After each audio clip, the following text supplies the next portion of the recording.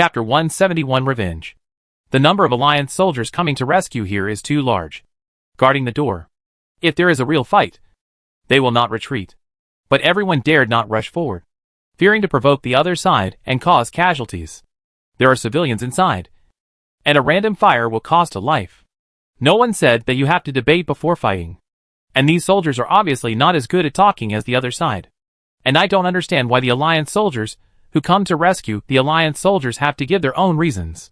At this moment, the atmosphere outside is tense, and they have to be vigilant at all times against the enemy who may appear at any time. And they are in a difficult situation. The brain is even more confused. They want to refute the Glen Army's words, which is a complete slander. But after thinking about it, all they can think of is a simple word. No. The soldier turned his head and looked at the civilians inside. The group of residents sat in the air raid shelter with indifferent faces, without moving, but shrinking a little. Everyone is afraid of malice, especially in the face of life and death. Obviously, they have been safe here, so why go out and take risks? Only Lian Sheng and others stood up and walked a few steps outside. Hurry up. Go to the base. It's really not safe here. The soldier pointed his weapon at the enemy and said, they want to take the people in the air raid shelter as hostages to hinder the Alliance army. When you go to the base, someone will send them to the safe zone first. Trust us. We are soldiers of the Alliance. The people of Glen Army sneered. Do you believe them? Soldiers of the Alliance. One person whispered. When will you protect us? The soldier was stunned when he heard this. Yes. We can't mine for you. We can't help you make money. What's the point of living to help the Alliance approve some amounts? Another person shouted excitedly. We want to live now. Not to be your bargaining chip. Not to be your burden. We want to live. Everyone actually began to respond to this kind of talk. The soldiers who came to rescue had imagined thousands of scenes and guessed the dangers they would encounter. But none of them was like this. For a moment, even the fingers holding the weapons were trembling. Zhao Shualuo looked at Glen Jun again, and he was really angry. But in the face of reality, they were a few unfamiliar students, and a few words could not change any facts. Ji Ben propped up his upper body at this moment and wanted to go out. Lian Sheng pressed his hand in his direction, signaling him not to move, and then walked to the door with a few companions. We want to go out? Lian Sheng faced the gate, raised his hand and said, if you really care about our lives, then we should be able to choose whether to leave or stay. If not, it proves that you just have other purposes to detain us. Then armed conflict is inevitable. Glen Jun looked at her deeply and nodded. If you want to leave, go. We won't stop you. Lian Sheng snorted. You can't stop us even if you want to. Glen Jun shouted. Anyone who wants to leave can leave. We won't stop you. Ji Ben shouted. I want to leave. He pushed the middle-aged man next to him. Really? Come with us. I tell you the professional data. The air raid shelter's ability to withstand attacks is not very high. And the environment here is very bad. In such a closed space, germs can easily spread. The middle-aged man hesitated for a moment and shook his head. The person next to him gritted his teeth and said, if you want to leave, just leave. Do you want to drag others to die with you? Zhao Zhualu had already gone over and carried Ji Ben on his back. Heard this. He glared at the man coldly. The man stiffened his neck, stood up and said, what are you doing? Think clearly before you speak. Lian Sheng turned his back to them and said word by word. I understand that you choose to stay here. It is indeed safer here. Everyone looked at Lian Sheng. Even if the Glen Army is lying, it is safe here, because you can continue to be hostages with peace of mind, waiting for the Alliance soldiers, and use more sacrifices to protect your lives. Staying in the air raid shelter, even if you are used by the Glen Army, you are noble. Lian Sheng said. People's thoughts are selfish, and I don't care what your real thoughts are. But you would rather believe in an outsider army that has a history of war with the Alliance for 100 years and has accumulated a lot of resentment than believe the Alliance soldiers who came from other places. Why do you still question their purpose and motives? Everyone's face turned gloomy, obviously very angry. A woman holding her child said aggrievedly, what do you understand? How long have you been in District 36? You grew up without worries about food and clothing, and lived so happily since childhood. Of course you don't understand us. You have the rule of law. You talk about equality. But we don't. We are not an alliance at all. Why should we trust an alliance that has abandoned us? We have believed too many times, and have been disappointed too many times. What else do you want? Lian Sheng turned around, took a step backwards, and said with open arms, this time, it is indeed the top leaders of the alliance who are to blame. But what does the decision of the top leaders have to do with them? They don't know the situation here. So they didn't help you. What does it have to do with them? If the mistakes made by the alliance need to be borne by all the alliance members, then you should also bear this responsibility. The alliance is obviously an open place to the inside. And it is your step-by-step compromise that has led to today's situation. It is because you gave up the opportunity to appeal that you repeatedly threw the power in your hands to others. It's not that you don't have the ability to resist. You don't have the courage to resist. Why do you never blame your cowardice? But vent your anger on this group of soldiers who came to rescue and knew nothing. Lian Sheng pointed to the soldier at the door and said, look at his face. There are scratches on his protective gear, which were cut by the gravel outside. Listen to the noise outside. It's explosions and gunfire. There's a war outside. You're afraid of the danger here and dare not go out. But they risked their lives to come here from the edge of the city to rescue you. They came to this enemy side at the cost of their own safety. What for? Take you out of the air raid shelter and die together? Who has that problem? Everyone was stunned by her shouting and didn't say a word.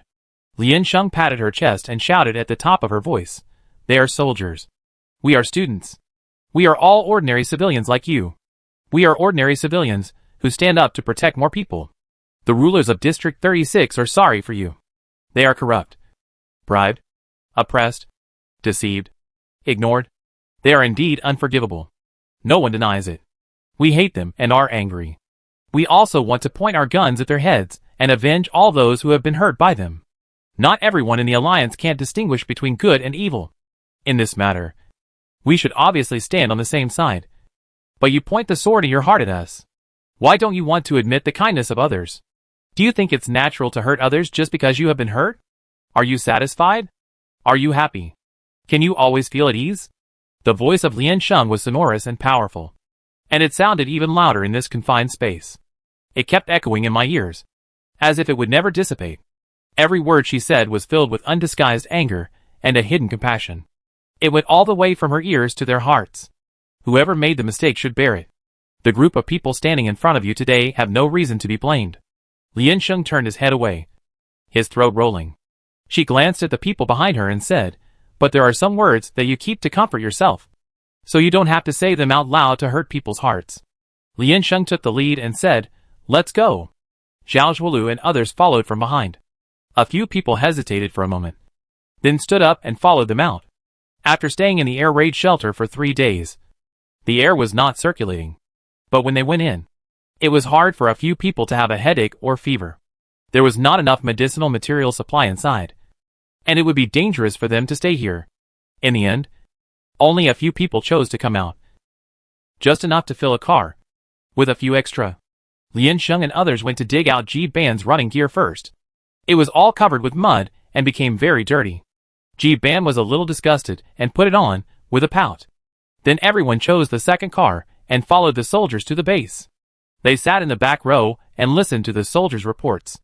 Most of the vehicles and escort teams originally prepared were empty. All combat plans had to be adjusted. The seizure of the urban area. To return to safety, they need to consider the safety of the air raid shelter, which will inevitably seem to be restrained. Lian Sheng felt that he had not seen the sun for a long time. She leaned against the window and looked out, squinting slightly. When they came, the buildings on both sides were still intact. But now there is only a piece of wreckage left, because all the personnel have been dispersed. The attackers have no scruples about destroying the city. Or in other words, it has a deliberate meaning. It seems that destruction is their purpose this time. The original 36th district, although not as rich as the 2nd district, is also a complete and tidy city. Everyone can have a home to live and work in peace and shelter from the wind and rain. Now, most of it has collapsed. They are still willing to stay in the hands of this group of culprits. The 36th district is really... Lian Sheng shook his head and said, it's destroyed. They bombed it. The soldier in front gritted his teeth and said, fuck. A bunch of bastards. So fucking cheap. Vile and insidious. So disgusting. Everyone, The soldier continued, a bunch of green tea and white lotus. Team Lian Lian. I was wrong? Really? You don't know how disgusting White Lotus is unless you experience it. Everyone, Lian Sheng, God will forgive you. Soldier, but they were all deceived. Everyone thought of what happened in the air raid shelter, and couldn't help but sigh. Fang Jianshan said dejectedly, Alas. I am quite disappointed. I think the IQ of the group is really too stupid. Xiao Zhuolu reminded, You are also one of the group. Fang Jianshan straightened his chest. I have changed my mind and become a new man. Lian Sheng said, Yes. They are stupid to begin with. The more people there are, the stupider they are. But you have to risk your life to save these idiots. What can I do? Of course I forgive them. Lu Mingyuan said. Even if they are stupid, it is the fault of the alliance. Yes, that's it. Lian Sheng nodded and said, This battle is over. We can at least reflect on two things in the future. First, strip the clothes of the governing party of District 36 and throw them into the cesspool. And use the smell of feces to cover up the rotten stench on their bodies.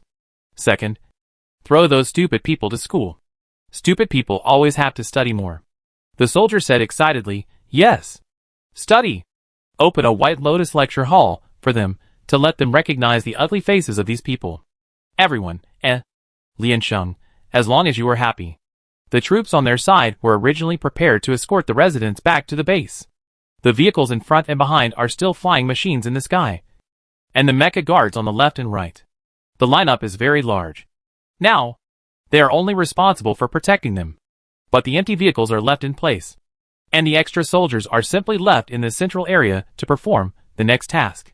Everyone put people on the windows and felt the wind blowing from the head. It was a feeling of doubling their worth. Lian Sheng asked, What is your next plan? Because of their identities.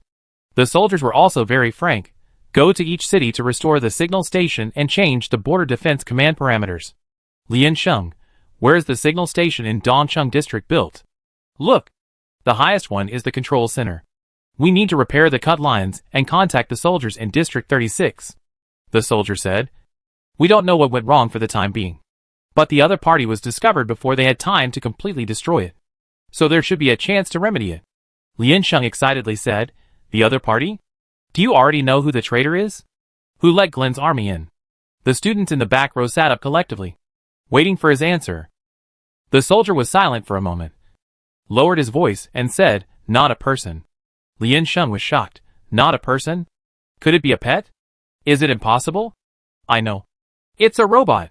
Ji Ben patted the back of the chair in the front row and shouted. It could also be a virus. Is there a problem with their firewall? Soldier, He felt a little crazy. Not just one person. The soldier said with emphasis. It's a lot of people. A joint action by all parties. Everyone, The soldier sighed and said. After we attacked here, we successfully contacted some local officials. They were very scared. But it was difficult to gather troops and resist.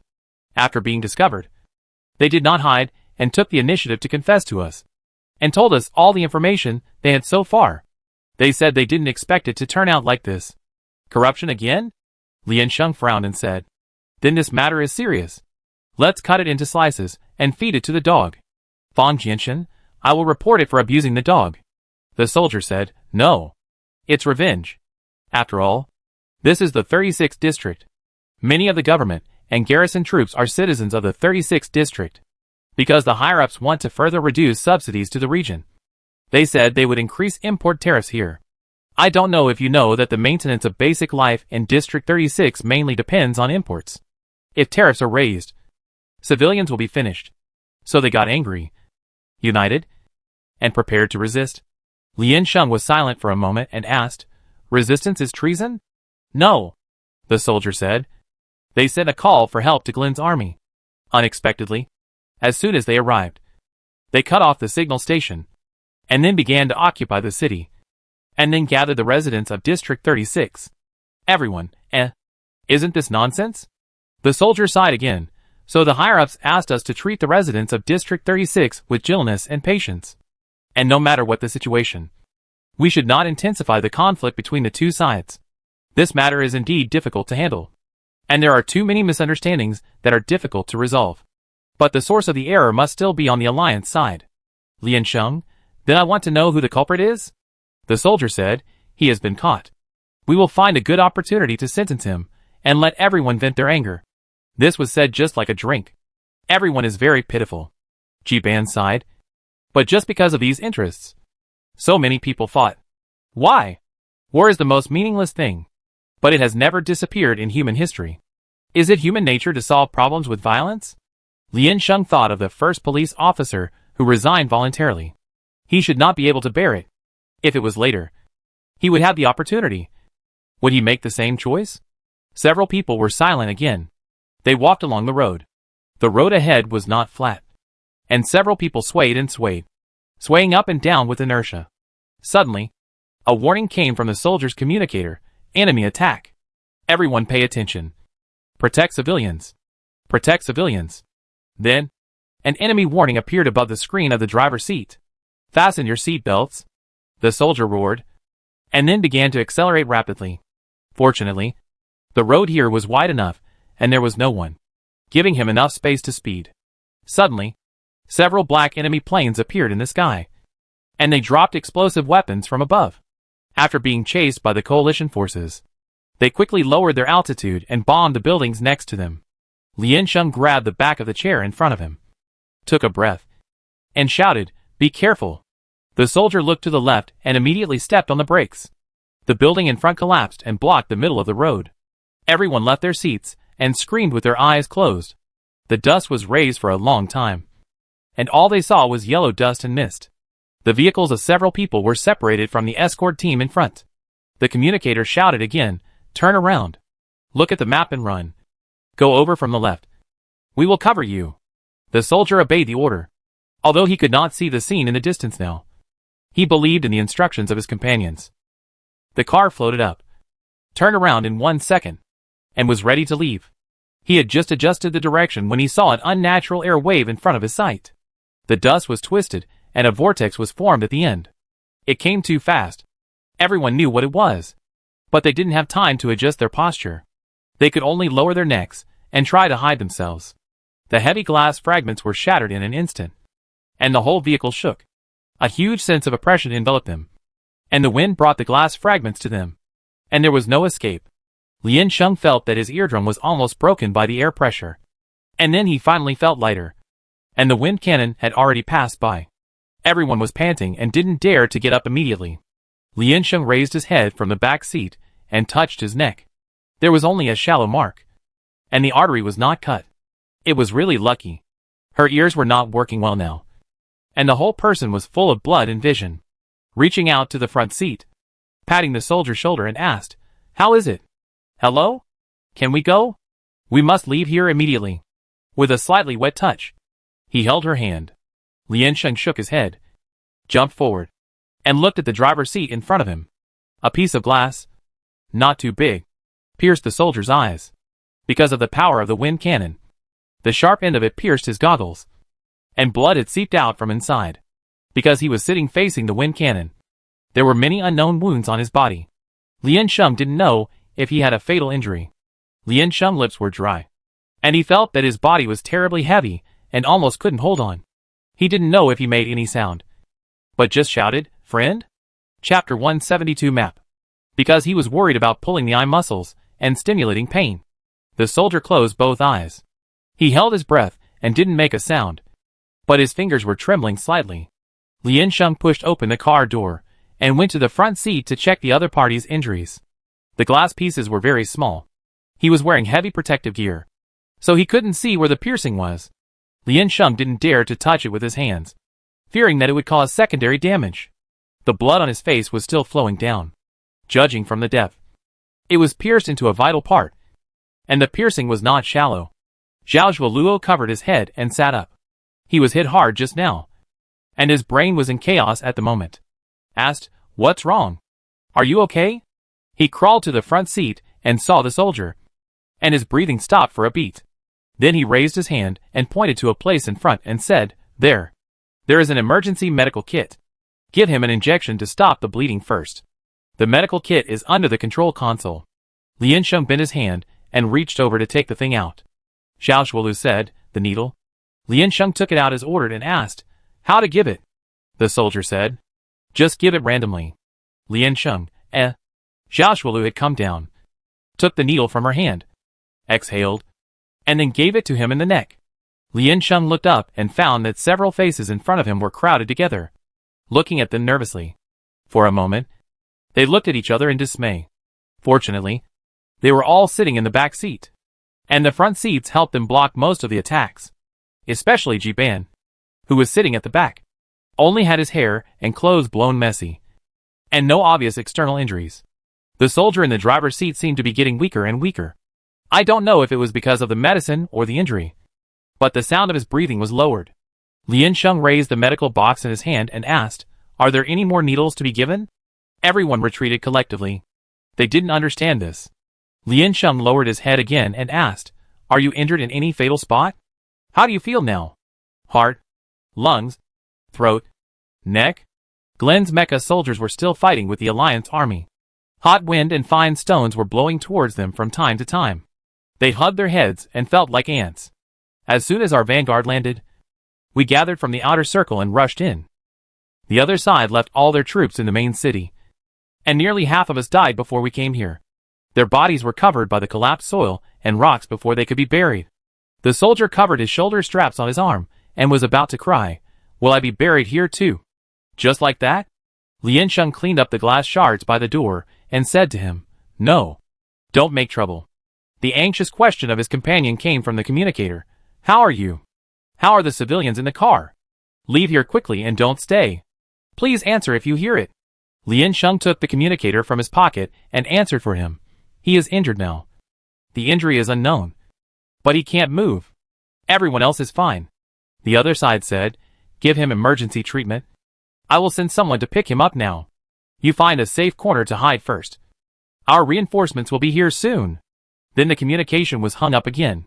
Everyone couldn't bear to see the soldier's current appearance, and they didn't know where to start, how to deal with the emergency. "What should we do first? Remove the glass and disinfect it?" Ji Ban said anxiously. "Don't move. Don't do it. It's okay. I handle it. I can do it." Lien Sheng wiped his face, but the blood on his hands was smeared all over his face, which looked very ferocious. Lien Sheng said, "I have experience. Now, put him down as lightly as possible." Ji Ban said, "Remove the seat." "I do it." Fortunately, their driver's seat can be disassembled. Lay the man flat on the seat, and then 4 people work together to lift him out with the seat. At this time, the nearby attacks have gradually become sparse. The guards in front circled back to protect them. Seeing that the situation was not right, the Glen army prepared for a technical retreat and first met up with the main force. Everyone looked at Lien Sheng again and asked, "What then?" Lien Sheng said, "Just let him stay still." Everyone, Chung Zhe said weakly. "Stop it. This is not the time to joke. Don't learn bad things from Fang Jianshan." Fang Jianshan rarely said anything back, just stared at the soldier in a trance. Who else would use a knife? "What should I do if the glass is inserted? What should I do if the blood splashes out?" Lien Sheng said. "Forget it. There's nothing we can do with these 2 skills. The glass is inserted into his wound, which can stop the bleeding to a certain extent. There are other glass fragments on his body and in his wound. If he moves rashly, it may aggravate his injury. Leave it for the medical team." "Xiaoshualu, didn't you say you could handle the emergency?" "I can." Lien Sheng patted the soldier's hand and said, "Okay. Encourage him now. Everyone, The soldier's consciousness had drifted away, and his body temperature seemed to have dropped. He did not respond to them. Several people squeezed his hands one after another, not knowing whether to wake him up. Xiaoshualu said, "This is normal. It's okay. Reduce physical consumption." Several people nodded. Lien Sheng's fingers were a little weak, until her hands were empty. She remembered that the communicator was still in her hand. This is the communicator within their army. Lien Sheng suddenly remembered. Open the communicator again, and randomly press 1. The other party answered and asked, "Report number." "What request?" Lien Sheng said, "We are students. Please help me connect to Dr. Lin Shu, the accompanying school doctor of the Union University. We have professional matters to ask him." The other party paused, then said, "The accompanying school doctor? He may have left. I will ask the people at the base for you first." Everyone cheered up, remembering that there was still Dr. Lin. They were full of hope again. After shaking their legs and waiting for 3 minutes, the communicator rang again. Several people excitedly put their heads in front of the screen. Dr. Lin was sitting in the wind, and the whole person looked a little sloppy. He hadn't washed his hair and bathed for a few days. He used to be a very particular person, but now he was disheveled. He asked, "How are you?" Lian Sheng lowered his head, took a picture of the screen, and showed it to Dr. Lin. Then asked, "What should we do now? How to deal with it in an emergency?" "Leave it alone, and transport the person back first," Dr. Lin said. "You are all amateurs. Don't manually remove the glass fragments from people. It will cost lives." Fang Jianchen exhaled and almost collapsed on the ground. "Lian Sheng, does it mean that he hasn't died yet?" "It looks like he has." "How can I know through a screen?" Dr. Lin said seriously. "Even if he has died, leave him a whole body. Anyway, don't move." Before they finished this conversation, Ji Ban pulled Lian Sheng's sleeve and shouted, "Here we come." Feng Yi of the Alliance army had already rushed towards them and parked the mecha next to them. Feng Yi took the soldiers away for treatment first, and told Lian Sheng and others to sit in the corner and wait for the new rescue vehicle. Watching the mecha gradually disappear, everyone lowered their heads and sat down next to them again. They didn't dare to think about what would happen to the other party. But when he lowered his head, he saw the dark red color on his palm. He was still talking and cursing the soldiers on the opposite side with them. But in the blink of an eye, his life or death was uncertain. He might be lucky and still have a chance to survive. But most of them didn't react at all and were already dead. Zhao Zhuolu lowered his head and picked at the dried blood on his hand. The veins were bulging, and the blood was still beating violently at this moment. They were no longer old enough to cry freely, and could only use silence to hide their fear. Zhao Zhuolu suddenly said, "We stay here and wait for rescue. Take them back to the base." "And then what do we do?" Everyone tilted their heads and looked at him in confusion. Lian Sheng whispered, "Then it will be safe and we can go back to school. District 36 has nothing to do with us." Hearing this result, everyone felt relieved and unwilling. In their hearts, they actually had the idea of retreating. But as soon as that thought came out, it was suppressed by an indescribable emotion. They had already walked in. How could they deceive themselves and go out as bystanders? Lu Mingyuan whispered, "What did he say he wanted to do before? Restore the signal station?" "Ji Ban, I'm pretty good at repairing things." At this time, a terrified voice suddenly sounded. "Don't mess around. Come back quickly. What do you want to do?" "Oh, I say you guys are really bold. But please give us a chance to survive." "Ancestors." Everyone was stunned for a moment, and turned their heads to look at the communicator in Lian Sheng's hand. They were too nervous before, and hadn't hung up. At this time, a strange face was enlarged in front of the screen. The man turned his head and looked at Dr. Lin next to him, saying, "Right. Doctor? Hurry up and scold him." Lian Sheng, "Hey, Dr. Lin, you are still here?" Dr. Lin said with a dark face, "Of course, I am still here if you are not dead." Lian Sheng saluted him, "Then I will go." The soldier next to him, "Go to hell." "This ancestor. Please tell me your name first. I want to call your guardian." "Dr. Lin, go if you know the map." "How do you want to go?" "Are you kidding?" Lian Sheng pointed back. "You can see it. It's not far away." "Do you know what a mirage is?" "It's very far away. It's just that the tower is high enough to look close." The old soldier said, "I just want to ask you how you want to get there." The Glen army has now withdrawn from the base and concentrated in the urban area. They will delay a little time for the resource ship to leave, and will not let you get close to the signal tower. We can't get through. Let alone you. Lian Sheng stood up and saluted solemnly. "I know we can't get through, but I don't want to go back like this. As a member of the Alliance, I volunteered to participate in the 36th District recapture operation. I want to tell the people of the 36th District in person that the Alliance has not given up on them. I don't want to witness the beginning of this battle, but quit at the most dangerous time. My goal is a soldier, and I can't accept such a result. They are all a group of people who are afraid of death. But even if they are afraid of death, they have to stand up. Just like the soldier before. He did the same. Several people stood up and saluted. We also volunteered. Assisting in rescue is also okay. I'm good at repairing." Ji Ban suddenly remembered. "Ah, I still have a mecha. I can be a combat force personnel." Lu Mingyuan, "My modeling is still pretty good. I can help analyze data at the transfer point." Dr. Lin rubbed his forehead and said, "Anyway, You come back first.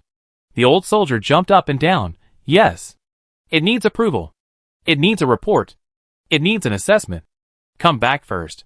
We are already dealing with the signal problem, so you don't have to worry about it. Lian Sheng covered his ears and said, don't get excited. We can't leave now even if we want to. The old soldier's expression was restrained, and he asked in confusion, that's not right. Why hasn't the rescue vehicle come yet? Was it the 3rd Army or the 6th Army that took over the task just now? At this time, the General Command Room was in a state of panic. Report. The Glen Joint Army has new support. The entire central area has been blocked. Another group of Glen troops pressed in from outside. They went directly to the central area where the main signal station was located. The tower had been captured by them as a base for signal transmission. The defense line alert did not exist for them at all. The city's own exclusive security settings were also destroyed, and it was extremely easy to enter. The original person, who was pressed in front of the operating table, and was responsible for retrieving the data. The technicians of District 36 felt like they were falling into an ice cellar after hearing the report. The situation is getting worse and worse.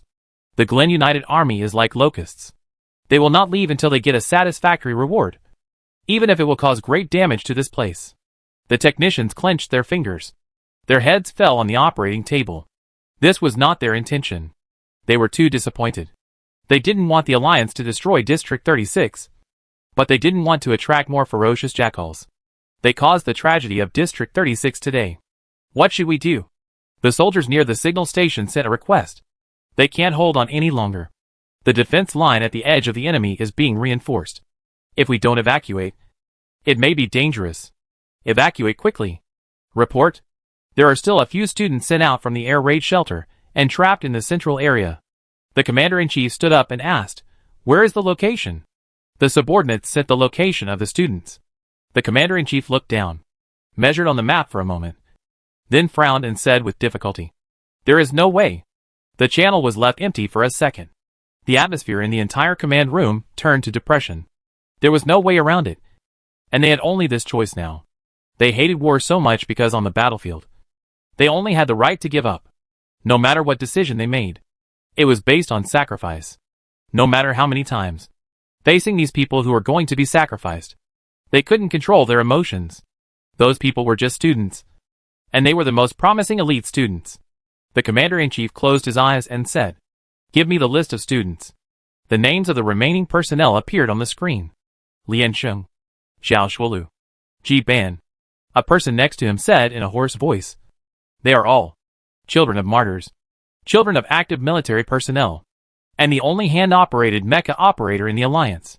Send them the map of the safety protection system, and let them go to take refuge by themselves. The commander-in-chief exhaled. They can only rely on themselves. The deputy commander's expression changed when he heard this. Commander. The veteran was asking the command desk about the rescue vehicle, and then he knew that the situation had worsened. Lian Sheng was on the other side, looking up at the distant sky and said, are there more things in the sky? Ji Ban said, yes. Xiao Zhuoluo said, judging from the color of the aircraft, it should not be a thing. It is the Glen United Army. Everyone, The veteran put down the communication, turned around and whispered, the soldiers are ready to evacuate.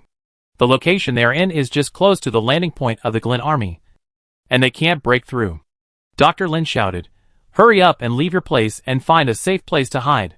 Lian Sheng asked, what does a safe place look like? Dr. Lin pursed his lips and said nothing. Under the detection system, as long as there is a heat reaction, hiding under a building can also be detected. Chapter 173 Infiltration. What will be the consequences of staying in the enemy's territory without any weapons for self-defense? A group of abandoned older children stood there, miraculously without any fear of facing death. It seemed that it was just a concept, just a sentence. Emotions have not yet been mobilized. They looked up at the sky, and in addition to a group of annoying things, it was still. Oh no! The color was blown to ashes. Lian Sheng shrugged and said, what did I say just now? I said I volunteered to participate in the rescue operation. You see, if we agreed just now, we would have sacrificed our lives for the country instead of dying accidentally. Dr. Lin, haha. I don't know what these children grew up eating. Their brains have been eaten away. Dr. Lin cursed. What the hell are you talking about? Hide wherever you can. If you can't, wrap me up with a piece of white cloth. Survive well. I take you back to school. But we're almost graduated. Fong Jinshan paused and said, Dr. Lin. Thank you.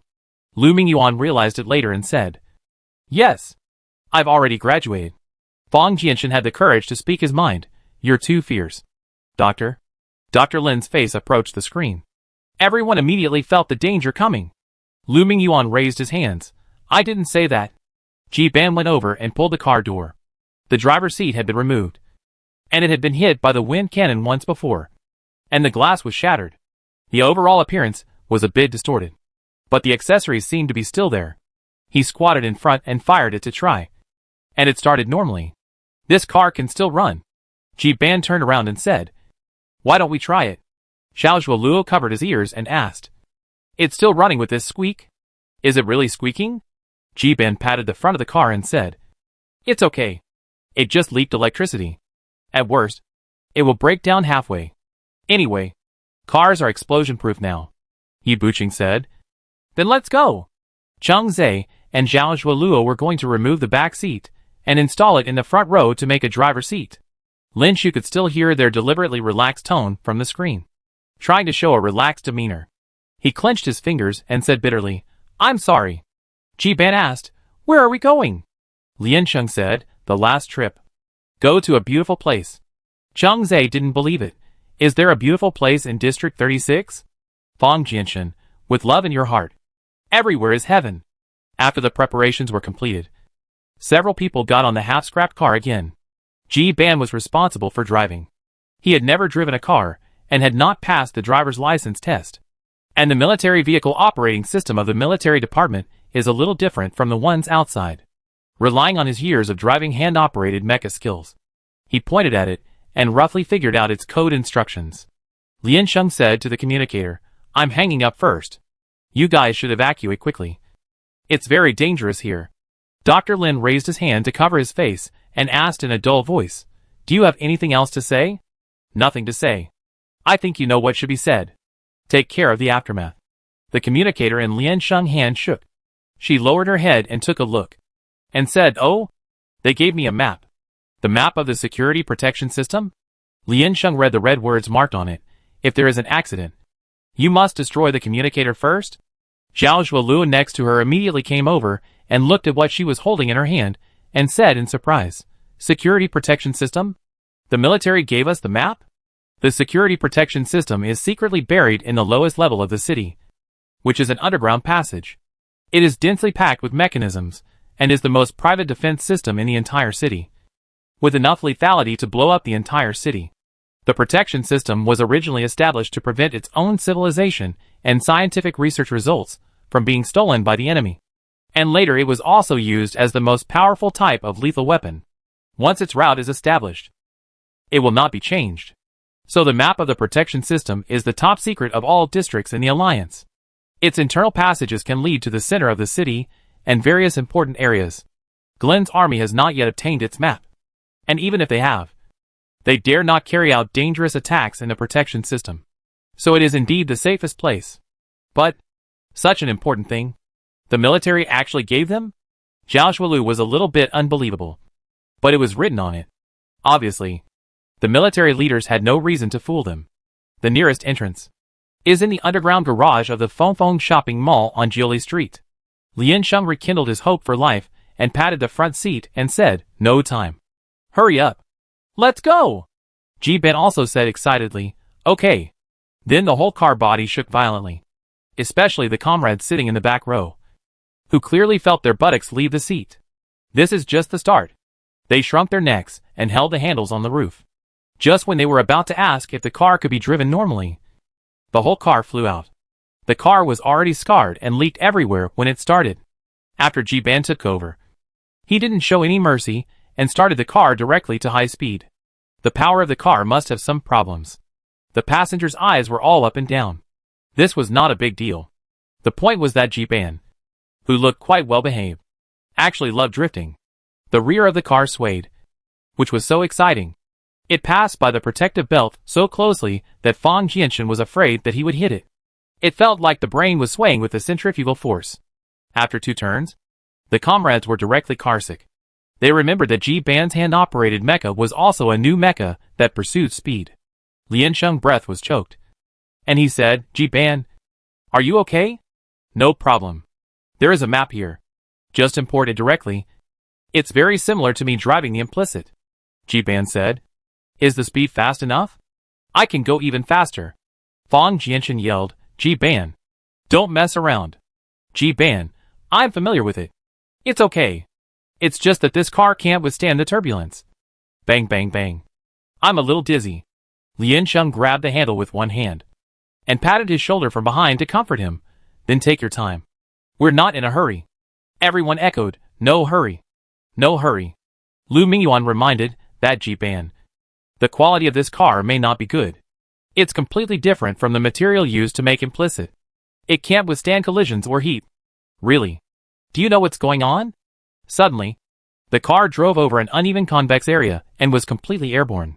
When it returned to the ground, everyone clearly heard the sound of something breaking and then falling. Ji-ban's eyes widened. Ah. Cheng Zhe swallowed his saliva and whispered, Is there something?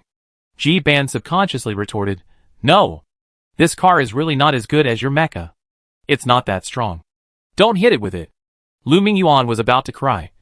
I'm scared. Ji-ban said, Don't be afraid. We're almost there. I refuel. Refuel? It's better to die than to be on the verge of life and death all the way. 5 minutes later, with Ji-ban's unremitting speed, they successfully arrived at Jiuli Street. Ji-ban braked suddenly and stopped the car far away from the entrance of the basement of the mall. The road to the garage is blocked. We have to get down by ourselves. Ji-ban turned around and said, Are you okay? A group of people buried their heads in vomiting. And the car was disgusting. Ji-ban walked down first, walked around the garage door, and said, There is no gap. It is buried very tightly. The underground garage was half trampled by the artillery fire, which just closed the entrance. Then enter from the mall, and go to the basement from the stairs. Xiaozhuolu put one hand on the door. This side is still intact. But the door is closed. Why close the door when you are going to the air raid shelter? Lien Sheng said angrily. Smash it. Lu Mingyuan said, It can't be smashed. The door of the mall is very solid. Anyway, it is definitely not possible with manpower alone. Lien Sheng studied their door. Just when they got out of the car, another shell fell from the sky. The powerful air wave overturned the whole car. Everyone reacted quickly. And before anyone made a sound, they had already thrown themselves to the ground. The car blocked most of their firepower. Fang Jianshan was too close to the car, and a large part of his back was burned. When he was about to get up from the ground, he found that he was injured. Fuck. Fang Jianshan lay on the ground and cried out in pain. Fuck. I don't know if it was pierced by some debris, or because of uneven heating. The muscles on his back were pulled and hurt. Excellent. Excellent. Fang Jianshan said with a pale face. Look at my back. His voice was too soft. And everyone was still in the tinnitus, so they couldn't hear anything. Fang Jianshan slowed down and said it again. Everyone was a little sensitive to explosions and injuries. Hearing him say this, the whole person was a little exhausted. Then they all gathered over.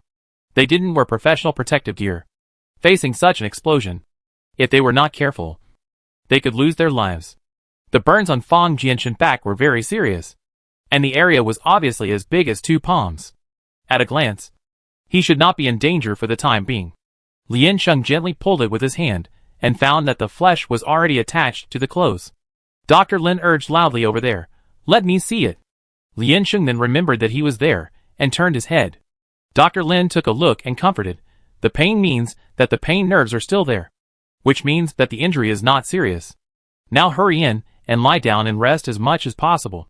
The car they came in was overturned, and the medical bag was placed on the driver's seat and buried underneath.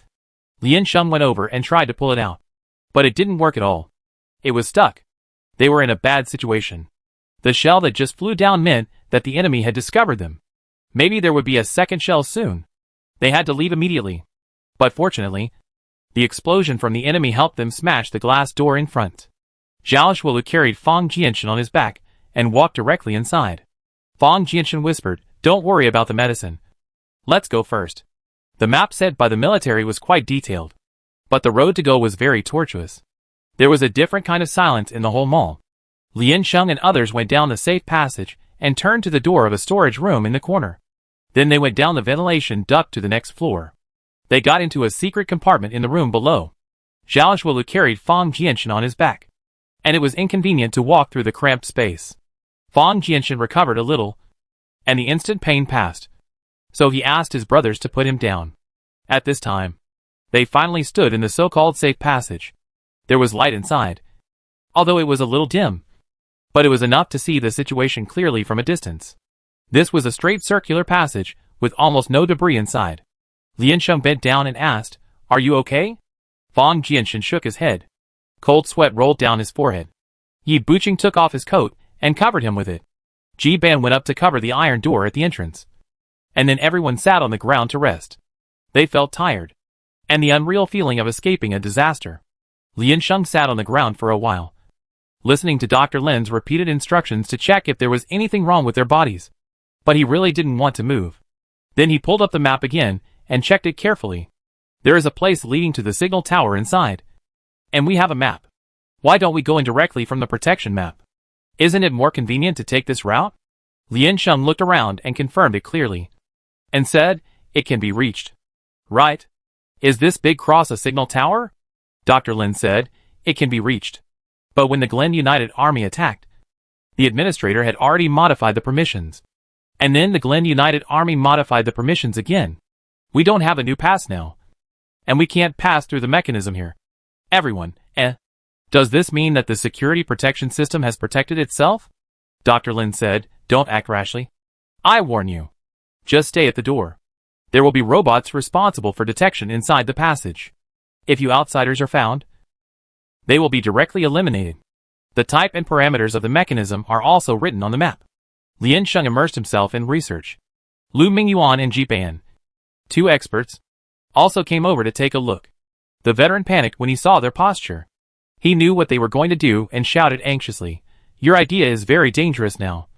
I tell you, our newly established signal does not cover the central area. You will die if you go in without instructions. You must stay at the door and wait for our prompts. Understand?" Lien Sheng compared the map and estimated the possibility and success rate of successful infiltration. Lu Mingyuan simply turned on his optical brain and started to make a simple model based on the data. They should be more realistic. If they don't rush to the signal station from the safety protection channel, how many more people will they have to sacrifice to get the signal station back? If they hand over the city to the hands of District 36, how many assets will be destroyed? And how long will they wait here?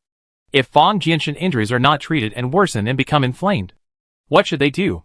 From the fact that the Alliance army was driven out of the main city, and they were almost abandoned, it can be seen that in the actual combat power competition, the Alliance army has too many things to take into account, and does not have an advantage, no matter how dangerous it is. This is obviously the nearest shortcut. It is totally worth a try. Chapter 174. I go. Lien Sheng glanced at the side and found that Fang Jianshan had fallen asleep on Yi Buqing's back. It was unusual for a chatterbox to suddenly become quiet. Fang Jianshan was really careless. A normal person with a large area of skin burns would scream in pain. But he was fine, sleeping soundly. But it was good that he fell asleep. They didn't even have water on their hands, and they couldn't even clean his wound. The air in the safe passage was a little humid, and the weather was hot and humid recently. The injury should deteriorate quickly. Ji Ban stretched out his fingers and was scratching the wall. He seemed to be very curious about the building form here. Then he lay on the ground and observed the wall in the distance. The location where they were was at the entrance of a certain node, and there was no danger. But from the map in Lien Sheng's hand, if you go deeper, there will be various alarm systems and attack weapons. Dr. Lin saw that they did not respond, and his heart sank. He shouted, "I am not joking. Do you understand? We are not joking either." Lien Sheng raised his head and said, "Aren't we still watching? Let's calculate first. We didn't say we should go directly." Dr. Lin asked with a sullen face, "Have you calculated it?" Lien Sheng frowned and said, "It's a bit difficult. It's too complicated." The old soldier felt that he had experienced a lot. Although he was a veteran, he had a long career. For the first time, he felt that he was old. He couldn't stand being scared by these students. "Isn't it good to be alive? Why do you want to die?" The old soldier said earnestly. "Believe me, classmates, even if you come out, You can't get by. Just stay at the door and wait for us to take you home.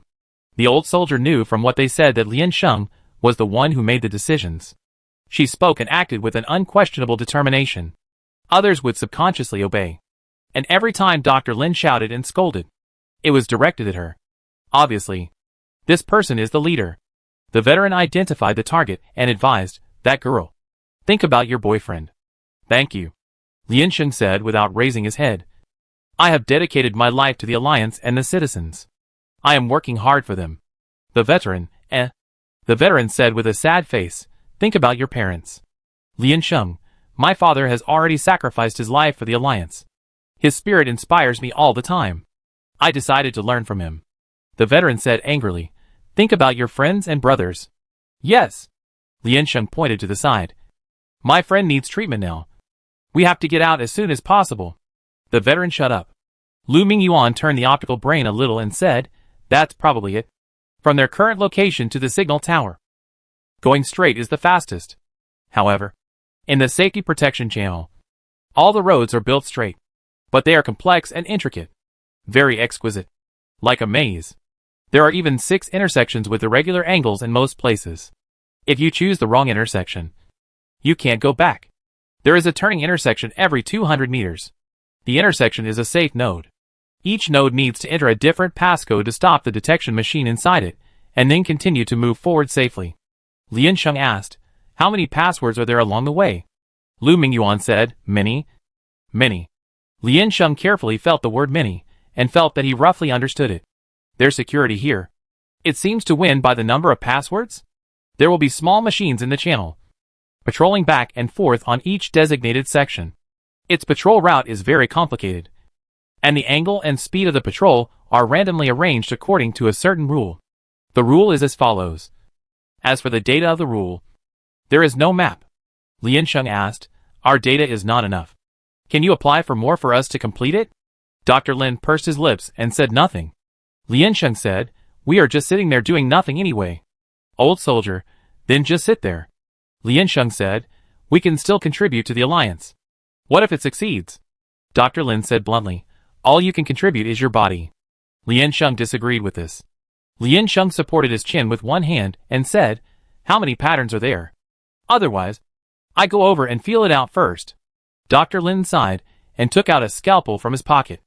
The old soldier next to him stepped back in fear and shook his head wildly behind Dr. Lin. The doctor was almost mad. Why are these students so difficult to deal with? Dr. Lin sat down again and said, there were people who had experienced similar situations to you before. And then they had the same idea as you. When people are sacrificing every minute and every second, no one can resist the temptation of time. Lian Sheng raised his head and asked, did they do that? I did. 231 people. I mean the number of the expeditionary force. In the end, including me, only 3 survived. The rest are all dead. Dr. Lin's expression was gloomy and uncertain. The safety protection passage is so small, and it is set up very dangerously.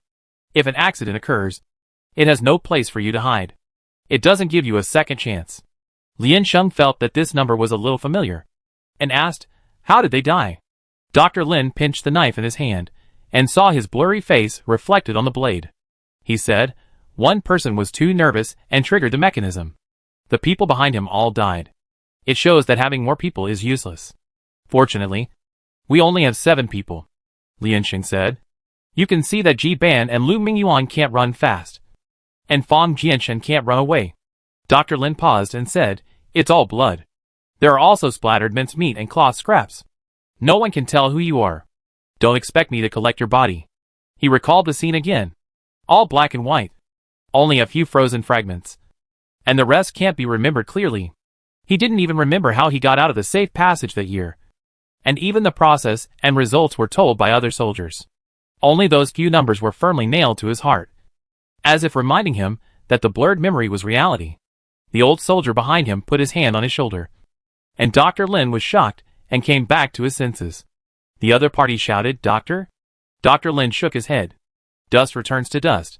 Ashes returns to ashes. In the end, it's all a handful of dirt. The same, Lian Sheng said. Tell me more. There's nothing to say. I forgot, Dr. Lin said. I won't stop you. You can do it yourself. Although history is always very similar, it doesn't mean that tragedy will repeat itself, Liansheng said. Dr. Lin, if you made that choice back then, you must understand me now. Lin Shi wanted to say that he understood nothing. Anyway, he couldn't remember clearly. Maybe he was forced to do it. Dr. Lin took a breath. His mind turned over several times. And finally he felt a little powerless and said, forget it. You help her apply for it. See if the headquarters will approve it. The old soldier said, no. Dr. Lin said irritably, ask them if it's okay. Anyway, I don't care. The old soldier thought that he didn't care either. So he threw the blame to the headquarters. After a moment, Liansheng looked down and said, received. The old soldier was shocked. How can this be? The previous one doesn't count. You send it back. Liansheng ignored it and found that there was something else in the data. Oh, they sent us the password, Liansheng said in surprise. More than 3,000 have been cracked. I looked at the map and there are overlaps. The first section is at least a few thousand meters to walk through. Liansheng drew on the map and couldn't match it. So he asked Lu Mingyuan and Ji Ban, 2 technicians, to come and check. Lu Mingyuan looked at it for a while and said, why does it look weird? Is the icon marked wrong? Dr. Lin half closed his eyelids and said, in fact, your area is the exit. The signal station is the entrance. Liansheng, then what? Dr. Lin, the pass can only be unlocked from the entrance to the exit. It doesn't work the other way around. Everyone, this password is really the cheapest gift. I've never seen such an unreliable one. Lu Mingyuan looked at Liansheng's expression and said, I know what you want to say. I also think this decision is unreasonable. Liansheng said, no, I think it's quite reasonable. From the map, the security nodes are spread all over the city. If the enemy gets the map of their security passage and has certain cracking technology, or more pessimistically, there are some traders in the control center, which is equivalent to being able to reach the center of the city from any edge of the city. Then the security protection passage can be renamed. It is simply a weapon that goes straight to the nest. With this arrangement, when they encounter a surprise attack, they only need to firmly occupy the central area and transfer troops to the interior. They can have a certain advantage. Of course, the 36th district is a bit special. Their traders are not in the control center, but in every corner. The first to fall is the central area, which is very powerful. Our signal range doesn't cover the central block. If they go further inside, the communicator will lose signal. What should we do? Besides, they are not professionals. Even if they go, they don't know how to change the permissions. And it's useless for them to go. The veteran said, Doctor, you can't let them die in vain. I will go with them. I will open the signal converter now. And bring the signal converter. Dr. Lin said. Ji Ban, tell me the password of your operating system now. Ji Ban was slightly stunned and reported a string of numbers. Doctor, can you open it? Isn't it just driving? I have a driver's license. Dr. Lin raised his eyebrows disdainfully and said in a more serious tone, if you find that the communicator has no signal, stay where you are and wait for us. Liansheng, I am seriously warning you. Then he stood up and disappeared from the communicator screen. Liansheng compared the table instructions with Lu Mingyuan's model arrangement and went through it in his mind, as if he did not hear Dr. Lin's gnashing warning. She nodded and said, I understand. Liansheng stood up and said, we don't need too many people. Choose one who runs fast and has endurance to go in and explore the way. Liansheng turned his head and glanced at Zhao Zhuolu unconsciously. It turned out that Zhao Zhuolu was also looking at her. He looked very seriously, and there was no other meaning in his eyes. He looked directly into her eyes with an attraction. Liansheng did not speak, but lowered his head. Although there were only 7 of them, and there were only a few candidates to come and go, but she still didn't want to say it. Zhao Zhuolu's voice was unusually calm. I go. I run fast. Yi Buqing, I go too. I have explosive power. Zheng Zhe pushed his shoulder. Explosive power is useless. You need good endurance. It's several kilometers from here. I go. Zhao Zhuolu, black and white match. The 3 of them stretched out their palms to play rock, paper, scissors. Zhao Zhuolu played with the back of his hand, and the other 2 played with the palm of their hand. Yi Buqing put his hand back in his pocket. Don't match. I go with you, so you can have a companion. Zhao Zhuolu shook his head and patted Yi Buqing's shoulder. "I be back. Don't be so excellent." Cheng Zai's throat was dry, and he couldn't say more. "I can't live like this for the rest of my life. I go with you." "Don't fight," Liansheng said. "This is not a place for you to talk about brotherhood. You have to learn to accept the arrangement of fate. Take good care of Fang Jianshan. We're leaving." Zhao Zhuolu pressed her shoulder to stop her from going. "You stay too. You can't get hurt. Aunt Lin is waiting for you to go back. She can't live without you." "If I stay, who will give you command?" Liansheng squinted at him. "There will be no communication signal further inside. Do you understand the map or the patrol rules? Can you do it without me following you?" Zhao Shuoluo. "I understand." Liansheng, "Until next year." "Right." Zhao Shuoluo frowned, and the strength in his hands loosened a little. "Excellent." Cheng Zai opened his mouth, unable to say the rest. He opened his arms to him. The two hugged each other. Cheng Zai choked in his throat. Zhao Shuoluo let go of him, turned around and ran towards the deep passage with Liansheng. On the other side, Dr. Lin went to the place where the revelation was, and halfway found the group of trainees who were supposed to be on the rescue boat and ready to leave standing in front of him. They looked like they wanted to say something but couldn't. Dr. Lin understood. "If you want to leave, leave. I don't ask you to stay here. It's not safe here. You don't have to learn their undesirable heroism." They originally thought that killing the enemy for the country was a very proud thing. They didn't understand their enemies. And to them, the lives of the enemy were just 2 words. But behind the base, those downed aircraft, those blood stains splattered everywhere. Even if there was only a little bit, it was irritating their nerves. Killing the enemy is not something to be proud of, whether the blood came from the enemy or from the friendly side. It made them feel terrified and heartbroken, no matter how much the Glen army hated them. Didn't they also have human touch when treating them? But facing it is something they must learn. They really want to leave here, but they also know that if they leave here, they will never have the courage to come back. "We go too." The boy stepped forward and said, "We will help if we can. But don't let us sit here. And don't let us go back. We want to stand out." The sun was a little hotter. Lin Shu seemed to see his companions who were equally high-spirited back then. It was a new era now. It was a long time ago. Dr. Lin squinted at them, exhaled a breath of turbid air, and asked, "Have you decided?" The student nodded. "Find 2 people who won't get carsick and follow me. The others will report to the expeditionary army." Dr. Lin put his hands in his pockets. "Don't worry about burying them when you die. Just prepare yourself." Chapter 175 Sharpening. Liansheng and Zhao Zhuolu came to the first turning point. She stuck her head out and observed the wall for a while. There were several small tracks on the wall, and the fist-sized detector patrolled along the tracks repeatedly. Liansheng looked at the wall, then looked at the diagram, and then looked at the wall again after reading the diagram. He quickly moved his eyes up and down for several times, and then slid his fingers lightly to find the accurate route classification. Zhao Zhuolu was afraid that she would twist too fast and break her neck. Liansheng finally slowed down and said, looking at its angle change, "It should be 46. Zhao Zhuolu looked down at the diagram in her hand. There were only various arrows drawn on it, indicating the law of the detector's turning. But it looked like there was no law. Behind the arrows was the corresponding route. And he frowned and said, "Is there a difference? Can you really see it? The detector's turning is fixed for 18 times. And then it will start to repeat.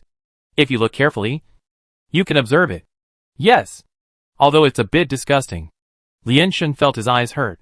"You run left now, past 2 forks, which is a distance of 200 meters, and turn right.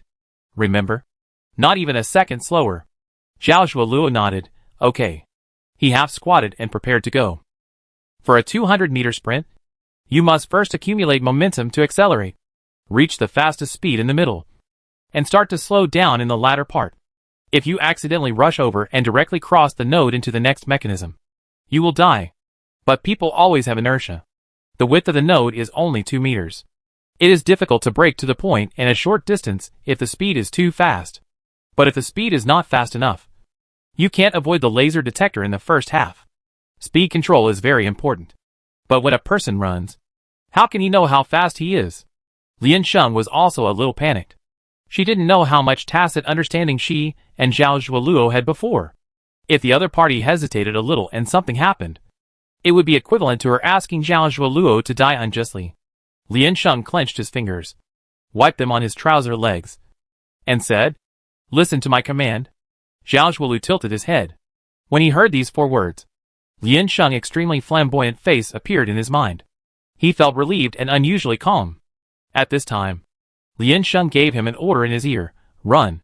His limbs were faster than his brain, and Zhao Zhuolu had already obeyed the order and flew away. He took big steps to squeeze out all his strength. The scenery in front of him quickly retreated, and his brain was blank for a moment. Forgetting what he was going to do, Lian Sheng stared at his position, and the position of the detector on the wall, and shouted loudly, "Prepare to slow down and turn." Zhao Zhuolu came back to his senses. The distance of 200 meters is very short. He began to retract his strength in an instant and approached the other wall. He felt his leg muscles exploding, and then rushed into the fork next to him, and at the same time grabbed the wall with his hands to stop himself. At this time, he arrived at the target point safely. When he looked up, he saw a screen with a blue screen. The moment Zhao Zhuolu stopped, he wanted to adjust his posture, but found that his hands and feet were stiff and his breathing was not controlled. He was also afraid. He was still so young. Zhao Zhuolu controlled his expression and did not show it. He touched his throat, quickly clicked on the screen hanging on the wall, and shouted from a distance, "I'm here. Tell me the passcode here." Lian Sheng only heard a not-so-light collision sound. After all, in such a space, the sound will be amplified. And then, there was no sound on the other side. A not-so-beautiful picture flashed in his mind, and he almost thought that Zhao Zhuolu had failed. Hearing his shouting at this time, Lian Sheng also breathed a sigh of relief. He said nothing and began to report the passcode of this section according to the map. "I didn't expect that she would become a technician one day." Then the detector on their wall really stopped, and the mechanism seemed to be stopped. Lian Sheng made a sprinting motion and said, "I try too." They now have the passcode, which seems to be temporarily deciphered, and only a short distance. That is to say, if they want to go deep into the enemy camp, Lian Sheng will have to run by himself in the second half. Zhao Zhuolu stared at the screen for a moment, thinking that he should not try it, because the next section of the mechanism has not been closed yet, and he will be sliced if he rushes over. Then, he heard the sound of running footsteps. He thought it was not good, and leaned out of the corner and hugged the feet of the person rushing over. Lian Sheng was tripped and fell heavily on the ground. She barely supported herself with her hands, but her head still hit it. A powerful sound echoed in the space, and Lian Sheng mind. "Lian Sheng, Zhao Zhuolu, Lian Sheng covered his head, knowing that he was running too fast. It was really hard to control when running, and without a second party to remind him, he might lose control. She said in pain, "Don't say anything. I understand. Continue." Dr. Lin was driving the Implicit. The Implicit was a hand-operated mecha, and the mecha cabin was different. He changed the mecha to driving mode, and 2 people could sit in the back row. But it was difficult to transform into combat mode in this situation. After all, it would get stuck. Before getting on the car, Dr. Lin warned them not to make any noise, so as not to interfere with the winning streak. When the mind was highly concentrated, any slight movement could cause tension to the opponent. The 2 boys in the back row nodded vigorously, hugged each other like little chickens, holding the communicator in their hands, and dared not breathe. But Dr. Lin's hand-operated mecha was also very bold. I don't know if the operation will be very bold after crossing professions. In short, it rushed around, relying on its hard shell, and destroyed many protective belts. Fortunately, the stability and shock absorption effect of the Implicit itself are excellent, and they have been tortured in the base for a while before, so they can still bear it now. Dr. Lin suddenly asked, "How is it? Is there any problem?" The 2 students thought he was concerned about them, and they were deeply moved for a while, and said, "No. Dr. Lin, I tell you to pass on the message." The 2 men then turned off the sound shield and asked on their behalf, "Is there any problem?" Lian Sheng was confirming the next path, and he replied, "No." The boy said tremblingly, "No." Dr. Lin swung the tail and stopped the mecha at the edge of the war zone. Then he reached out and took the communicator from them. The 2 boys looked up outside. The coalition forces were gathering and preparing to attack the inside. The sky and the surroundings were all traces of bombing by hot weapons. The defeated collapsed, and some were on fire. Glass and gravel were scattered all over the ground, and yellow dust was raised everywhere. The road ahead was blocked and vehicles could not pass. Fortunately, They were using mechas. The implied sound insulation effect was very good, but they seemed to hear the bang-bang sound of artillery shells being fired.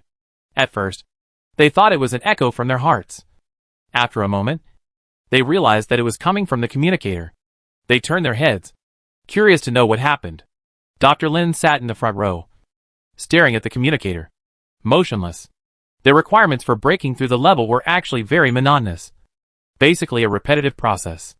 But this endless repetition was consuming their endurance at a terrifying speed. This section of the road was not far, but it was really not easy. If you are not careful, you will make mistakes. And its tolerance for errors is shockingly small. They deliberately avoided what Dr. Lin said before, that the expeditionary force died in the safety protection passage. Not in District 36. I don't know where. Place. As time went by, even if Dr. Lin did not describe it, they could understand the soldier's mood at that time. This mechanism is a torture to the body and willpower. Lian Sheng rubbed his eyes and continued to issue instructions. If you want to decelerate quickly in a short distance without an effective support point, it will certainly cause some damage to the body. When encountering a corner, the fastest way is to roll to slow down. But if the timing is not good, the neck and head are easy to be injured. Zhao Zhuolu forced himself to bend down before, and his head hit it directly. The brain was dizzy for a while, and it took a long time to recover. But there was still some ringing in the ears, and it felt. His hearing has deteriorated. This time he didn't dare, and turned to grab the wall. The friction was not enough. Zhao Zhuolu was stunned, and found that his palms were full of sweat and slippery. He used his fingertips to dig deep to help himself steady. It happened that he had been locked up in the air raid shelter, and his nails had not been trimmed for a few days, so they grew a little. Zhao Zhuolu adjusted his posture and turned skillfully. His back hit the wall. He didn't care and raised his hand to look at his fingertips. The nail was torn, and half of the meat was hanging. The pain was a step later in reaching the brain, and Zhao Zhuolu's eyes were a little red. He put his fingers into the palm of his hand and carefully clenched it into a fist. Lian Sheng asked on the other side, "Are you okay?" Zhao Zhuolu shook his head. "It's okay. Come over here. I catch you." Let Lian Sheng rush over boldly, then raise his hand to hug her. The two of them stumbled forward all the way. 3 or 4 hours later, they were only halfway through the journey. Looking at the complex terrain on the map, Lian Sheng felt a toothache. I really wanted to run in a straight line. She never hated curves so much.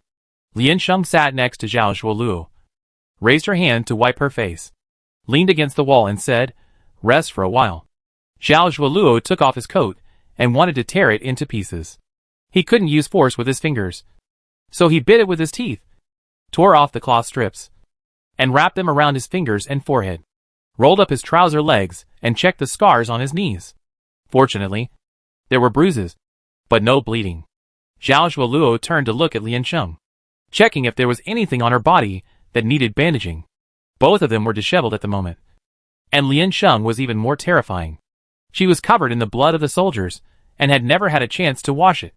Now she was limp on the ground, shaking her legs like a breathing corpse. "Thirsty," Lian Sheng said. "I should have eaten breakfast before coming out of the air raid shelter."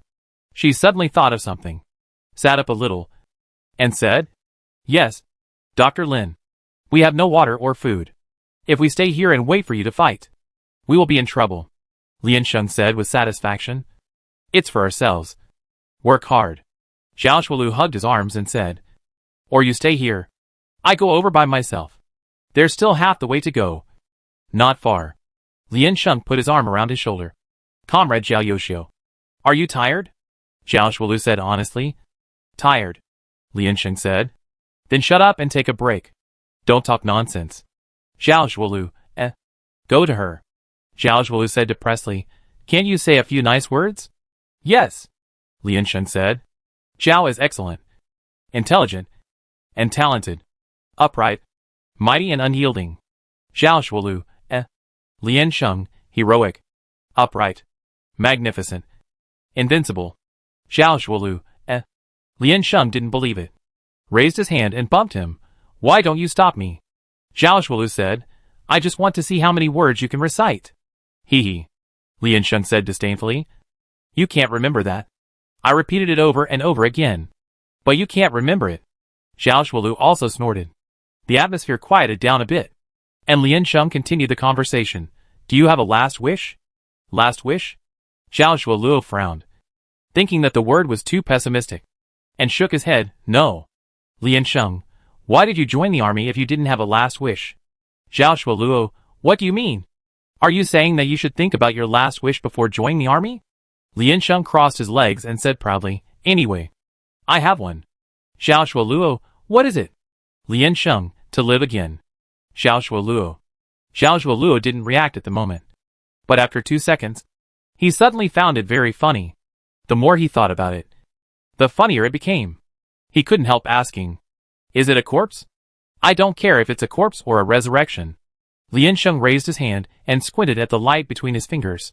I don't want to die. I want to see the result with my own eyes.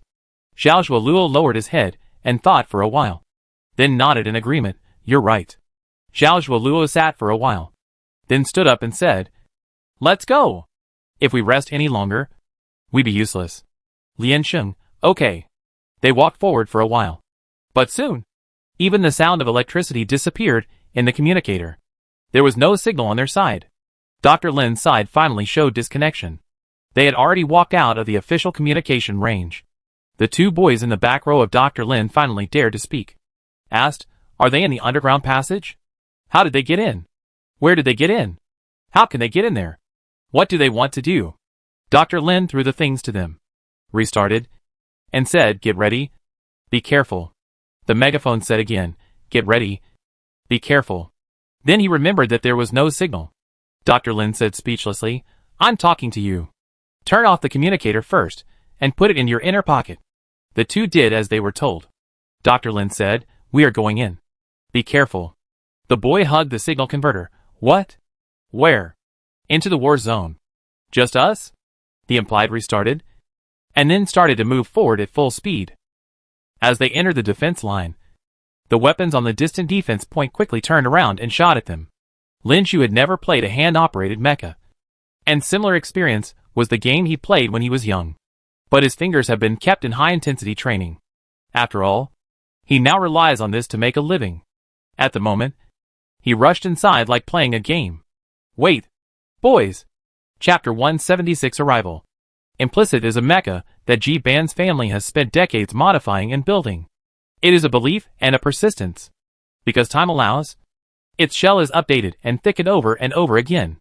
And taking advantage of his status, he collected all the most expensive rare materials. It can definitely pass the data test of the military. And if the appearance allows, each piece of material can be streamlined.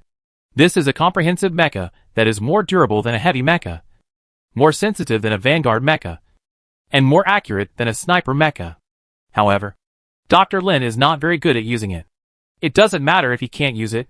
He is brave. Implicit's sudden appearance instantly attracted most of the firepower of the outer defense line. The coalition forces on both sides seized the opportunity and rushed inward.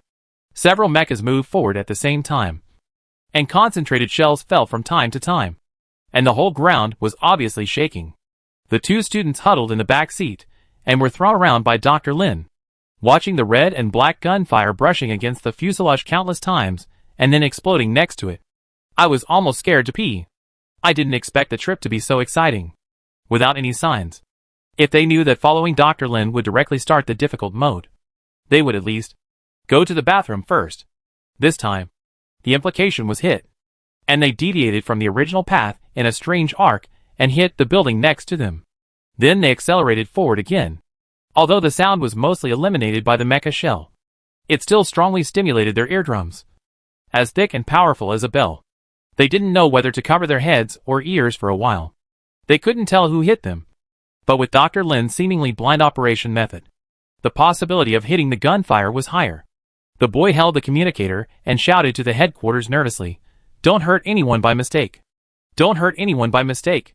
We are the coolest mecha. We come to support Tong and install an internal signal for them. The Alliance Army issued the highest order. Give it to Moshi. That black mecha provides cover." The Alliance Army behind him began to form an encirclement with Moshi as the center. The commander wiped his face vigorously. He put his hands on the table, looking at the position signal just now. The journey is already halfway. Can he trust the 2 students? The safety protection passage is so dangerous. The second half is the real test for them. Can they really succeed? Countless excellent soldiers have failed. He never wants to use this method again. But every time, it seems that every time, they will still make the same choice when they are desperate. Believe it. They can create miracles. Believe them. Dr. Lin compared the map above, and found that he was almost at the edge of the signal area. At the same time, the coverage range should be able to reach the location of the signal station.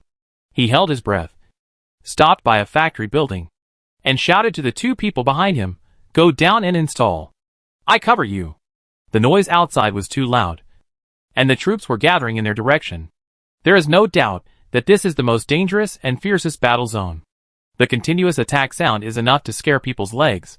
The boy gritted his teeth, shouted, and encouraged himself, "Yes."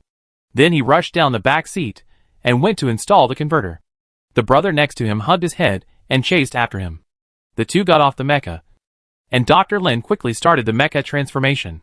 He found that he was sweating coldly, and his hair was covered on his forehead. He felt sticky and uncomfortable. He couldn't help but curse. He hated it. He hated this feeling of war. It has been nearly 20 years since he left the front line. Everyone who has something to do with soldiers is not good.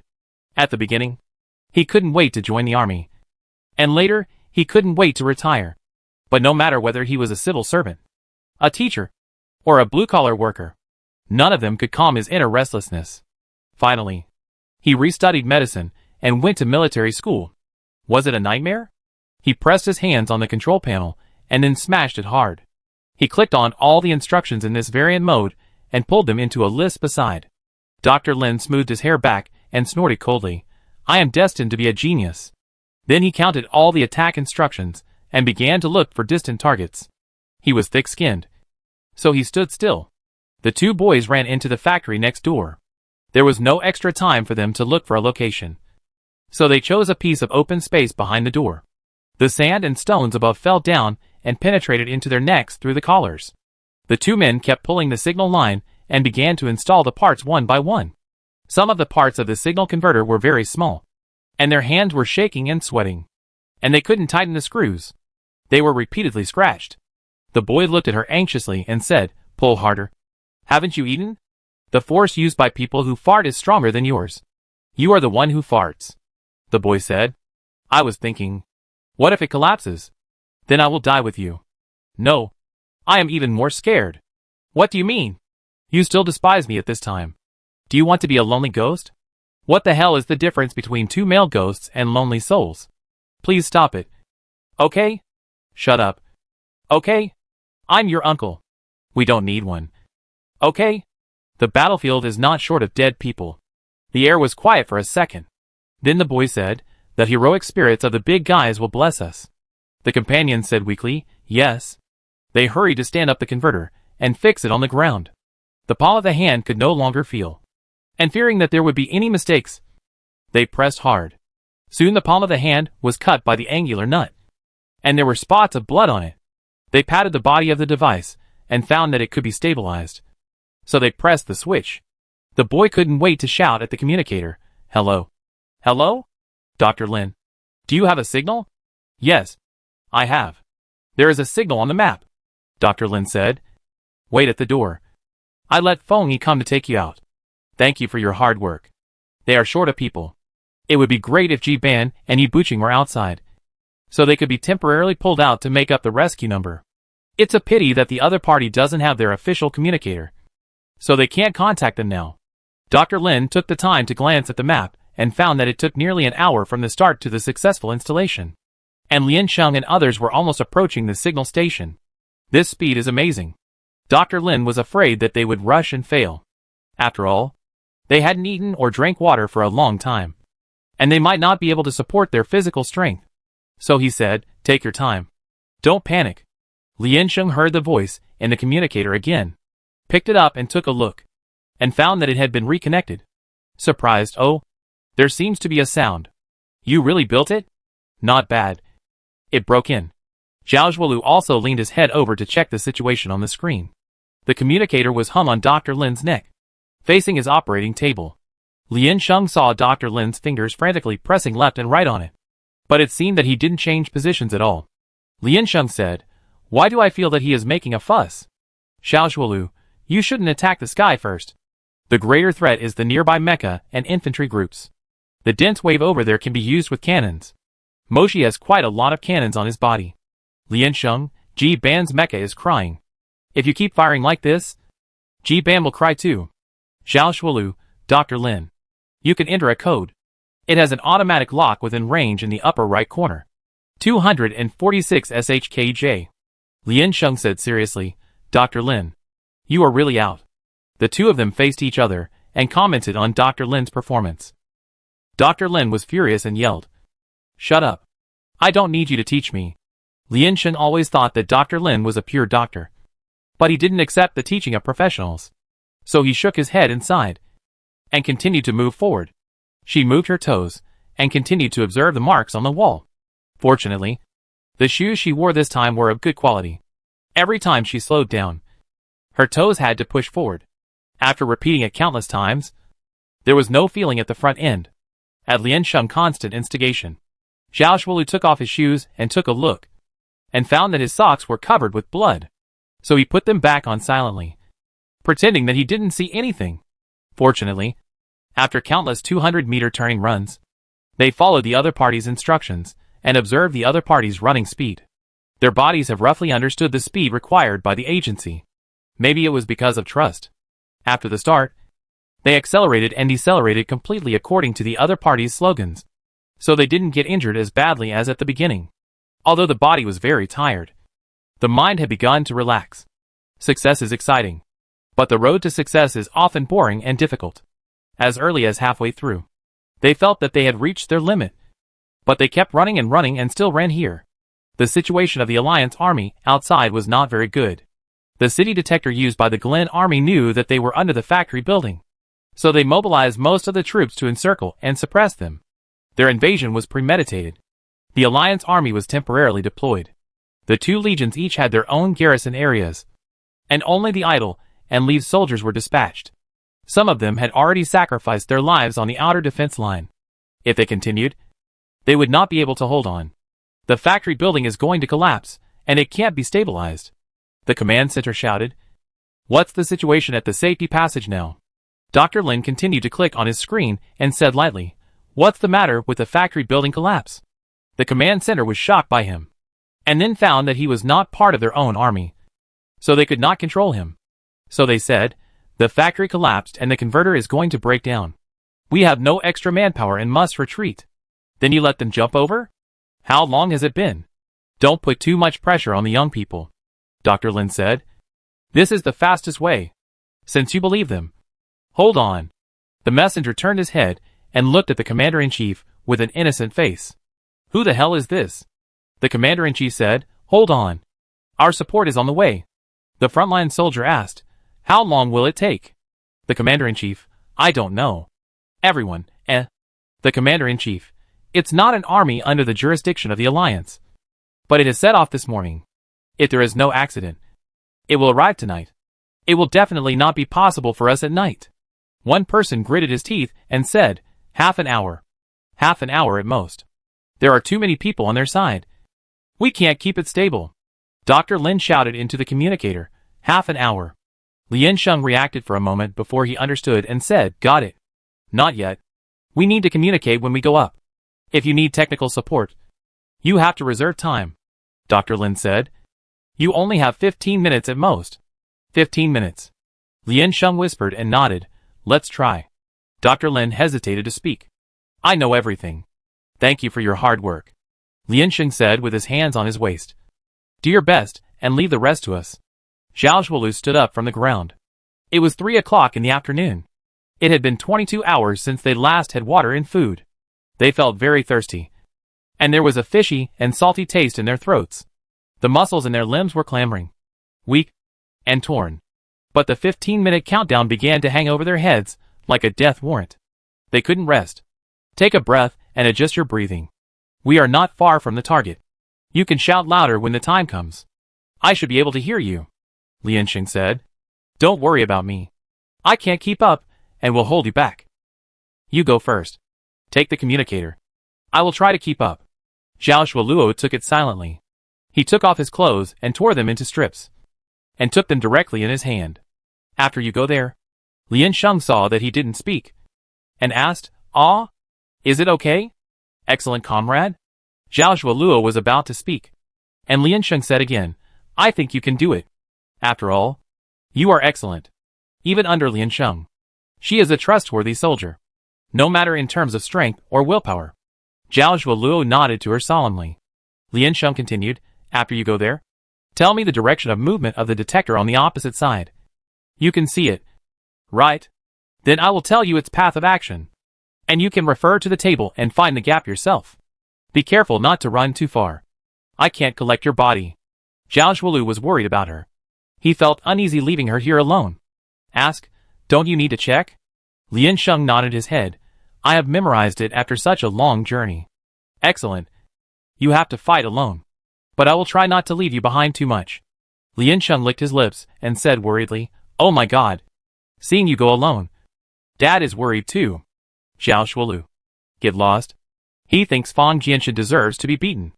It's him who calls him dad all day long. I will give you the last departure command, and you will have to go by yourself from now on," Lian Sheng said. "I will count to 3, and we must set off. Don't look back. And don't stop. Don't think about anything. I believe in you." Lian Sheng was talking incoherently, and her brain was not working well at this time. She gently pressed one hand on his back, took a deep breath, and shouted, "Run!" Zhao Shualuo had already sprinted out. Hand left his back, but the slight touch seemed to be still there. Zhao Shualuo felt a thin line, from the point behind him, all the way to Lian Sheng's hand, and then almost at the same time as Lian Sheng shouted, he began to slow down, turn, and safely reached the target point. He kept half kneeling on the ground, staring at the marks on the wall, and shouted directly, "Left, left, up, left." Lian Sheng, there are 68. Zhao Shualuo took out the picture on the communicator, and then began to observe it. When he found a gap, he rushed out by himself. He was very nervous, and his heart was beating fast. When he rushed through the second target point, there was a loud noise from behind. It should be Lian Sheng who was breaking through the level by himself. Zhao Shualuo heard the noise and looked back, then turned back quickly. He raised his hand to wipe his nose and continued to read, "Right, left, down, down, left." After he finished reading, there was a 2-second period when the whole passage was terribly quiet. Zhao Shualuo thought for a moment that Lian Sheng was lying to him, and died right after he started. Then he heard a voice again, 36. Now I feel bad when I hear 36. This number is ruined. Lian Sheng always thought that 36 was a good number. After all, 6 is auspicious. 6 is 36. So 36 should also be auspicious. But the fact is that since she came to District 36, she has been against everything. Perhaps Lian Sheng's confidence and disdain infected him.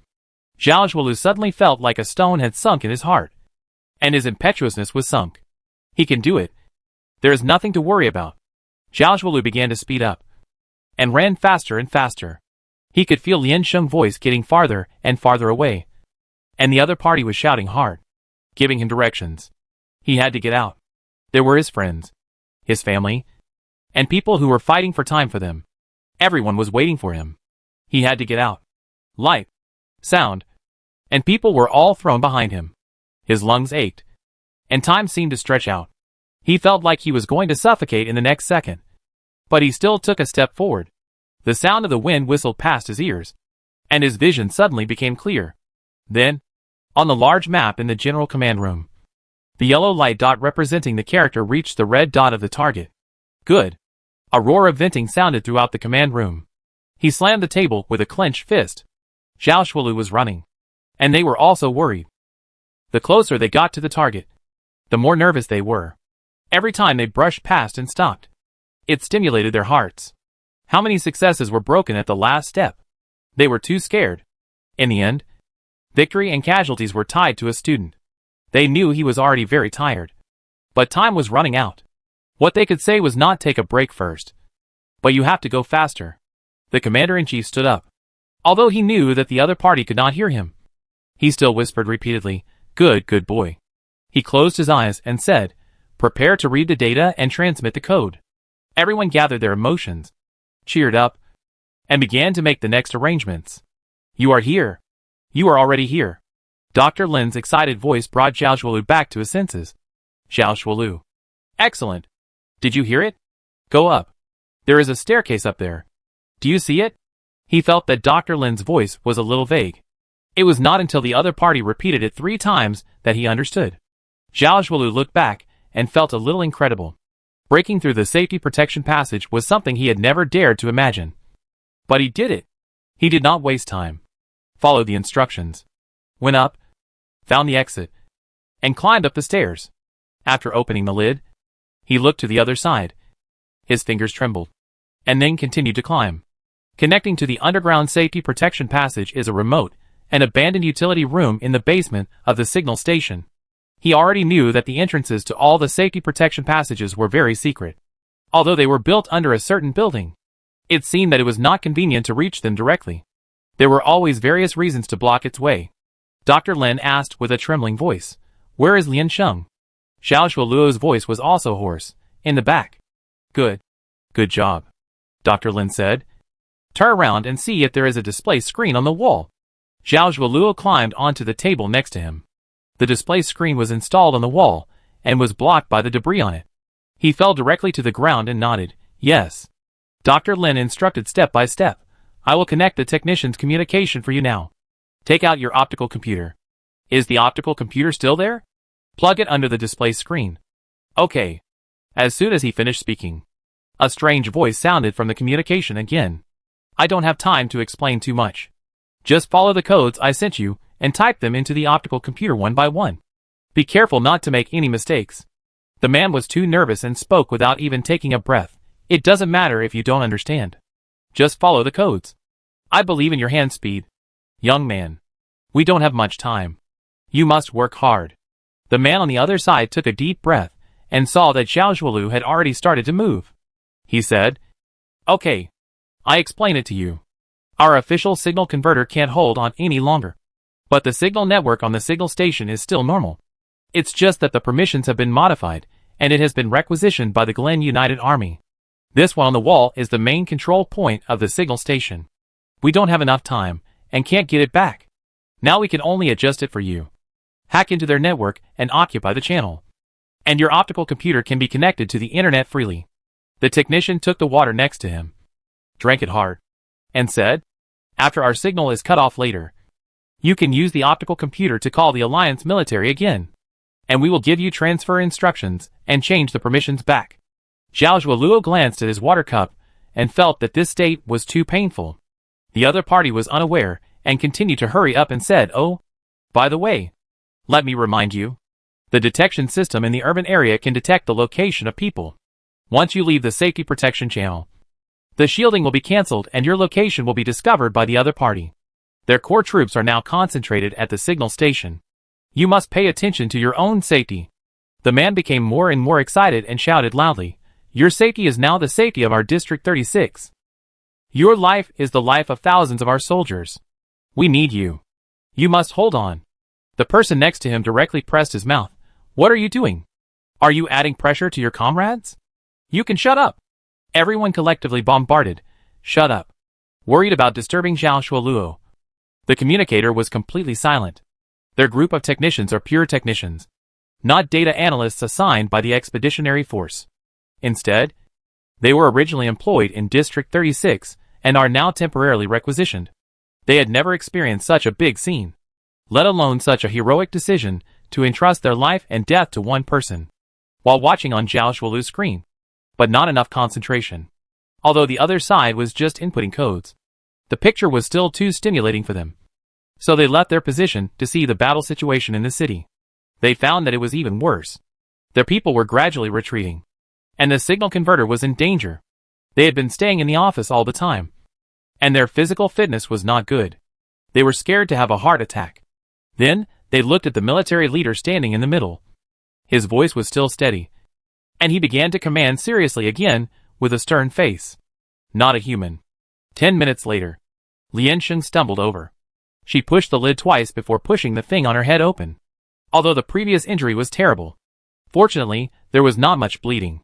This time, When he came over, he raised his head and saw a bright red face. Lian Sheng knelt on the ground and took a long time to relax. Zhao Zhuolu didn't say anything. He was very curious about how Lian Sheng ran over. Lian Sheng walked to Zhao Zhuolu's side and saw him typing the code above. His whole hand was shaking, and he couldn't control it. Cold sweat followed. His fingernails were all cut before, and now they are solidified. But still scary. His typing posture is also wrong. Lian Sheng put one hand on his shoulder and comforted him. Don't worry. Let's take it slowly. The technician on the other side suddenly collapsed and said, We can't be slow. We only have a few minutes left. If we don't make it in time, we're done. Lian Sheng took the communicator and looked at him coldly at the screen. The comrades next to the technician glared again, covered his mouth together, and pressed him to the ground. He said with a smile, I understand. I deal with him. Don't be distracted. Take your time. The sound in the signal was blurred, and the whole screen flashed. The technician yelled in front of the commander-in-chief, Fuck! Fuck! Give me 2 more minutes. 2 minutes. He leaned on the console and asked, Have you finished entering? Let me see the screen after you entered. What is the last string of mobile password? Face the screen. Face me to the screen. Lian Sheng held the communicator in one hand and aimed his view at the screen. But Zhao Zhuolu hadn't finished yet. He couldn't speed up. His fingers were stiff and difficult to use. The signal was obviously affected, whether it was the other party's voice or the picture on the screen. They were all stuck and flickering. The technician was so anxious that he almost cried. 2 minutes. Really? Just 2 minutes. In the center of the war zone, Dr. Lin rushed in directly and directly used the fuselaw to push the top of the converter. He thought to himself, I really have to let Jiban down this time. And I have to cripple his mecha. Finally, Zhao Zhuolu finished entering the last string of code. The technician squinted his eyes and identified the last letter on the screen. Then he shouted a string of data loudly. Afraid that the other party didn't hear it clearly, he kept repeating it. His voice was shrill. He had tried his best. Before the factory collapsed and Dr. Lin was buried, 2 wind wings next to him crashed into him and rushed him out of the ruins. Lian Sheng, Dr. Lin roared. Come back alive. He was tired. He didn't want to go to one more place every year to sweep the graves. As a soldier, he couldn't save others. And as a doctor, he couldn't save others either. What could he do? The signal paused and was completely cut off. The entire utility room became unusually quiet. Zhao Zhuolu looked at Lian Sheng and just wanted to speak, but found that her throat was a little tight. So she nodded to indicate success. Lian Sheng breathed a sigh of relief. She pinched her fingers, and her bones rang crisply. Zhao Zhuolu coughed to clear her throat and asked, What should we do now? Who to call? Do you know the communication number of the command here? Lian Sheng said, No one knows. Zhao Zhuolu, call Aunt Lin. She has high authority. Lian Sheng's fingers were already moving rapidly, and he shook his head when he heard it. No. It's time to eat at this time. Besides, it's not good to scare people with this look. Zhao Zhuoluo looked down at his clothes.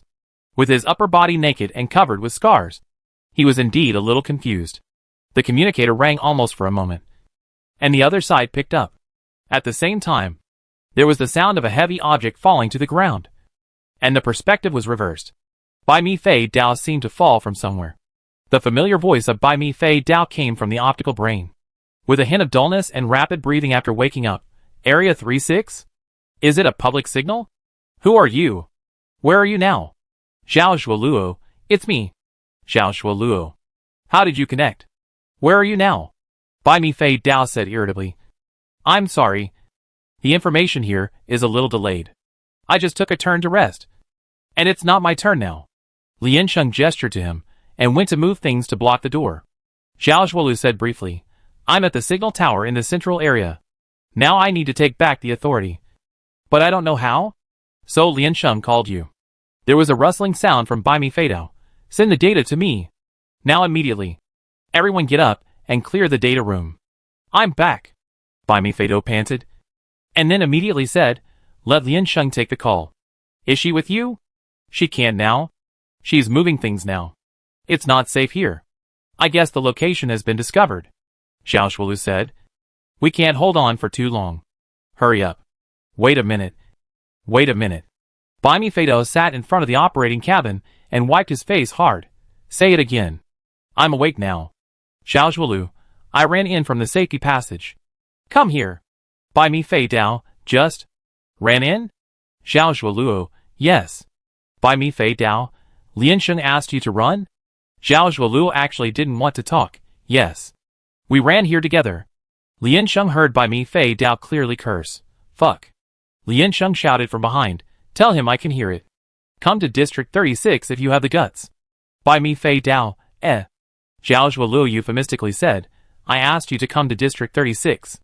Don't get me wrong. I just want to express my admiration for her, and my fucking feelings for my army. By me Fei Dao lowered his head modestly and said, from today on, she is my ancestor. Don't dare to hack my ancestor. Oh, you are my ancestor too.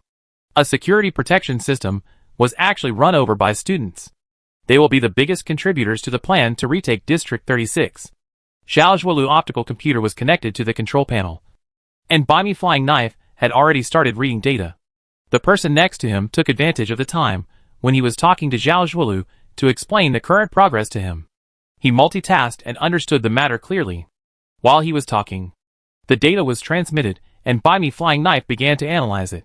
By me Flying Knife shouted again in a hurry, quick, quick, quick. Hurry up and connect the communication of District 36 for me. And let all the decryption personnel come to me. He was very busy. Very busy. While talking to his subordinates. He also had to communicate with Zhao Zhuolu. He was afraid that Zhao Zhuolu would fall asleep at this time. From the sound, the other party's condition was indeed not very good. By me Fei Dao said, okay. Excellent, brother. Now enter the code I typed out. What's wrong with your hand? Are you okay? Do you want to switch positions with Liansheng? Zhao Zhuolu, it's okay. I was the one who typed it just now. My hand speed is faster than hers. And she was also injured. He entered the code. And then a prompt popped up on the light brain. Do you agree to remote control? Zhao Zhuolu chose to agree. Then he handed over the task and finally had a rest.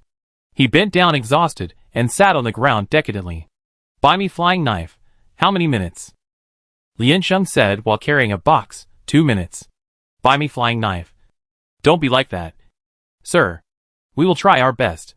I put some pressure on you. Liansheng said seriously. It's absolutely safe in 2 minutes. It seems like our side is a storage room.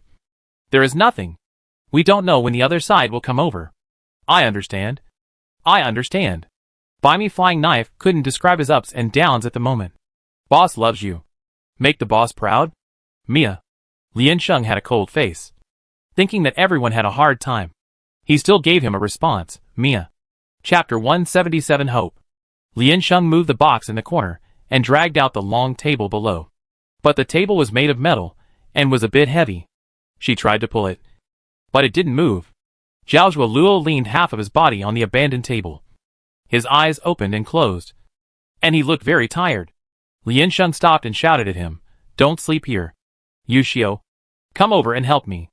Zhao Zhuolu shook his head and turned around. He held the edge with one hand and asked, where to move it?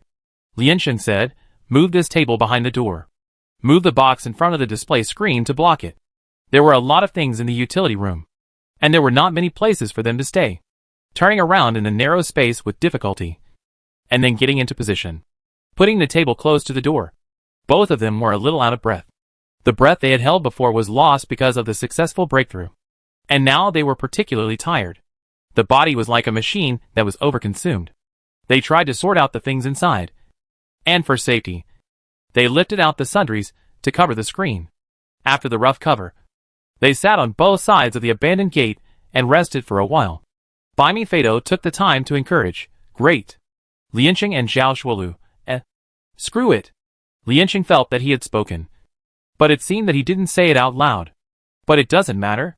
They leaned their heads against the wall and closed their eyes directly. Blood loss, physical exhaustion, and no food. It might be more appropriate to say that they were sleepy or dizzy. By me Fei Dao kept inputting commands and calling out data. Hearing that there was no movement from the other side, he tentatively shouted, Liansheng? No response. By me Fei Dao. Excellent, brother? Still no response. Excellent, employee? By me Fei Dao shouted hurriedly, hey, hey, hey, don't sleep. You too? Where is this place?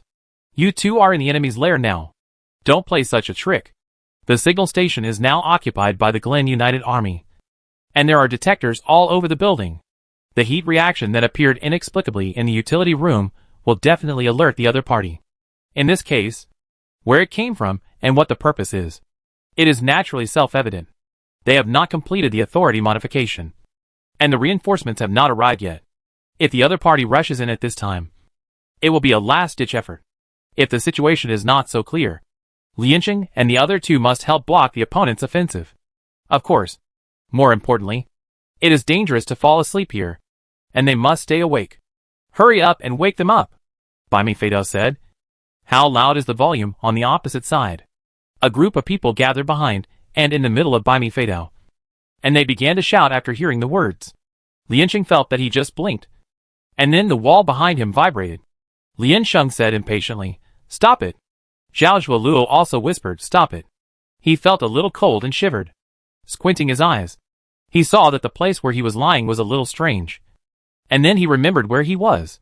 When the two regained consciousness, they heard unknown people in the distant light brain calling their names together, as if summoning spirits. Don't sleep. Two ancestors. It's very dangerous here, Bai Mi Fei Dao said. When we go back, the boss will order a big bed with a length and width of 500 meters for you, so that you can turn it over no matter how you want. Okay? You can be Mary Sue or Tom Sue. Wake up! Liansheng put his ear against the wall and listened carefully for a while. The people of the Glen Joint Army should have noticed it. It should be dismantling outside. And the sounds of various machines were mixed together. This grocery room is an abandoned corner, and the road to the corridor should be blocked. So you have to enter from other places. And the entry route is connected to the safety protection passage. And it is estimated that the opposite side will not be found for a while. So they chose to open it directly from the outside. Judging from the distance, it's not far. Liansheng wiped his face, touched his chest again, and said, "My heart beats very fast." Zhao Zhuoluo, because of lack of sleep. Liansheng, I can't sleep. It will hurt too much if I fall asleep. The muscles can't relax yet. The task is not completed. Have to stay excited. The two walked around the room again, trying to find a handy weapon. They searched and searched but found nothing. Finally Liansheng found a cardboard box, and Zhao Zhuoluo pulled out a bent iron rod. They stood on the left and right again, and winked at each other. Liansheng asked, "Boss, tell me honestly, how long will it take?" Bai Mi Fei Dao looked at the progress, and was a little embarrassed to speak. After all, this is a top secret related to a region, and the data is quite complicated. Although they have dozens of technicians decoding at the same time, it is not a problem that can be solved in seconds. He said, "It's a bit tricky. You try to hold on first." Liansheng glanced at Zhao Zhuoluo. Both of them had no emotion in their eyes at this moment. No anger. No tension. No fear. We have come this far. What is there to be afraid of? Bai Mi Fei Dao slowed down and said in a serious tone, "Listen to me. Both of you. If you really can't hold on, don't force yourself. Just run first. You can run up or down along the map. Our support should be coming soon. Don't sacrifice in vain. Understand?" Liansheng, who are you talking about? Bai Mi Fei Dao said shamelessly, "You grandson." Both, Bai Mi Fei Dao is really a model of shamelessness. Bai Mi Fei Dao, give me a response. Both of you. Did you understand? Obey orders and follow commands. I'm still in the rebellious period, Zhao Zhuoluo said. And I'm not an expeditionary force yet. Bai Mi Fei Dao, what are you betraying? Then you stay there and use your body to witness the modification of the signal transceiver. And report to me in a dream. Liansheng said, there is nothing we can't do. Bai Mi Fei Dao said angrily, you are fucking called the middle school second period. There was a loud bang outside, as if half of the wall was pushed down. Liansheng narrowed his eyes and held up his box. Come out. People inside. We might as well go in. A man shouted. You have been surrounded, whether you are upstairs or outside. I advise you not to try to resist. Otherwise you will be killed immediately. I will count to 3. If you don't come out, we will suppress you by force. 1, 2, 3. The two were ready for the table to be pushed down. And then they went straight to a set. But the door was pulled open from the outside. A face tentatively drilled in from outside the door. The three looked at each other, all a little stunned, falling into a strange silence. Thank goodness that the two of them blocked the door for a long time. And now they know that the door is not opened inwards, but pulled outwards. For a moment, they were speechless. The design of this door is obviously not scientific enough. The soldier on the opposite side saw him clearly. They looked like they were not attacked immediately, but hesitated and said, "Students?" Seeing their wounded appearance, he was surprised again. How did they get here? This was obviously different from what they expected.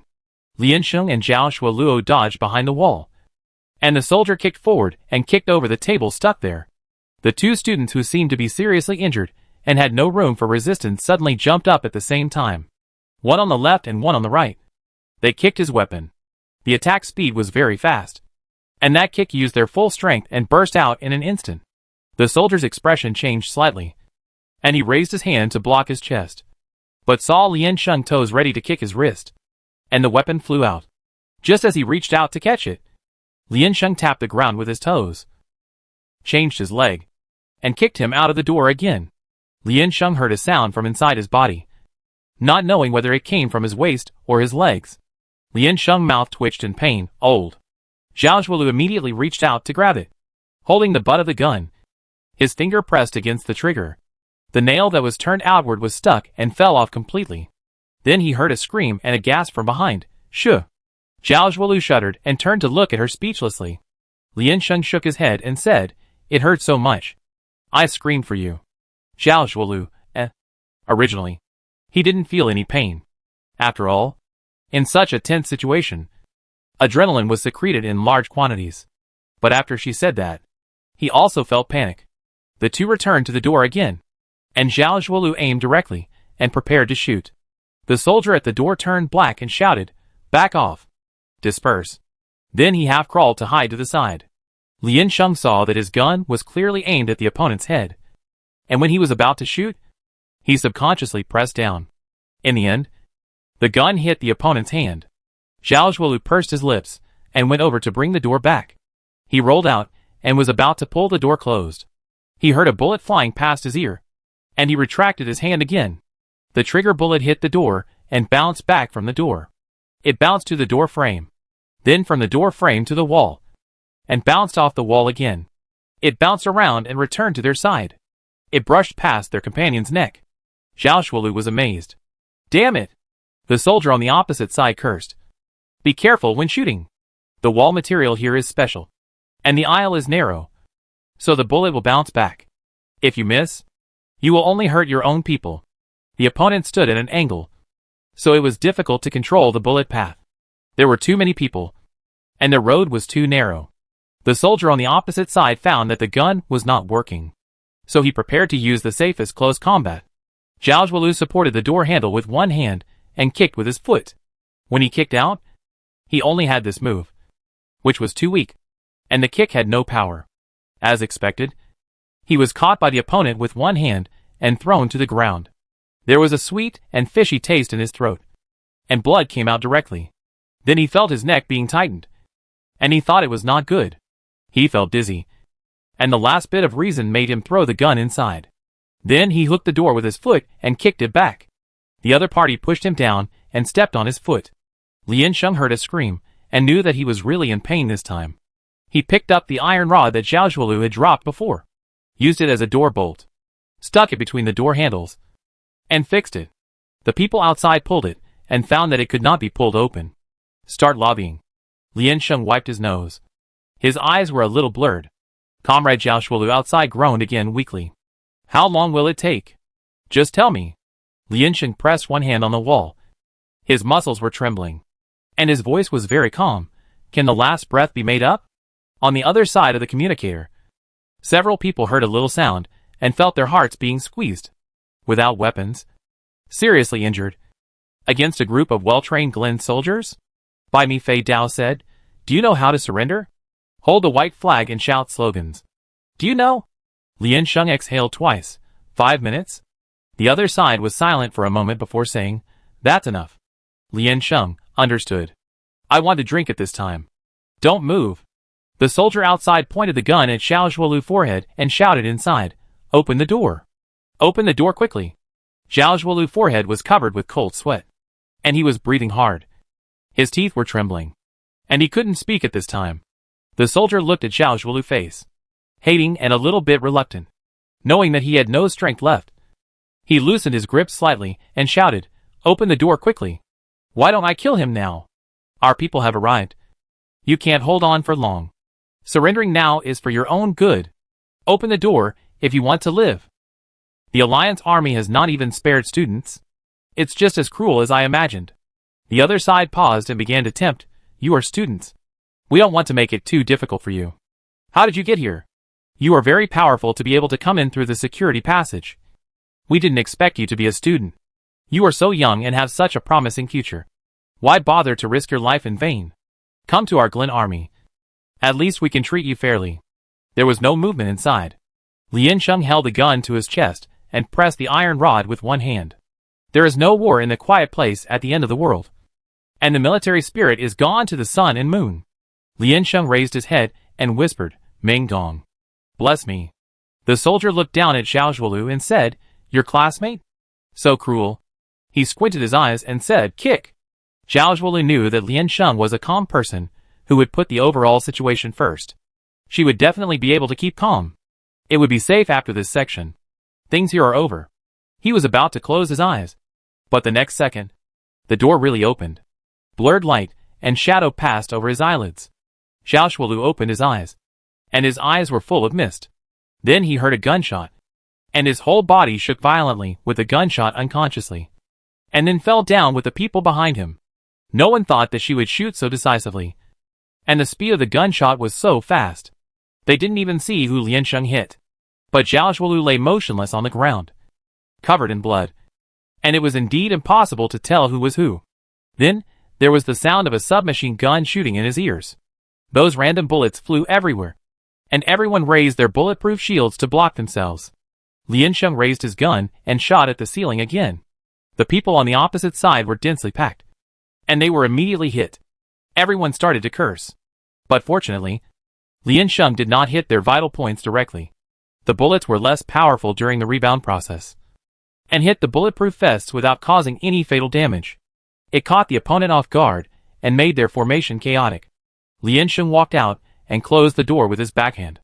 He threw the gun without bullets on the ground and looked in the direction of Zhao Zhuolu. Lian Sheng could not imagine what would happen if his shot was not accurate, and what would happen if Zhao Zhuolu really died because of it. She knew the most correct choice and analysis, but she still could not treat it rationally. She always thought that she had taken every training seriously. She also adapted to the bloody environment of the front line. However, she could not get used to it, either before or now. It was because she faced too many deaths that she became more and more afraid of death. She was afraid of watching more people leave. She was afraid of seeing a living life disappear without a trace. She had an unparalleled talent in military affairs. At the same time, she hated war very much. War was the most meaningless thing, but it had never disappeared in human history. Is it human nature to solve problems with violence? No. Fragility is. Everyone can die so easily, and at the same time, they are deeply afraid of death. So war has become the most effective way for humans to resolve conflicts. If sacrifice is inevitable, then she will stand at the front with her blade stained with blood. Glen Jun said, "Want to surrender? You are so powerful. Do you want to fight?" Lian Sheng said hoarsely, "I am standing here alive. You can't pass by." Glen Jun said angrily, "Who the hell is playing with you? They really want to save the life of this brave classmate. They are veterans and have seen a lot. Respect is not divided by position or national boundaries. She is too young. But there will be mercy once or twice, but not a third time. If the other party does not appreciate it, they will not be too rampant." This time everyone aimed at the target and prepared to execute on the spot. Lian Sheng tilted his head, and he didn't know where the strength came from. Suddenly, he jumped towards the opposite side, like a beast, and rushed into the enemy group on the left. In such a space, the other party did not dare to force a shot. Adjusting the position and locking the target, almost in the blink of an eye, Lian Sheng was close. She picked a person nearby, grabbed his neck with her backhand, and threw him to the ground. Then she rolled towards the door, letting the other person block her. The people outside could see her expression clearly. The wound that had stopped bleeding before seemed to have split again, and blood flowed all the way into her neck. Her face was ferocious, and she bit her back teeth hard. The soldier was shocked. He had seen such a person, with such an expression, but he couldn't understand why an ordinary student would have such obsession and willpower. Lien Sheng saw the muzzle of the gun above his head with his peripheral vision and closed his eyes.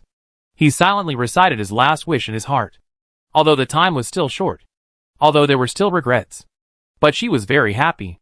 But don't go to such a difficult place again. The exam is too difficult. The sound of ammunition being fired did ring in her ears. The sound became unusually clear. And time was unusually slow. However, after she was ready to die, she did not feel the kind of fatal pain. Instead, something passed along her hand, followed by several people groaning in succession. Lien Sheng opened his eyes, and saw that the wall outside the corridor had collapsed, and was moving towards the inside. The rubble hit everyone, and at the same time, transparent bullets were shot at them irregularly. Lien Sheng raised his head slightly. There was a red mecha parked outside. Looking at the logo on it, it was not under the jurisdiction of the Alliance Army. In a moment, half of the corridor was cleared. Soldiers who received the news kept rushing from behind. And then another mecha appeared outside the wall. Both sides stretched out their mecha arms. And there were densely packed white launchers on the arms, which fired directly. Is this the rescue army? The indiscriminate attack method does not seem to be very likely. Lien Sheng's vision was blurred, and he could not see clearly. She let go of the person on her, supported herself with her hands, and threw herself on Zhao Zhuolu. She held her head and blocked him. She wanted to pull the soldier next to her to cover herself. But unfortunately, the other party was too heavy, and she couldn't move him. Zhao Zhuolu was shot at the right time. Lien Sheng looked over the body, and saw that it was like a needle tube with liquid inside. She raised her hand to touch Zhao Zhuolu's neck. There was still a pulse, and she was alive and well. The signal tower began to vibrate and shake, and it seemed that many people were running in the aisle. All kinds of noisy sounds kept pulling her thoughts back from drifting away. Lien Sheng's consciousness was vague, and he didn't know what happened. Not long after, a resolute voice sounded in his ears. The signal in the city returned to normal. The streets and alleys, all the places and equipment receiving the network were broadcasting a message. The Glen United Army took the civilians in the air raid shelter as hostages. They stole the precious and rare materials in the 36th district and are preparing to evacuate. The main city has been destroyed, and the Alliance Army sacrificed to protect the collective property. Here, the Alliance Army collectively apologizes to everyone. We need everyone's help now. Please stand up bravely. Lien Sheng found a person walking down from the mecha. Surprisingly, it was a boy who looked younger than her. The boy squatted beside her and checked their injuries. Lien Sheng squeezed his hand and said weakly, "Tell by me, Fei Dao." "Zhou Shuren." The other party looked at her seriously and nodded. "Lien Sheng, I want to wake up in a 500-meter big bed. Don't let me down." The young man frowned and didn't understand. He reassembled each word and asked, "What?" Lien Sheng nodded encouragingly, and then fainted with peace of mind. Lien Sheng didn't wake up in a 500-meter big bed, but she woke up on a big ship of unknown length. Opening her eyes, it was all black, with a little light penetrating, and I don't know what covered her eyes. The limbs couldn't move much, just flicked her fingers. "You're awake." Lien Sheng nodded. The other party fed her some water, and Lien Sheng suddenly felt extremely happy. Why? It was just for this sip of water. After the person who helped her up fed her a cup, she heard someone say, "Yes." Then she was fed another cup. When it came to the third cup, Lien Sheng raised his hand to refuse. The other party seemed relieved. "You finally woke up. Fortunately, you are fine." Lien Sheng finally knew that it was Lu Mingyuan after hearing the voice. "We are now on the way to the 6th Army's garrison. There are more complete medical equipment there. Post-war reconstruction will proceed slowly and be handed over to others." Lu Mingyuan knew what she wanted to ask, so he simply told her the follow-up. "The mining team has stopped, and the jurisdiction of the 36th district is in an open court." Lu Mingyuan, "Oh, the students are fine. It seems that they have been stimulated a lot. Those who want to go back have all gone back.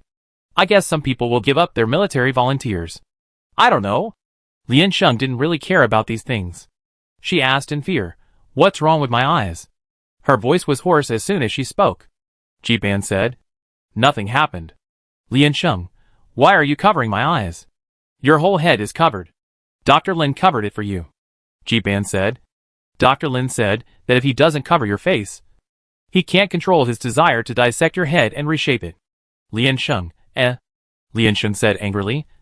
Is this how he treats a league hero? I'm an ancestor now. You don't even know the order of seniority. Dr. Lin's voice suddenly rang out. Then this generation can be buried. Lian Sheng was silent immediately. It was too unkind. No one told her that Dr. Lin was there. Dr. Lin crossed his legs and sneered. You look quite proud. A 500-meter bed?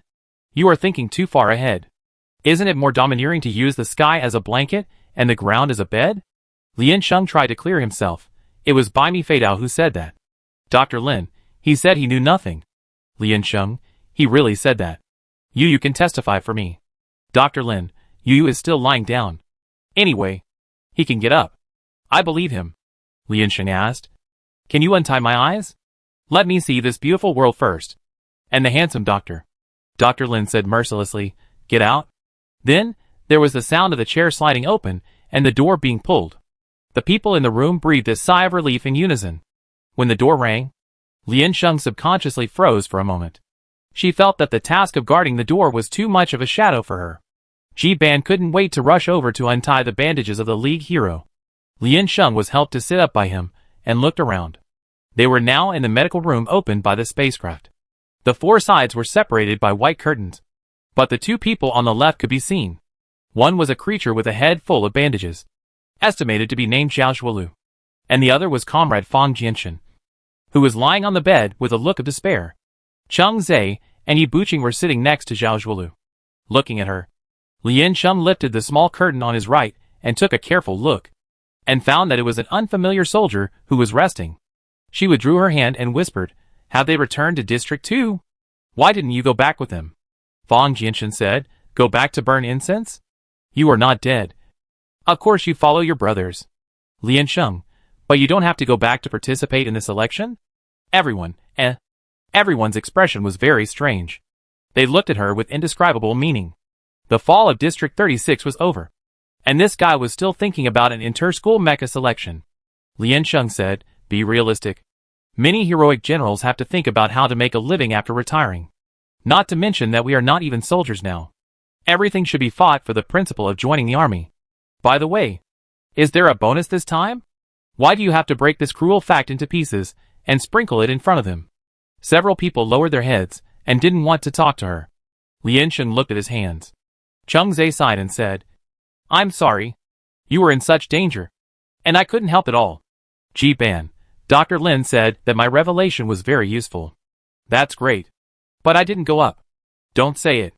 Fang Jianshan lay on the bed next to him and said, You didn't do anything. But at least you came back safely. I didn't do anything. But I came back lying down. What do you want me to do with this shame of wasting the medical resources of the Alliance? Lian Sheng commented. Very conscious. Fang Jianshan said dejectedly. You still have a sense of shame. Lian Sheng said. You should be happy to be alive. My friend. On the battlefield. Don't feel sorry for not helping others. Just work hard to survive. Those who are waiting for you to come back will thank God as long as they see this result. Yi Buqing said. You said this to us? I hope you can be a little more afraid of death. It doesn't matter if you are afraid of death. Living is everything. Lian Sheng suddenly remembered and asked, Where are the people who saved us? They went back. They are reinforcements. Lu Mingyuan said. District 16. Not the 16th district of the Alliance, but the Kapha people. They have already gone back. Cheng Zhe added, They came here in advance because the people of the Legion contacted them, and you were about to collapse. Then several mechas accelerated and rushed over alone. Lu Mingyuan, 1,000 miles of riding alone. So cool. Fang Jianshan, I think Lian Sheng is more handsome. Lian Sheng raised his eyebrows and looked at Fang Jianshan in surprise. Still agreed, I think so too. The last sentence said a 500-meter big bed. Fang Jianshan said. He brought it to you.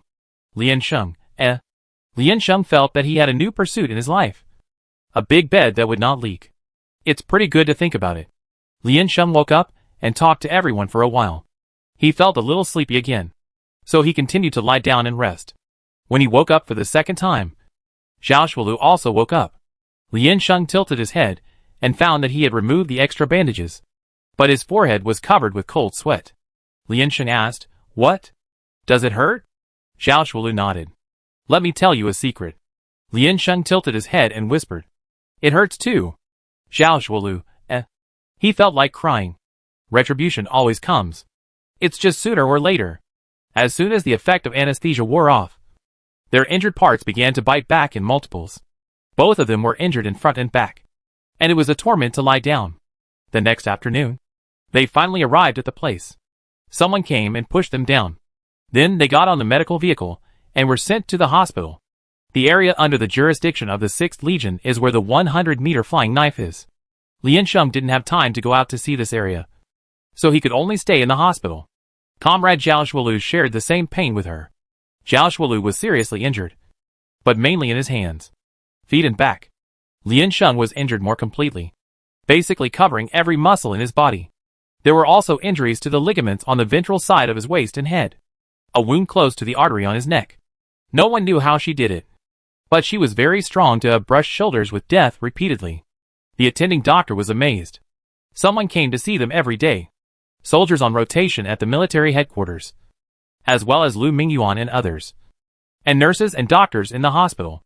They peeled apples for Lian Sheng and Zhao Shuolu, fed them, read the news, and told jokes. It can be said that they were treated very well. Bimifedo was very busy. After all, the rescue of District 36 was the responsibility of the 6th Corps and the 3rd Corps. In District 36, there was a group of disaster victims waiting to be resettled. After all, their houses had been demolished. In the central area of the Alliance, there was also a group of people waiting for explanations regarding the later construction of the 36th District, the arrangement of the mining area system, the arrangement of the leaders, and the accuracy of supervision. All systems must be reported. Money problems, manpower problems, and the problem of talent introduction. In short, it is a mess. As the saying goes, send the Buddha to the West. Since they have been in charge of fighting, they must govern. The construction of a city is so complicated, and they are almost starting from scratch now. But Lian Sheng feels that there is no need to be afraid of starting from scratch. As long as the direction is correct, then there is always progress. And the original mud of the 36th District is also good to be washed away. Nothing is more terrible than war. And they have already gone through that period of darkness. I hope that at the new beginning, people can have hope again. Unity. Upward. Because hope is light. After a few days, Bimifedo finally took the time to see them. Holding a bouquet of flowers representing the collective respect of the 6th Corps, he knocked on the door of her ward. Bimifedo sat in front of her bed and said to her, "I have asked for leave from school for you. Have you informed Colonel Lin that you are safe?" Lian Sheng, "Yes." "How long has it been?" Bimi Flying Knife took an apple and peeled it carefully. "You played beautifully this time. And you too have made great contributions. The military praised you and thought you have a bright future. The media's attention is now drawn to the two heroes, which is very good." Bimi Flying Knife said, "But you are not in the military, so there is no substantial promotion reward for the time being. We cannot disclose your personal information to you. The rewards and honors are anonymous to the outside world. I hope you can understand." Lian Sheng nodded. "I understand." Bimi Flying Knife, during this period, the 36th District was in turmoil. Alas, the military is poor. You know, the bonus is really hard to get. And I think you are not short of money. I hope you can understand it again. Lian Sheng continued to nod. "I understand it all." Bimi Flying Knife was very pleased, patted her head and said, "Lian Sheng, you are too obedient. The boss loves you. I fought for you. And you now have two choices.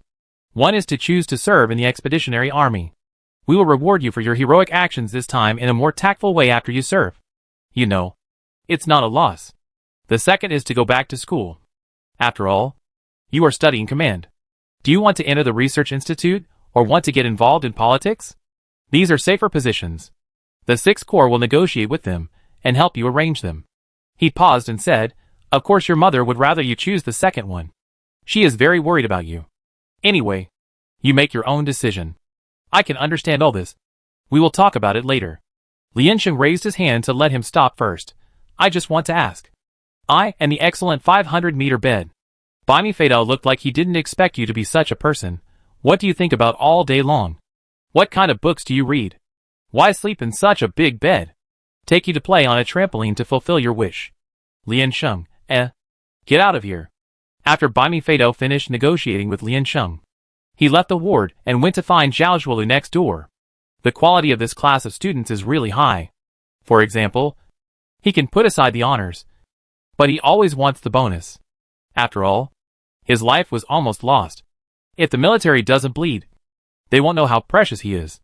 Next time, they will hold him in their hands when they need him. Who isn't a little princess? Chapter 178 Hero. It takes 100 days to heal a broken bone.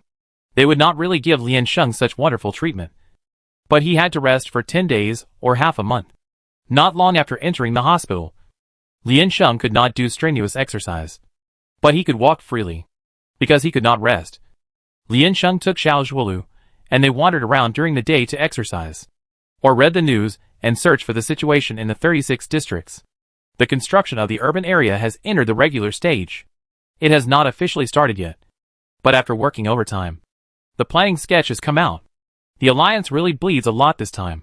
The reconstruction of the city and base in the entire jurisdiction can only be used as a decimal point. The government cannot come up with so much money at once. But fortunately, all parties support it and donate a large amount of fixed and current assets. In addition, the bidding company of the mining team is also very conscious. After being beaten, it voluntarily assumed part of the responsibility of post-war construction and exported labor and technology purely on a voluntary basis. As for how much ore was smuggled away by the Glen United Army in the 36th district, and how much damage was caused, it was not made public. I think the benefits that can make the other party gather troops and take risks must be worth a lot. The military is also very sad. The mining in the mining area cannot be stopped, because it is a large source of income. At the same time, during the war, the demand for resources is very urgent. After the Glen United Army took the initiative to start the war this time, it is bound to tear its face apart. They can't just stand there and let others bully them. So there must be no shortage of manpower and equipment. Many people died in this battle. Most of them were not expeditionary forces, but permanent troops dispatched from various places. Infantry, flying soldiers, special warfare soldiers. They took on the main tasks of later rescue and resettlement. Several mechas were also destroyed. The 3rd Corps and the 6th Corps suffered heavy losses. The resettlement of the fallen soldiers and the pension of the survivors need to be arranged as soon as possible. Money is another big problem. It can be said, the alliance lost not only ore, but also the homes of an entire city, the credibility of both the military and the government, and the sacrifice of countless talents. I believe that this lesson is hard enough, and they dare not do whatever they want again. Lian Sheng and Zhao Zhuolu sat side by side in front of the big screen, chewing apples and cracking melon seeds, sighing and spitting together. His fingers were seriously injured, and he couldn't do any work that required force on his fingertips. But now the flesh on the back of his fingers has slowly started to harden, and it is estimated that new nails will grow soon. Zhao Zhuolu once dared not to use his hands to make a picking gesture. When picking up things, he especially hated narrow gaps and felt that he had a psychological shadow. But they all missed the 500-meter bed of the 100-meter flying knife. The two calculated the time and felt that they might have missed something big. I don't know how Brother Dao is doing here. He hasn't paid me for a long time, Lian Sheng said. But he didn't take us back to school for treatment. No matter how you think about it, he has a purpose. Zhao Zhuolu suddenly glared and pointed to the aisle. Fang Jianshan and others were seen walking towards them in military uniforms. That was not a training uniform. It seemed to be a formal uniform. Everyone stood in front of Lian Sheng and smiled at her meaningfully. Oh my! Lian Sheng held his snacks. How are you? Fang Jianshan asked. How are you? Lian Sheng, looking like a human being. Fang Jianshan snorted. The Expeditionary Army has recruited us and agreed to let us join the organization. Cheng Zhe explained. But it is not a formal organization yet. It is a learning training. Lian Sheng, why? Because in this rescue operation, the trainees performed excellently, which has demonstrated the courage of soldiers to face difficulties. At the same time, they showed strong strength and quality in the operation, and they are qualified to become soldiers. Cheng Zhe said. It's a commendation. Right? Anyway, I don't accept this, and there is no bonus. At least this is a little bit substantial. Lian Sheng felt disgusted. The military is so poor. And it still deceives students. Oh. Lian Sheng thought for a moment and asked again, what about this election competition? You should forget about it. It's over anyway. So many people withdrew from this election competition. And it can't be held. But maybe it will be fun next year. Fang Jianshan said. The military let us choose ourselves. And half of the people went back. Lian Sheng, it's good to go back. I think it's good too. After escaping death this time. Fang Jianshan had a lot of insights, you know. It's not scary when you think you're going to die. And it's even very heroic. But when you know you can't die, it's very scary when you think about it. Lian Sheng nodded to show that she understood. She understood it best. Zhao Shuoluo looked at them with a sidelong glance. With a hint of sourness in her tone. So you came to hang around us in military uniforms? Fang Jianshan complained, we have something to do. Okay. We will gather at the Peace Square in the Central District this afternoon. I just came to see you on the way. Lian Sheng was scared when he heard about this kind of gathering. And it was in the Central District. So he asked, what's the matter? Fang Jianshan, I don't know. I just received the notice. And the other party didn't say anything. Let's go. Yi Buqing patted Zhao Shuolu's shoulder. Get out of the hospital early. I found the barbecue here is particularly delicious. Brothers are waiting for you to go together. Yi Buqing and his friends came and left in a hurry. Zhao Shuolu looked at their backs, lowered his shoulders, and couldn't hide his expression of wanting to go. Let's go. Let's go together. Lian Sheng stood up and pulled out the drip on his hand, and called Zhao Shuolu to follow him. Are you still afraid that you can't get to the Central District? They were wearing hospital gowns, because they were sent by the military. They needed to pay special attention to their muscle recovery problems. So there was a special green mark on the gowns. Since the two were sent here, they have not seen their luggage. Not even a uniform. The suit they were wearing was lost long ago. The rescuers were in a hurry to take shelter and send them to the hospital. So who would care about their personal belongings? The important thing is that the two guys didn't even think about buying anything. They stood at the door, using their optical computers to check how to get to the central block, which was very eye-catching. A car stopped directly in front of them.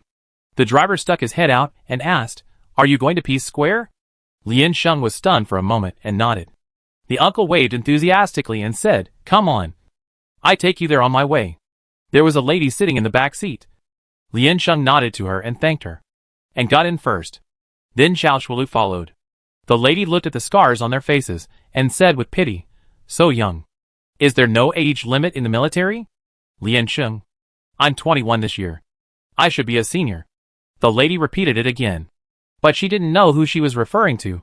So young. Really too young. Lian Sheng looked through the car window at the scene passing by outside. They were in District 29. It is also one of the edge galaxies in the safe zone. But this place is well managed, and obviously much more prosperous than District 36. The population is dense. And from both sides of the street, the level of commercial development is high. And the overall atmosphere is positive. Lian Sheng thought, this should be a good place from the many public service advertisements on the roadside. If District 36 makes people irritable, then here, people will have a sense of peace. The owner of the car didn't seem to want to disturb them. He turned on some light music and stopped talking, letting them lean back and rest. Half an hour later, they arrived at Peace Square. The uncle went to find a place to park and dropped them off at the gate first. The two tried to go inside, and the residents nearby subconsciously made way when they saw them. The center of Peace Square was surrounded by military alert. There were many people crowded outside, standing on a slightly higher staircase and looking down. In front of them were rows of soldiers, lined up on both sides, facing the open space in the middle, as if waiting for something to come. Lian Sheng stood in the front row, using the optical brain to magnify the situation ahead. Zhao Shuoluo secretly searched for news online under the cover of Lian Sheng. Then he saw the information prompt and turned his head to say something in Lian Sheng's ear. Fang Jianshan, Yi Buqing and others, following the old soldier who was instructing them, stood at the end of the queue. The soldiers waiting in their group all had different colors of uniforms, indicating that they belonged to different units. Fang Jianshan and others had been helping to do some basic clerical reports, external news releases, etc., and were suddenly called over this time, and had no idea what was going on. 5 minutes later, a pure white aircraft approached from a distance. At the same time, The voices of the civilians outside were a little excited. The soldiers at the head of the queue started from the front, rolled out the red carpet, and slid down from the front. Several students were shocked by this scene. Fang Jianshan whispered, "Who is coming?" The old soldier in front said, "Hero." Fang Jianshan, "Which hero?" The soldier didn't say anything else. He lowered his eyes, his face solemn. Fang Jianshan said, "I really want to go up and walk around." The soldier suddenly turned around, stared at him closely, and said, "You don't want to." Fang Jianshan was stunned for a moment. Puzzled, "Why?" He soon knew the answer. The aircraft stopped. The soldier who came out first, holding the flag of the alliance, led the way in front. "Salute." Almost at this command, the whole audience fell silent. All the soldiers raised their hands to salute and shouted loudly, "Welcome home." The crowd who came to participate in the morning closed their eyes and bowed their heads to express their condolences. The alliance's military song echoed throughout the peace square. Soldiers behind pushed out coffins covered with military flags one after another. Soldiers in charge of ceremonial matters read out their names one by one. They walked very slowly, step by step from one end of the red carpet to the end. In the second half of the journey, the escorting soldiers finally couldn't hold back. They cried as they walked. They kept saluting and sent their companions to the waiting vehicles in front. The scorching sun was hanging high in the blue sky. They always had to stand straight.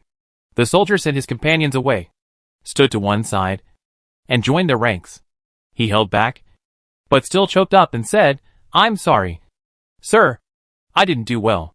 The sergeant next to him said, "No. You have done very well. The ashes will be sent to the martyr cemetery for burial. If the body is not found, it will be replaced by a cenotaph. The family will take them to other places, and the garrison will help transport them. And their names will be engraved on the memorial stone in the middle of the peace square and will remain there forever." It was the first time for all living beings to face sacrifice. They only felt that the sun was so bright that they couldn't open their eyes, causing tears to flow continuously. I don't know them. They didn't know any of the soldiers who died. But for some reason, the tragic feeling in their chests never faded away. However, at this time, they felt that death was not terrible. They wanted to protect more people. Lian Sheng and Zhao Zhuolu paid tribute to the martyrs. They wore hospital gowns with military logos, received goodwill from all sides, went to the mall to buy 2 sets of clothes, and were escorted back to the hospital safely. Zhao Zhuolu witnessed the soldiers being welcomed back to their hometowns, and was still shocked. This shock came from the tragic sacrifice, but also from the respect of the people and the sense of mission of the soldiers. Zhao Zhuolu rested his head on his hands and half lying in front of the window in the corridor. Lian Sheng touched the scabby, slightly itchy wound and asked, "What are you thinking about?" Zhao Zhuolu said, "I'm thinking about when there will be peace." Lian Sheng sighed. "I thought about it in the early years, but not now. It's all nonsense." Zhao Zhuolu looked at her with a look of seeing a ghost. "It said that we should do our best and leave the fate to fate. But fate is changeable. You don't know what it wants to do.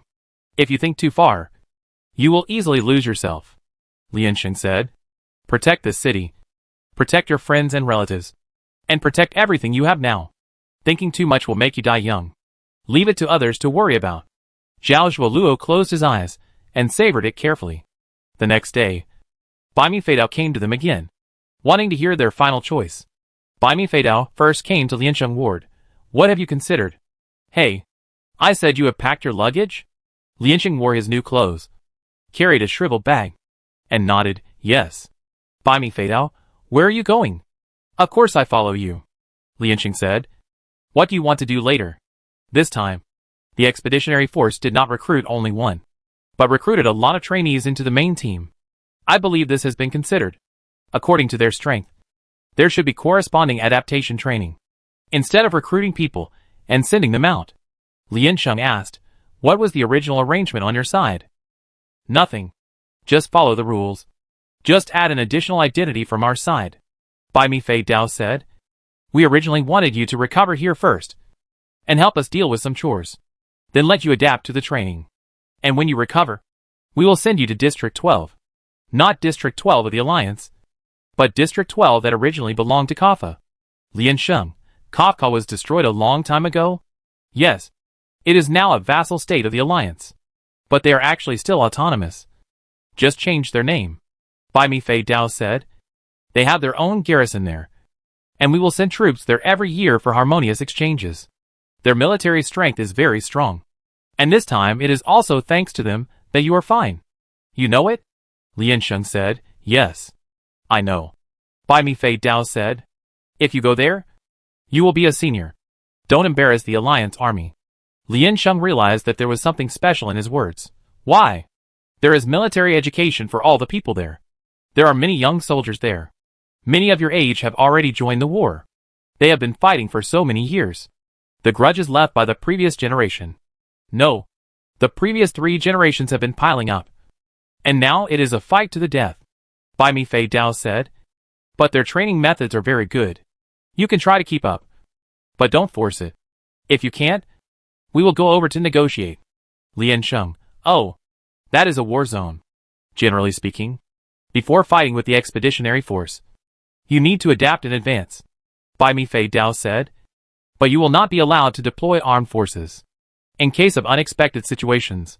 As long as you follow the evacuation instructions, there will be no danger.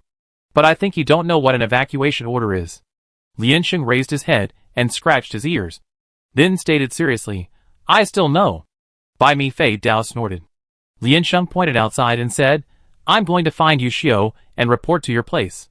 He was restless and unbearable. Give us a note first. Oh. We need new military uniforms. We have nothing to wear. Bai Mi Fei Dao, Lian Sheng turned around and prepared to go out. Wait. Bai Mi Fei Dao called her and said after a moment of hesitation, the boss is very happy that you have such a noble idea of not remembering personal gains and losses. But this is my view from the perspective of a boss. I still hope you can think it over carefully. Lian Sheng, no. This is my destiny. I was born to eat this bowl of rice. Bai Mi Fei Dao handed over a small note. Your mother is here. And asked me to tell you that she is waiting for you in this hotel. If you want to go back, go here to find her. Lian Sheng touched his head, which was not fully healed yet. Took the note and nodded. I know. Oh. Excellent. Lian Sheng stepped into the next ward. My mother said she wanted to meet you. My fellow patient. Xiao Luo got up from the bed. Really? Lian Sheng raised his eyebrows and said, Is Brother Lian the kind of person who would lie? The two packed up and rushed to the hotel in the city center. When Lin Lai opened the door and saw Lian Sheng, he was first unbelievably happy. But before he could show it, he saw Xiao Luo again. Guessing what she meant, he pulled the corner of his mouth to express his welcome. Oh! Lian Sheng waved his hand and said, I heard that the barbecue here is delicious. Lin Lai, Xiao Luo, Lian Sheng asked Yi Buqing where the legendary barbecue restaurant was, and then led Lin Lai and Xiao Luo there. Lian Sheng and Xiao Luo injuries had not yet fully recovered, so they refrained from smoking, drinking, and spicy food. They ordered 2 plates of stir-fried vegetables at the barbecue stall, and then watched comrade Lin Lai eat. The atmosphere was quite weird. Xiao Luo didn't bother to think about the fact that he was deceived, and thought the scene was amazing. Lin Lai was also a person who could hold his temper in a big scene. He held the chopsticks and sat at the table to eat steadily. Lian Sheng said, Go back early. It's not safe to go too late, and you may not be able to book a flight. Oh no. It's a rare holiday, and there's no need to rush back to work. You can play here for a while. I think it's quite interesting. Lian Sheng tilted his head and asked, Do you know about the 7-day tour? Xiao Luo raised his hand to cover his face. Lin Lai said, No need. Lian Sheng, then pay attention to rest. Lin Lai put down his chopsticks and asked, Is the train going well? Lian Sheng said, It's going pretty well. You see the bumps on my face? But they are all from my own fall. No one has ever messed with me. The comrades are very friendly. Lin Lai's expression did not change. He just looked at her indifferently. He obviously did not believe it. But what Lian Sheng said was indeed true. Lin Lai asked again, Where do you want to go next? Obey orders and follow the command. Follow the military headquarters. Lian Sheng said, I heard that we will first train with soldiers younger than us. Conduct diplomatic and friendly exchanges. Lin Lai looked at Xiao Luo. Xiao Luo said, I don't know yet. Lin Lai pursed his lips, sighed faintly, and said to Xiao Luo, Thank you for taking care of her. She mustered up the courage to come this time. But in the end, she still had to go back alone. Sometimes, she would hope that it would be a good thing if people could be more selfish and more timid. She didn't hope for kindness and courage at all. But there was nothing more important than seeing her sitting here alive. Lin Lai picked up the chopsticks again and ate slowly. It was rare to sit down and eat with Lian Sheng. It was rare. Eat well. Lian Sheng didn't want to go back. So Lin Lai didn't go back either. From the next day, Lian Sheng officially reported to the military. She and Zhao Zhuolu were in special circumstances. So they first took remedial courses and light physical training. Adapt slowly. During this period, Lin Lai, as an external technician, came to teach their freshmen and explain to them the practical application and range parameters of various weapons, and said that all of them must remember these data and dodge accordingly. This is exactly the second half of the course they missed in District 36. In addition, there are instructions for using hundreds of auxiliary tools, actual demonstrations and operations. Everyone was amazed and deeply realized the power of technology. Technicians are all fathers. In addition to these, there is another thing worth being happy about. That is Ji Ban. His scooter was broken by Dr. Lin. So the military decided to compensate him with one. Fortunately, its operating system and control core were not damaged, and only the external materials needed to be replaced. But the military could not provide so many scarce materials in a short time, and could only approve a set of inferior materials. To compensate, Lin Lai, on behalf of the Research Institute, modified it. The most cutting-edge innovative technology was added. However, before Lian Sheng and others set off for Kaffa, it had not been repaired. Chapter 179 Kaffa. The weather is getting colder, and it is the time of winter again. Lian Sheng and Zhao Zhuolu injuries have been completely healed. I don't know if it should be said that it is a blessing in disguise. When they broke through the safety protection passage before, they almost broke through the limit of their bodies. Later, the two of them resumed muscle recovery treatment, and their bodies seemed to have been tempered, and their strength increased a lot. Zhao Zhuolu said that he didn't feel much, but Lian Sheng was more obvious. It can be seen from the explosive long jump, high jump and sprint training. The results are constantly improving, and he has broken his own record. Every time she clenched her fist, everyone felt a little scared. They are still afraid that Lian Sheng will become a King Kong Barbie. A girl who looks like she needs protection, and a girl who looks like she can beat you to suffocation have very different performance plasticity. And it's great to be a mascot. They almost don't know what it means to be delicate and weak. But maybe Lian Sheng was born with small bones. And with the training method, his muscles tend to be slender, not explosive and exaggerated. He still looks thin and delicate when wearing clothes. Bai Mi Fei Dao seemed to plan to leave District 29 after they left. Liliana had never been here, and Bai Mi Fei Dao was simply driven back to deal with things. Bai Mi Fei Dao still remembered to ask Lian Sheng and his friends to find a reliable veteran to lead them to Kaffa before they set off. He also carefully looked up the almanac and picked a sunny day to send Lian Sheng and his friends there. There are not so many detailed regulations under the 6th Legion. During training, they are required to be absolutely serious, but they will not interfere too much if they have personal interests.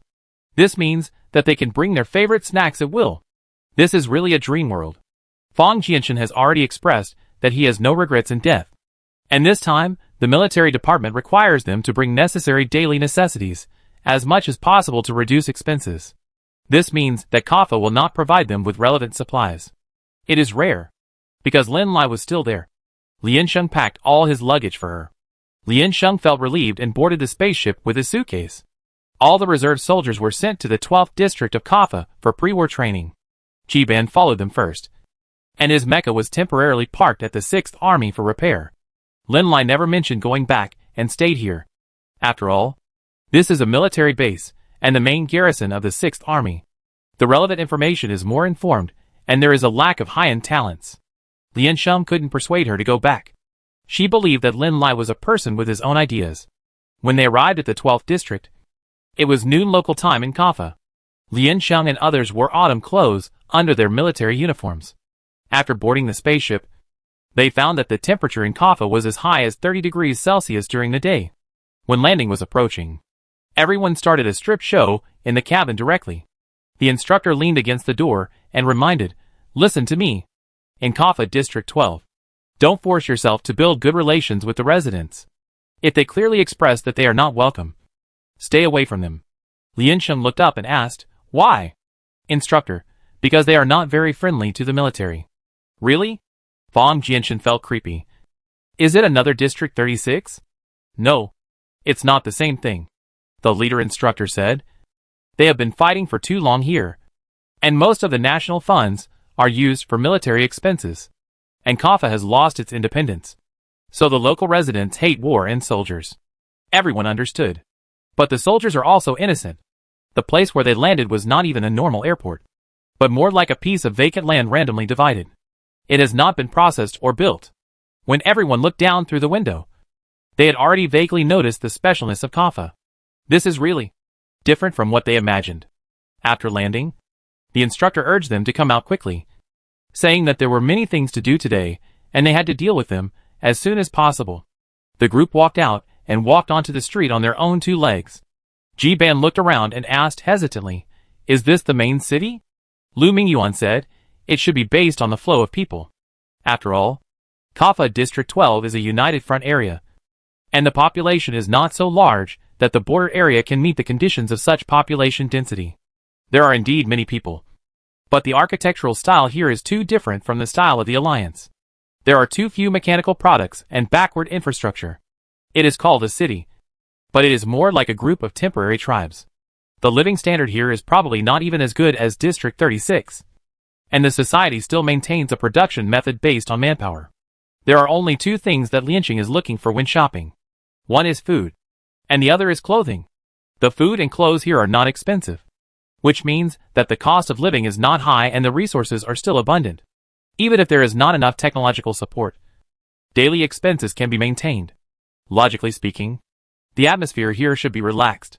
But when they saw them, the local people were not very welcoming. The atmosphere was a bit tense. What's going on here? Zheng Zhe reached out and touched the blue cloth hanging beside him. Tents set up temporarily on the roadside? I haven't seen such shops for many years. The instructor said, don't underestimate them here. They just don't have the opportunity to build a city. All the military technology here is the most cutting edge. There are also many advanced technology products of the Alliance, which are also developed by them. Fang Jianshan, they don't use what they develop themselves? The domestic sales of products are also a huge income. Right? The important thing is that it can improve the happiness of residents. The instructor looked at him lovingly. This is the United Front Zone. Kid, you don't understand what this means now, but you will know it later. In a war zone, especially in the era of technological development, all technology and infrastructure are built, and the possibility of being quickly destroyed is higher. Just like District 36. Instead of letting physical assets be destroyed again and again, it is better to abandon them directly and choose human investment with higher stability and lower cost. The instructor led them through the streets in order to show them the traffic routes, local customs, various refuge roads, and ways to ask for help in Kaffa, so that they can survive here tenaciously. They really walked to the destination. It was a cement house. Next to it was the vegetable market, and there were some suspicious black stains on the ground, and the smell was a bit strong. There were clothes hanging on the balcony on the second floor, and it was obvious that someone lived there, and at least one of them was a woman. Everyone waited for the instructor to continue forward, but he stopped and faced the house with unusual determination. Liansheng was surprised and asked, live in a residential house? Yes. They can't live in the base here, so they live here temporarily. The instructor rolled up his sleeves and said, hurry up. Everyone help clean up.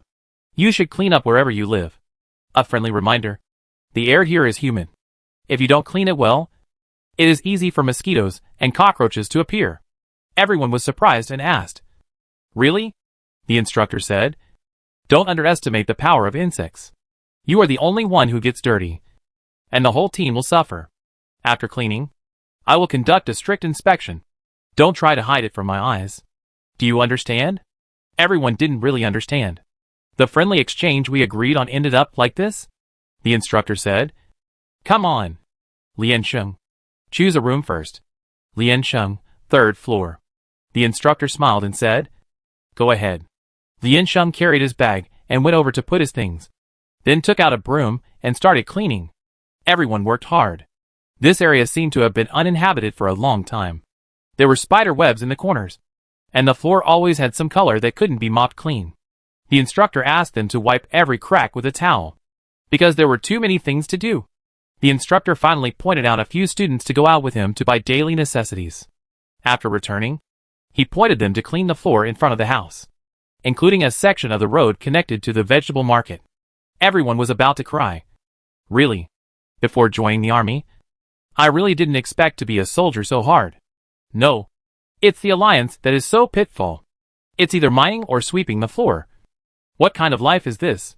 It's really very special. The instructor sat next to them, eating lunch alone, and said with disdain to their complaints, "What are you doing? You don't clean your own room, and you expect me to help you? You can't live without a nanny when you are a grown man. Right? You really think you are a little princess. Right?" Lien Sheng thought to himself. Yes, she is. After 5 o'clock in the evening, the temperature here dropped sharply, and it suddenly started to blow, and everyone went back to the room to put on clothes. After 8 o'clock, the temperature dropped again. They were driven back by the instructor to add another layer. Everyone finally felt the familiar taste of winter. The temperature difference between day and night in Kaffa is too big. If you don't pay attention, you will either get heat stroke or catch a cold. Be careful. At 9 o'clock, they still hadn't eaten. The instructor finished the inspection with a group of students and nodded with satisfaction. Lien Sheng went over and asked, "Instructor, don't you take care of the food? The instructor is already tired of taking care of you, and you still have to take care of the food? Don't think too much." The instructor sighed. "You have to find your own food. This is the most basic interpersonal communication. You can't rely on the instructor for everything. Ancestors, everyone, If they had said this earlier, they could have come by themselves. But the military has always taken care of their food, clothing, housing and transportation in training. And they can't get used to it without saying hello. Go to sleep. You won't be hungry when you fall asleep," the instructor hurriedly said. "You cleaned the place very well today. Not bad. You have to keep it clean every day. I take you there to report tomorrow. Everyone, The instructor irresponsibly returned to his room and got into bed. Lien Sheng glanced down the stairs. Since they came here, the original residents seemed to have been hiding in the room. Lien Sheng pushed open the door of her room. She was a girl, so it was a single room. She saw Jiban, Xiao Shuolu and 6 others, kneeling in a row on the floor she had prepared. There was a pile of food in front of them, and a simple small pot was set up. They were quite smart, and the water was boiled. Several people looked at her innocently and asked, "Are you going to eat?" Lien Sheng, Chapter 180 Weapons. The 6 of them plus Lien Sheng, a total of 7 people, all looked hungry. Lien Sheng thought, this ancestor still has to take care of food. It doesn't matter if he doesn't. But she was really hungry.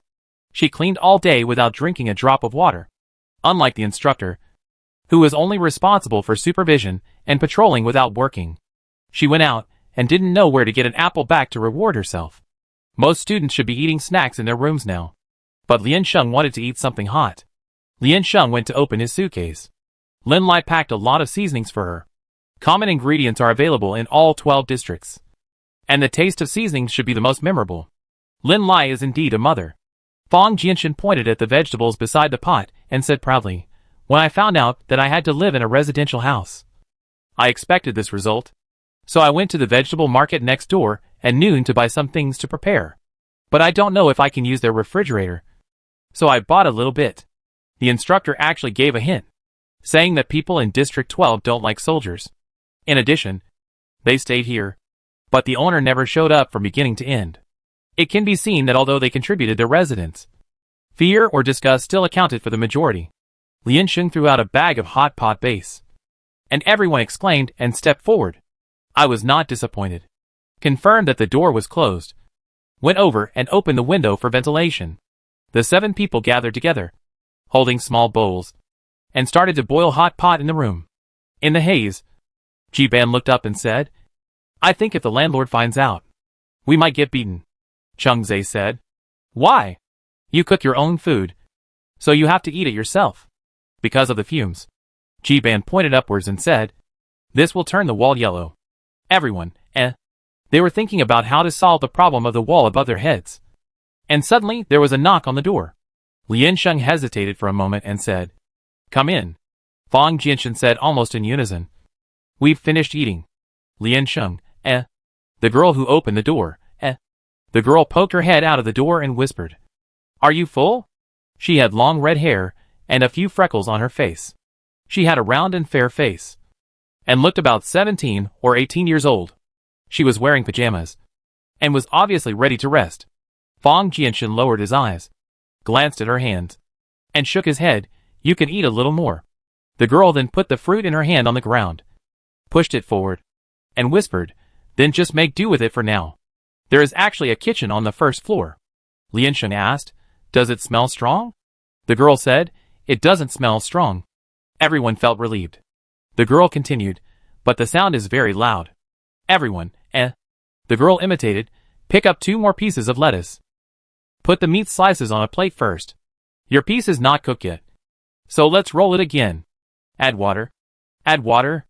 Everyone, Fang Jinshan said with a brain twitch. So you want to come and eat too? We actually have some stock in the pot. The girl said, no. So I want you to finish eating quickly, and go to bed early. Everyone, Lian Sheng said with a smile, sorry. We will clean up immediately. The girl looked at them for a while, combed her hair with her hands, and gently closed the door. Lian Sheng, I said the sound insulation here. Yi Buqing tried to knock on the ground. The wall is thin. I can understand. I said this can't be. Fang Jinshan lowered his voice and said, is it an illegal building? Is the quality so poor? It is like a bug. Lian Sheng said, this is also an opportunity. Remember to praise the girl every time you come back. They quickly picked up the pots and bowls, and sent them to the kitchen sink on the first floor. Because they had already seen the magic of the sound insulation of this building, they didn't dare to boil water to wash the dishes, and decided to do it tomorrow. But it was not a big deal to occupy someone else's sink. So they finally put them on the shelf outside. The next morning, at 5 o'clock, the instructor came to call them to get up. It was still dark outside, and the temperature outside was close to 0. The air was humid and seemed particularly cold. Everyone got out of the quilt, and was immediately shivered by the cold wind. They sorted themselves out silently, followed the instructor out of the building, and then trotted to the training base in an orderly manner.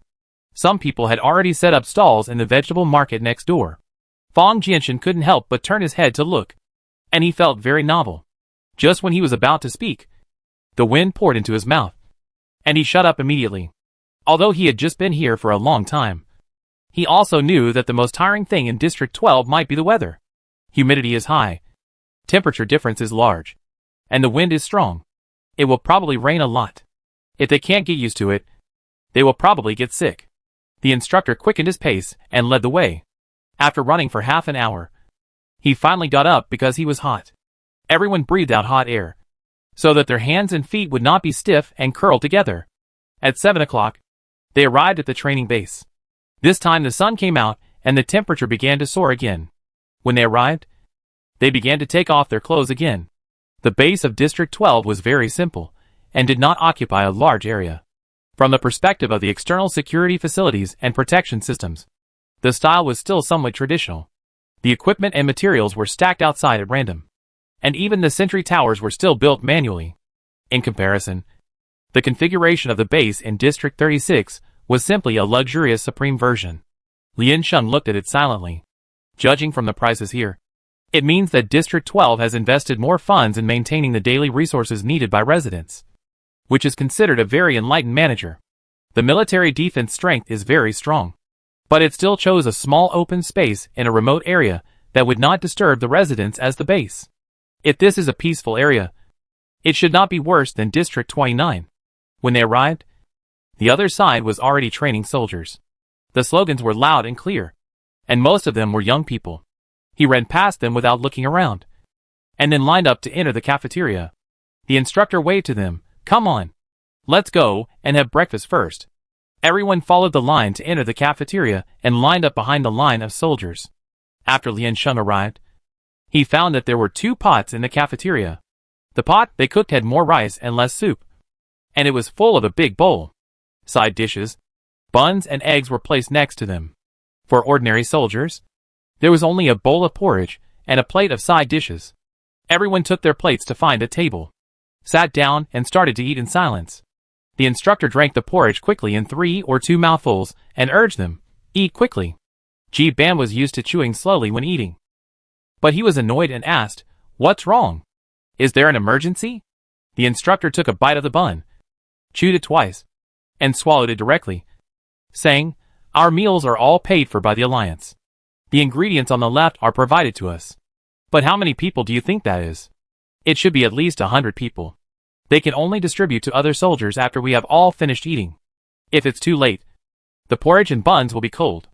So you should eat quickly," the instructor said. "Everyone, be good. If you are not full, we will go out to buy some fruits later. The food here is not expensive." Lian Sheng asked, "Do they have high subsidies for soldiers? How is it possible? The funds consumed for post-war reconstruction must account for 50% of the total revenue. There will be local conflicts every few days here. Daily weapon maintenance is a problem. How much subsidy can be given to soldiers? It's good enough to feed them," the instructor said.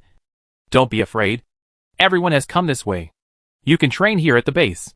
The base is the farthest from the war zone and is still quite safe." Everyone was stunned. Soldiers have come to this point.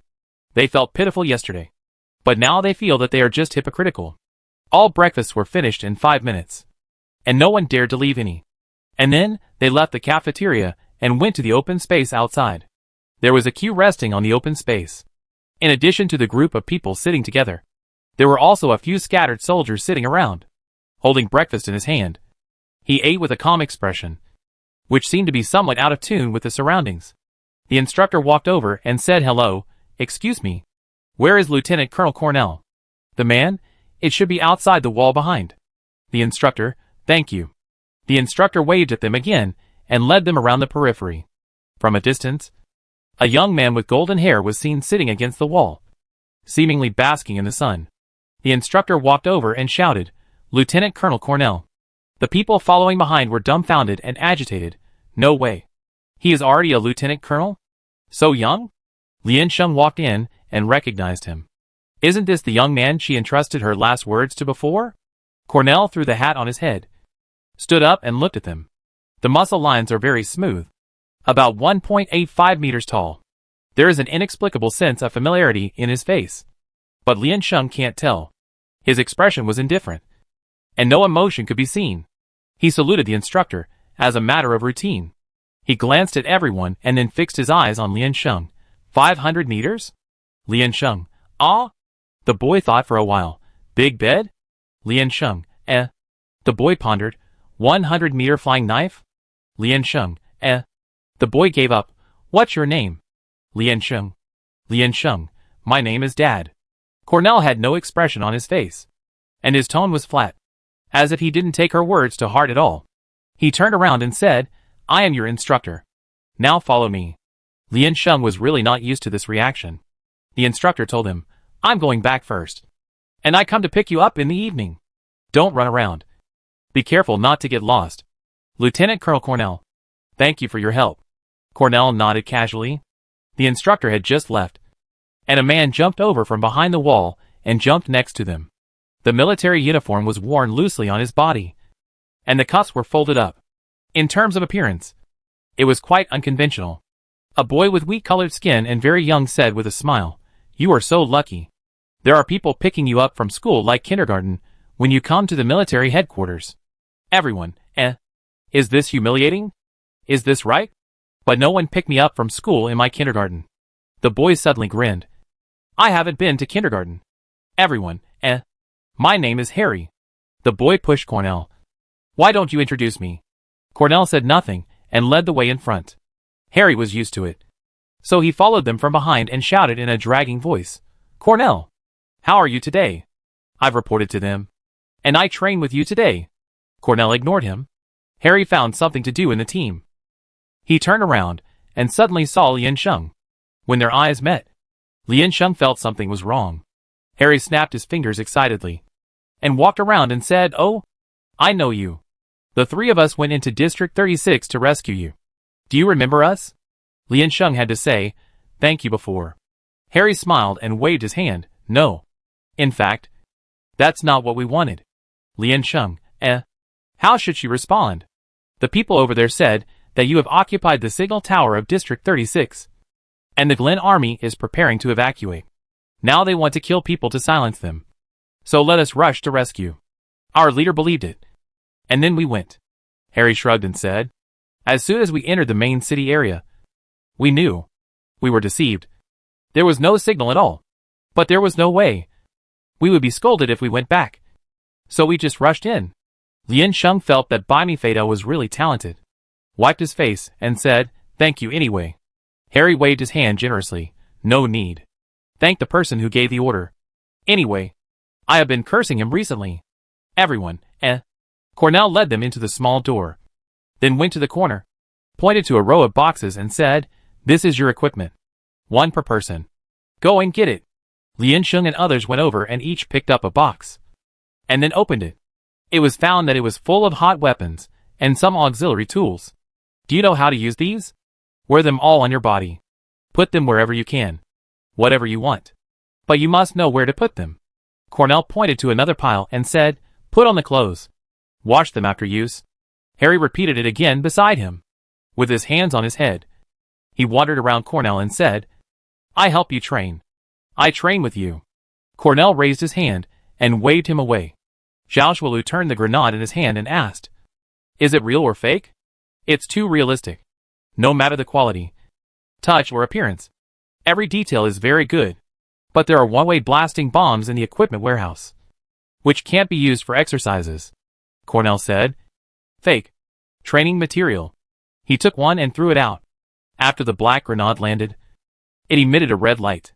Finally, it was set at a range. The red line is its effective killing distance. Members within the range will die. Cornell was also wearing equipment next to him. Today, I will go to the sentry tower and do some running exercises. Everyone followed the instructions and started to wear equipment. Cornell pointed at them one by one and said, 1, 2, 3, 4.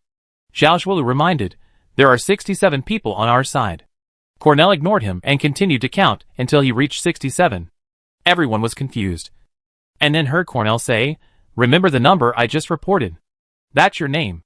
Everyone, The sentry tower was built not far from the outer wall. After they put on their equipment, Cornell led them over. A team of soldiers was patrolling the outer field. And Cornell called them over. After gathering, they lined up behind him. About 35 people. Cornell pointed at Lian Sheng and others and said, you guard the sentry tower. We will start to attack in half an hour. We will leave first. Harry followed by himself. I will help you. I will help you. Seeing that they really left the sentry tower here decisively, everyone was a little confused. This training method, or team arrangement, is also very casual. They looked up at the watchtower, then turned their heads to look at Lian Sheng, wanting to know her opinion. Lian Sheng, then let's start preparing. I be the commander. Let's first understand our weapons. And now we start to disperse. Lian Sheng pressed the communicator and said, confirm that the communication is normal. Lu Mingyuan began to design the map. Lu Mingyuan was stunned for a moment and nodded. Lian Sheng, the question is who can use the sentry tower? Me. Me. Me. Ji Ban raised his hand and said, I can use most of the machines. Lian Sheng, then you and Lu Mingyuan go to the sentry tower.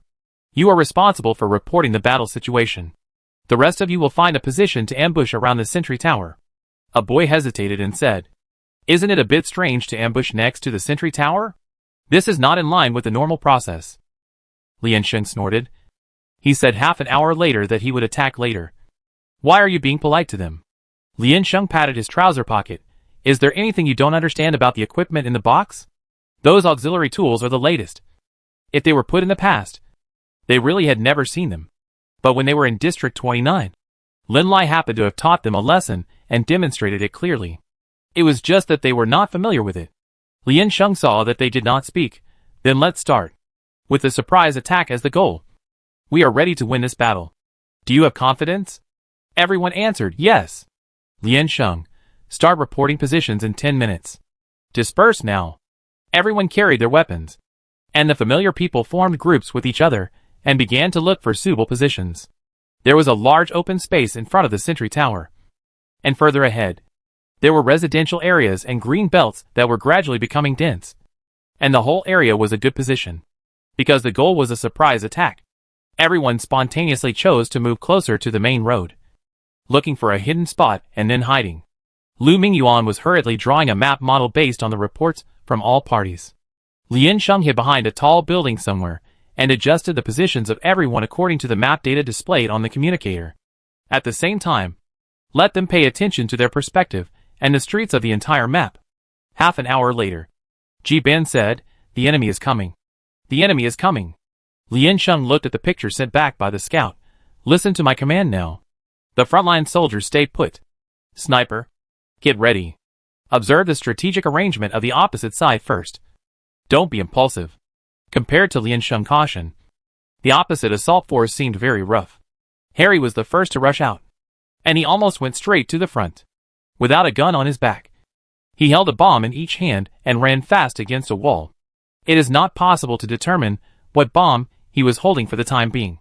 There are many kinds of bombs in their equipment, and the types in the boxes received by each person are slightly different, roughly divided into 7 types. 1 is a time bomb. 2 is a throwing pull ring hand bomb. 3 is a one-way high-power blasting bomb. 4 is a remote-controlled flying bomb.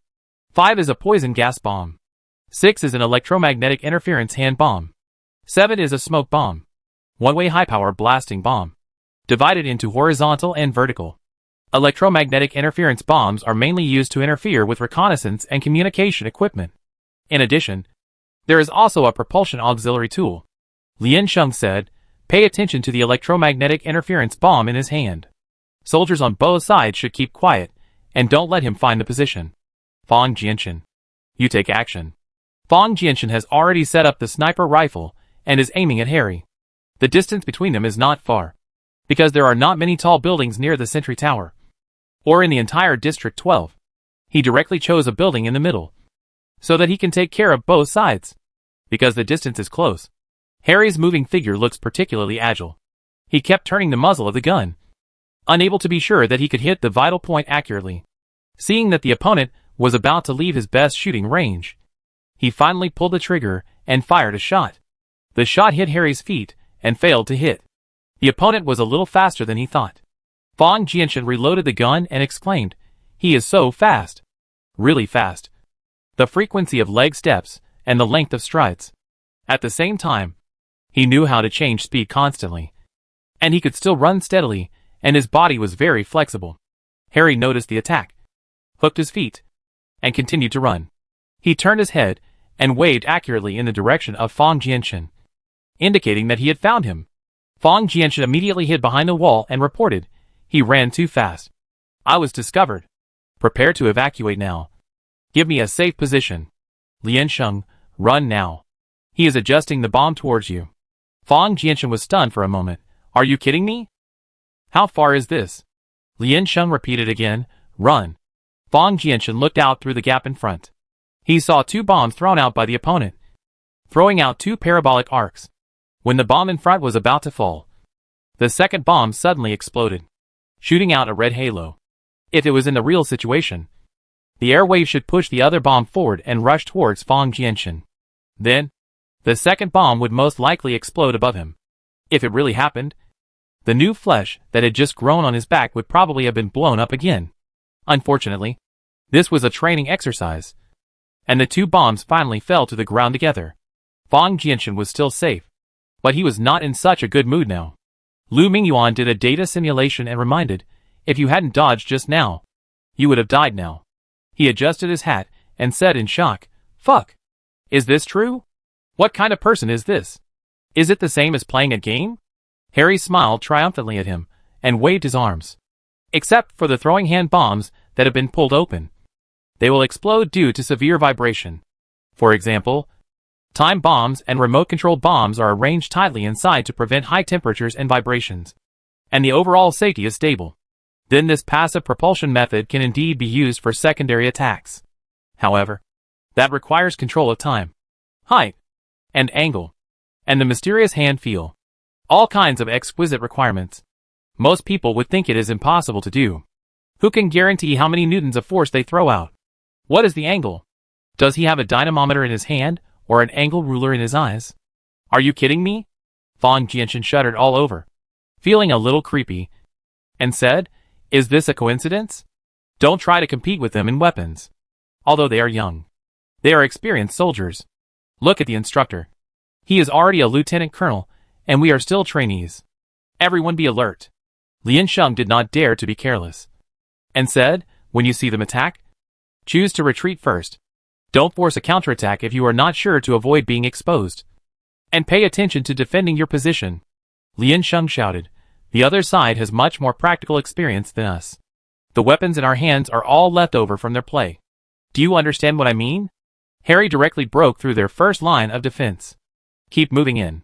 Because of Fang Jianshan's previous experience, no one came out to stop him. Everyone waited for the large force to attack from behind.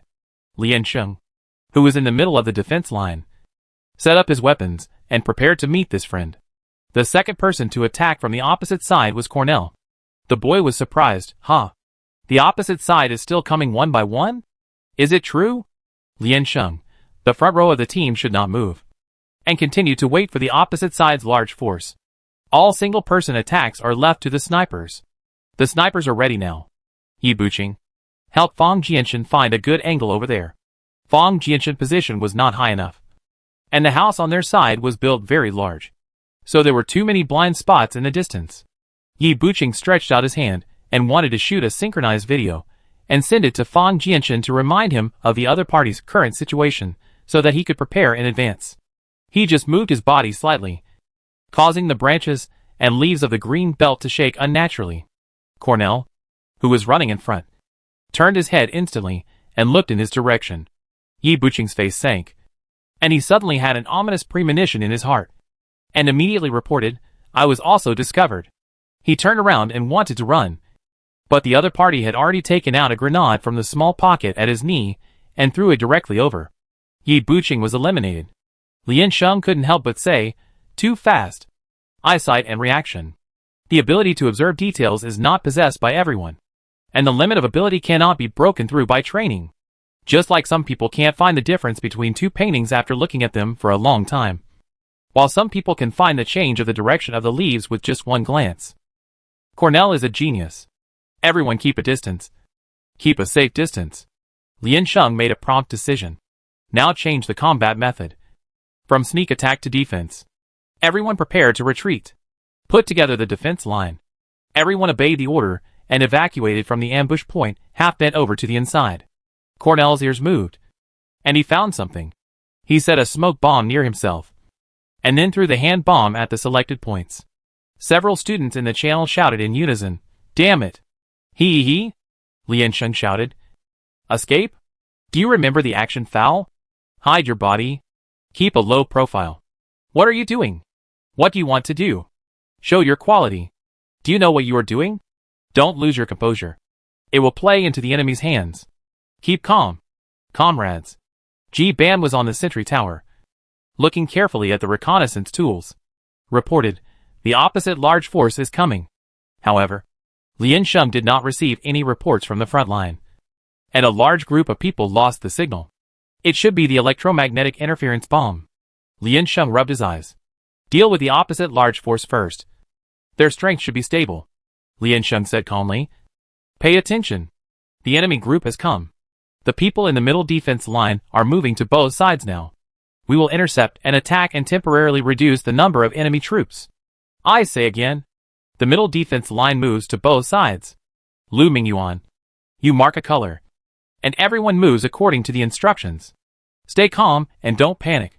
Lian Sheng said, avoid direct conflict with the enemy leader. Leave the two of them to me. Your goal is to intercept the enemy's large forces from front and back for encirclement and suppression. We have enough people. Harry and Cornell, in contrast, are like devils, as if fighting is their nature, and that nature cannot be suppressed. All attacks are natural and without hesitation, and they are not afraid of danger, even if it is the most dangerous front line. They dare to go alone. When throwing bombs, they can still maintain their calm momentum. If you don't compare your level first, you will lose your mentality. This is not an ordinary single soldier. This is a single soldier with lethality comparable to that of a mecha. The effect of the smoke bomb dissipated, and Cornell, who was attacking, suddenly stopped. He raised his hand and occupied the communication channel of Lian Sheng and others, indicating that this training session was temporarily over. Everyone put away their weapons, not knowing why. Ji Ben whispered, "Do you think we don't need to fight anymore?" Zhao Shualuo was guarding the back row, frowning and said, "But we haven't approached the final line of defense yet." Cornell said, "Too many of you have died. The front line positions have been completely exposed, and there are gaps everywhere.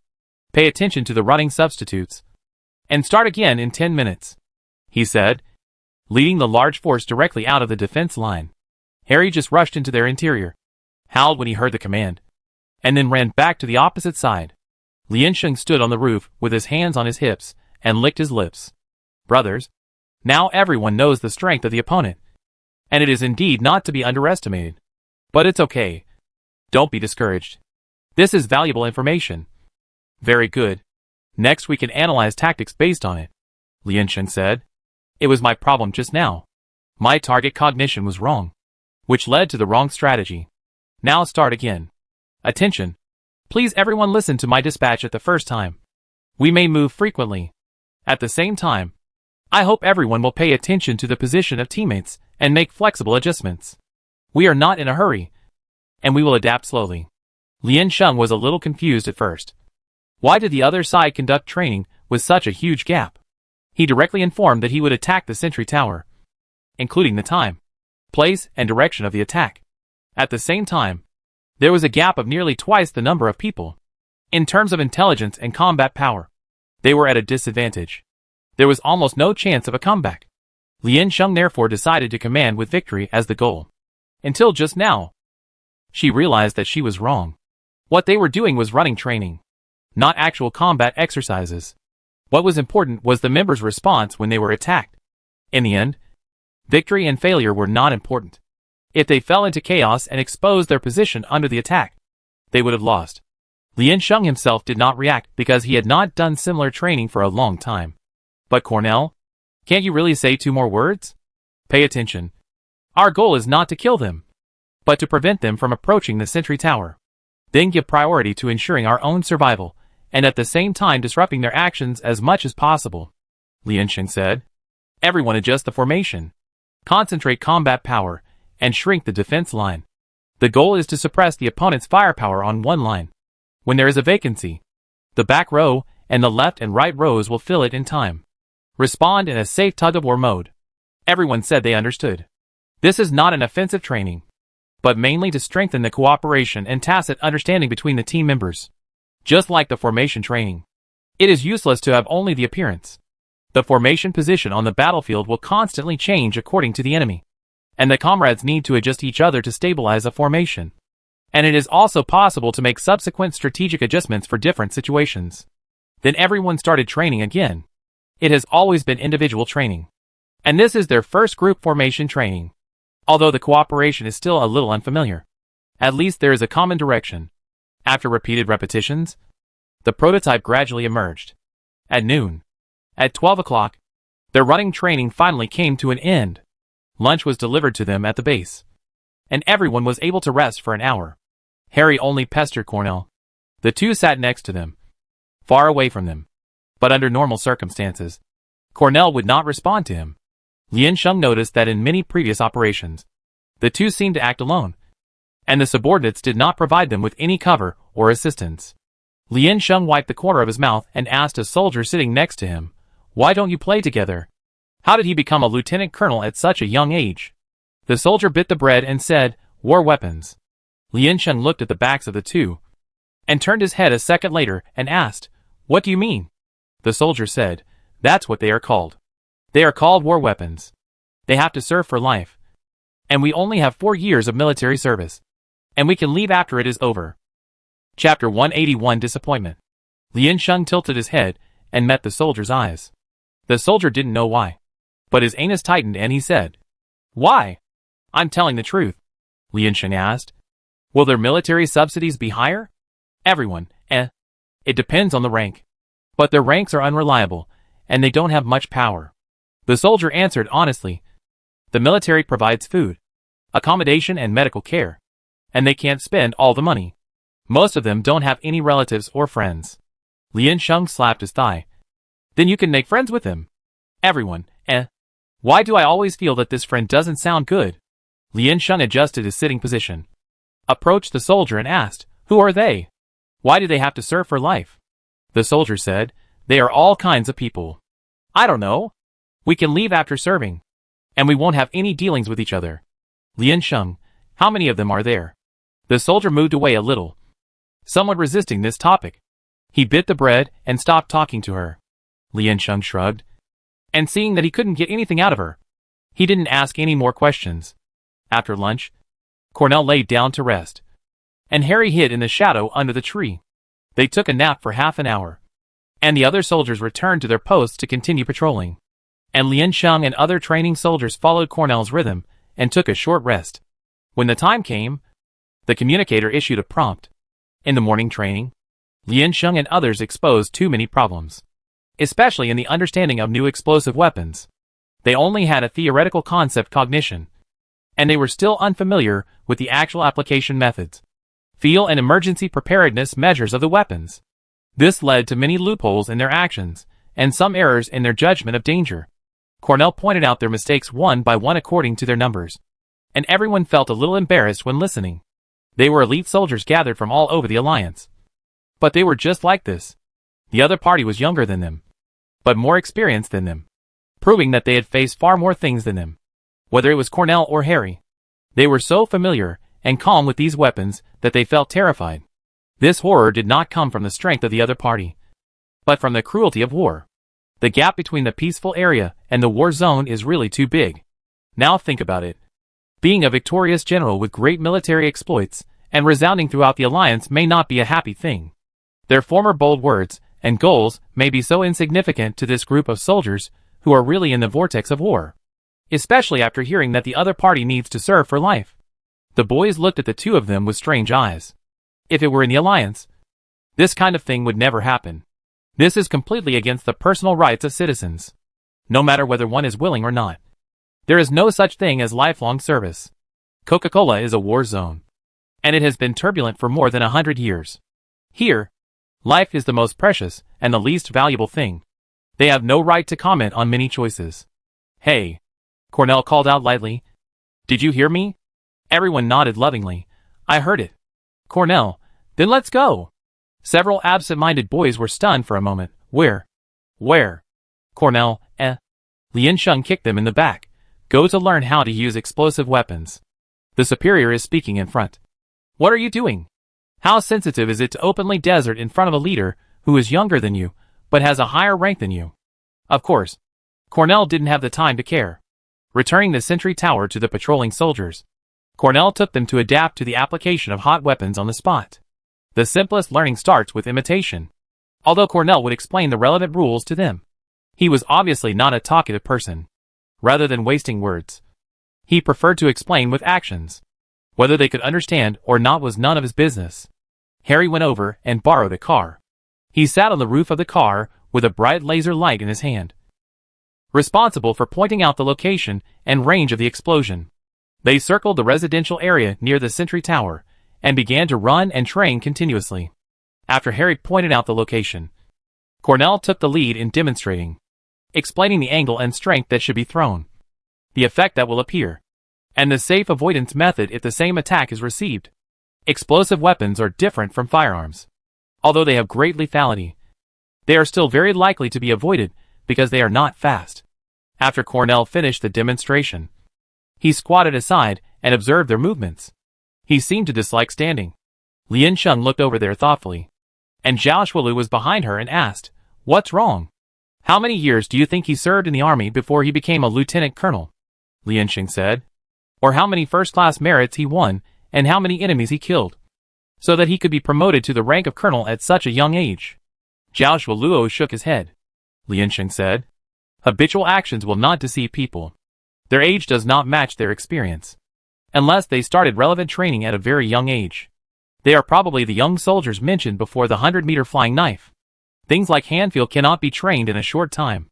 Cornell found 2 or 3 points, and seeing that they did not make much progress, he stopped taking them.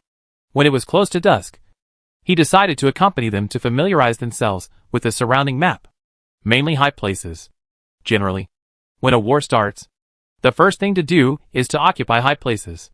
Height has visual advantages and attack advantages. When there are tools, they can climb directly to high places. But they also need to do hand-to-hand training. From the walls, branches, balconies of houses, water pipes built outside, and exterior designs that can be used for leverage. They all went straight to the top floor. Continue to understand the details of the map according to different terrains. The map is a very magical thing. The scene above can be completely different from the scene below. The flat roof has fewer landmarks. If you lose your direction, you are likely to get lost. The distance between the two buildings is 2.5 meters. This length is no problem for a run-up jump. But the height difference without any safety protection measures is a bit creepy. They kept flying above. And at the same time, they had to listen to Cornell's instructions. Observe the situation on all sides. And do squatting, jumping, rolling, dodging and other actions. For a while, they were too busy and received instructions a little slowly. Maybe it was because they had trained too long, which led to a decline in physical fitness and weakened muscle explosiveness. Or maybe it was because the sound in his ears was too light, and he was distracted for a while. Suddenly, the boy in the back row slipped. Half of his foot was not stable, and his body fell towards him. He quickly grabbed it with his hands, but he couldn't hold it because of the strong force. Fortunately, the companion in the front row reacted quickly lay down and grabbed the brother's hand. The two people behind came forward and pulled the man up together. A small accident happened, making everyone sweat coldly. The boy was still frightened, and he took a breath and asked in a low voice, "Is there no safety measure here?" When they were training in the military, no matter how difficult the task was, they were all based on the principle of safety. After coming here, they were free to fly in a natural style. At first, I thought the other party must have their own plans, and would let them come after testing that it was absolutely safe. Damn. Now I know that it's not that the other party is sure, but that the other party doesn't care about their casualties at all. Cornell lowered his eyes, and his voice was still calm. "If you can fall even here, I don't think you will live long on the battlefield." Everyone, What he said makes sense. But it's too heartbreaking. Cornell glanced at them with emotionless eyes. But everyone felt guilty, and could taste a sense of helplessness and disappointment. Today must be a bad day according to the lunar calendar. Harry ran over from the front, and saw them standing together. He hooked Cornell and said, "Don't be like this. They are still babies." "The babies, The boy felt particularly wronged. "Let's continue. I just made a mistake." "No. You should rest. This is enough for today." "They haven't rested yet." Harry waved his arms and said, "If something happens to you, it will be difficult for us to deal with it. Go down. Go down." This matter was too humiliating, and the group of boys seemed to be hit hard. Lien Sheng yawned and followed the main force back to the base. Then a row of people sat on the side of the road in dejection, waiting for the instructor to come and pick them up. Harry squatted opposite them, playing with the buttons of his military uniform, and said, "Connell, will they come tomorrow? I come with you tomorrow. Please beg me." Cornell took a step aside without leaving any trace. Harry came over again and nodded. "Yeah. I heard it." Lien Sheng, The head instructor came a little later on purpose, wanting them to feel the war in District 12 more deeply. Of course, he also hoped that they could build a good relationship with the local soldiers and broaden their interpersonal relationships. But when he came over, he only saw a group of poor little people hugging themselves in the cold wind. "Head, Instructor asked, "How do you feel?" Everyone, "Very good." Instructor, The instructor took the group of overage children back from Cornell and went to the boarding house. They still need to line up and keep their pace. The instructor reminded, "The training here is not mandatory. If you can't hold on, you can choose to rest. Ensure your own personal safety, and don't force yourself." Everyone said they didn't want to listen.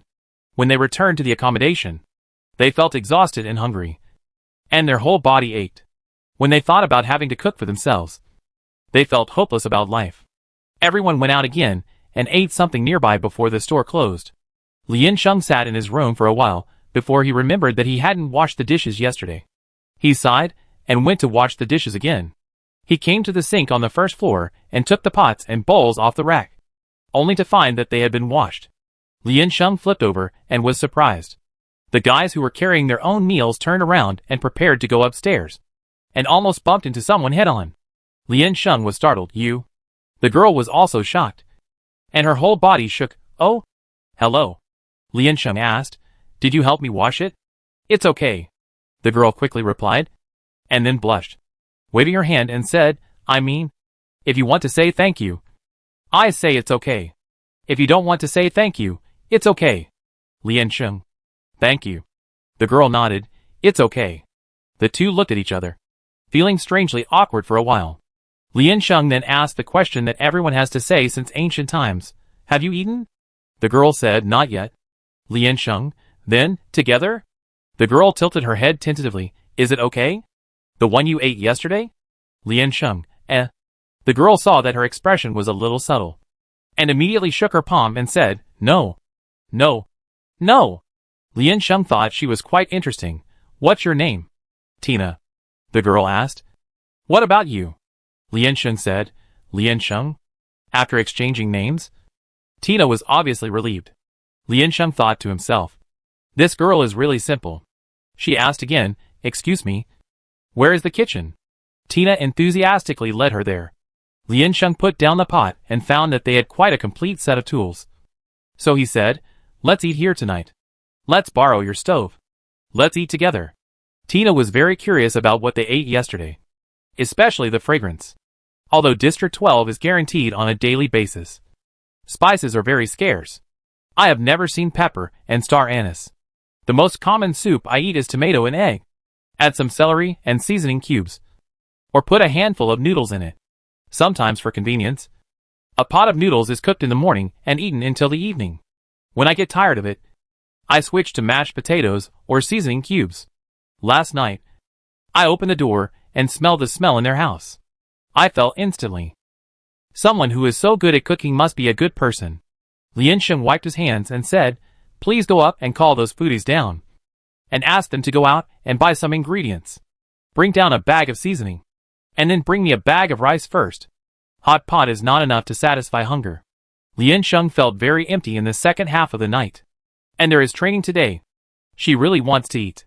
Tina did not hesitate this time, nodded heavily, and ran outside. Not long after she left, she came back and said, But I don't know where they live. Lian Sheng said, Just wait in my room. They can't go anywhere. Ji Ban and the other 6 people would check into Lian Sheng's room on time every day at dinner time. When the 6 people came back, they rushed to the vegetable market to buy vegetables and waited in her room. After getting the news, they ran to buy a few small bags of rice and sent them to Lian Sheng, then sat in the kitchen on the first floor, waiting for dinner. Tina listened to her neatly handling the ingredients, slicing meat, cutting potatoes, chopping chicken, the crisp sound of the kitchen knife. She stared at the side and shouted, Wow, wow. Then Lian Sheng used her cooking pot to blanch the cauliflower, potatoes and other vegetables.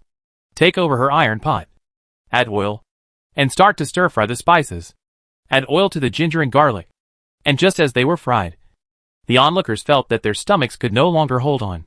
Tina was a good kid, and asked, Do you need my help? No. Fong Jianshan pulled her and said, We can just shout 666 down there. Tina clapped her hands with them, half believing and half doubting. Really? Lian Sheng glanced back at them. Sin. Taking a good girl to act like a retard. The dinner was a great pleasure for the host and the guest. The relationship became closer instantly. Tina's cheeks were flushed, and she was obviously very happy. She was open to a new world, and felt that the repetitive diet at home was like an ascetic life. It was normal for her not to like it, and she was not picky. The 2 ladies had put down their chopsticks, and the boys were still cleaning up. Lian Sheng knocked on the table, and when Tina looked at him, he asked, I have a question for you. Do you know the young soldiers here? Tina hesitated after hearing this, and touched the edge of the bowl with her fingers, and whispered, I heard they were born to kill. Lian Sheng never expected that the first sentence she said would be this, and he subconsciously retorted in a cold voice, No one is born to kill. But they are. They live to kill. Tina narrated softly. They are called war weapons, and they started training at a very young age, only learning how to use weapons and drive mechas. They are all children with excellent physical fitness, and then strengthened from childhood. No one here can compare to them. They don't cherish their own lives. Nor do they cherish the lives of others. Tina looked up at them and said, although they are young soldiers, they have killed too many people. I heard that they have no social common sense and ethics. They are violent and eccentric. And they don't obey arrangements. They are all very dangerous people. Even the military dare not let them out, and can only control them. Lian Sheng, who said that? Tina, my parents said so. Zhao Luo held the bowl and stopped in midair. Suddenly, he felt that the food in his hand was a little tasteless. And he said, it's not their fault. This was clearly taught to them by others. And they were not given any opportunity to choose, let alone any gesture of acceptance towards them. Lian Sheng said, but they are protecting District 12. They are more dangerous than you. Why do you say that about them? You don't understand. Tina looked out the window and said, I have moved 6 times since I was born. In some unsafe places. You may not see the next morning after sleeping at night. I know the grudge between Kaffa and Glen Army. But it was too long ago. And we can't feel the anger of our predecessors. The anger of millions of deaths is not as great as the fear of dying yourself. More people can't understand the meaning of war. They only feel the pain of war. Tina said, we are already busy with our own affairs. And we don't have extra sympathy for the people in the past. Isn't war just to win or lose? It doesn't matter who wins or loses. We just want to stop quickly. So compared to the Glen Army who came to invade, they hate the Kaffa soldiers who ignored their demands and still resisted. Everyone was stunned. Lian Sheng bowed his head and said nothing. Tina added, my mother said that too. In the face of death, everyone is selfish. Tina's mother is a person who hates war extremely. And you can see some of it from the fact that she avoids them. Perhaps in District 12. Such people are not uncommon. Tina looked up and heard the sound of people walking upstairs. She stood up and said, my mother may be back. I have to cook noodles for her. You should also go to bed early. Shh. Don't tell anyone about the meal I had with you. Several people nodded. After Zhao Shuolu and others finished eating, they cleaned up the dishes and returned to their rooms to rest. The next day, they still got up at 5 o'clock and trotted to the base. Today, they are still training with Cornell. Everyone held their breath and prepared to avenge their previous shame today to show their strength. Cornell didn't seem to be interested in thinking of any new training methods, so he continued to run around the sentry tower in the morning. After adapting for half a day yesterday, and with extra mental concentration, the effect was obviously much more stable. Facing a large enemy force, they can hold their ground. However, when they met Cornell and Harry, it was a disastrous defeat. No, to be precise, they were completely defeated, which was even worse. Part of the reason was that the two were really strong. Their bodies and movements were particularly fast, and they could always find their loopholes from various subtle places and then break in forcefully. They were definitely capable of fighting 1 against 100, and a larger part of the reason was that the brothers were all shocked by them yesterday. And when they saw them, they lost their composure and performed abnormally, as if their IQ had dropped. Lianqing roared wildly in the communicator. When encountering a strong enemy, flexible changes and quick cooperation of teammates are needed. If your position has been discovered by the enemy, retreat proactively. Retreat? Retreat? Where are you retreating? Friends? I told you not to change the defense line. Hold it. Then don't retreat. There will be gaps if you retreat. Retreat to both sides. Brothers? What are you doing? Didn't I ask you to do gap-filling training? Why do you rush over to die knowing that there are enemies over there? Can't the people in the second row see the map? When can the gap in the middle be filled? You can only fill it when you are sure to kill the enemy. Both sides. Why did I ask you to withdraw the defense line to both sides? It's to attack from both sides. Can't your weapons only be thrown forward and not turned? Keep attacking. Attack is your defense. Suppress them. Move your hands when you run. How can you maintain your initiative if you just take a beating? Fill in where? Brother? Scouts to fill in the sniper's vacancy. Brother? Can you fill in that gap? Comrades? Look at your respective positions clearly. Coordinate with each other. Are you afraid of the coldness of holding your weapons? What are you doing? Throw them. Throw them. In the middle. If you don't fill in now, wait for the right time. The vanguards. Fill in. What are you looking at? There are not enough snipers in the second row. The 2 modified snipers in A6 position will fill in. Why are you all staring? Movement changes involve the entire team. And there are many changes. So Lu Mingyuan can't mark the colors at all. If he doesn't mark the colors, some soldiers can't find their positions. They are used to looking at the map before moving, so they appear slow and clumsy when they move. Lian Sheng's instructions are difficult to implement. Looking at the chaos on the scene, Lian Sheng covered his face, and he was simply desperate. Lu Mingyuan sighed, if only there was another technician. This is not a Sanao simulation. There are not so many control panels. You need to check the direction and angle for the sniper. You also need to arrange the coordination of different arms and position changes for the soldiers in different places. Test the enemy's attack range and future direction. If the scene is a little chaotic, one deputy commander is not enough. If the deputy commander can't keep up, the scene will be even more chaotic. I am so tired. Chapter 182 Unloading. Lian Sheng called for a stop without waiting for Cornell to stop. Wait a minute. Let me say a few words first. Lian Sheng leaned on his gun, took a breath, and said, brothers. The brothers said consciously, I am also disappointed in us. Lian Sheng said, don't be obsessed with your map. Put it aside. Not in all cases. External data can be clearly transmitted to you. And not all data is correct. Most of the time, it is limited by conditions. And you can only rely on your own eyes and your own judgment. Your companions are right next to you. Why don't you believe them? Why don't you turn around and look at them? Everyone bowed their heads in silence. Before every action, the subconscious action is to look at the map in the communicator. This is a very, extremely bad habit. Time on the battlefield is very precious. And it is precious in the gap of that glance. When you are fighting and defending, you have to keep an eye on all directions. The surrounding situation is in your mind. So why look at the map? Just use your ears and brain to think. And obey my instructions. Looking at the map is just a superfluous move. Just an extra action to seek peace of mind. Lian Sheng said. All technological developments are for you to use better. But if it becomes a burden that hinders your actions, throw it away. Do you understand? The boy hesitated for a second and asked, throw it away, really throw it away? Lian Sheng said angrily, I will throw you away. Harry laughed at the opposite side. From now on, follow my command. Note, follow my command. I check the map. I tell you what's going on. You guys should be alert. Don't wait to report anything. Lian Sheng said with full energy.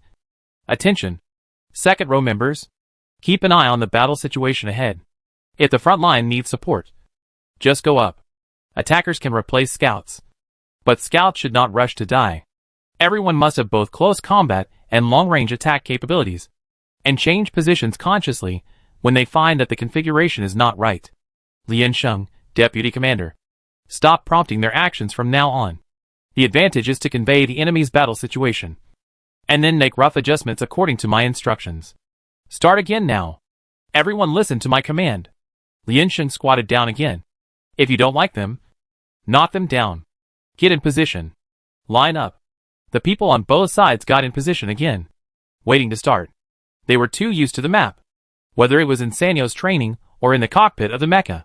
The map at that time was directly displayed in front of them, clear and distinct. But the reality is obviously not always so beautiful. What they need more in the battle is their own instinctive actions. Lian Sheng pursed his lips. The soldiers are obviously at the level of 80 points, but they can only score 60 points. As a commander, it is very frustrating. It's too bad.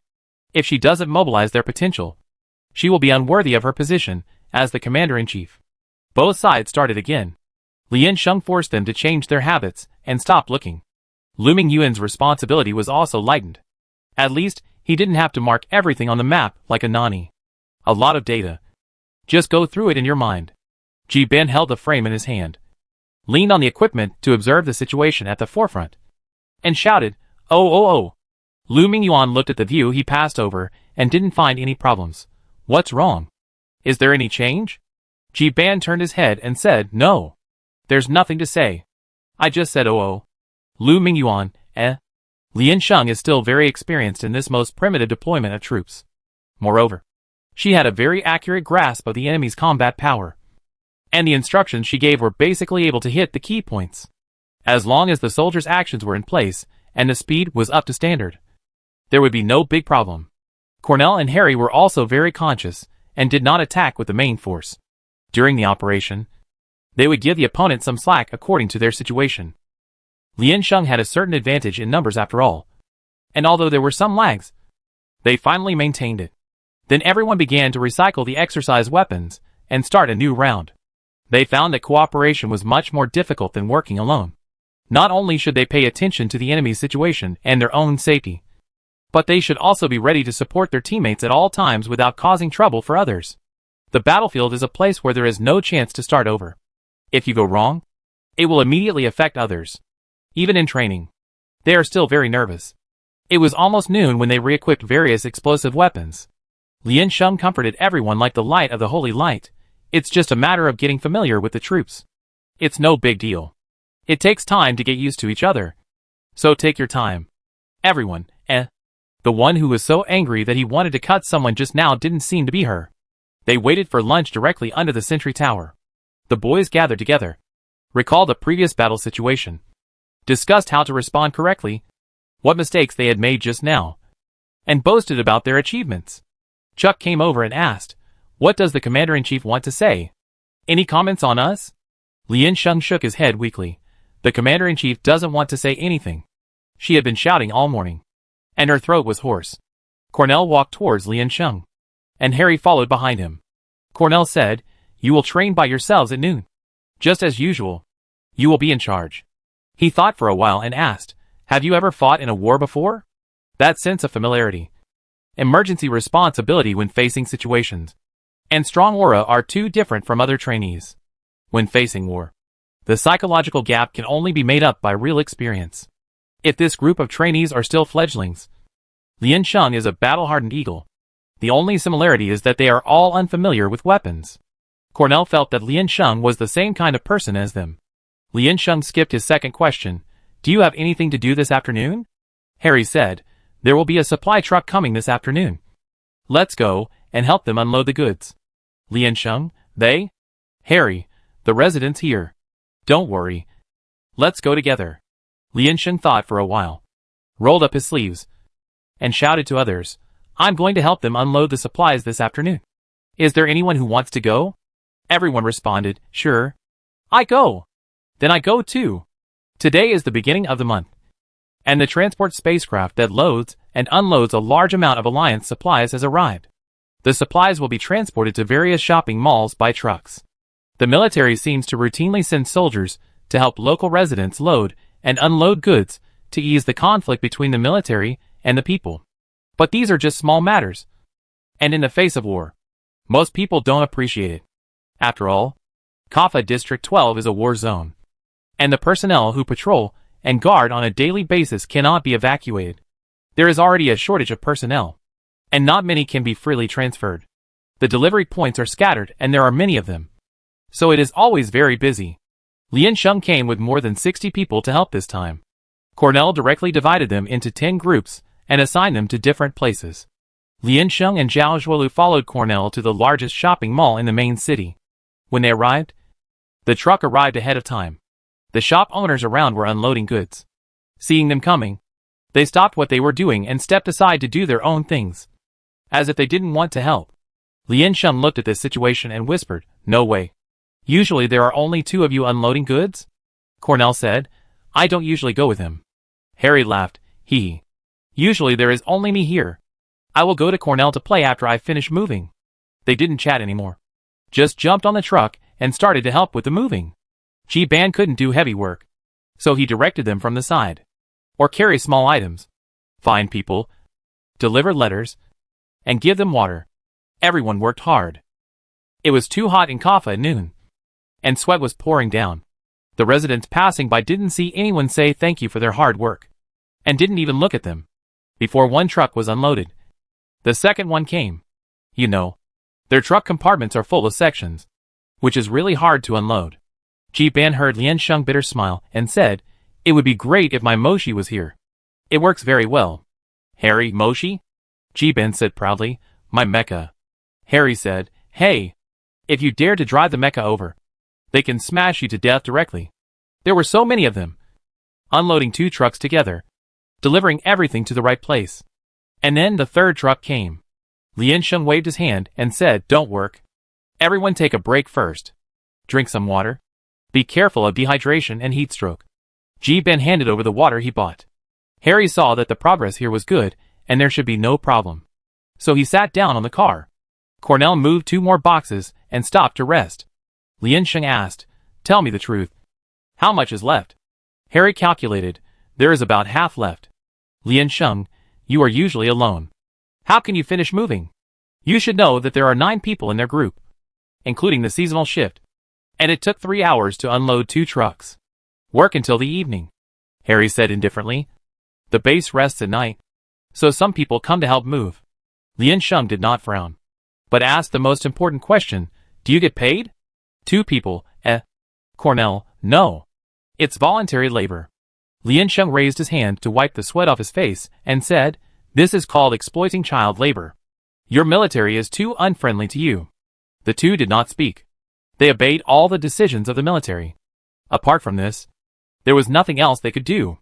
Fang Jianshan was still insisting. His face was flushed because of the effort. And he said, "I really didn't expect that there would be so many chores to do in the army. Sweeping the floor, unloading goods, mining. Although an excellent soldier must be all round." "Are they here to fight?"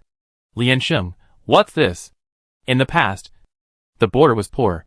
The military pay was not enough. And there was a shortage of manpower. Soldiers were laborers. When they were not fighting, they had to go to farm and herd cattle. Fang Jianshan hand loosened. "Is it true that they lie down?" Lian Sheng said, "It's true. Someone came and dropped the hoe and changed to a knife and went into battle." Fang Jianshan imagined it and thought that the scene seemed very powerful. They rested for a while and decided to solve this troublesome matter in one go. Half of the unloading was already done, and the backcourt sped up and unloaded the other 2 vehicles together. It must be said that doing heavy work also wears out the muscles a lot. Lian Sheng and others had weak hands and feet, and their muscles trembled. Harry and Cornell looked accustomed to it. The mall seemed to close at 7 o'clock. The cargo vehicles drove away from the main road, leaving 9 young soldiers standing on the roadside with sweat on their foreheads. "We couldn't come to this mall for nothing. And we couldn't unload the cargo for nothing." Lian Sheng said, "Let's go in and see what has been transported." "Buy it." "Ji Ban, let's go." Lian Sheng said dejectedly, "You go first. I sit for a while. Tell me after you've seen it. This mall is quite large, and they are new here and not familiar with it. Before, for the sake of speed, they were also responsible for unloading. And Cornell and Harry were responsible for transportation." Lian Sheng said, "Lieutenant Colonel Cornell, show us the way. Is there any food inside?" "Excellent. Please help me order one first." Cornell said nothing, took the lead and stepped forward, expressing his agreement with his actions. Lu Mingyuan, Zhao Zhuolu, and others followed him in. Seeing Harry still sitting there, Ji Ban said, "I wait for you to go together." Lian Sheng, "Do you want my help?" Lian Sheng, "Will you help me with the wind?" A group of people went in, leaving 3 sitting on the roadside to rest. Then Harry stood up and wandered around the door. From time to time, he glanced at Lian Sheng. His eyes flickered, and he seemed very hesitant. Lian Sheng saw it and said, "What are you doing? Just ask whatever you want to ask. I'm a good person." He hesitated for a moment, leaned towards Lian Sheng, raised his hand and pointed at the small blackboard above, and whispered, "How do you read this?" Lian Sheng stood up to look, and found that it was a bunch of bird characters that she couldn't understand, neatly arranged together. Lian Sheng couldn't help but raise his eyebrows. Lian Sheng said sincerely, "I don't know." Harry's face suddenly turned ugly, and he snorted, "I don't expect you to tell me." Lian Sheng looked at him puzzledly, then raised his hand and called, "Ji Ban! Ji Ban! Come here!" Ji Ban trotted over and said excitedly, "What's wrong?" Lian Sheng pointed at the wall. "Read." Ji Ban nodded and took a look, and said, "It's on sale. Today. The jewelry store inside is 30% off. And the leaf fruit store and apples are 50% off. Wow! Some equipment store has new goods in the store." Harry pricked up his ears to listen, then looked at Lian Sheng in surprise, and said in surprise, "You really can't read?" Lian Sheng, Harry asked, "You haven't studied either?" Lian Sheng frowned. "This is not the common language of the Alliance." Ji Ban explained, "She graduated from the Alliance University." "Oh, we haven't graduated yet." "Right. But she's already in the military?" Harry was shocked again. "Is it so easy to get into the Alliance University now?" I thought you knew everything. Lian Sheng, Lian Sheng covered his chest, and didn't want to talk to him. Continue to sit back in his seat. Harry said, stay here and don't move. I go in first for something. I take you shopping later. He rushed into the mall directly. Lian Sheng bit his finger, and winked at Ji Ban. And the two followed behind him in a wretched manner. Harry sneaked into a grocery store inside, and came out with a large bunch of fake flowers soon after. He left the mall from the back door. Dropped the flowers one by one on the ground. Walked around. Cleared his hands. And returned to the mall entrance. The children playing nearby saw the fake flowers on the ground. Picked them up happily. And ran to show off to their friends. Harry trotted back to find Lian Sheng. But didn't find him at the original place. He turned around and found that they were behind him. The two of them were holding a box of ice cream in their hands. Enjoying it very much. And showed it to him. Harry snorted, what? Lian Sheng shrugged. Took out a box from his back and threw it to him. Harry said, do you have a lot of money? Why do you want to treat me? Lian Sheng said, yes. I am not short of money. I am very rich. Ji Ban added, I am also very rich. Harry, screw them. Chapter 183 Guarding the Tower. Several people went to the mall. Zhao Zhuolu had already ordered the dishes for them. There were really too few delicious foods here. So they had barbecue in the end. Anyway, it wasn't expensive. And they didn't care about it. So Zhao Zhuolu just paid for it with a credit card. Harry took the knife and fork and asked a soul-searching question. Is it so rich to be a soldier in the Alliance? Lian Sheng said calmly, yes. Like us? When we entered the military base for training, we had no money at first. So the base provided food and accommodation. Harry and Cornell looked at her seriously. And now, I have a formal organization. Lian Sheng continued. I can manage the family's money. The two, are you short of money? Ji Ban raised his head and asked. How many years have you been in the army? I heard that the salary of the frontline mecha soldiers is very high. And you are a lieutenant colonel. But the military subsidy in Kaffa doesn't seem to be high? But even if it is not high, it should be very high. Right? In the Alliance, mecha operators are one of the highest paid soldiers. Because they are extremely close to the front line. If a mecha operator encounters an accident in a battle, there is generally no chance of survival. The most dangerous job naturally has the highest salary. And it requires high quality and ability. And the service period is short. Basically, when the human muscle strength or brain reaction ability begins to decline, they will transfer to other branches. Those who can be selected are 1 in 100 talents. Their efforts are worth this salary. Harry said confidently, we will make money on our own. Lian Sheng said, it's not that being a soldier in the Alliance is very lucrative. But if you are willing, it is still relatively easy to make money. She winked at him. And Lu Mingyuan understood, I am studying command assistance. And I can do data analysis for those in need. Before I graduated, I started with 3,000 yuan per order. Now with the support of the expeditionary force, it should be 10 times higher. Harry's hands trembled. Even Cornell couldn't help but twitch his eyebrows. I can repair various machines, debug and make various software. So I can also take orders and go out to work. Ji Ban said, mechanical products have high profits. As long as the patents of core technologies are in hand, people will think it is cheap even if the profits increase by hundreds of times after assembly. Harry pursed his lips and questioned, don't lie. Ji Ban said innocently, no. Harry turned his eyes to Lian Sheng again. Why are you looking at me? I am also a person with a job. Lian Sheng pulled his military jacket and said proudly, I am hanging up an order in Bai Mi Feidao's studio. Does Bai Mi Feidao know who he is? The deputy commander of the 6th Army. And my hanging price is twice his. You see? The price of an expeditionary training soldier starts at 30,000. How much does a formal officer deputy commander get? Cornell continued to eat, and quickly finished one portion. With their physical consumption, one steak was not enough. So they ordered another one. Harry saw that he ignored them, and this topic was not so easy to talk about. So he did not continue to ask. Lian Sheng pointed at Zhao Zhuolu and others and said, if you want to make money, you can learn from them.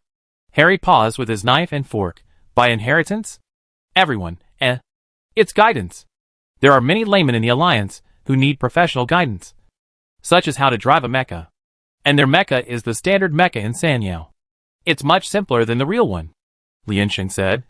With your strength, You can definitely do it easily. What's more, you have so many years of experience in actual combat on the border. So you can go out and bluff people. Cornell interrupted her first and said, "We haven't been to school, and don't know the common language of the Alliance. The local language of Kaffa is also. I only know a few instructions." "We don't know what you said?" Liansheng said. "It doesn't matter. Just know how to say it. Aren't you training us too?" Cornell's face turned black. And he said in a low voice, "We don't need it."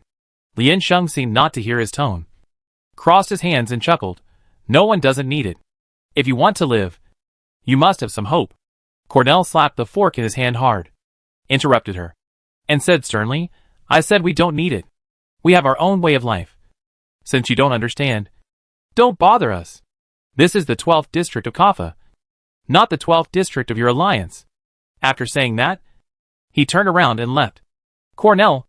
Harry shouted, and hurriedly put down his knife and fork and chased him. The people eating around looked at them, and when they saw them looking back, they lowered their heads as if nothing had happened. The 7 people sat in their original positions, feeling cold all over, and indescribably depressed. Zhao Zhuoluo disapproved. "You shouldn't stimulate them. We are just outsiders, and don't know their choices. Maybe they have their own reasons for not wanting to waver. Moreover, we haven't even experienced the real battlefield. There are many ways for a person to survive, but how to choose should only be decided by him," Liansheng said. "Even if Kaffa and the Alliance are different, people are always the same. They all have the opportunity to start over. Besides, they are still so young. Choosing is an extremely painful thing. It requires great courage, because the choice itself is to give up something and take on something else again." Liansheng lowered his eyes, looked at the plate left by Cornell, and said, "If they were born in another place, they might still be a person who needs protection from others. And now, they have hope for this world. But they have to bear the darkness of this world? Why can't they see any return for their efforts?" Cheng Zhe was speechless. Liansheng, I always thought you were a very calm person. I hope you can continue to be objective." Yi Buqing paused with his hand in the middle of the plate and said, "Many things are inherently unfair. But many unfair things are just what we think. If they feel that their efforts have been rewarded as they wish, then there is nothing unfair. Isn't the desire to protect someone a kind of reward?" Zhao Zhuolu asked, "If you were a Kaffa, would you resist the United Army even if no one understood you? Would you make the same choice as them even if there was no result?" Liansheng looked at him and said clearly, "I would." Several people asked themselves. They would too. However, this answer comes from their deep love for the Alliance. From all the relatives and friends they met in the Alliance over the past 20 years. From the deep-rooted patriotism of being stationed on that land.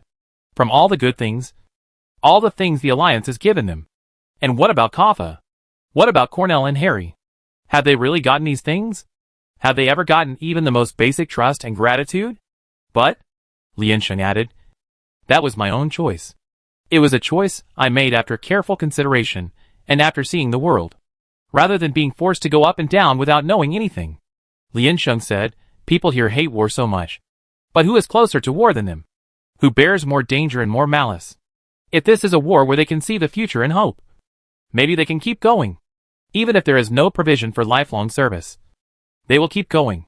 However, this war has been wasting too long. More than 100 years ago. How many people still remember its significance? How many people can see its end? A battle without an end and without any support is just endless pain. How should they, who are at the center of the vortex, finish their life without direction?" Liansheng picked up the fork that Cornell had shot down and found that the tip had left several marks on the table, and said, "Isn't his strength a little too great?" Zhao Zhuoluo, I think he was just a little too angry. Harry chased Cornell and ran along the road ahead. Cornell took big steps, although the frequency was not fast. But Harry had to jog to catch up. "Cornell! Cornell!" Harry shouted. "Why are you walking?" Cornell slowed down. Cornell finally slowed down in front and looked up at the starry sky above his head. It was a night that could never be pierced. Harry shivered and realized that it was dark. The night in Kaffa was like floating ice in winter. So cold, but so beautiful. Harry put down his rolled trouser legs, not knowing what to say. Ask, "Hey, Cornell, what is the school like?" Cornell, if it were you, you would definitely know. Right? Harry said. Because you are Cornell. If, Harry, I have nowhere to go. Cornell turned around and said to him seriously, I am different from you. Don't follow me anymore. We are different. Cornell raised his hand and pointed, saying, I am the one. Harry said with difficulty. Very bright? Cornell said, the starry sky we see now is just a scene from tens of thousands of years ago. They have long passed, and do not exist now. Harry, but you are here. Cornell raised his head, and his golden hair brushed across his face. No more sound. The next day, everyone started training again, as if nothing happened yesterday. Several boys gathered together to discuss. I found that the army in Kaffa is very civilian. Very civilian. But the civilians here are not civilian at all. They will give you the middle finger and swear at you behind your back. Damn. Do you think I don't understand Kaffa? Even if I don't understand, I can tell. Too unfriendly. The overall atmosphere is like this. Those kids just follow suit, without even understanding what it means, and have passed on the malice. What do they want to do? Do you know how bad this is for the next generation? Not bad. I didn't say they were very respectful, but at least they greeted each other, and no one did anything as offensive as you said. I think it's okay. The boss of the place I went to yesterday treated us to noodles. He was quite polite to us. Everyone was jealous. Why the hell? I'm so handsome. But I don't get this treatment. Lien Sheng clapped his hands and said, get ready for training. Don't be dazed. They still did running training in the morning. This is an activity that is repeated every day. But the situation is completely different every day. In order to adapt to the feel of various explosive weapons, they would hold the weapons in their hands even when they sleep, and throw them and play with them when they have nothing to do. They are very enthusiastic about playing basketball. It is easy to see the results of repeated training. At least after thousands of throws every day, they have a clear distinction between the weight and feel of various weapons.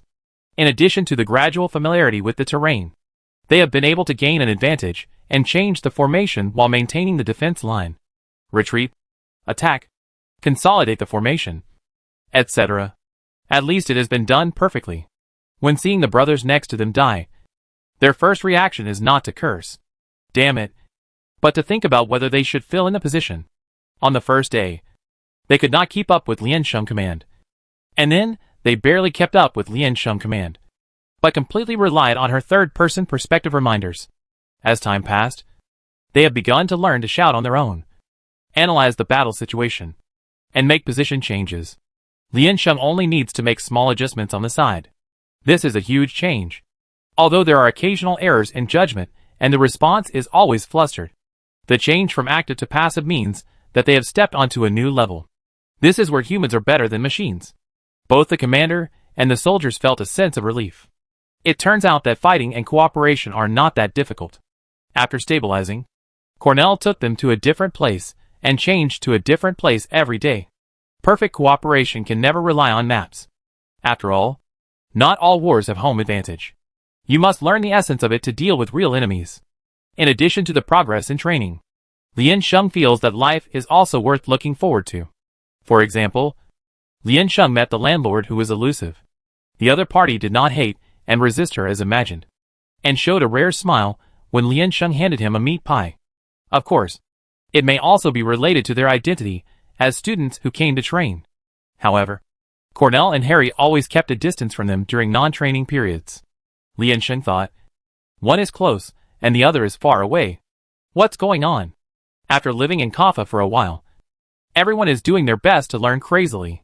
Although the term war weapon is scary, it also reflects the strength of Cornell and Harry from the side, especially in the use of hot weapons. They have absolute authority.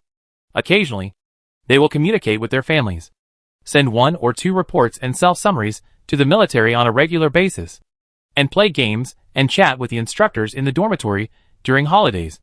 And time flies by very quickly. However, such a life always makes them forget the date and how long they have been here. There is a feeling of being both fulfilled and wasted. Everyone is gradually adapting to the weather in Kaffa. In fact, the rules are still easy to explore, but it is always difficult to accept, especially on rainy days. Once it starts to rain, it will always last for several days, causing the road to slip. Climbing and covering are very difficult, and dragging heavy clothes back from outside. The fatigue is doubled. Every time after the rain, 2 or 3 students would catch a cold. So every rainy day, the training would end early at 2 p.m. so as to avoid falling ill in wet clothes when the temperature outside began to drop when they arrived at the dormitory. During this period, 2 small Civil War conflicts occurred in the periphery. Cornell was sent out and others were asked to take over the class. He came back soon and said that it had been resolved. The conflict outside did not have much impact on the central area. Kaffa District 12 was not stable. Apart from the external influence, the inside was still a mess. Since the people were dissatisfied, someone would definitely take the opportunity to cause trouble. If we want to buy prohibited weapons here, we cannot manage them in detail. So there will always be opportunities. Air training is unsafe and cannot be carried out. There are no rivers or seas near the base. So naval training cannot be carried out. Equipment is insufficient. Internal personnel have to queue up. And mecha training cannot be carried out. So Lien Sheng and others practiced land warfare the most, switching from the defensive position to the attacking position. Lien Sheng led them to constantly adjust the formation and master the new cooperative lineup. Everyone took a break that day and sat under the wall. The person who brought them lunch was not the familiar canteen manager, but Tina. She pushed a dining cart over and brought them bread and drinks. These single dogs went to their rooms to rest as soon as they returned to their accommodation. In addition, Tina always deliberately avoided them. Although they lived in the same building, many students had never seen her. Tina rolled her hair. "I'd bring you some food." Lien Sheng took it. "Thank you." "No. This is my job. From today on, I come to the base to help," Tina said. "I'm responsible for preparing breakfast, lunch and dinner for you, and delivering meals to you. Mainly your coalition army." Lien Sheng was surprised. "Your parents agreed?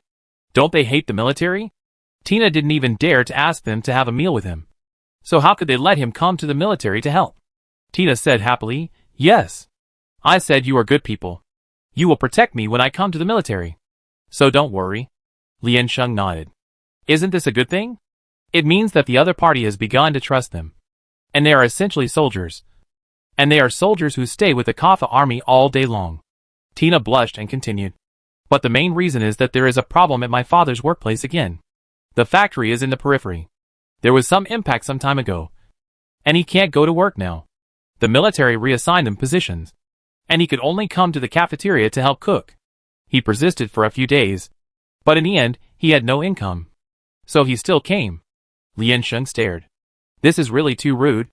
How can you let someone who doesn't like you help you manage your diet? Don't they know how to treat their soldiers well?" Lien Sheng held Tina's hand and said, "You have to watch them. Tina, watch them cook. How much seasoning they put. And whether they had anything. And," Lien Sheng asked seriously, "have you washed your hands?" Tina didn't know whether to laugh or cry. "I won't do that. Don't worry. There will be food safety inspections." Tina delivered lunch, but did not leave immediately, but sat next to her with her legs hugged. She asked, "Can I stay here?" Lien Sheng was surprised that she would be interested in this place. "Don't get me wrong. I have no ill will towards them," Tina said. "In fact, I think they are very nice people. I just want to know how they live in normal times." Lien Sheng shrugged and said, "They are definitely different from now. Now they are just playing with us." Tina smiled and looked into the distance with his chin in his hand. His eyes kept moving around, chasing someone. Lien Sheng was about to leave when he heard Tina ask, "What kind of people do you think they are?" Lien Sheng turned his head. "Who?" "Tina, them. They are unwilling to stop the war." Lien Sheng paced 2 steps and sat down again. "Then what do you think Kaffa is like?" Tina frowned and thought carefully. "Before," Tina said, "when I was a child, I lived in the most dangerous outer circle. At that time, I didn't know what danger was. My parents had to work and had no time to accompany me. So I could only play with other children. We often met an uncle in very shabby clothes, who sat at the corner of the street and played the organ for them." Tina raised his head, as if recalling, "I think his sound is very nice. Even if I can't hear it anymore. I still remember the music he played. Around us were the complaints of adults. Only his organ was always so cheerful. He would also tell us about the past. Things that no one wants to hear." Lien Sheng, "Yeah. What did he say?" Tina, "He said that Kaffa used to be a very romantic place. Music, flowers, wine, nightlights. It was a place where you could dance and sing freely. People there were very friendly. They would accept friends from afar and entertain them warmly. They would appreciate the help from others, and would also help others enthusiastically. That is Kaffa. And our current place is Kaffa. Lian Sheng casually pulled a piece of dry grass and wrapped it around his fingers. Tina said, I think Kaffa is a very good place. I hope it will be peaceful one day. This is something that no one can guarantee. Tina, I have always believed this. Although I may not be able to wait for that day to come. Lian Sheng, that's good. Tina smiled, but such a day is too beautiful. Why can't we believe it like that? The daily irritable complaints and hatred are the root of our own pain. There are too many people who are worse off than us. Lian Sheng, I hope that one day you can feel happy without a worse comparison. He told me what happiness is. But he didn't tell me how to get happiness. Tina fell down again. Is it really only war that can stop war? Lian Sheng was silent for a moment and said, because only harm can make human beings reflect on their mistakes. Tina said, it's so sad. The two sat for a while. Tina looked down at the time and found that it was already late. He went over to pack up his things and pushed the cart to the cafeteria again. In the distance, Cornell walked towards Lian Sheng. Lian Sheng swung the blade of grass in his hand and squinted at the other party. This was the first time Cornell took the initiative to find her after the previous breakdown of the talks. Cornell said, tomorrow, you will try to guard the sentry tower. Lian Sheng, didn't you guard the sentry tower every day before? Cornell glanced at her and continued, we will temporarily transfer the soldiers here. Lian Sheng, oh, do you mean to really hand over the sentry tower to us? Well, maybe someone will come to test. You can just deal with it as usual. Be prepared at any time. Cornell said, but we are very busy here recently. It shouldn't be like this. Lian Sheng, yes. Got it. Cornell said, in case of special circumstances, don't abandon the sentry tower and run away. You need to report the situation in real time. But we will find someone to replace you soon. Cornell still believed in Lian Sheng's work style, and was ready to leave after saying that. Lian Sheng asked, what happened outside recently? Cornell said, nothing. It's just a daily itch. Lian Sheng believed that something happened in Kaffa. They couldn't mobilize more people. So they handed over the safer area to them and ran to the periphery. Her intuition was always evil, and she could guess bad things accurately. Cornell was often outside these days. He was not there. And Harry didn't come. He would only come to take a look near noon or evening. All his limbs were intact, but he looked a little tired. Most of the mecha operators were like this. Either they came back alive, or they were half disabled if they were injured. Tina still came to bring them food every day, occasionally staying for a while, and occasionally going back directly. She seemed very worried when she couldn't see them. Lian Sheng quietly asked her, what happened outside? Civil strife. Kaffa often has civil strife. The contradiction between the war faction and the peace faction can never be reconciled.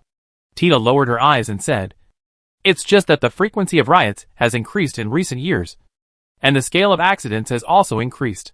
More and more people have joined in, trying to split the military. Tina shrugged, look. How ridiculous is this? The so-called peace faction finally chose the same way as the military, using violence to fight another kind of violence. How can they start a war while saying that they support peace, which is completely different from the military? The biggest difference between them is that the military is fighting against the powerful Glen United Army, while they are fighting against the increasingly declining Kaffa military. Is it justice to defeat the weak? Why can they gain the support of the people just by changing the name? She really doesn't understand. This is not funny. Human beings have always been contradictory. Lian Sheng said. If I use more accurate words to describe it, it should be that we are on the pirate ship and can't get off. At this time, we have to fight even if we don't want to, because there is really no other way. Negotiations will only occur when one of the two parties can't go on. Tina said, in fact, what has made everyone more unbearable in recent years is the constant civil unrest around us. It feels that everyone is getting more and more irritable, and their opinions on the military are getting bigger and bigger. Betrayal from people of the same kind is more likely to break the tight string, and even make them feel empathy for each other. But where does the sympathy come from? The only things that are the same are interests, and the same stupid brains. Lian Sheng touched his chin and thought about it, feeling that something was wrong, and said, the rebels have no equipment and no weapons. In this era, they should not succeed. Why has it been suppressed for so long? But there is still no result? This is no longer an era where you can rely on passion to rise up. Here, technology and weapons represent everything. The instructor told them that although Kaffa seems backward, its scientific research has been going on, and they have mechas, so they shouldn't be unable to suppress the other side. Tina shook his head and said, I don't know anything. I just heard it from my father. His factory was bombed. But fortunately, he was not inside. Yes, they have weapons this time. Lian Sheng, what? Tina said, Dad was very angry. And many people must have died. I see that the central area is still under martial law. This time it should be really difficult. Right? Tina felt a little creepy as he said, it won't be the Glen United Army. Right? Lian Sheng, no. It is the United Army. The Alliance has already sent people. And we will also take refuge there. It's a bit tricky. But it shouldn't be a big problem. Oh my god, Tina said. I hope they are all fine. No matter how turbulent the situation outside is, the inside is still very harmonious. Everyone stayed on the sentry tower and was bored. They looked into the distance every day. But there was no trace of the enemy in the distance. We can only stay within our fixed range of 100 meters and cannot go anywhere. We dare not leave our post without permission or slack off. At most, we can chat in the channel and play for a long time. Is patience also a test? Of course. It's just like an ambush. The opponent may want to rely on wearing down our endurance to achieve their own conspiracy. During an ambush, we have to keep the same action for several hours, without even a chance to talk. Brothers, it's nothing to think about it this way. At least now, we can still jump around on our own. Think carefully. So when will the opponent come? Lianqing, There are so many things to think about. Hey, friends, wake up. Compared to when the opponent will come. When will it end outside? What's the situation of the Kaffa army? It's always difficult to take action against your own compatriots. I think they are quite friendly to civilians. We should stand off now. Will they be let in? Friends, wake up. When will they be solved? The trial will come. Right? I made it. Chapter 184 Report. There were bursts of explosions outside, and black clouds with flames rushed to the sky. These so-called peaceful poor people destroyed the property of citizens without hesitation to declare war on the military, without guilt and sympathy. Who is the devil? They attacked too suddenly, and people on the street had no time to evacuate. There were also civilians fleeing without direction, holding their heads and crying. The rebuilt outer buildings were not strong, and collapsed directly after a few explosions. Those who did not have time to leave or hide in them were crushed under the collapsed buildings, crying and asking for support. The rebels walked directly past them, looking for traces of military soldiers. Cornell and others were not allowed to drive mechas, so they could only explore the situation in front. The other side approached layer by layer, became more and more fierce, and acted mercilessly. The military hesitated at this time. If this continues, the central area may be very dangerous. He looked out and took a look at the distance. Although there were no mechas on the other side, they had a complete set of explosive weapons. Judging from the battles they had thrown down along the way, the arsenal should be sufficient. The essence of war is destruction. And they really haven't forgotten this at all. Everyone's calm observation reports came out in the channel. 3 blocks across. 18 vehicles. Unknown personnel. Coming from the west. Destruction along the area. There are unevacuated personnel. It is not recommended to dispatch infantry support. At the intersection of the 6 and 8 blocks around the vertical. 9 vehicles. Unknown personnel. West. It is advancing inward and cannot be stopped. There are unevacuated personnel. It is not recommended to dispatch infantry support. This uprising is obviously purposeful, planned, and backed. They are not just playing around. They are serious. This kind of organization is enough to show its seriousness. The nature is very different from the past. After so many days, the rebels who caused trouble have never been extinguished. Just like the fire of a prairie fire. It is endless. After suppressing the rebellion here, the rebellion on the other side erupted again. The other side seemed to be testing their military strength and bottom line. No one knew when they would really start the rebellion, so they had to be alert in advance. And in terms of the losses, it was no longer comparable to the past. Cornell pressed the communicator. Connect me to the control room. There are new weapons on the other side. I request military support. approve the right to use Mecha. The other side said, they are also citizens of Kaffa. Cornell, they are citizens of Kaffa who need to be retried. The other side sighed and said, don't intensify the conflict between the military and civilians. Increasing the loss of citizens' property will also intensify the conflict between the military and civilians. And the time is too long. The number of casualties in this accident is already negligible. Further expansion of the damage will only make it more difficult to end. Cornell said, if Kaffa wants to accommodate all those who hold different opinions, the first thing is to create a continent that meets the conditions for peace. In addition, there is no possibility of reconciliation between our conflicts. Kafka does not have this condition now. Why should we have this extravagant hope? The other side was silent. The other side said again, they are only using conventional weapons. If the mecha is launched to suppress it at this time, Kaffa will be in chaos. Cornell thought, it will not be more chaotic than it is now. It was just a minor fight at first. But not now. For the military, they can feel guilty about the tragedy caused by the war. But they should not let this emotion affect strategic decisions. Cornell, maybe he is a little ruthless. However, on a more ruthless battlefield, between the sacrifice of a small part and the sacrifice of the majority, he will still choose to cruelly destroy the innocent small part. Otherwise, should I use my so-called kindness and regret to apologize to more victims?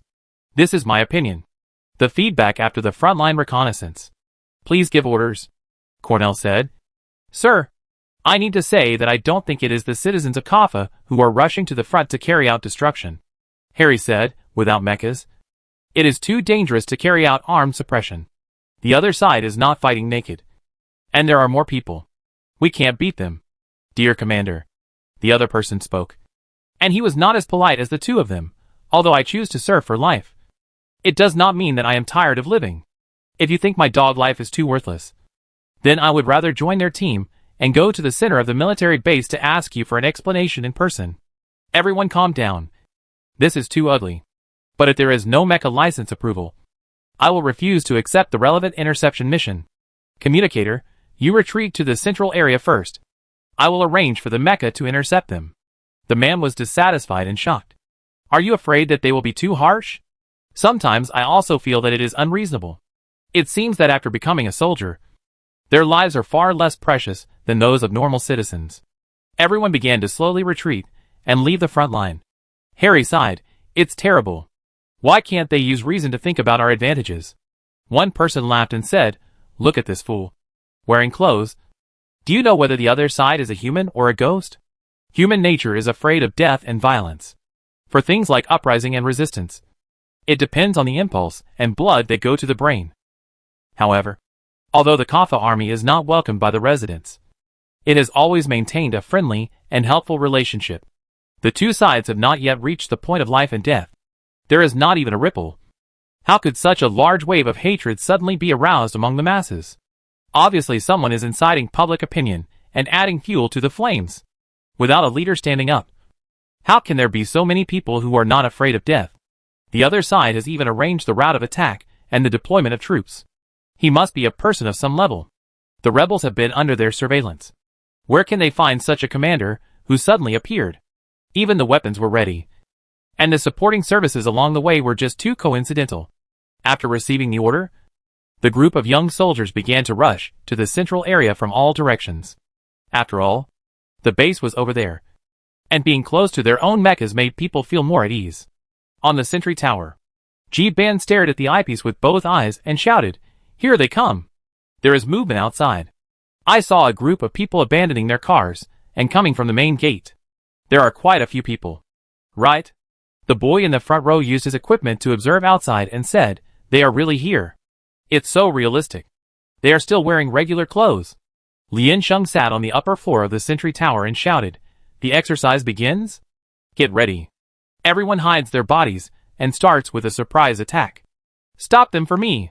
Everyone took out their training equipment and held it in their hands, ready to welcome the melee at any time. Lu Mingyuan was already sitting upright and ready to start. Ji-Ban continued to turn his direction, cooperating with the reconnaissance equipment next to him to confirm one by one. There are so many people. Ji-Ban whispered. I think something is wrong? Lien Sheng asked. Where are they coming from? Ji-Ban, from the front. But something is wrong in the front. It's too far away, and I can't see it. I said the central area won't be breached. Right? Lian Sheng said unconvincedly. Even the mechas haven't come out yet. How could it be breached? At least they will struggle to the death. Right? Kaffa is also an experienced war zone. How could it be so easily breached by a team of ordinary rebels? Jiban. But there has been no result outside for so many days. Guerrilla troops are more difficult to clear. I see that Cornell doesn't seem embarrassed to say it. Which means that the opponent's combat power is average. But it's annoying.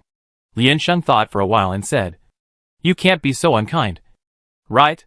You didn't say hello to the people guarding the tower after the central area was breached? They were still hesitating. The boys guarding there lay on the ground looking for traces of the enemy. The other party drove in, abandoned the car directly after entering the inner field, and went down to search. The boy saw the other side approaching, but he made many mistakes when he acted.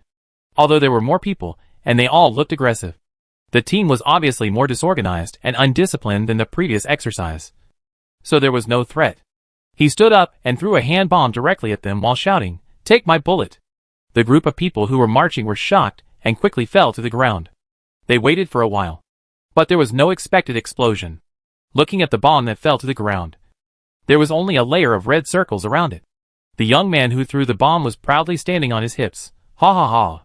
How about it? This psychedelic painting style. The boy's smile paused. His mouth twitched, and he looked at them warily. Not the Kaffa army? What is this scene? The leading man reacted first, took out a weapon from his trouser pocket, and shouted, The weapon on him is fake. Kill him now. The boy was about to say that they were still making trouble after they died, which was simply unruly. And he felt that this situation was very strange from the beginning.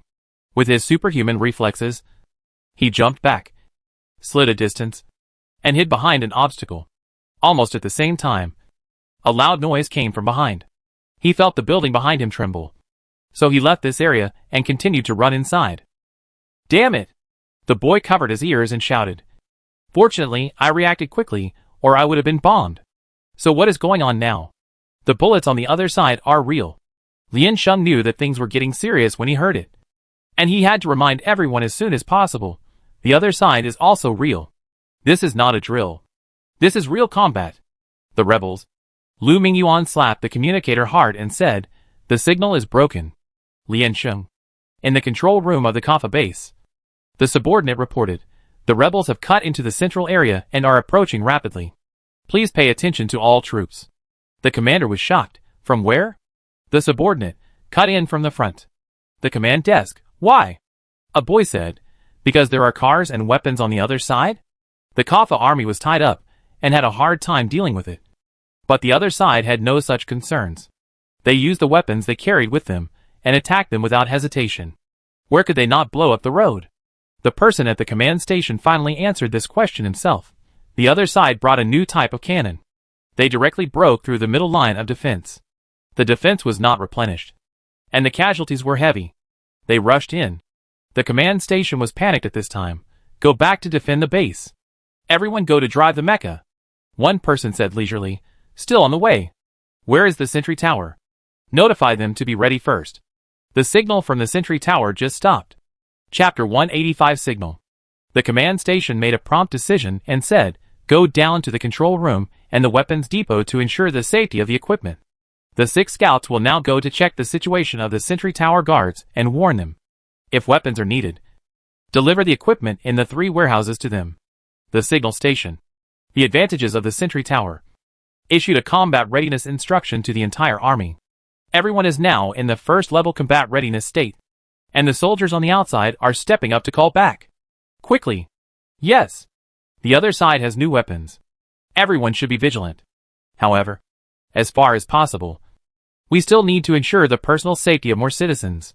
Command? Cornell? Where are you now? Cornell, almost. He is a very obedient and reliable person. The command desk said, You are responsible for evacuating the crowd. Contact the Alliance rescue team. And after they take over, take your own Alliance soldiers to take shelter first. The camera is waiting in the back. And follow the instructions at that time. Cornell, yes. The commander lowered his head and continued to give instructions. Quickly debug the channel and connect the signal. Don't let them panic. Let them stabilize first. We will send someone to take over immediately.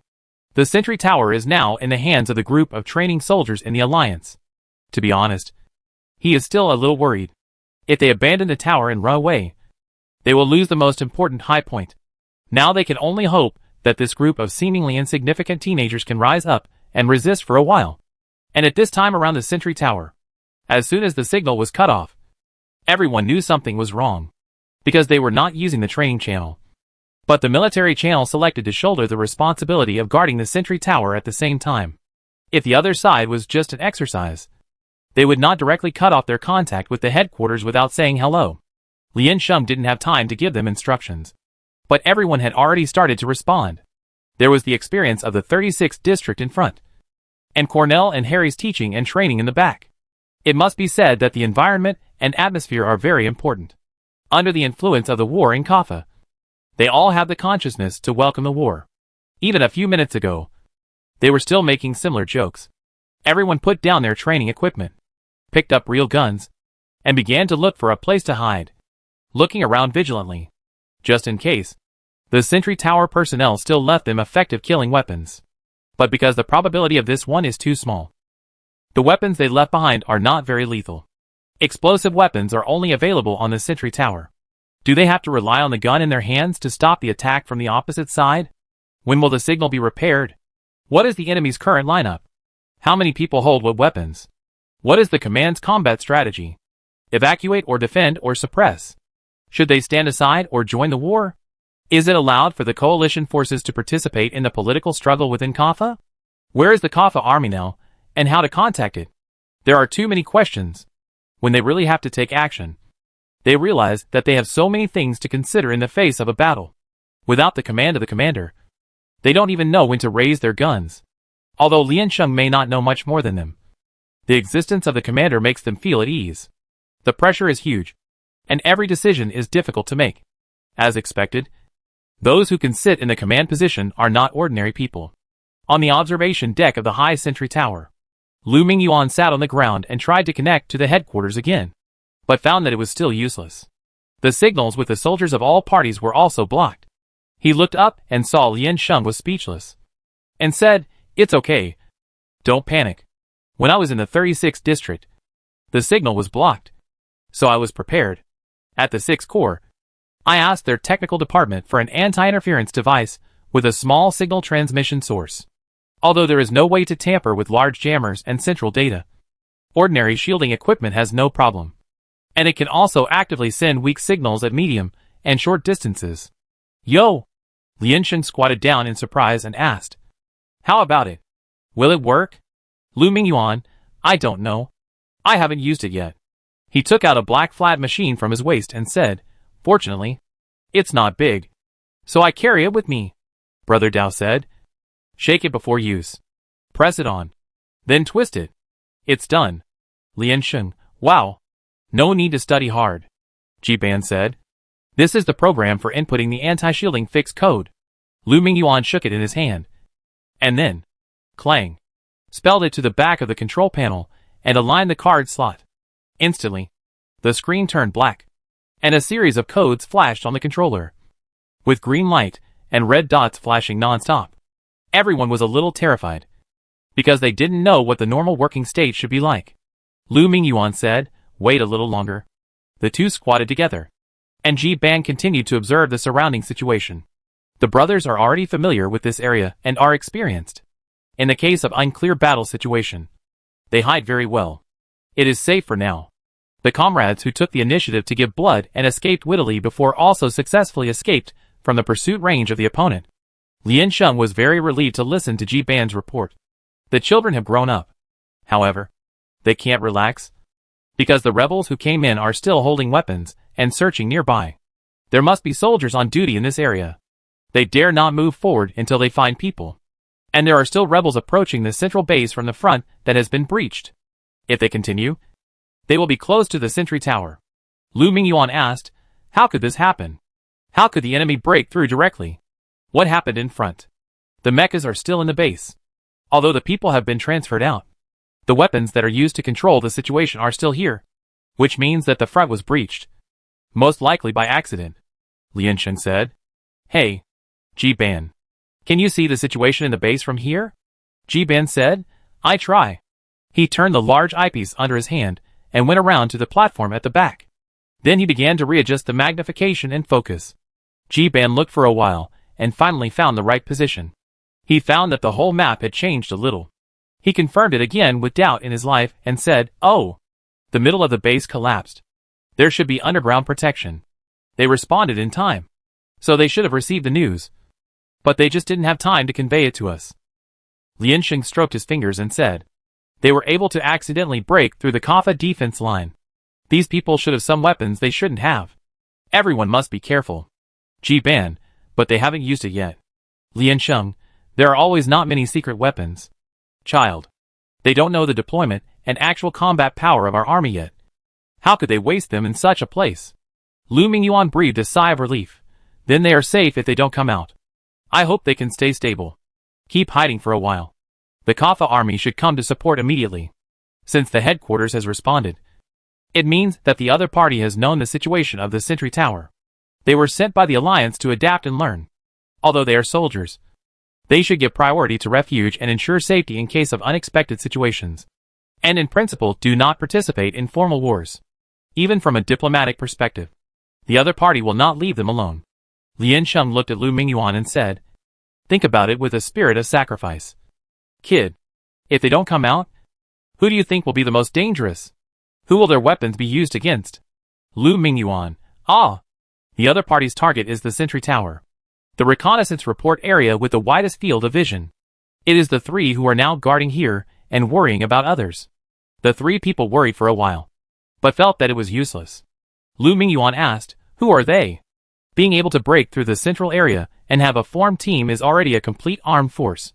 Liansheng said, Kaffa did not directly suppress violently. In name, it must be civilians who could not bear the pain of war. Lu Mingyuan, civilians who could not bear the pain of war do not have such organization and arsenal. Liansheng, civilians do not listen to the villain's explanation. People's IQ is lowered, and they are easily incited in collective actions. In a sensitive area like Kaffa, all the actions of the military will be magnified 100 times to speculate their malice. And their actions are very constrained.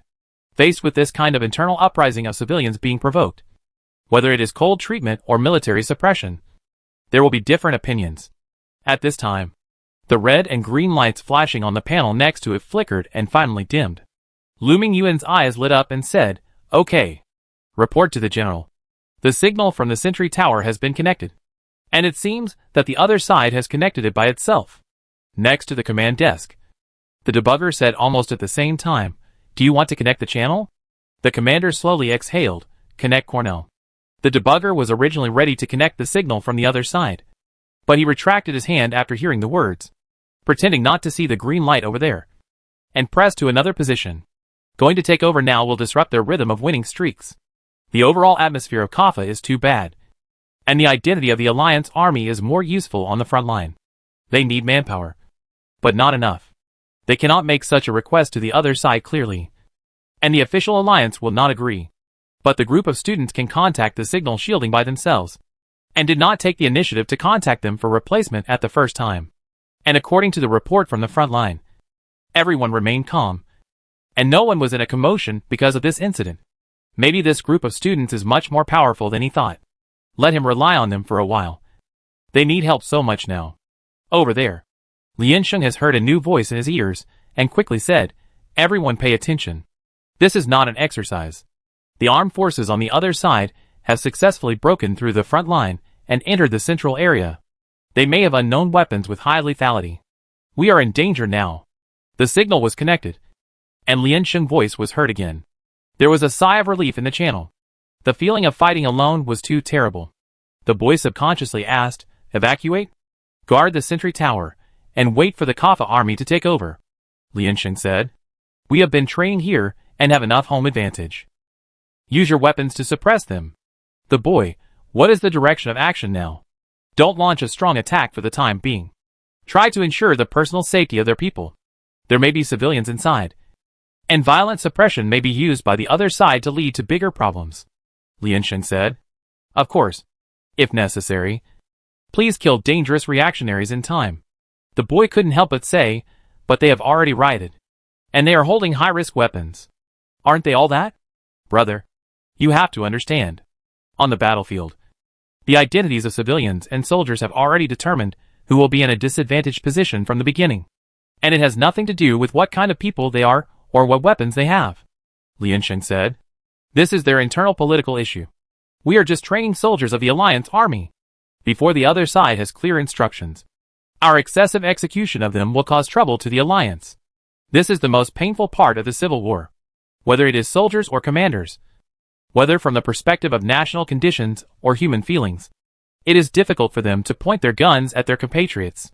In particular, the military has long been in a disadvantaged position, which has created a certain potential impression on the people's psychology. And it is impossible to be strong. Ji-Ben has moved the device back to its original position and observed the battle on the front line. Situation. Liansheng paused. In essence, she is not a citizen of the Alliance.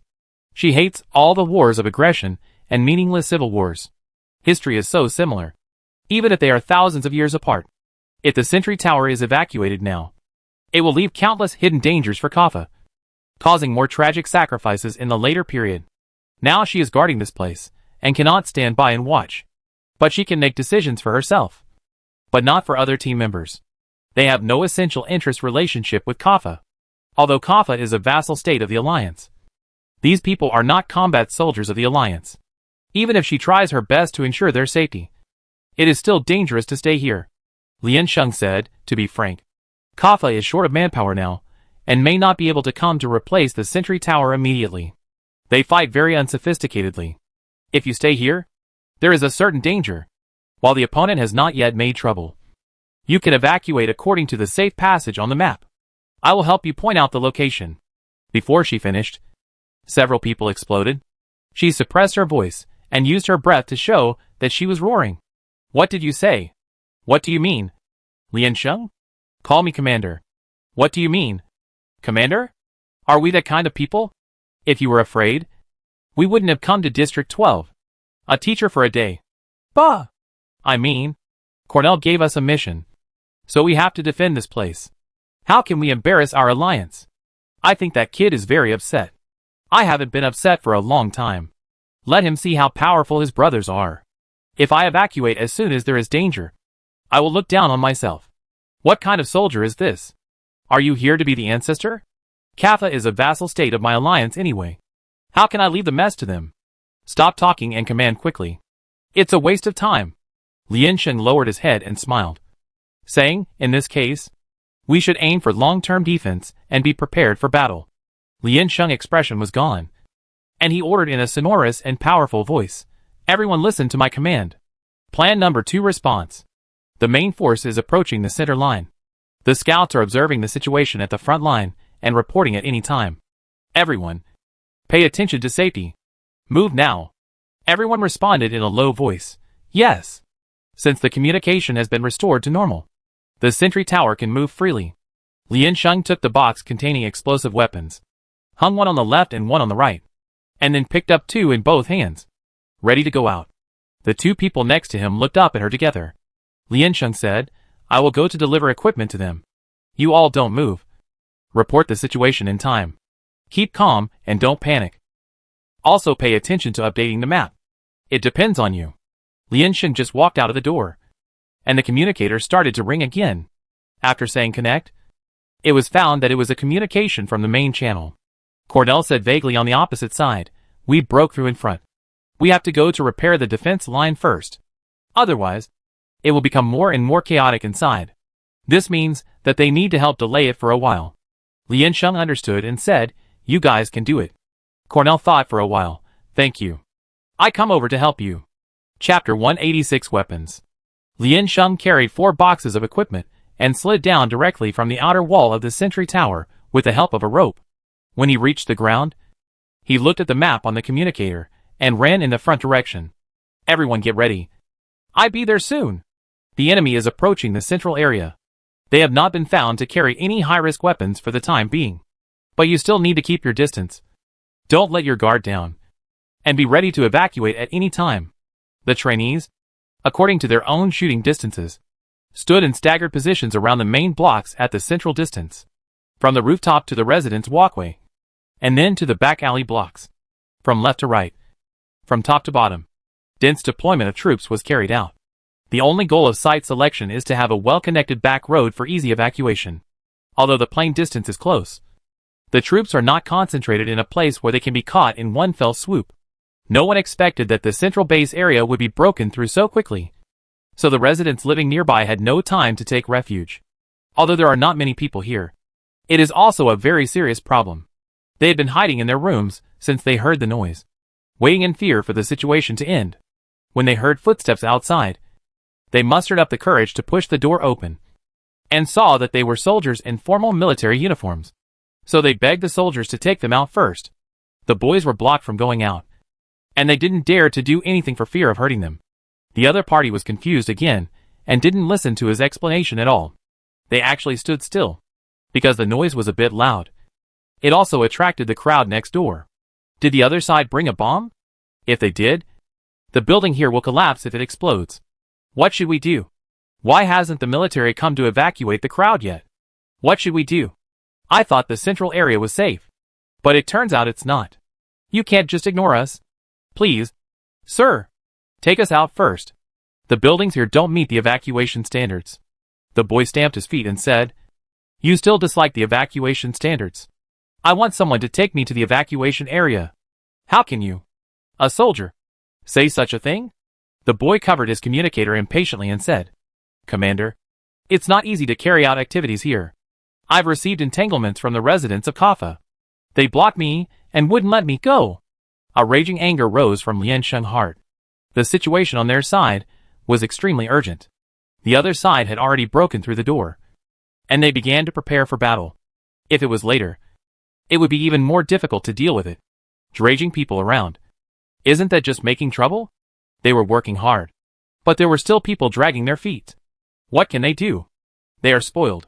Lian Sheng shouted, Then let me play my voice out loud. I will talk to them. The boy did it immediately. Then Lian Sheng's irritable voice came out from the communicator, saying rudely, Get out of my way now. The enemy is attacking outside, and the soldiers are following orders. Do you know what you are doing? If you have any trivial matters, go back and search the internet for the answers. Who is free to chat with you? One person shouted, Take us down. Aren't you responsible for the safety of civilians when you fight? Lian Sheng, okay. Soldier, take them downstairs. There are armed elements downstairs. They are holding weapons for the bullshit peaceful uprising and have lost their minds. Kill as many civilians as possible and rush into the central area to see if they will recognize you as their compatriots. The man shouted anxiously, But take us out. Well, you tell me. Where should we take you? They are fighting from outside. Where do you want to go? Lian Sheng gritted his teeth and said, Or should we let the army ignore everything and focus on calling a rescue ship for you to send you out of District 12? Are you made of pure gold? Several people nodded and said nothing. The boy whispered, A piece of gold can't even call a rescue ship in the war zone. Lian Sheng said angrily, Don't always throw the problem to others. Even if you do nothing. Can't you wait? Have you considered the seriousness of the matter? When fighting, just stop a soldier? Who is responsible for the death of the fighter plane? Who is responsible for the lost property? You can be fearless because of your ignorance. But it doesn't mean that you don't have to be responsible for your ignorance. What do you want to do by stopping him? If you have the ability, stop me. The boy continued to whisper, Hack you. Lian Sheng roared again, I hack you. If you are in front of me, I will beat you into a pile of broken porcelain. I say it again. Now, go back to your room. Wait for the military's order before taking shelter. The boy shrank his neck. General Lian has a bad temper. Whoever encounters such a thing may not have a good temper. A woman held her hands on her chest and said, Please don't resist. What do they want? Why can't they be satisfied? Please don't turn this place into a war zone. You can choose to be cowardly and fear death. But it doesn't mean we will agree with it. Just like one person will not agree with another person's shamelessness. Lian Sheng said. Now, either go back to your room and stay carefully, or go out and join the rebels on the opposite side. But if you continue to hinder our soldiers' actions, we will directly take compulsory measures. This is not a warning. This is a reminder before taking action. Lian Sheng said to the boy, Why are you cowardly? Don't care about anyone. A few civilians can't get through. What war are you fighting? How can you do this? Why can't we do this? Lian Sheng took a deep breath and shouted at them directly. Being a soldier owes you 18 generations of ancestors. Soldiers themselves have the power of violent law enforcement. This violence does not represent any derogatory description, but only a necessary law enforcement force. Violence does not mean injustice, but on the basis of fairness and discipline. The military and other institutions must demonstrate their prestige and execution ability so that the people can be convinced. To manage the people, it is necessary to have a certain deterrent. Since it is a deterrent, how can there be no powerful guarantee? The group is not necessarily right, and the group is not necessarily rational. The boy hugged his gun, raised his face towards them, and then rushed to the balcony with a drum. As soon as they were delayed, the armed forces entered their attack range. Lian Sheng ran down the street carrying heavy weapons, and his breath became heavier. He asked, "Are you all in place? The other side is approaching. The squad is in charge. Prepare to attack." Zhao Zhuoluo half squinted his eyes and aimed at the target. He said, "The front row of troops are ready to shoot." At the same time, dozens of bullets were fired from different positions on both sides. The few people who were patrolling the target with weapons immediately retreated. Their brains did not react for a while. They just felt that the bullets seemed to be chasing their footsteps and getting closer and closer, and the fear of death enveloped them. They ran wildly for a while before stopping again. Most of them were civilians who had never experienced it. They were frightened by the other side and broke out in cold sweat. They looked around and saw no casualties, not even injuries, and they calmed down a little. Great. The other side finally took action. They are gathered together. We can just catch them all in one fell swoop. A man shouted. Scout, go and lock their position. The person who was called shrank his neck and resisted. You also saw that the other side does not want to kill us. Seize this opportunity to find them first. Don't be afraid. The man patted his shoulder and said, if we want to pursue our rights, we must be brave. No one wants to fight again. This is the last time. Believe me. Yi Buqing is a scout who took the video from the closest distance and sent it to Lian Sheng. Lian Sheng said, Class G, tell them that the first time is a reminder. The second time is a warning. And the third time is a direct attack. Control the degree yourself. A boy asked, kill the one in front? No. Kill the one in black in the middle. Lian Sheng said. People who know how to lead the provocation will never let themselves walk in the most dangerous place. Their first reaction is to kill whoever they look at first. Everyone understood. Ji Ben helped her pass the message through the loudspeaker at the sentry tower.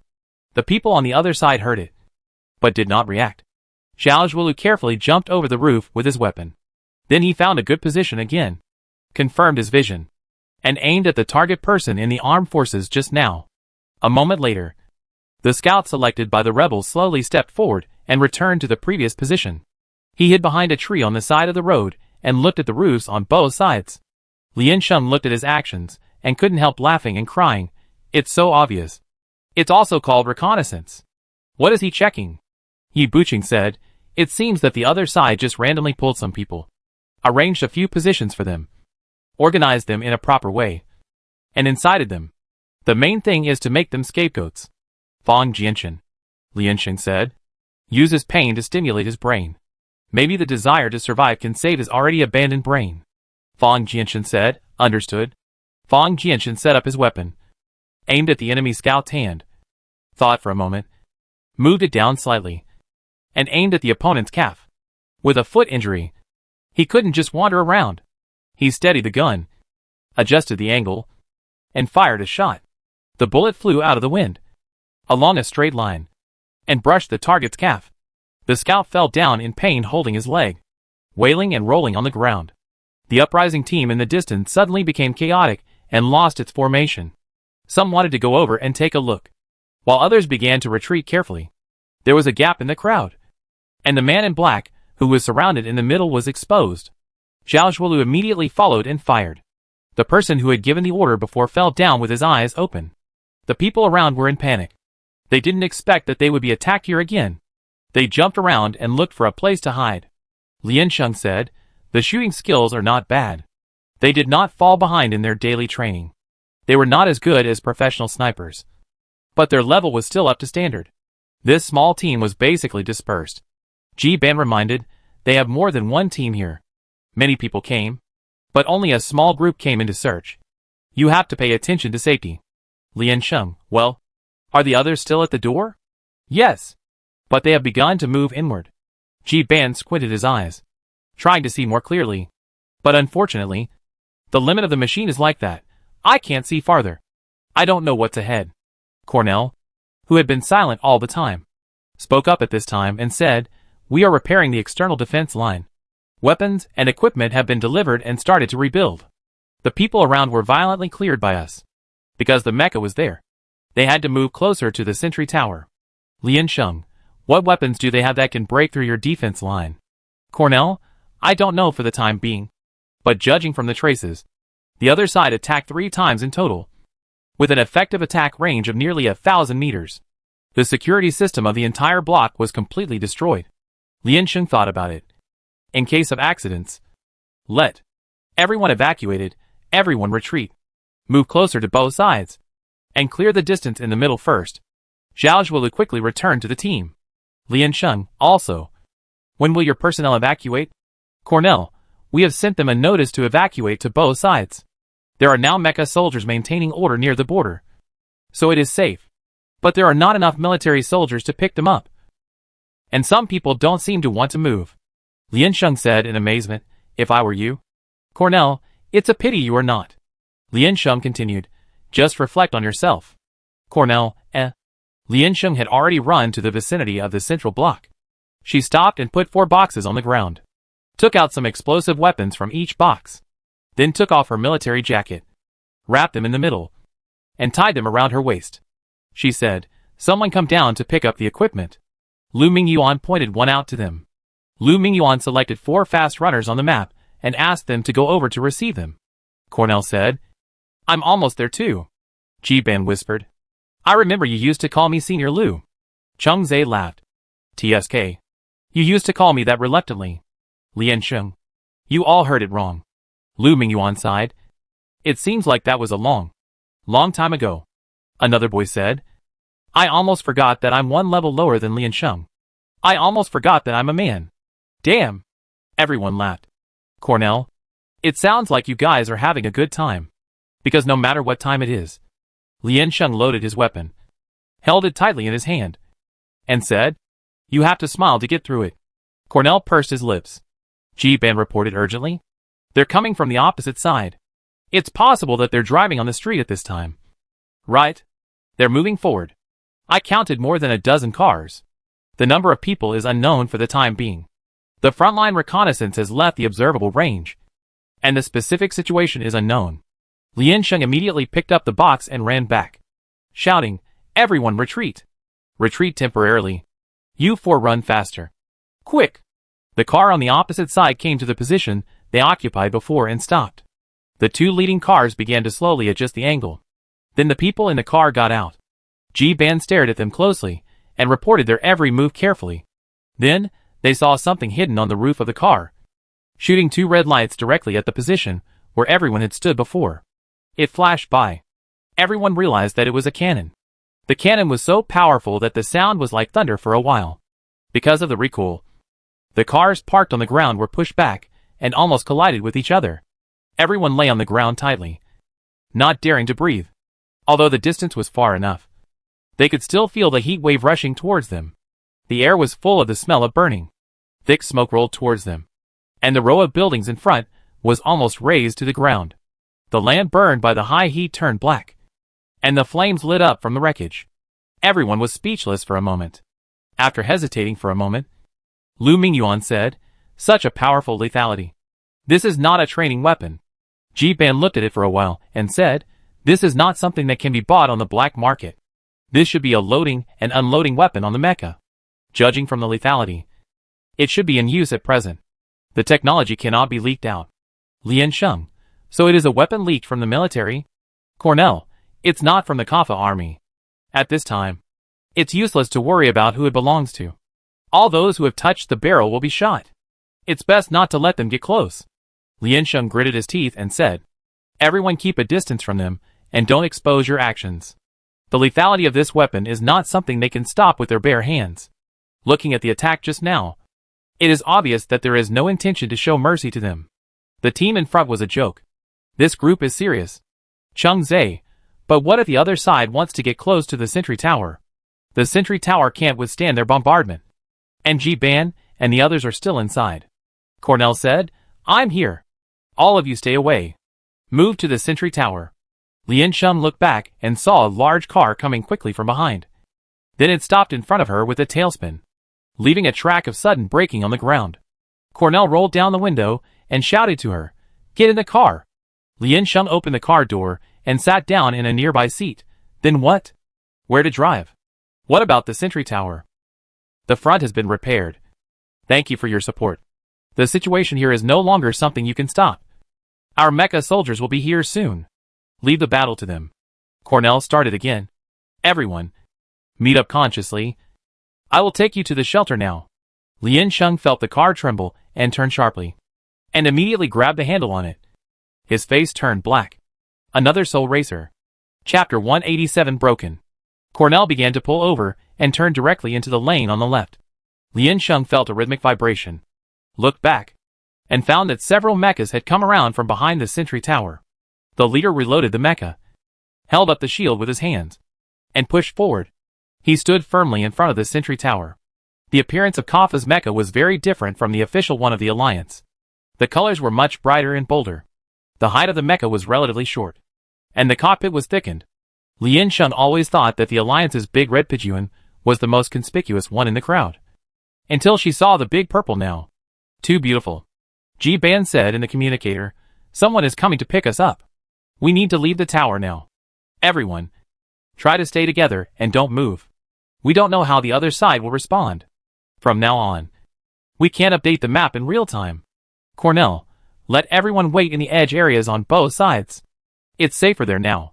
Originally, everyone was standing on both sides of the street. When the armed forces attacked, they avoided in different directions.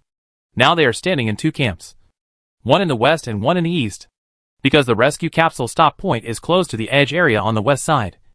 Cornell decided to pick up all the students on the east side first. Lien Sheng asked, When will the Alliance rescue come? We don't know the external situation, the enemy's firepower, and the overall public opinion of District 12. The militants have some weapons, but from the current reconnaissance, there should be not many. The number of mechas in our base is enough to suppress them. So we haven't asked the Alliance for rescue.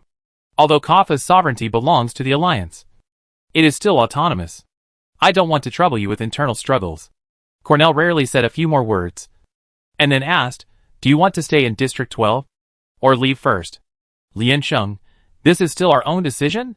What does the above mean? Cornell said, The civil strife in Kaffa is actually a common occurrence. It's just that this time the enemy has a clear organization, and there are external forces interfering. So it's a big deal. The Alliance cannot be sure for the time being. So it's up to you to judge. Lien Sheng nodded to show that he understood. It depends on the situation. I asked him again. For the Alliance, the civil strife in Kaffa is like a hidden pain that often occurs. It has a certain degree of danger, but it is not fatal. After all, how can an arm twist a thigh? They want to ensure the safety of the trainees, but they also believe that a dangerous environment can make them grow faster. The conflict between the desire of parents and the desire for their children to become successful. Connell put his hand on the control panel, accelerated his speed, and ran towards the green dot on the map. Lien Sheng looked at his still expressionless face in the rearview mirror. Can he feel this unfair treatment? The protection of the soldiers by the Alliance is different from the treatment of them by Kaffa. Obviously, they belong to the same political system in name, but the difference in their birthplaces determines the difference in their fate. The emergency prompt sound in Cornell's communicator broke the silence in the car. Report to Lieutenant Colonel Cornell. The number of people and weapons on the opposite side is more than we thought, and they are gathering from the outside to the inside. This is a large-scale, premeditated resistance action. The command center has resent the war report and rescue request to the Alliance. Lien Sheng and Cornell were both stunned. What did you just say? The soldier said. The commander said to send the students of the Alliance out of the war zone safely first. We will directly drive the rescue cabin to pick them up. Please let the students prepare in advance. We will leave in 5 minutes. Cornell immediately took out his own military internal communicator display screen, and saw a large area of red dots suddenly appeared around the central area. Those who were originally judged to be safe were reclassified as dangerous elements. They must rethink this uprising, which reveals all kinds of weirdness. Lian Sheng said angrily, You? Can you step on the brakes before you look at the road? Cornell turned sharply and rushed to the other side. Cornell threw his display screen to Lian Sheng. Lian Sheng held it in his hand and asked, Is the edge area unsafe now? Should we let them approach? Cornell, obviously the central area is not safe either. Lian Sheng pressed the communicator to inform. Everyone prepare to board the rescue capsule and evacuate Area 12. Don't let your guard down. Pay attention to the surrounding environment.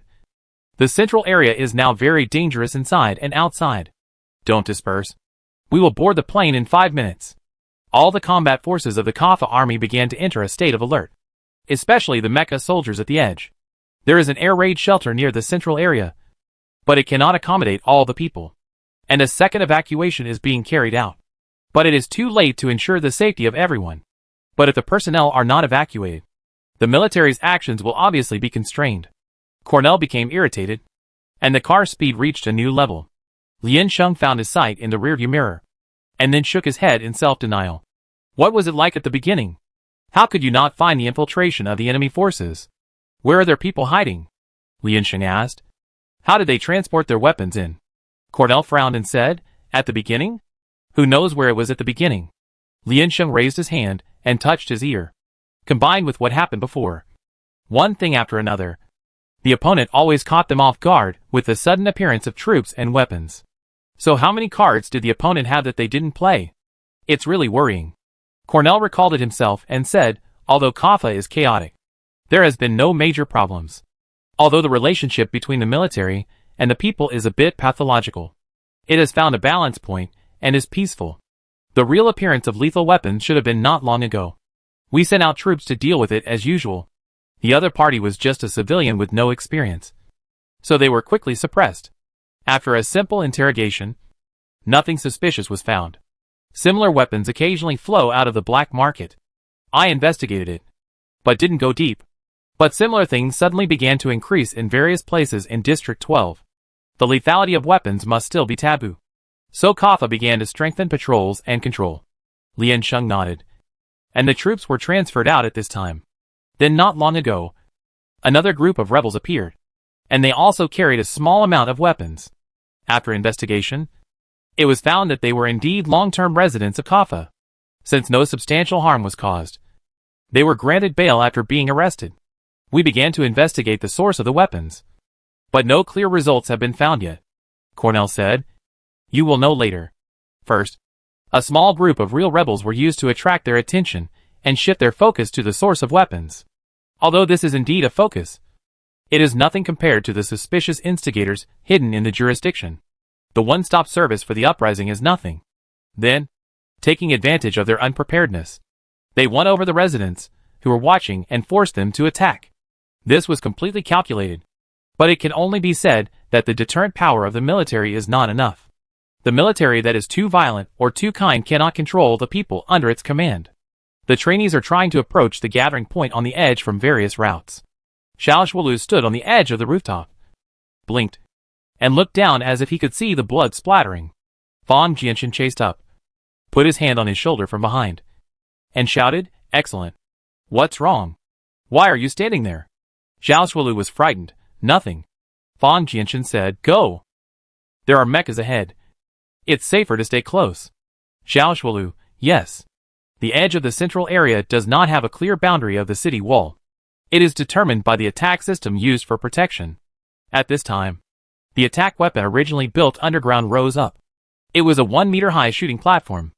The muzzle above was rotating around to ensure that every angle of the picture was included. The cold metal feeling, like its powerful lethality, made people stay away. The mecha soldiers stood by to maintain order, and a large number of people crowded together, waiting to go to the air raid shelter in batches. The trainees also walked over, but they were a little further away and did not compete with the residents for position. Leave some space, and it will be convenient to board the rescue ship.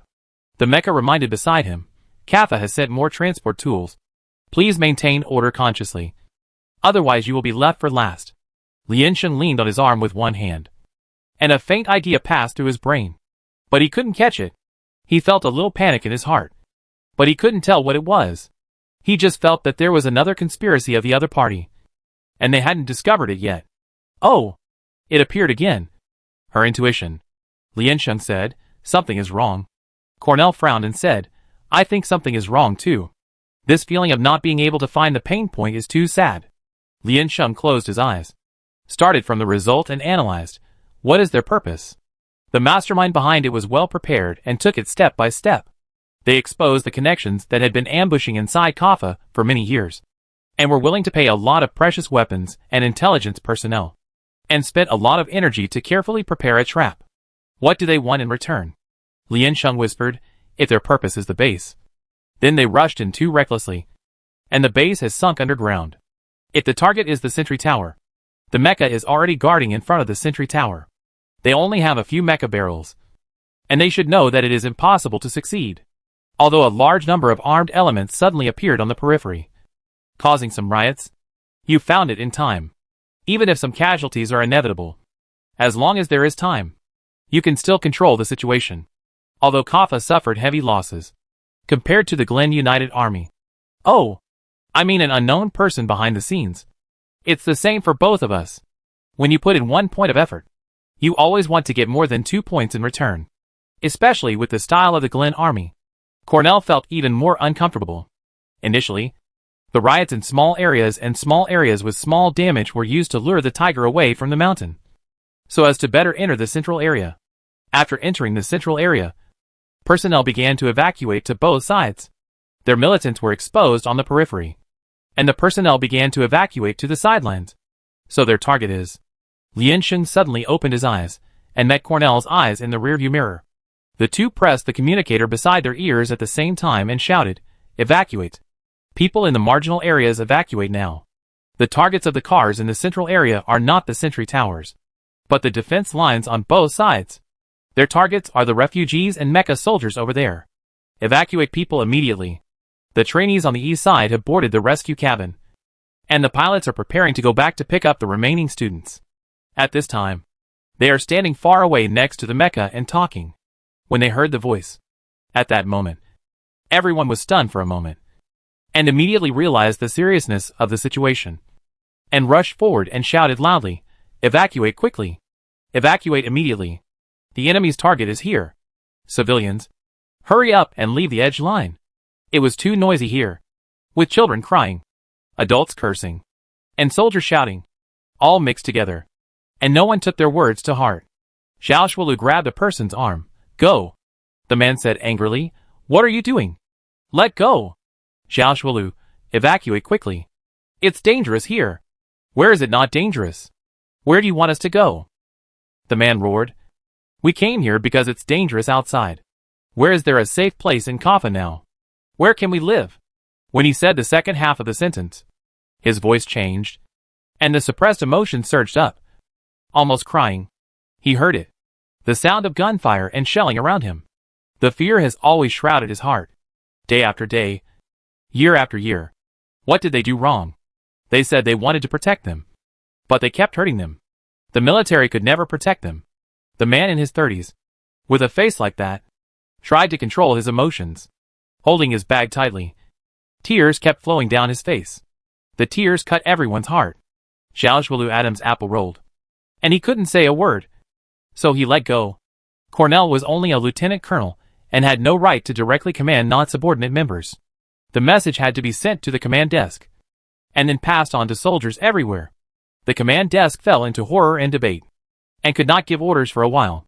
A whole line of defense, with enemy troops in front and behind. If the other side wanted, die together with them. You have no idea which point they will choose. They cannot guarantee that the military has no enemy spies. If they gather people in one place at this time, a greater tragedy will happen. They don't have enough mechas on the edge line, and they can't leave. There is no time to tell the mecha soldiers the specific situation, so they can only let the mechas defending in various places deploy protective shields to protect civilians as much as possible. At the same time, disperse and pay attention to safety. The mecha soldiers finally received the order from the headquarters and confronted the armed forces on the opposite side, while letting the residents disperse to both sides. They vaguely knew that something happened and they could not avoid it. They were extremely afraid of death. But when they really faced it, they were open-minded. It was a blessing to be able to survive. But if this is the end, they are also ready. Everyone put their hands together and began to pray. Please, really, I don't care. Please protect my children. Is there a safe place? Please leave it to the children. They are still young. Bless this place. If there really is a God, please look here and bless them. Mom. The woman bent down and kissed the child's forehead. Mom loves you. The Mecha set up a protective shield and tried to keep the trainees of the Alliance behind it. Then throw the children to them. Zhao Zhuolu and others half squatted down and were responsible for restraining the children who wanted to run away. The cry of parting came into their ears. The last wail of life. They didn't know how to deal with such a scene, which was too strange for them. The Alliance has always been a peaceful and powerful place. It is peaceful, powerful, but people are always fragile. I'm sorry. We can't protect you. Zhao Zhuolu felt a hand patted on his shoulder, and the force was a little out of control, exposing the owner's emotions. Excellent, Chengze said. What do you think we can do? Zhao Zhuolu lowered his head and shook his head. The Mecha hand shouted, everyone leave quickly. The farther away from us, the safer. Everyone disperse. At this time, the vehicles that broke into the central area were speeding towards the left. Cornell and Lian Sheng cars were also chasing in that direction, but they couldn't even see a shadow at the moment. Getting closer, Lian Sheng held Cornell's display screen, which showed the situation of the Sentry Tower's reconnaissance. 11 cars, all approaching the west. Be careful. We are coming now. Zhao Zhuoluo's eyes were a little out of focus. And suddenly he threw the child in his arms to Yi Buqing next to him, and then rushed out with a gun. Yi Buqing shouted in panic, excellent. The Mecha immediately stretched out his hand to block them. Don't move. Don't leave. You can't get into trouble. Chengze said, excellent. He ran out. The Mecha hand shouted again, don't move. There are still many children here. Zhao Zhuoluo ran towards the way he came from, which was open, and his back became smaller and smaller. Fang Jianshan gritted his teeth and shouted, old. The child is the sniper. Okay. He let go of the child in his arms and rushed out from the other side. The Mecha behind saw the two people leaving the safe area, and the other hand also came down to intercept them, shouting, damn it. Stop making trouble. Okay? The two men ran wildly with their heads down. The street was quiet. The noise gradually faded away, and the breathing and heartbeat were particularly clear. At this moment, the confusion that had sunk him before dissipated, and he didn't think about anything in his mind. Only his will was particularly firm. Do something. As long as you can stop them, you can always do something. He was tired of this self-condemnation for no reason. Lian Sheng shouted, Zhao Zhuolu. Fang Jianshan. What are you doing? Don't be impulsive. Lian Sheng knew it was too late, so he changed his order and said, there will be a vehicle coming around the corner. You two hide first. Pray that the other party is not interested in the empty houses, and will not waste shells on them. Or maybe they still have some characteristics of the rebels, acting for peace and expressing resistance to the military, rather than simply wanting to vent their emotions by destroying. Zhao Zhuolu squatted on the roadside at the corner and hid behind a sign. He set up his gun, prepared to aim.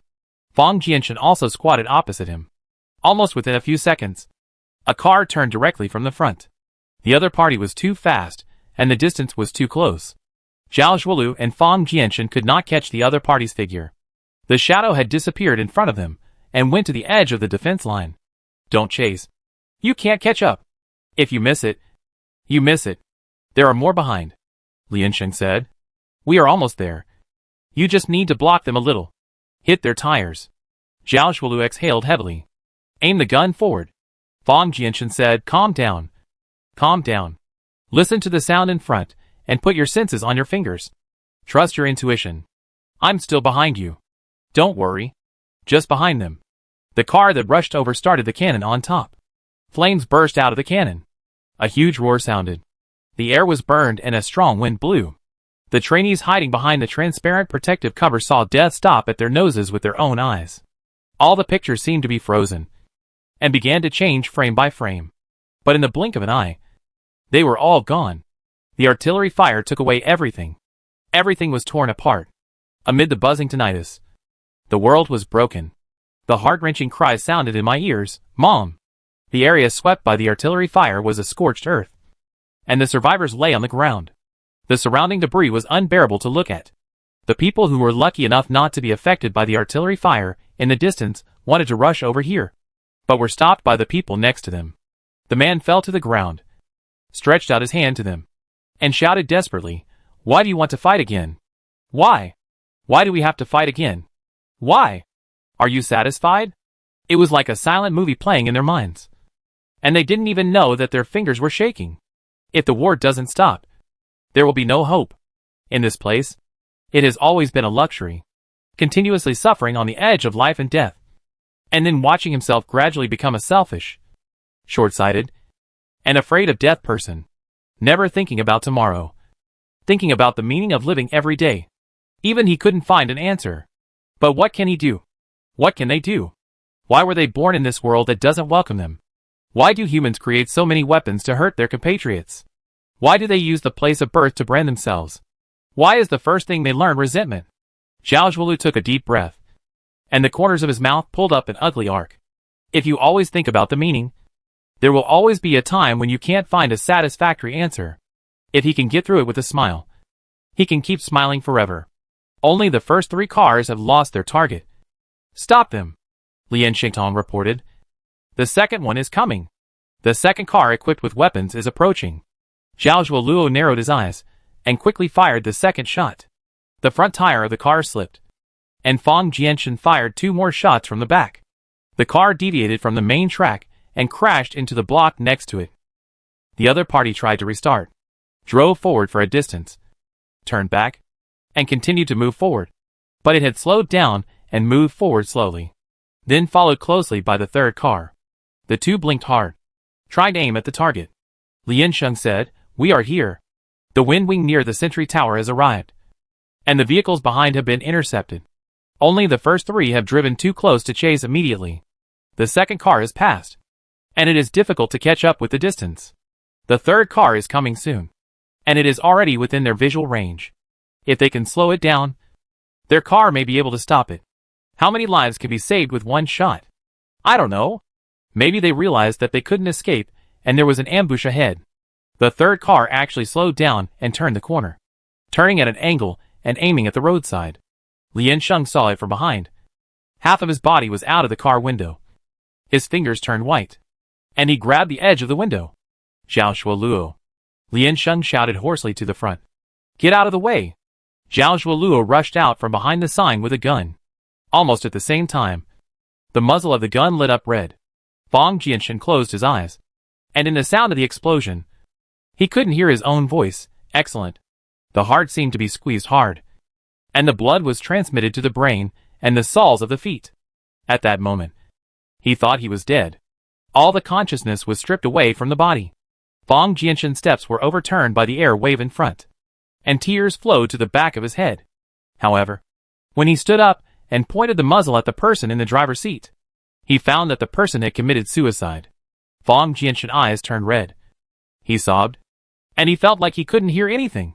He cursed, "Hack your uncle. Fuck your ancestors. Give my brother back to me." At this time, a black shadow came out from under the car. He opened the door, dragged the person in the driver's seat down, and then got in the car. Fang Jianshan crying stopped for a while, staring blankly at the man with blood on his forehead. "Zhao Zhuolu, get in the car." Fang Jianshan quickly jumped onto the roof of the car. He reached out and grabbed the place on top for leverage. Zhao Zhuolu had already driven out at a high speed. Cornell had just stopped the car and was about to go down to check the situation. Unexpectedly, Zhao Zhuolu was still alive, and he restarted the car after seeing this. Zhao Zhuolu's vision was now blurred. He only knew that he had to go in a straight line. He pulled the speed to the maximum and rushed forward. He also thought he was going to die. Although he managed to escape from below, it did not mean that the high-heat artillery fire had no effect on him. The burning sensation almost melted his skin. The 2 caught up with the second car, just in front of the edge of the defense line. Both tires of the opponent were broken. At this time, the focus of firing the barrel was facing an empty high-rise building in front, so he was still adjusting the direction to strive for the greatest casualties. Fang Jianshan held his weapon, and found that the weapon he was wearing was so weak that there was no place to start. Liansheng climbed up from the car window, following closely behind them. She reached out to take out the weapon in her clothes, but found that it was entangled at the critical moment. She could not think too much, took off her clothes, and threw it forward with her sleeves. Fang Jianshan. A bunch of bombs flew in the air and scattered. Fang Jianshan jumped up and held a hand bomb in his hand, shouting, "Excellent!" Zhao Zhuolu stepped on the brake directly. Fang Jianshan raised his arm and threw it forward. "Get out!" The driver saw that the people behind him had come and pressed the button in panic. There was a scream in front. At the same time, the hand bullet fell to the ground. The remaining car turned and turned in the explosion, losing its original target. The barrel on the roof of the car fired.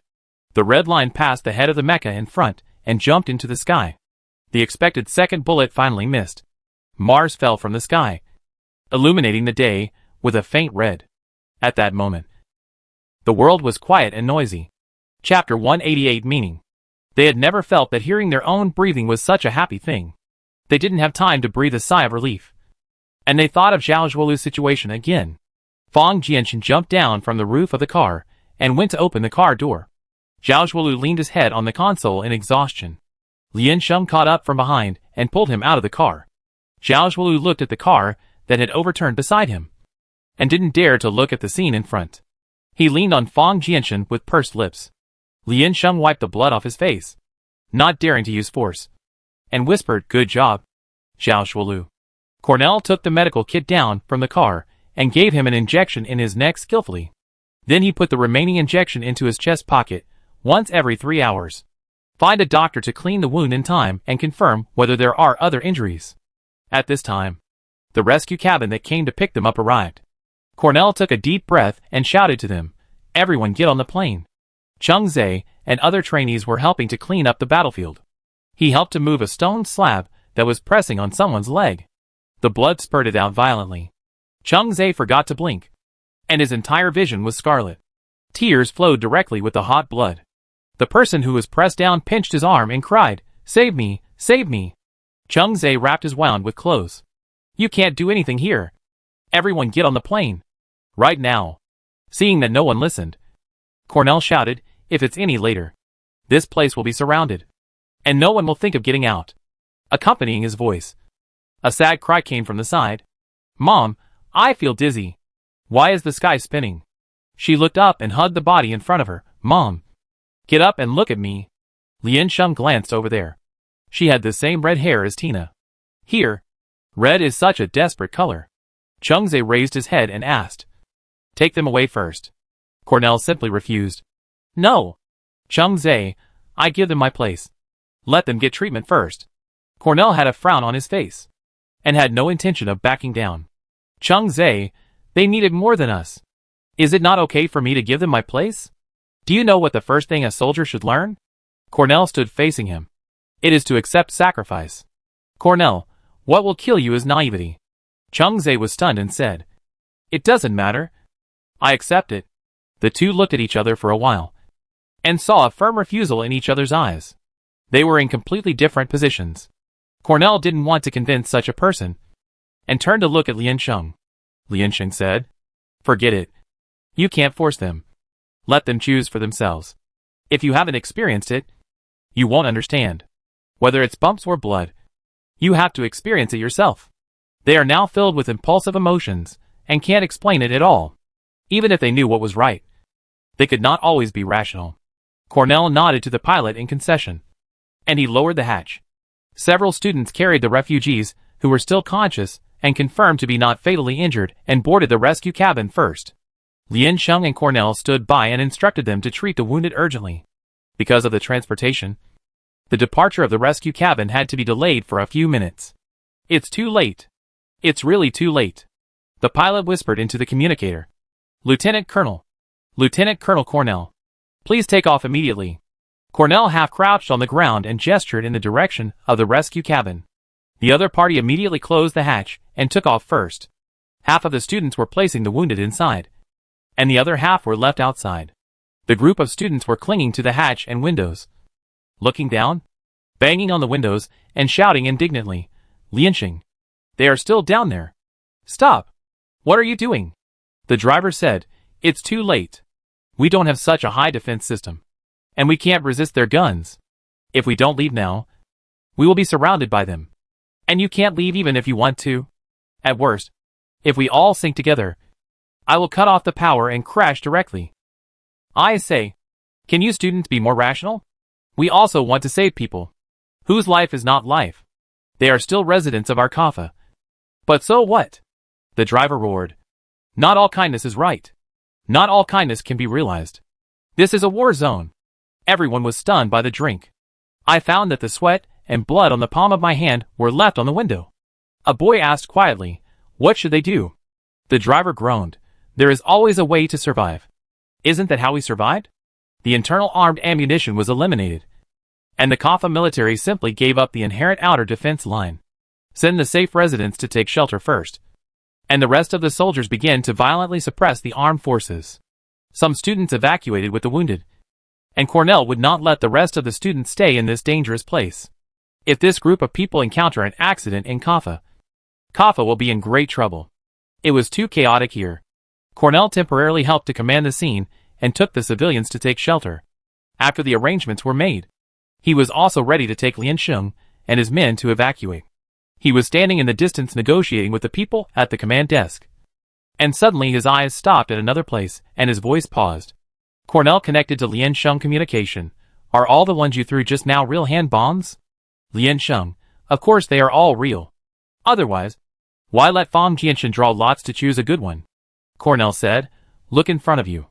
A girl was rushing forward with her head down. They were all paying attention to the refugees and the disaster area. The surrounding noise was too loud, and no one noticed such a small figure. She was holding a black round object in her hand, which was obviously a hand bomb. Perhaps the handheld bullets were pushed forward by the wheels after they landed, rolled to an invisible place, and failed to be recovered in time. And now they are held by the other party. For a moment, no one knew whether the girl's target was the armed forces on the opposite side, the Kaffa military headquarters, or both. Lian Sheng took a step forward and said in surprise, what does she want to do? What is in front? In front is the armed forces confronting the military headquarters. Cornell began to run towards them and shouted, stop! Don't let her go forward. Lian Sheng wanted to find his gun, but found that she had thrown it in the car before. Lian Sheng shouted to the person in front, stop! The person in front, stop! If you don't stop, we will shoot. The trainees were all attracted.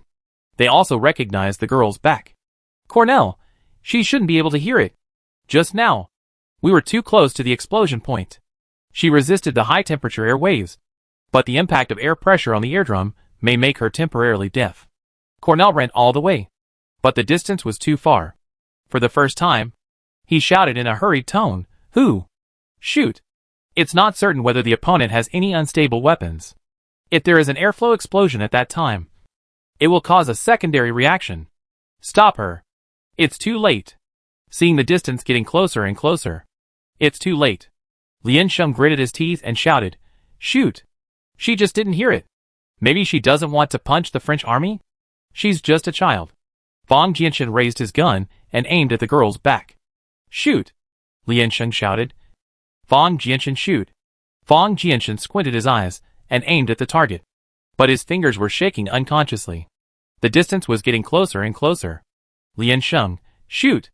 The boy next to him shouted anxiously, stop! Hey! Stop quickly! Fang Jianshan gritted his teeth. Shoot! Shoot now! Fang Jianshan roared and punched his arm hard. Calm down. Lian Sheng directly grabbed the weapon of the soldier next to him and ran over there. She half crouched on the ground, held the gun, and began to aim at the target. I don't know if it was cold sweat on her palms, but they were a little slippery. Just as she was about to shoot, a bullet flew past and hit the girl who was still running. The target fell down, and the explosive bomb in her hand fell to the ground.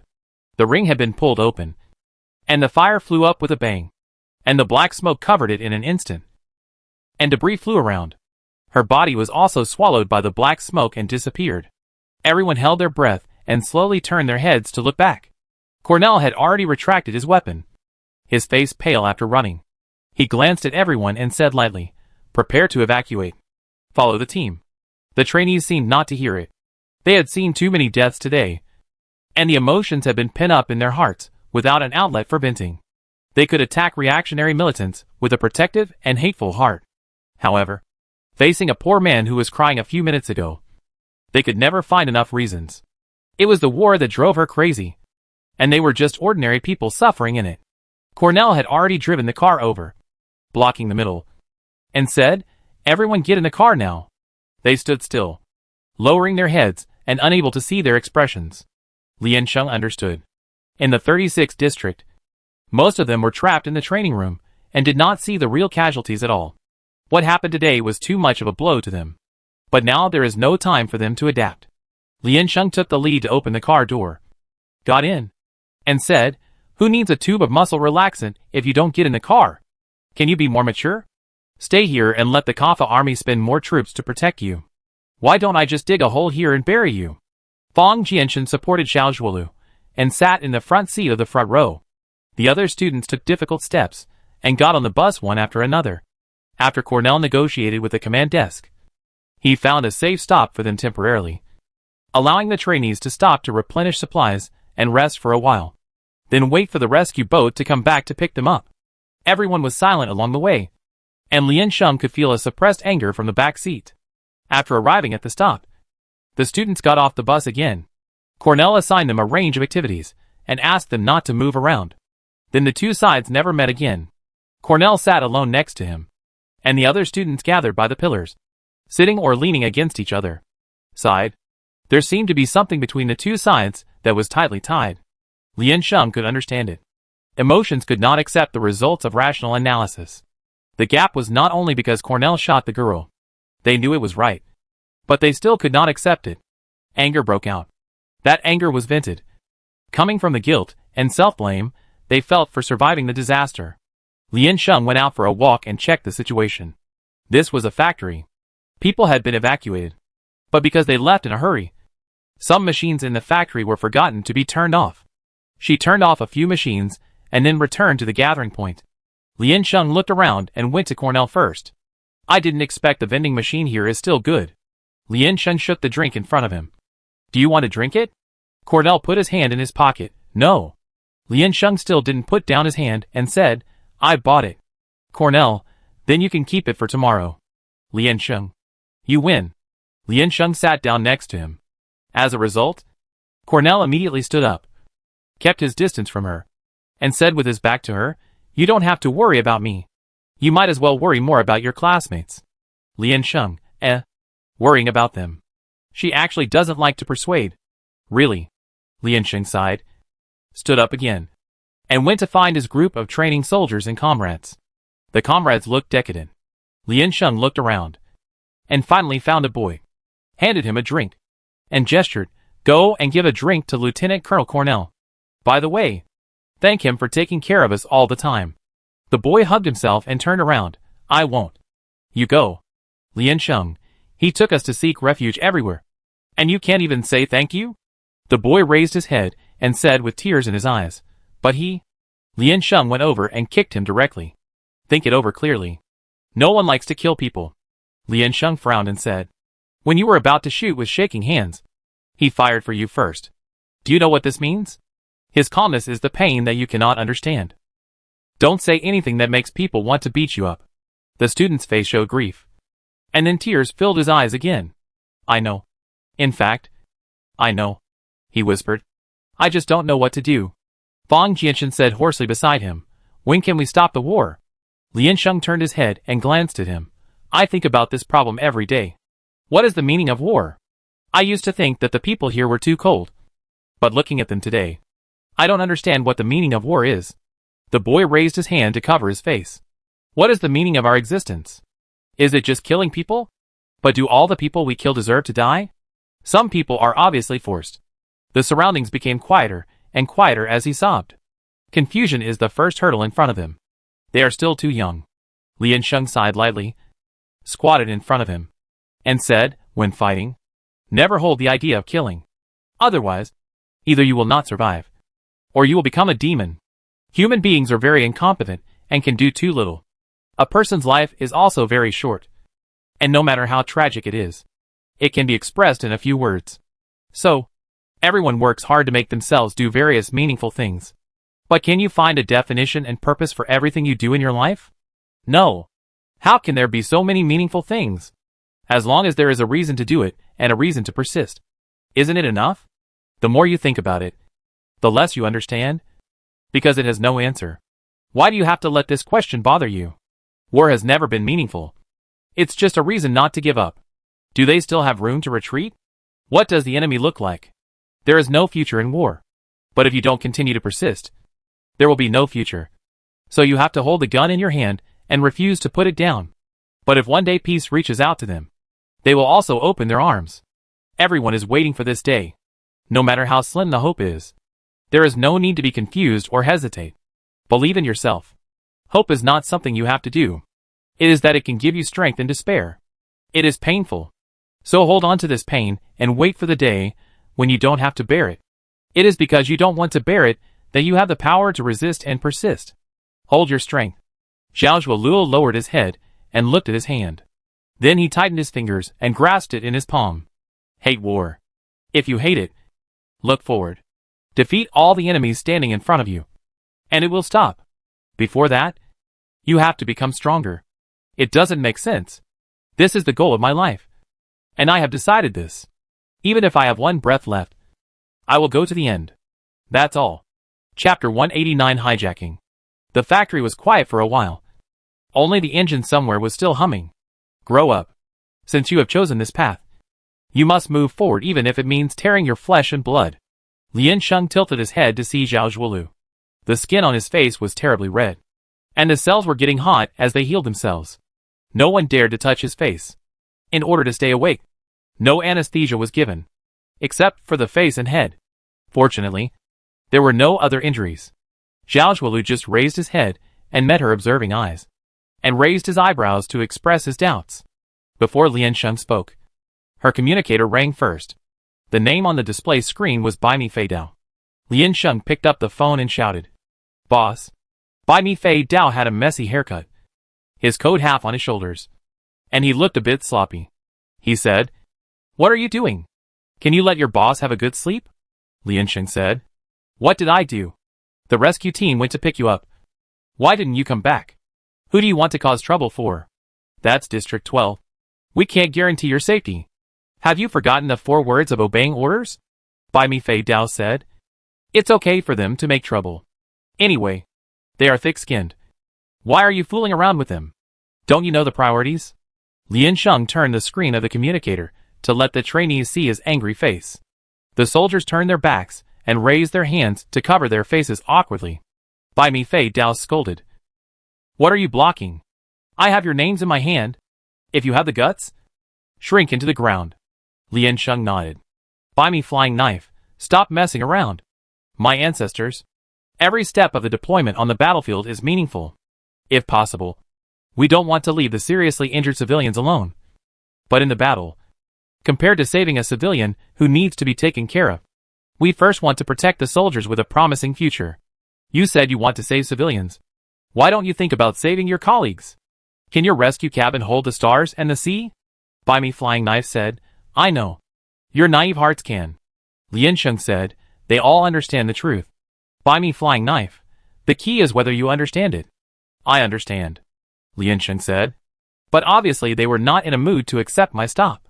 In public, it can't be too ugly. In public, a similar quarrel over the rescue quota will easily make them feel that the lives of the Alliance students are much more precious than civilians. At the same time, it will also make the Kafa military appear humble and inferior in front of the Alliance. The impact is very bad." Bai Mi Flying Knife sighed, "There won't be a second time. Although this time the Alliance didn't directly issue an order to you. It was also an official instruction to Kafa. I didn't expect you to be so bold and just pushed it. I'm scolded for you. Remember my efforts?" Everyone nodded, "Yes. Yes. Yes."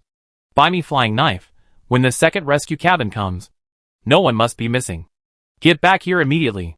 The situation in Kafa is not simple. It may not be a simple civil war. Do you understand?" Everyone nodded again. Lian Sheng turned off the display screen and walked to the empty window with the communicator. Bai Mi Flying Knife asked, "How is it? Is anyone scared to pee their pants?" Is there anyone who wants to leave? Not everyone can accept the bloody scene. But compared to the visual impact, the emotional shock should be more difficult to accept. That is something you can never get used to. And you only learn to suppress and restrain yourself.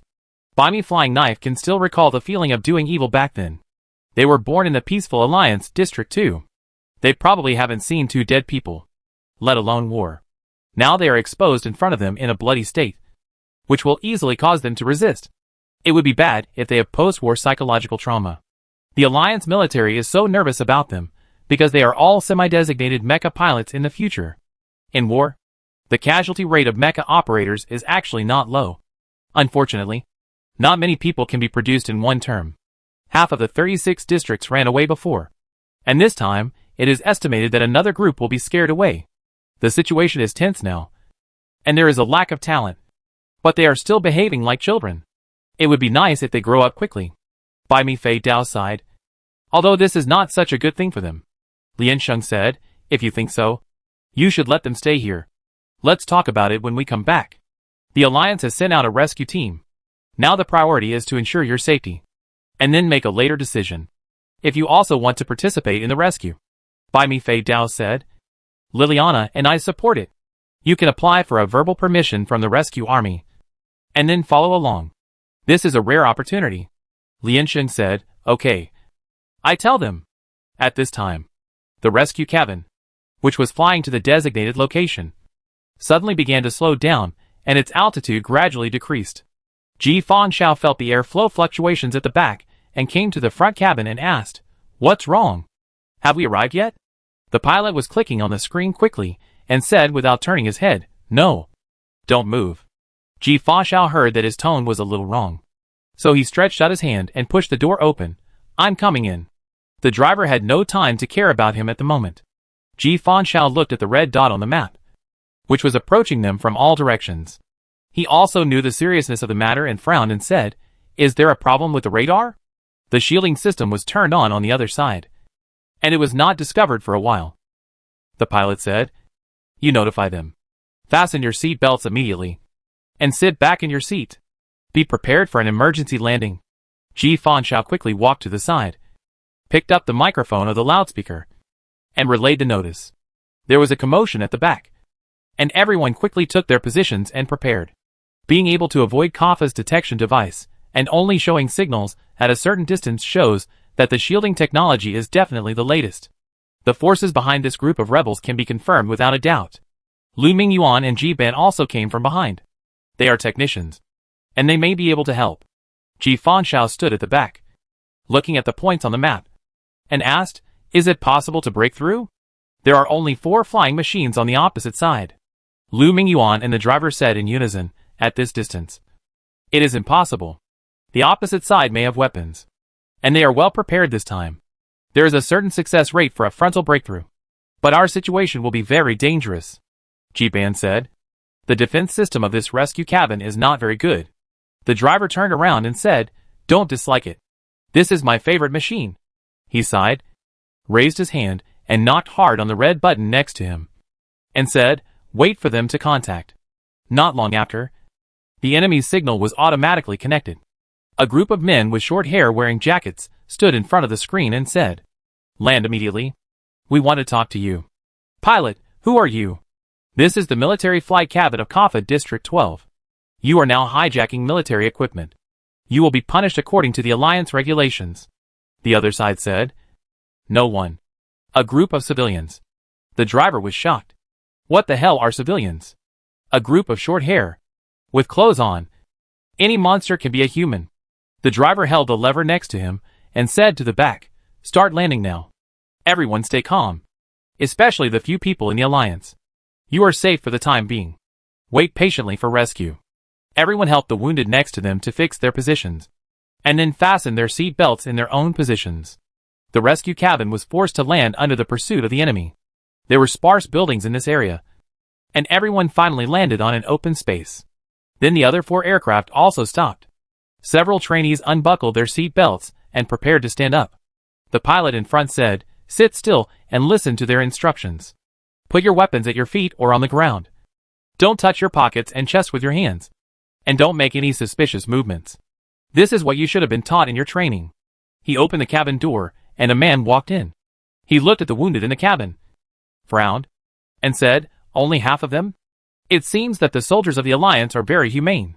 He looked inside, and everyone inside raised their hands consciously and looked at him coldly. "Very good.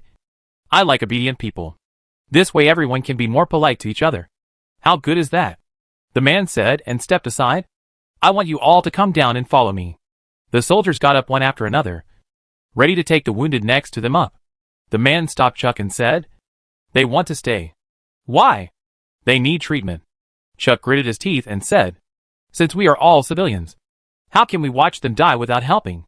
Isn't their purpose to save more civilians who hate war?" The man said indifferently, "Of course we know our own purpose. And we also know what is a necessary sacrifice."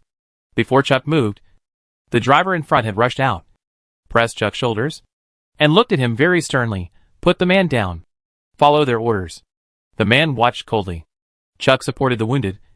His fingers turned white, looking at the tip of his shoe. He tried to restrain himself. "Don't be naive." The driver scratched his hair hard and said, "This is why I hate the Allied forces, who come here for training every year.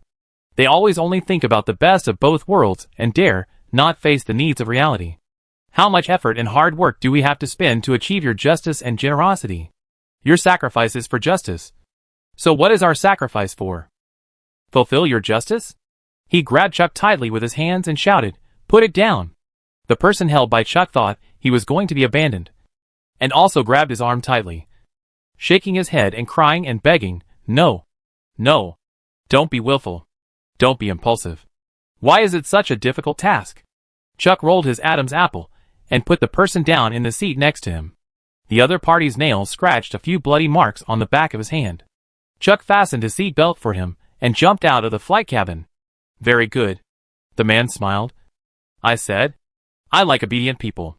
If you are obedient, I can also be polite to you." The trainees quickly came down, and after being searched, their hands were tied, and they walked into their aircraft one by one. The rescue cabin of Kaffa stopped in place, and the other party did not do anything. The pilot had sent out a distress signal before, and when the signal shielding source here left, it was estimated that the Kaffa army would be able to rush over to rescue people. Everyone breathed a sigh of relief. They thought that if the other party was not well equipped, they would at least hijack the rescue cabin here. But fortunately they did not. They did not embarrass the wounded over there.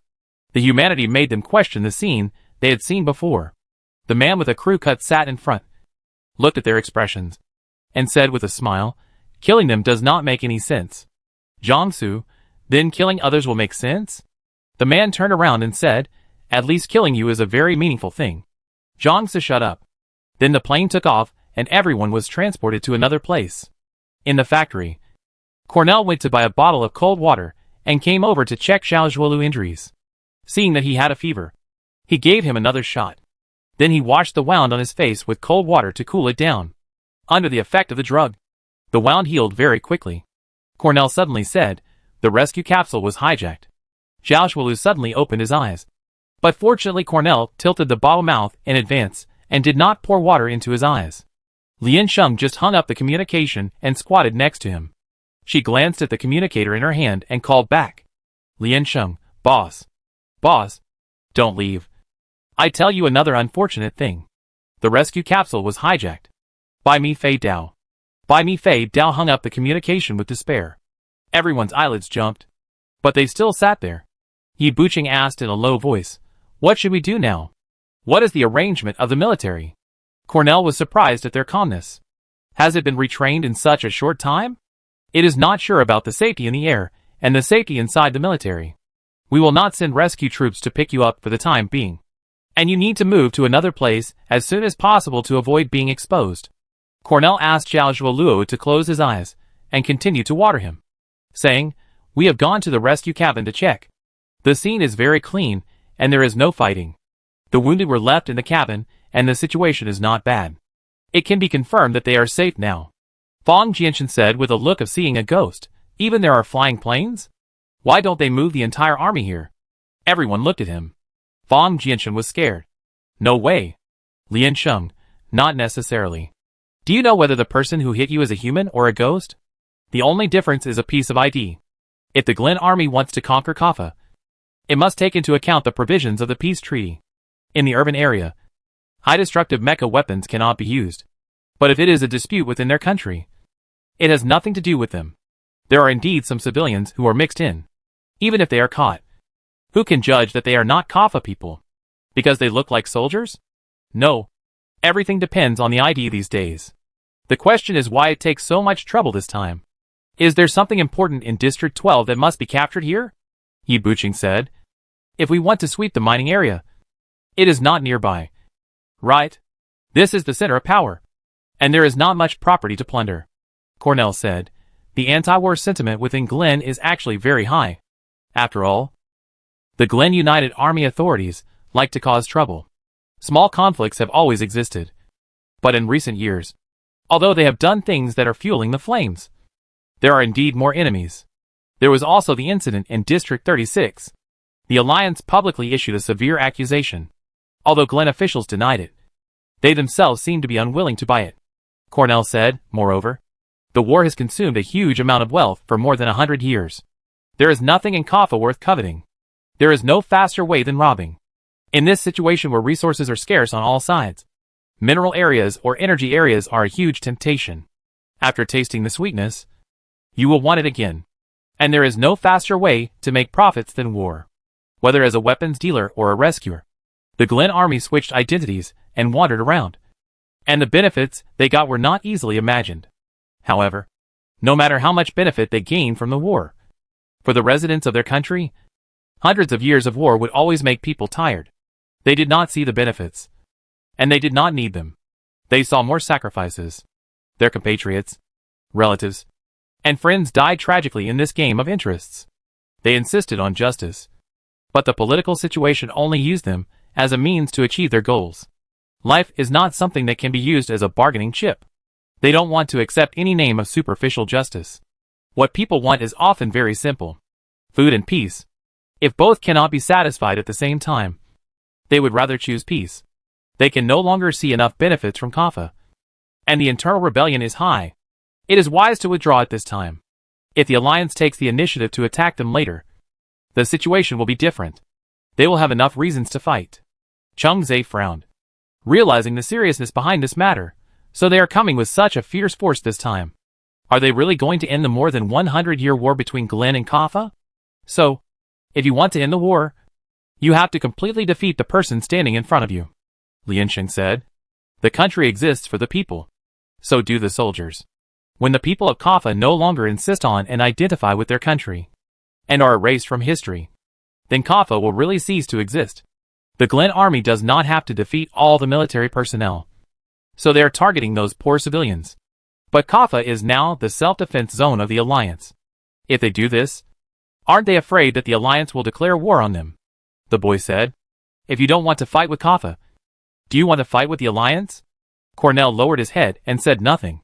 Kaffa requested asylum from the Alliance, and the Alliance lent them a hand. But the management of Kaffa has always been carried out by their military. Years of fighting have turned this originally prosperous place into what it is today. No one wants to be the second Kaffa, Liansheng said.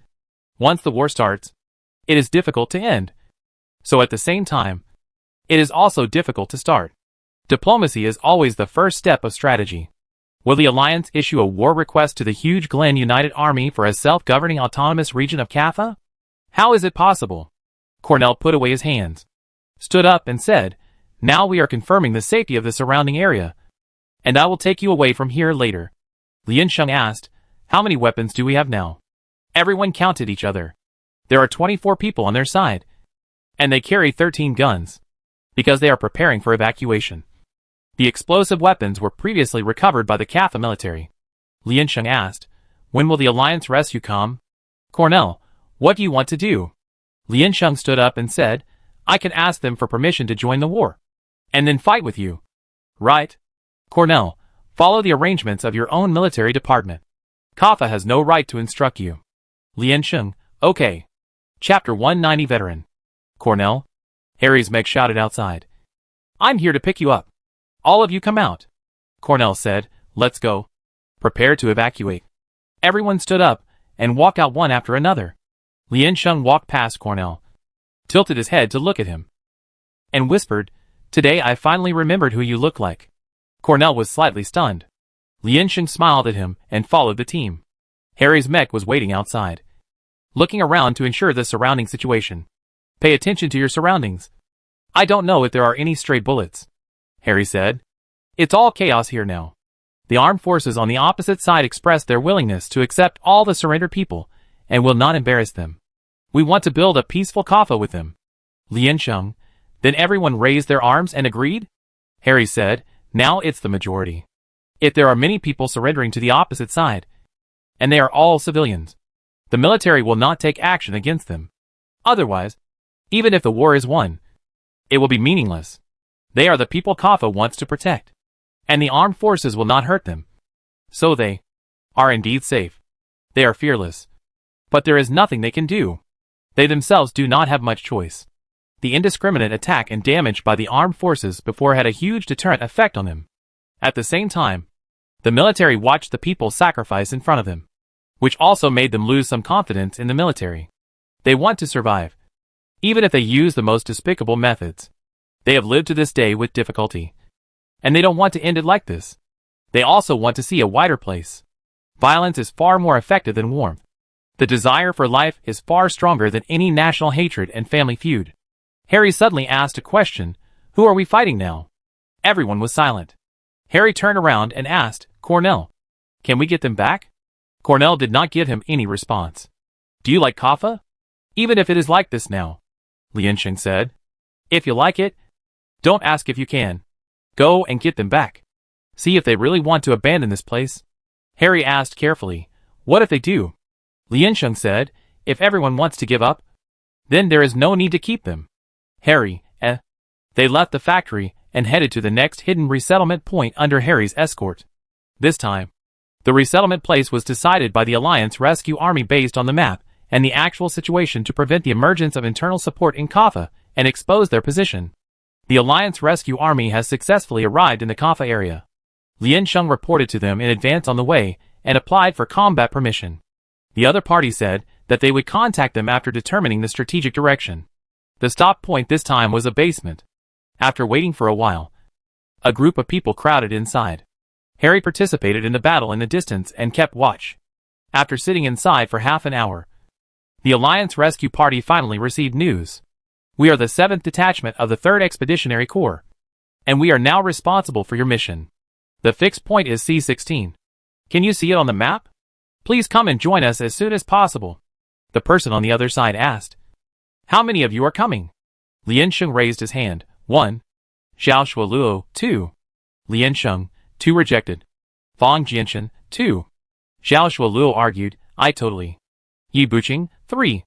In the end, everyone pointed to it. And Zhao Shuoluo was even more unwilling to stay here alone. "Everyone. No problem?" the veteran said. "You have a guy called Lien Sheng, right? You pick the people." Lien Sheng knew what was going on. She pointed out a few people who didn't look very good, and the previously injured students, and said, "You stay here, take care of each other, and wait for us to come back."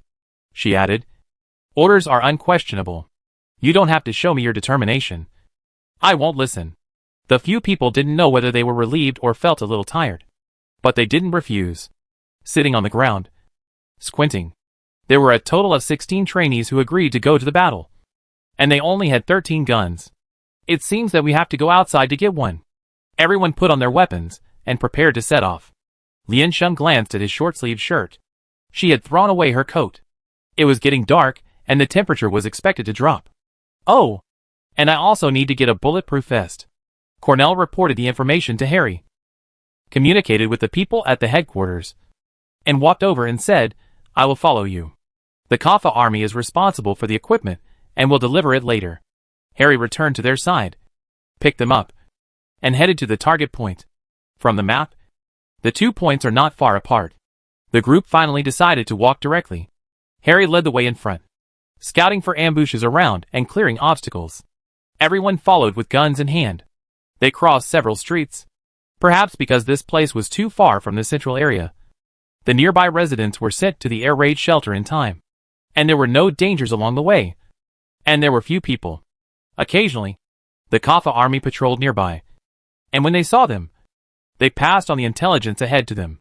Soon they arrived at the equipment handover place, where a military supply truck was parked. Harry said, "The road ahead is inconvenient for me. I will hand over this mecha to my teammates first, and then go with you. Wait for me." He drove the mecha away first, and the others went to the carriage to take out the box. It contained several sets of bulletproof vests and a complete set of blasting weapons. Everyone started to update their equipment on the street. Don't use bombs unless there are special circumstances, the soldier in charge of transporting equipment said. There is chaos inside Kappa now, and they have all been bewitched and used. The people standing in front of you are likely civilians.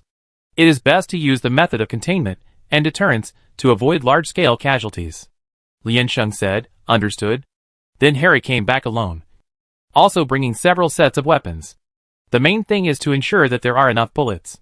After checking up and down and confirming that the inspection is correct, Harry walked to the front with a gun. "I will lead the way. You follow."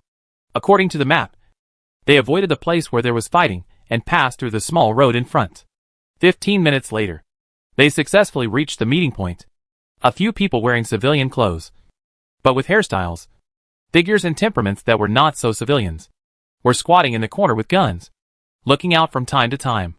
Seeing them appear from the corner, several people raised their guns and were on guard, using the communicator to confirm each other's identity. They put away their weapons. The few people were shocked. "Finally here? Why are you so slow? We have specially chosen the nearest location. Even if you can't show up in a flash, you can always show up. Where have you been?" Everyone, There is no way to respond to this. The old soldier raised the communicator. "Contact the system. Share the location." Everyone reset the channel of the communicator. "We are the Kappa People's Self-Defense Force against the reactionary army. In order to eliminate some violent radicals who use the slogan of democratic truce but are actually terrorist organizations disrupting social order, we have spontaneously organized an armed force." The other party stretched out his hand to them. "We are locals of Kappa with more than 10 years of residence. Welcome you now." Everyone, They didn't remember the previous difficult words. Lian Sheng asked tentatively, "What about us too? Their new identities? Don't you know who you are? Why are you asking us?" The veteran said, "Aren't you trainees of the Alliance? Recognize your own identities and don't mess around." "Okay." Everyone, An old soldier leaned against the wall, carefully observing the dynamics ahead to prevent enemy attacks. Their captain was explaining the battle situation to them. "Okay. Now it's the 6th team. No. It's a big family now. Big families are more troublesome. You must obey orders. The 6th big family is officially established, and I will be responsible for leading you to learn. Don't be afraid. This is the journey you must take, step by step, and you can finish it," the veteran said. "Our current goal is to find the enemy's base camp. First destroy their arsenal and ensure the safety of all hostages. Do you know what's going on now? According to the peace treaty, if a country has more than a certain number of people or a certain proportion of the local legal residents, they jointly decide to abolish or secede from the local political jurisdiction. Then the law can recognize it. They are now gathering the residents here by coercion and inducement, and let them sign the separation treaty. If they gain an advantage in name, the restless Glen army can show up in person. If this is really the case, then the Kappa military is equivalent to defeat without a fight. Kappa is about to disintegrate, but the people were originally assigned to the Alliance. Don't worry about what they want to do, or whether they can succeed. We have to stop them anyway," the veteran said with a tangled expression. "The Kappa military cannot shoot at the hostages because of their position restrictions, and the impact is too bad. So we have to do it. In order to avoid more fearless sacrifices, our only way now is to find the cancer, remove the danger, and save the hostages." Lian Sheng, "Hostages?" The veteran bit the word. "It's hostages. They took a large number of Kappa people as hostages. The words signed by the hostages under duress are not legally effective. We just need to let them voluntarily regret within the time limit. The Alliance can no longer allow them to violate our territorial sovereignty. There is no room for negotiation this time." Lian Sheng, "Where is the enemy's base camp? Found it?" "Yes," the old soldier said. "The enemy's forces are mobilizing very quickly, and they should be not far from the center. But they can't be too close to the center. Otherwise they will be easily discovered. District 12 is so small. And a comprehensive signal search is carried out. There must be one in the blocked area. How fast? Everyone suddenly realized. It makes sense. Lian Sheng asked, how many are there? Only a few dozen. The old soldier said. In order to prevent mistakes, the signal blocking range is divided into a circle. And the inspection task is a little large. Everyone. So start to disperse now. We are not many. All red areas are suspicious places. Carry out a carpet search and don't miss any useful information. Especially the location marked by our red star. Be careful. There may be an ambush. The old soldier pointed out. The front is the edge of the battle area. There are some armed forces. And some Kappa troops. It doesn't look threatening. But you still have to be prepared. Lian Sheng always felt something was wrong. The veteran was very pleased. Patted her shoulder and said, you are very good at grasping the key points. Little girl. You are really good at answering questions. Lian Sheng, You will work in groups of 6. And sweep this area as soon as possible. Start from 4 directions. There are still many points to go. And our task is arduous. The veteran said. Start the grouping now. Do you want to form a free group or draw lots? Everyone, Lian Sheng said. Just form a free group. Cornell, Harry, Lian Sheng, and Fang Jianshan. All have good long-range sniping skills. And were assigned to 4 groups respectively. The veteran did not waste time with them. And directly, you, clicked a few times. Forced them into groups. And then decided on their captains with one sentence. The decision was made directly. The Alliance has been protecting them, fearing that they would encounter unexpected events. But as soon as the expeditionary force took over, they said to bring people, and directly let them out like dogs. This gap makes people feel a little sad. Protect yourself? We can't help you. Those who need others to protect them on the battlefield are not qualified to wear this military uniform. You are already grown up. Don't let the lieutenant colonel laugh at you, the veteran said. Although the force in front is a little dense, the accuracy is not good enough. I don't think it's a big threat. Just good for practice. He patted the shoulder of a boy next to him and said, put on the bulletproof vest. Come back alive. You will regret your lack of talent when you need it. Even if you are afraid, I won't let you go now. The veteran took out the display screen as if they were already on the pirate ship and said, now. Each captain chooses a direction and goes bravely. Chapter 191 Investigation. They were in groups of 6. And the other veterans worked in pairs. They entered the target range from different directions and began to investigate the target. However, they had no relevant experience and did not know what characteristics a normal target should have. Fang Jianshan asked in a low voice, what does the base camp on the opposite side look like? The old soldier said, there are not too many people. Not too few. The land is not too big or too small. The important thing is that if you approach rashly, you will probably die. Fang Jianshan, Fang Jianshan felt fooled and shouted, Lian Sheng. Command? There really shouldn't be many people. The place guarding the arsenal must be well defended. But too many people will easily expose the target. Lian Sheng said. Weapons will not be placed in batches. The risk is too great. And once they are seized, it means the end. And in order to ensure that all directions can be supplied in time, the arsenal should be located in more than one place. They are well prepared and have many connections in Kaffa. After all, the war has been going on for more than 100 years. So it is theoretically possible. So the place to store the arsenal does not need to be too large. Lian Sheng, but with fewer people, the security and monitoring systems around will definitely be improved. It should be in a place with complete facilities. Pay attention to the surroundings before approaching. The old soldier said, you see? Right. I told you so. Everyone, This is so different from what you said. How can I have so much time to explain? Think about it yourself. The command is not your question-answering software. And you are not uneducated. The old soldier said. Anyway, you will know where the problem is just by looking at it. Everyone, Don't say it. Fang Jianshan said sadly. I was wrong. Lian Sheng and his group chose a nearby road, hiding behind the sandbags and observing the situation ahead. There are small groups of armed elements at the edge, and inside of the area, they have divided. A small number of Kaffa troops are confronting them. But the opponent's weapons seem to be very monotonous, with only simple firearms. Several people observed carefully for a while, and without waiting for other developments, they can basically confirm that there is no threat of large-scale killing weapons. Bullets are flying everywhere.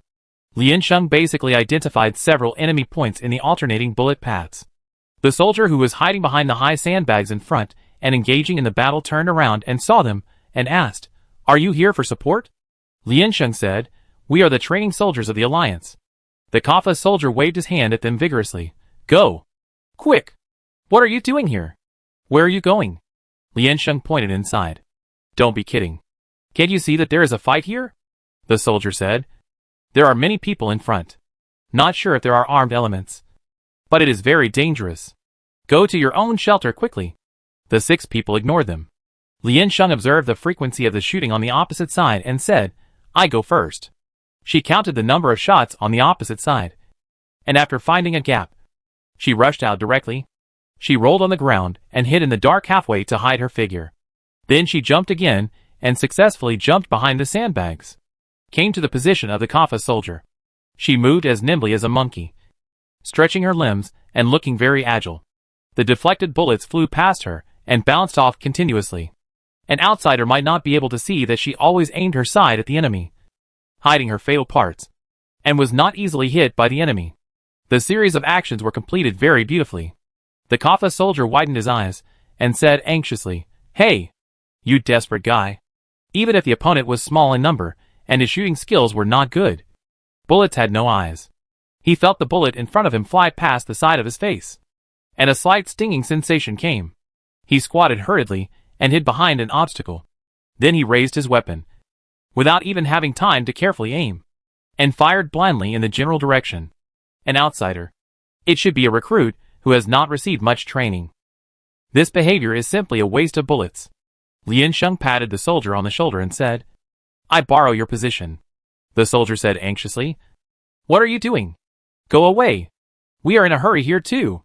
Lien Sheng shook his head, squeezed him aside, stood over, and began to aim at the target point he had chosen before. The soldier was anxious and shouted with a gun beside him, "Hey! What are you doing? If you don't come down, I will report to my superiors. What are you doing is really unreasonable." If she hadn't been wearing a military uniform with the Kappa logo, he would have thought that this person was a spy sent by the opposite side. Lien Sheng raised his finger to press his lips and made a gesture to silence him. Then he straightened his posture, half closed his eyes, and shot directly. A person fell directly at the alley on the right, reloaded and shot again. The enemy soldier at the entrance of the upper right corridor was killed after the last shot within the attack range was fired. The front was finally quiet. The Kappa soldier was dumbfounded, standing stiffly beside her and watching her, still pulling her collar and belt. Lien Sheng gestured, and he let go.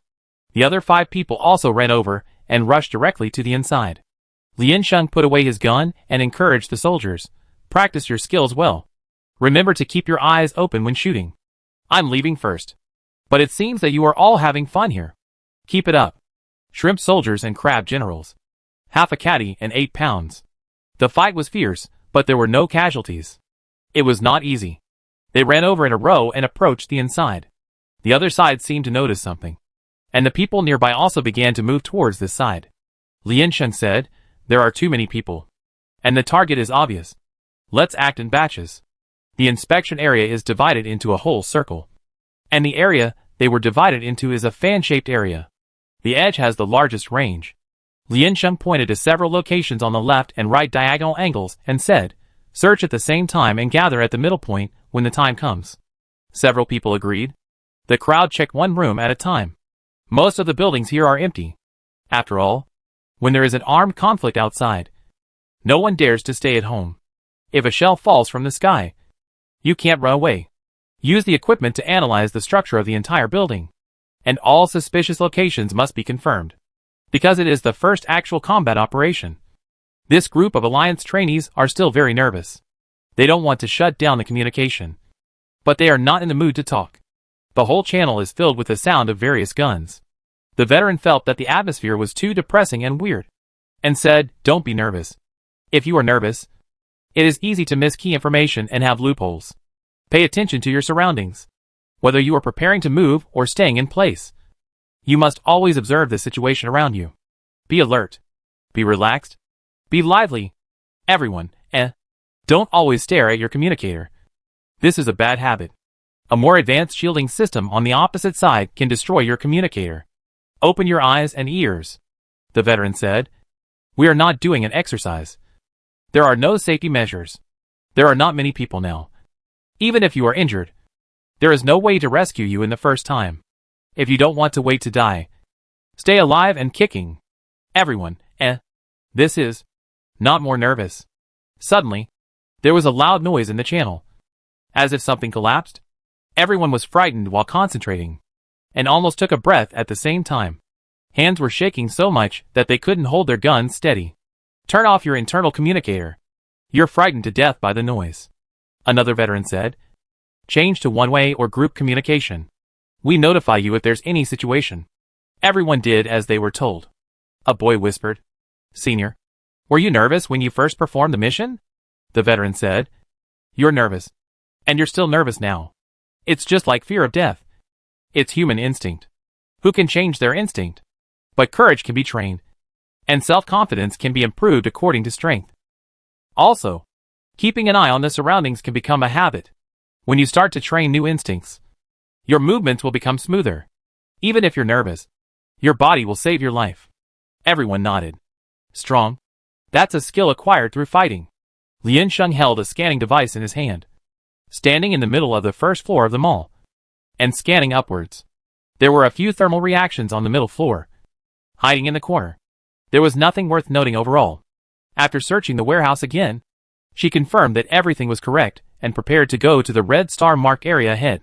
When Lian Sheng walked out of the door, the wind had already started to blow outside, and she squinted her eyes slightly.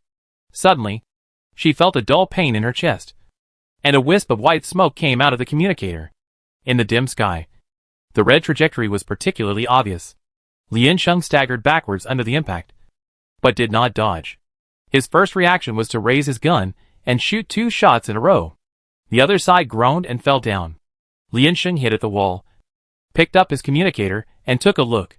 The place where he was shot, as well as the surrounding screen, were all black. The corner of the screen was still normal. She said, Oops. My communicator display screen was destroyed. The communicator is divided into 2 parts. One for receiving sound, and the other for receiving maps and various data information. The display screen was destroyed, which means that the latest situation of the members cannot be obtained. And even the map is gone. I don't know whether to say that she is too lucky or too unlucky. No one tried to figure out what she meant by that. Cheng Zhe said. You should find a place to hide first, and I will pick you up. Wait a moment. No.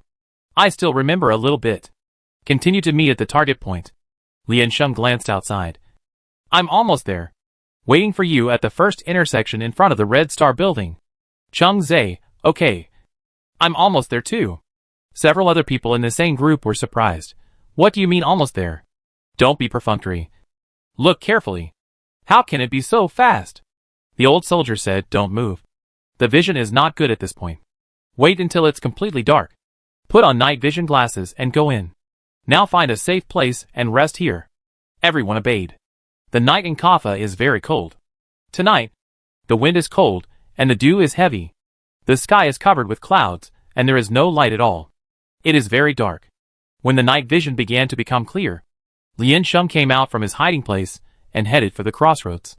The two met at the crossroads and checked the surrounding security situation. The red star marks an activity square built by a merchant. Cheng Zhe carefully patrolled the surroundings and said, This area is a private activity square. There are no defensive weapons. It is not likely to be a target. Lian Sheng, let's go. The activity square is usually semi-open air, but the overhead barrier can be lowered when necessary. Now it is surrounded by tight walls, and the two cannot observe the situation inside from a distance. From a distance, they can hear the noisy voices coming from inside. There are also a few people in civilian clothes at the door, shrinking their necks and working in the cold wind. Their hair was blown into a mess, and their gun-holding posture was not standard. They were obviously real civilians. The two did not want to alert them, nor did they want to confront them head-on. They went around the back garden, found the nearby exhaust system, and then crawled in. After all, it was open to the outside. The security system of the open activity square is not perfect, and the internal structure is also very simple. They crawled around in a daze, and finally came to the front of the main square. The lights inside were bright. Lien Sheng took off his glasses and looked inside through the wire mesh. A large square accommodated tens of thousands of people, sitting or lying. Because of the crowded crowd and the uneasy environment, their mental state was a little anxious. They looked very tired. No one was nearby to manage and take care of them. But the order was maintained fairly well. Lien Sheng said, "Why are there so many people here?" "They all look like civilians." Cheng Zhe leaned over to her and looked for a while, then pointed and said, "Look at what they are covered with." Several people inside were covered with blankets and were sleeping on the ground. The brown blanket was clearly printed with the logo of the Kaffa air raid shelter. Cheng Zhe said, "Did they also take the people out of the air raid shelter?" Lien Sheng, "Obviously. There are many people in the air raid shelter. If the militants want to get support, isn't it the fastest and most convenient way to find people in the air raid shelter? The soldiers outside followed us out of the air raid shelter." "Right," Cheng Zhe said. "Do you want to take them back?" Lien Sheng said, "They don't think it's dangerous here. There are many people here, and they think it will be safer here. Although many times places with many people are more dangerous." Lien Sheng said, "Our mission is not to take them away. Even if the other party follows us, we can't accommodate them." "Forget it." Cheng Zhe nodded. "This area should not be an arsenal." And the two retreated again. They squatted under the tree in the park and began to report. "Lien Sheng, three-way inspection completed." The communicator asked, "How is it?" Lien Sheng reported, "Nothing. This is just a refugee resettlement site. There are more than 10,000 people inside. Let the Kaffa army pay attention to safety, and don't hurt them by mistake. If you just drop a bomb here, everyone will be killed. The team with Harry and Cornell can check very quickly. They are familiar with the route and have rich experience. Basically, the two of them can take on the task of the entire team. The situation of their two teams is roughly the same. Either it is empty, or only scattered civilians are encountered." 10 minutes later, Fang Jinshan team also gave a report. The veteran said, "Evacuate now. Be careful. We are going to the next destination." The group gathered at the intersection and got on the waiting vehicle. They got into the car with a chill. The soldier in charge of driving turned on the lights in the back seat. The veteran re-equipped Lien Sheng with a communicator and asked her to put it away carefully. Everyone found that several red areas on the map had dimmed. It should be the result of several teams checking at the same time. Fang Jinshan counted with his fingers and said, "At this speed, in the worst case, we should be able to finish the check tomorrow night if we work without sleep. You want to have fun tomorrow night? By tomorrow night, your brothers' bodies will be cold. This is a place where every second counts. And the worst case scenario," the veteran tapped the screen with his finger, "is that the development is not in the plan." Everyone looked at the map and fell silent again. "Why are you always like this? Can't you talk? Can you care about the younger generation?" His companion pushed him with disdain and said, "When people go to the battlefield for the first time, it is so messy that they can't tell the enemy from us. Encourage them." The veteran asked with a wooden face, "How do you feel about your first life and death?" Several people shook their heads. "Not very good." Veteran, "What? Are you crying?" Lien Sheng said, "I'm just a little hungry." Veteran, "Eh." They stopped halfway and bought a few remaining buns and drinks from the vending machine next to them, and then took them back to the car. They ate them in big mouthfuls.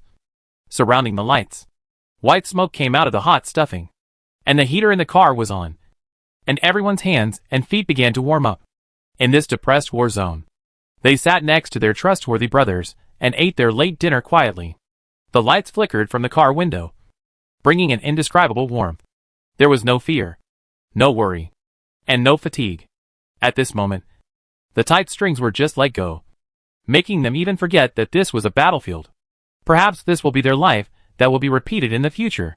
They ate half full, looked up at their companions, and started laughing for no reason. "Silly. What are you laughing at?" "Laugh at you. Silly. Damn it. Please stop talking. I'm going to vent. You're so disgusting." "Yes.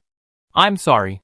The old soldier leaned on the back seat with his hands under his head and sighed, "It's good to have more people. It's popular. Comrades are very important in their lives. They can entrust their lives to them. It seems that after entrusting their lives to them, they are also afraid and share the burden. The war must be fought. But don't forget that you have to live." The old soldier frowned and said, Today, I saw your faces that said I'm going to die. And I felt bad. Can you not be so depressed? Everyone, Lian Sheng, okay.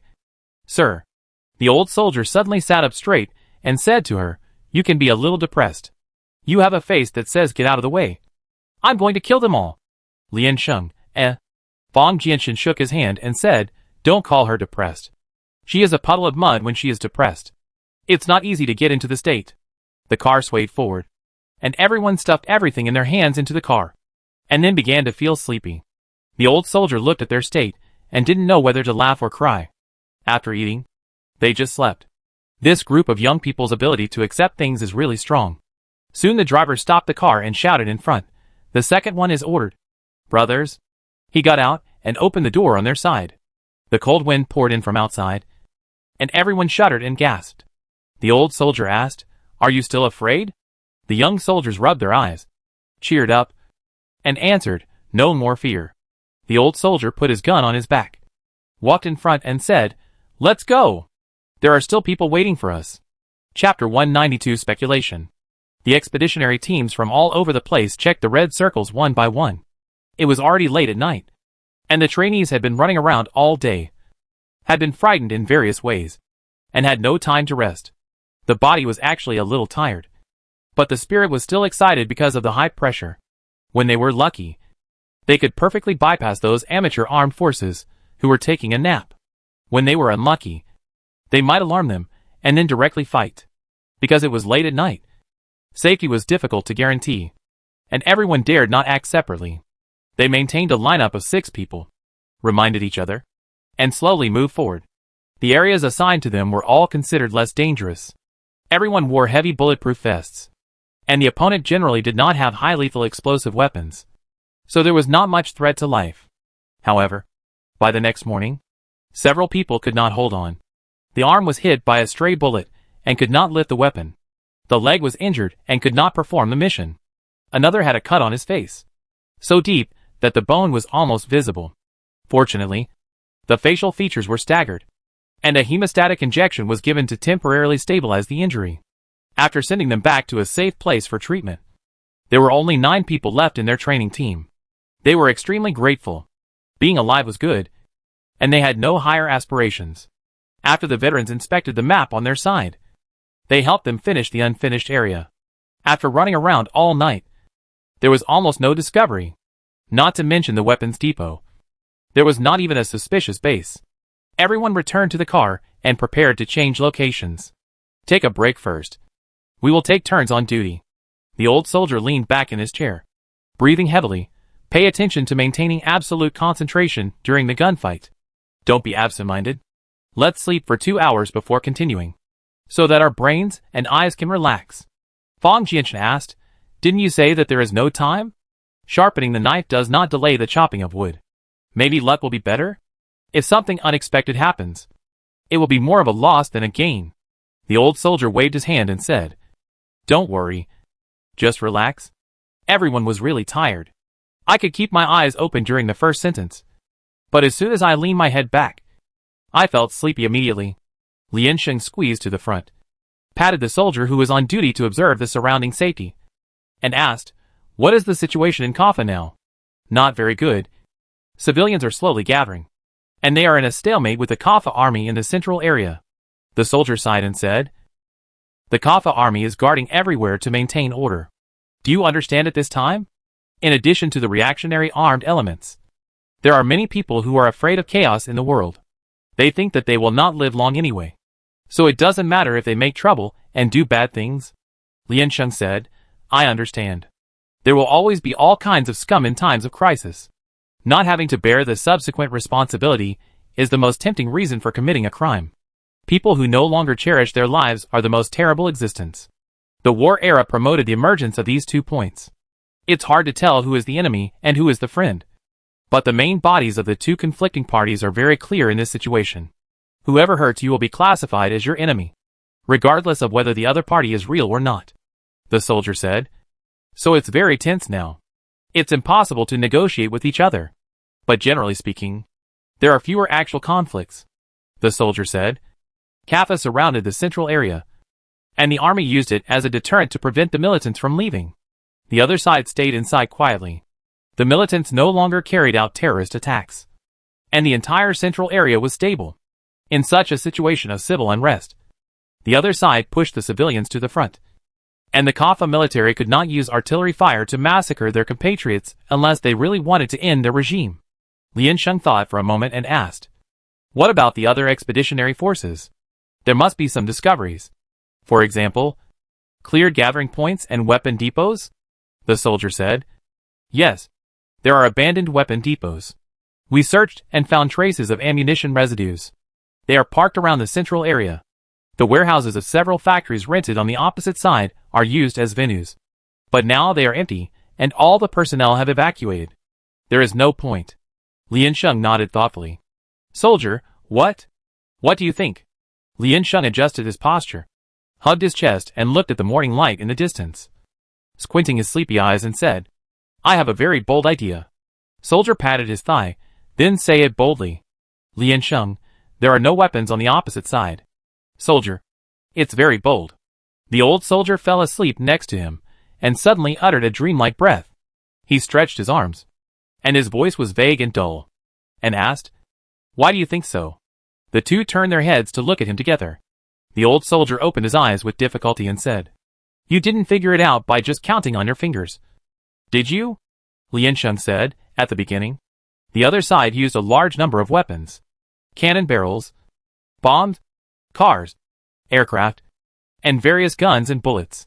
They were distributed to ordinary civilians, guiding them to riot everywhere and attract the attention of the military.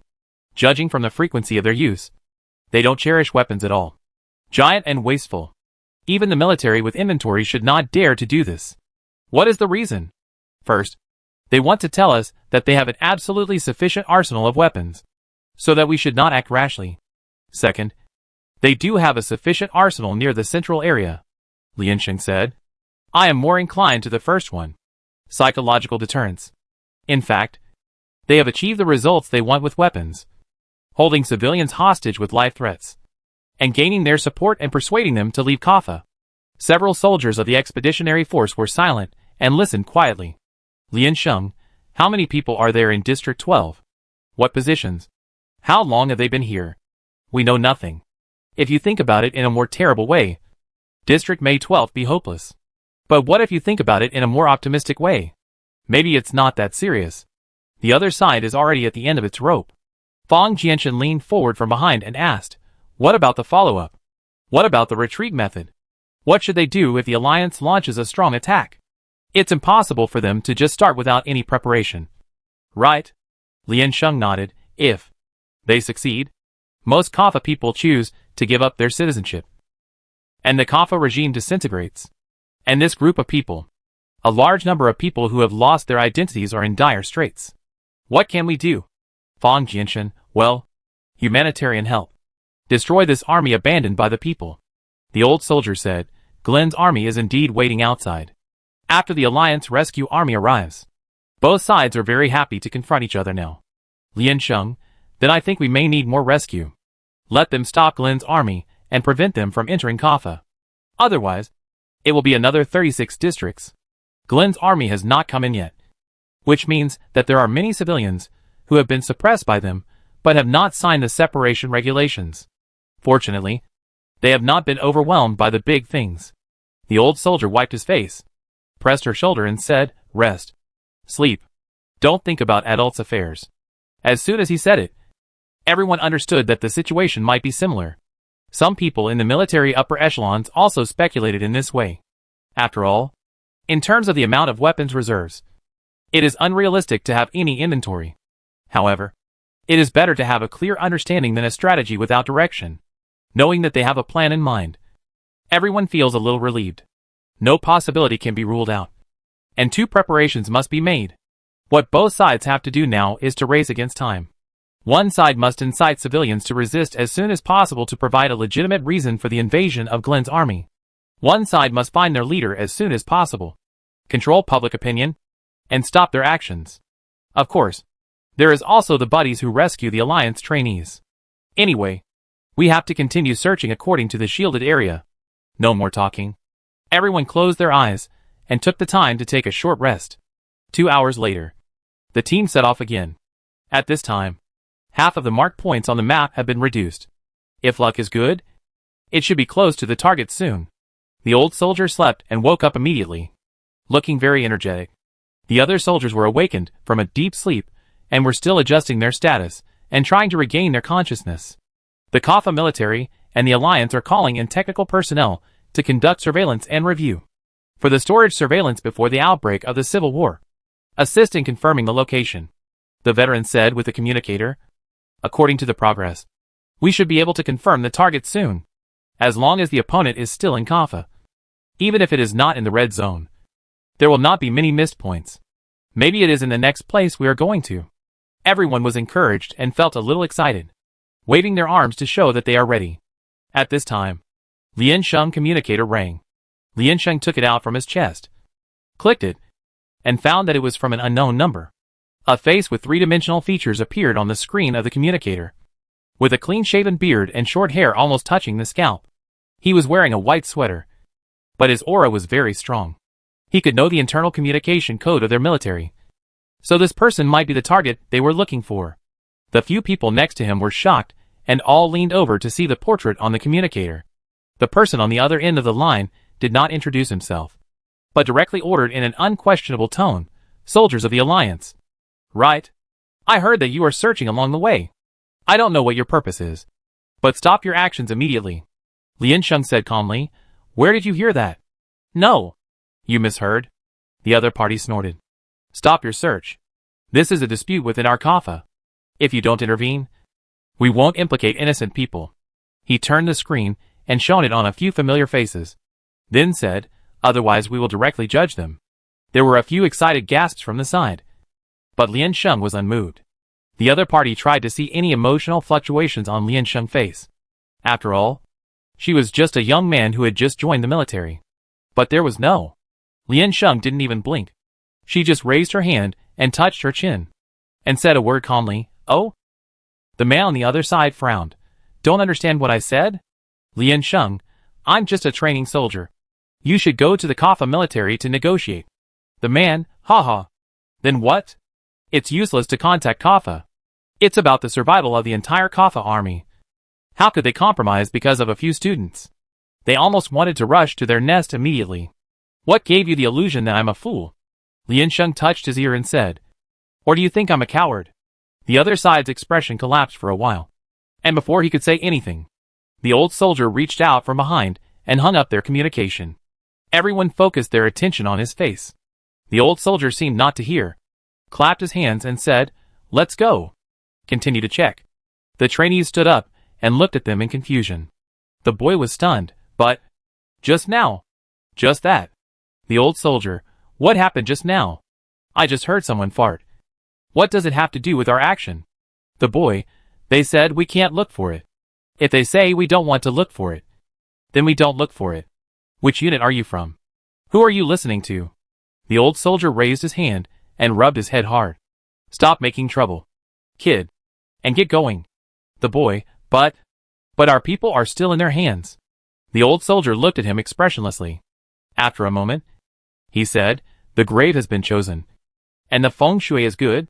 The location of the mausoleum is also very central, so you don't have to worry about no one to pay tribute to you after you die. The families of martyrs can get subsidies from the Alliance. At least the second half of their lives can be guaranteed." Any other questions? Several people were silent with their mouths open. Lian Sheng put his hand on a boy's shoulder and asked, "Have you heard of the Song of Everlasting Sorrow?"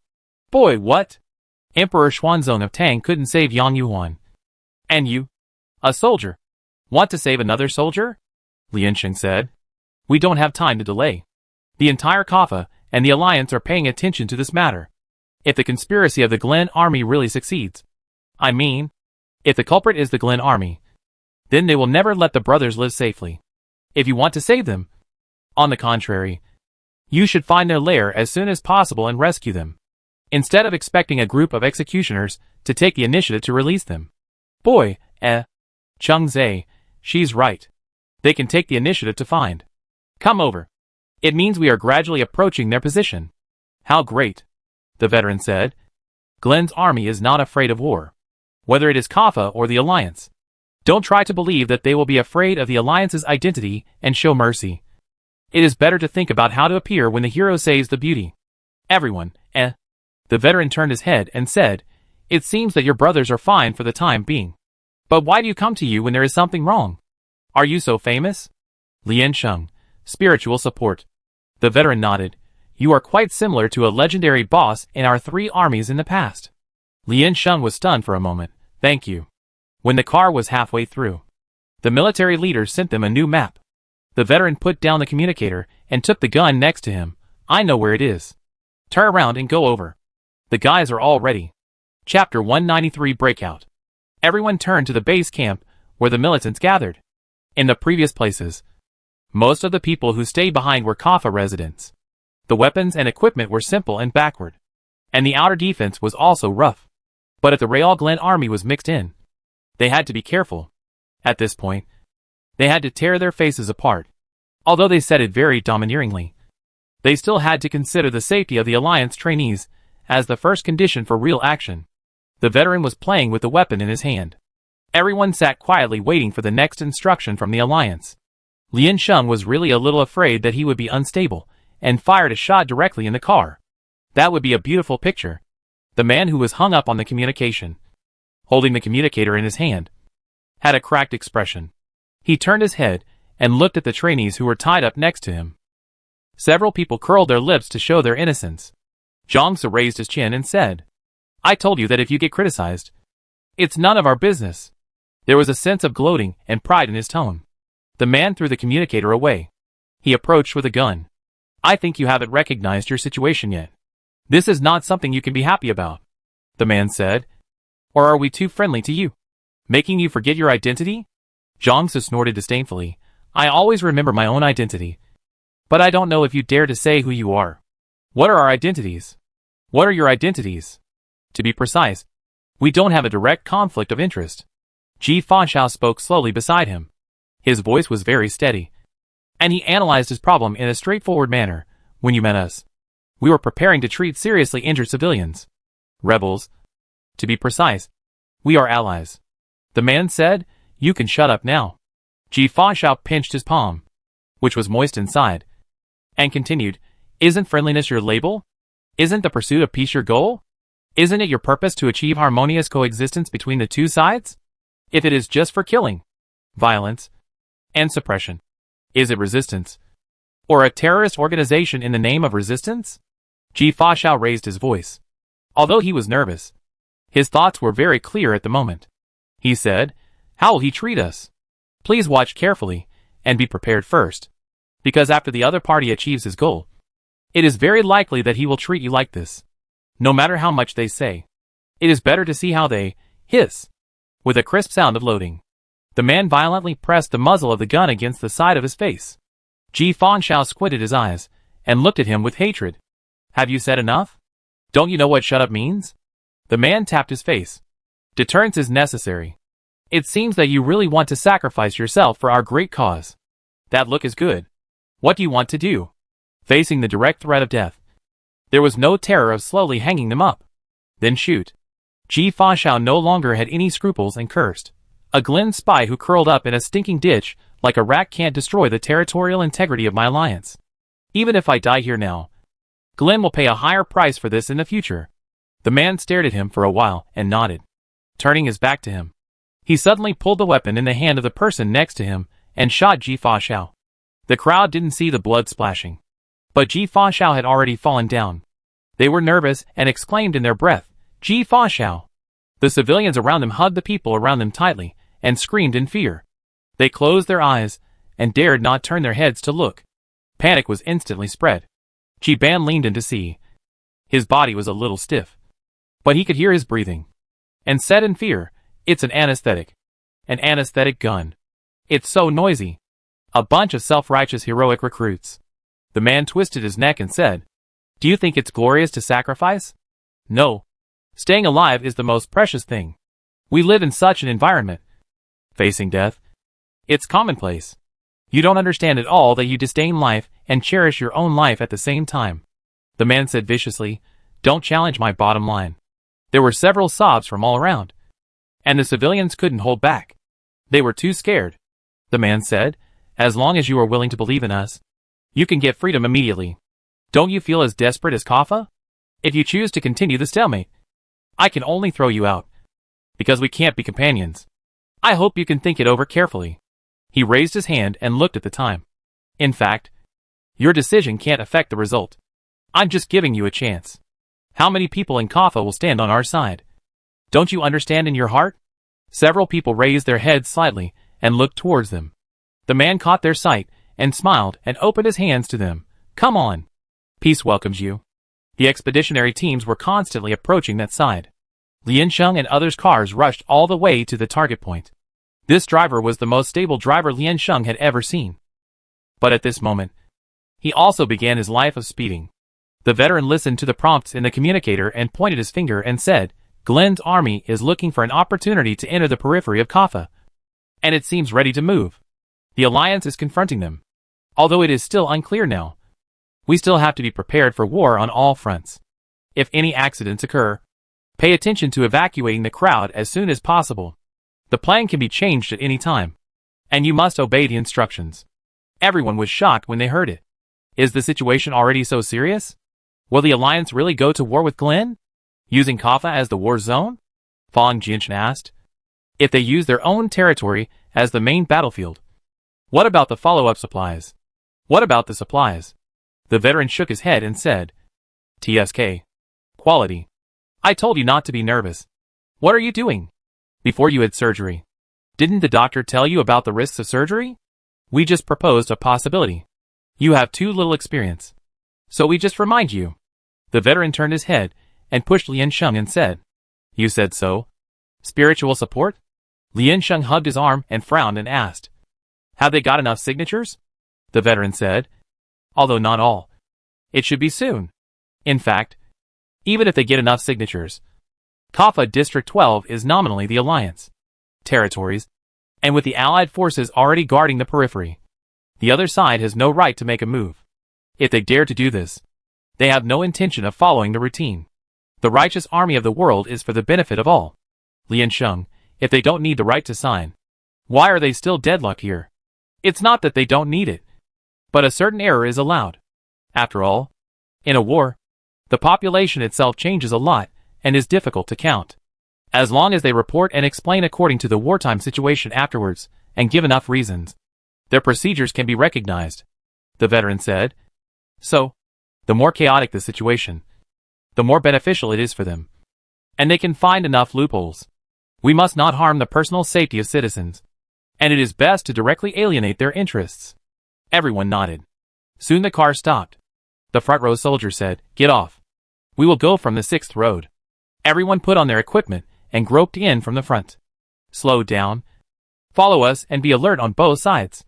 The old soldier turned around and said, "Just follow us and act according to the situation. In fact, if the expeditionary force has found this place, it means that the other party has discovered their traces, and there is no need to hide anymore." So the main gathering point of this group of armed elements appeared in front of everyone. Outside the large activity venue, rows of civilians blocked the door. They surrounded every entrance layer by layer. They held weapons in their hands and looked around with some fear. They squeezed together tightly, as if they could gain courage. Everyone stuck their heads out to take a look, and then quickly retracted them. In this dense situation, sneaking in is obviously not possible. It is also unlikely to break through from the front. The boy was a little scared and said with a bitter face, "Why are there so many people? Do you want to rely on them to stop us? How should we get in? They can't just kill them one by one." "Right. Just now, we said that we must ensure the safety of civilians. But with so many people, how can we enter the stadium without casualties on both sides?" The boy asked. "No matter how we act, it will make a lot of noise, and they will definitely notice it. Will it stimulate them to hurt Ban and others? That will inevitably intensify the conflict between Glenn and the Alliance. Glenn is not afraid of war, or they are happy to see it happen. Everyone is having a lot of fun in this role-playing game. Although they know each other's identity tacitly, they can't produce any concrete evidence. It was obviously Kaffa's reactionary army that killed their trainees, which was a management problem within the Alliance. But the Alliance wanted to vent their anger on them. Look at this group of unreasonable people. Why didn't Glenn choose to defend himself? That would be a slander on their reputation, and a huge harm to citizens' property. The veteran made perfunctory comments, checking the map to see if the teams were in place. Liansheng said, "It looks like we are at the main gate." Veteran, at times like this, any hole can be a door. It's just that if you walk in through the main gate, you look more handsome. Liansheng said, "Where's the map? I mean the inside." Click. Zoom in. Zoom in again. Select the detailed situation. And set the parameters. The veteran leaned over to teach her. Here. Flatten it. And then select the smart zoom mode. Then select a viewing point to measure and display the data of the plan. Liansheng, we are short of a deputy commander. Fang Jianchen, the deputy commander is inside. Veteran, our deputy commander is in the command room. Liansheng decided to skip this question. The basic problem is obvious. Liansheng counted with his fingers. How many people are there from the Glen army? Are there any explosive weapons nearby that need attention? How far have their signatures progressed? Then, decide on our combat strategy. Fang Jianchen, actually, none of this is important. We only have one question. What should we do? Liansheng paused and said, "First, delay time. Send people to investigate the surrounding area at the same time to eliminate the danger of weapons. Ensure the safety of the masses." Liansheng pointed to the front and said, "If you want to be able to move freely, you first need to quickly subdue the group of civilians in front." "How many people do we have to move freely?" The boy burped and said nervously, "How to subdue them?" The veteran looked at him and said inexplicably, "Do you want to know about the tranquilizer gun?" The boy, It's all because he was too deeply poisoned before. Now there are only two situations in his mind, life and death. The veteran said, "We don't have such a large number of people, but safety inspections must be done. It is impossible to confirm whether there are bombs buried around here. The population here is too dense. If the other side wants to sink together, the loss of the alliance will definitely be much greater than theirs." The boy was confused. "So? What should we do now?" "Wait for orders." The veteran said word by word, touched his head and said, "Just work hard. Don't torture your poor little head anymore." The boy, The people haven't received orders from their superiors for a long time. From the map, many teammates have gathered nearby, waiting in ambush on the periphery. This is not a simple decision. And it is estimated that the command desk is also making difficult judgments now. The commander-in-chief is not facing the question of whether to attack now, but also the Glen Corps on the periphery that is like a time bomb. Everyone waited patiently. The veteran said with a gloomy face, "The war has begun." Everyone was shocked. "Glen? No. It was the alliance that started it first," the veteran said. Angry. Everyone, seeing the opponent buzzing around you like a fly, ready to bite your flesh at any time. You can't control your hands without slapping them. But they didn't expect that the fight would really start so soon. In a few hours, will the battlefield move from the outside to the inside? And then from Kaffa to the entire league? Witnessing the brewing and outbreak of a war with their own eyes. They don't know what to say to describe their feelings at this moment. The boy looked up at the sky and asked, "What should we do now?" Liansheng said, "Greetings to their ancestors for 18 generations." The boy turned his head quickly. "What?" "Liansheng, anyway. You have nothing to do. Don't think about it." The boy murmured for a while. "Then what?" Liansheng said, "Then pray." "Boy, pray for what? Pray for your greeting to come true?" "But his ancestors are dead." "I will come true." "You are a ghost. Pray for yourself to live," Liansheng said. "What nonsense are you talking about in front of people and gods?" "Comrade, be calm. Everyone, The war has already started outside, and it is estimated that it will not be peaceful inside."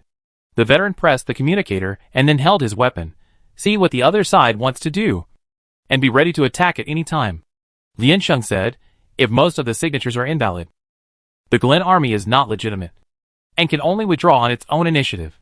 The only ones we need to subdue are the terrorists, who forcibly detain the people of Kaffa and threaten them to sign non-subjective agreements."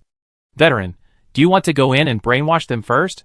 "The Kaffa residents who will sign the separation agreement now are nothing more than being intimidated by the other side's force, distrusting the power of the military, and making compromises out of consideration for their own safety." Liansheng nodded his chin and said, "Looking at their mental state, I believe they are not stupid enough to really believe the grand blueprint planned by this violent group. In this case, there are two ways to reverse the current situation. Lian Sheng pointed his finger and said, first, directly subdue the armed forces of the other side and eliminate the threat. The other side should believe us and voluntarily give up the signed agreement. Second, persuade the people of Kaffa to stand up and deny the voluntary nature of the signing of the agreement, and completely crush the conspiracy of the Glen army. The veteran nodded. In theory, this is correct. But with our current strength, we cannot force a breakout in a short period of time. Otherwise it will harm the safety of the hostages inside. Lian Sheng tugged at his collar and said, anyway, we have to end this before the situation gets worse. To be honest, I really hate this development. Cheng Zhe, this is not determined by personal will. Come on. Let me negotiate on behalf of the alliance. Lian Sheng stood up and said, I think I can do the second point. Veteran, are you dreaming? Lian Sheng, the mental state of the people of the Glen army is obviously very bad. In this situation, they are easily bewitched.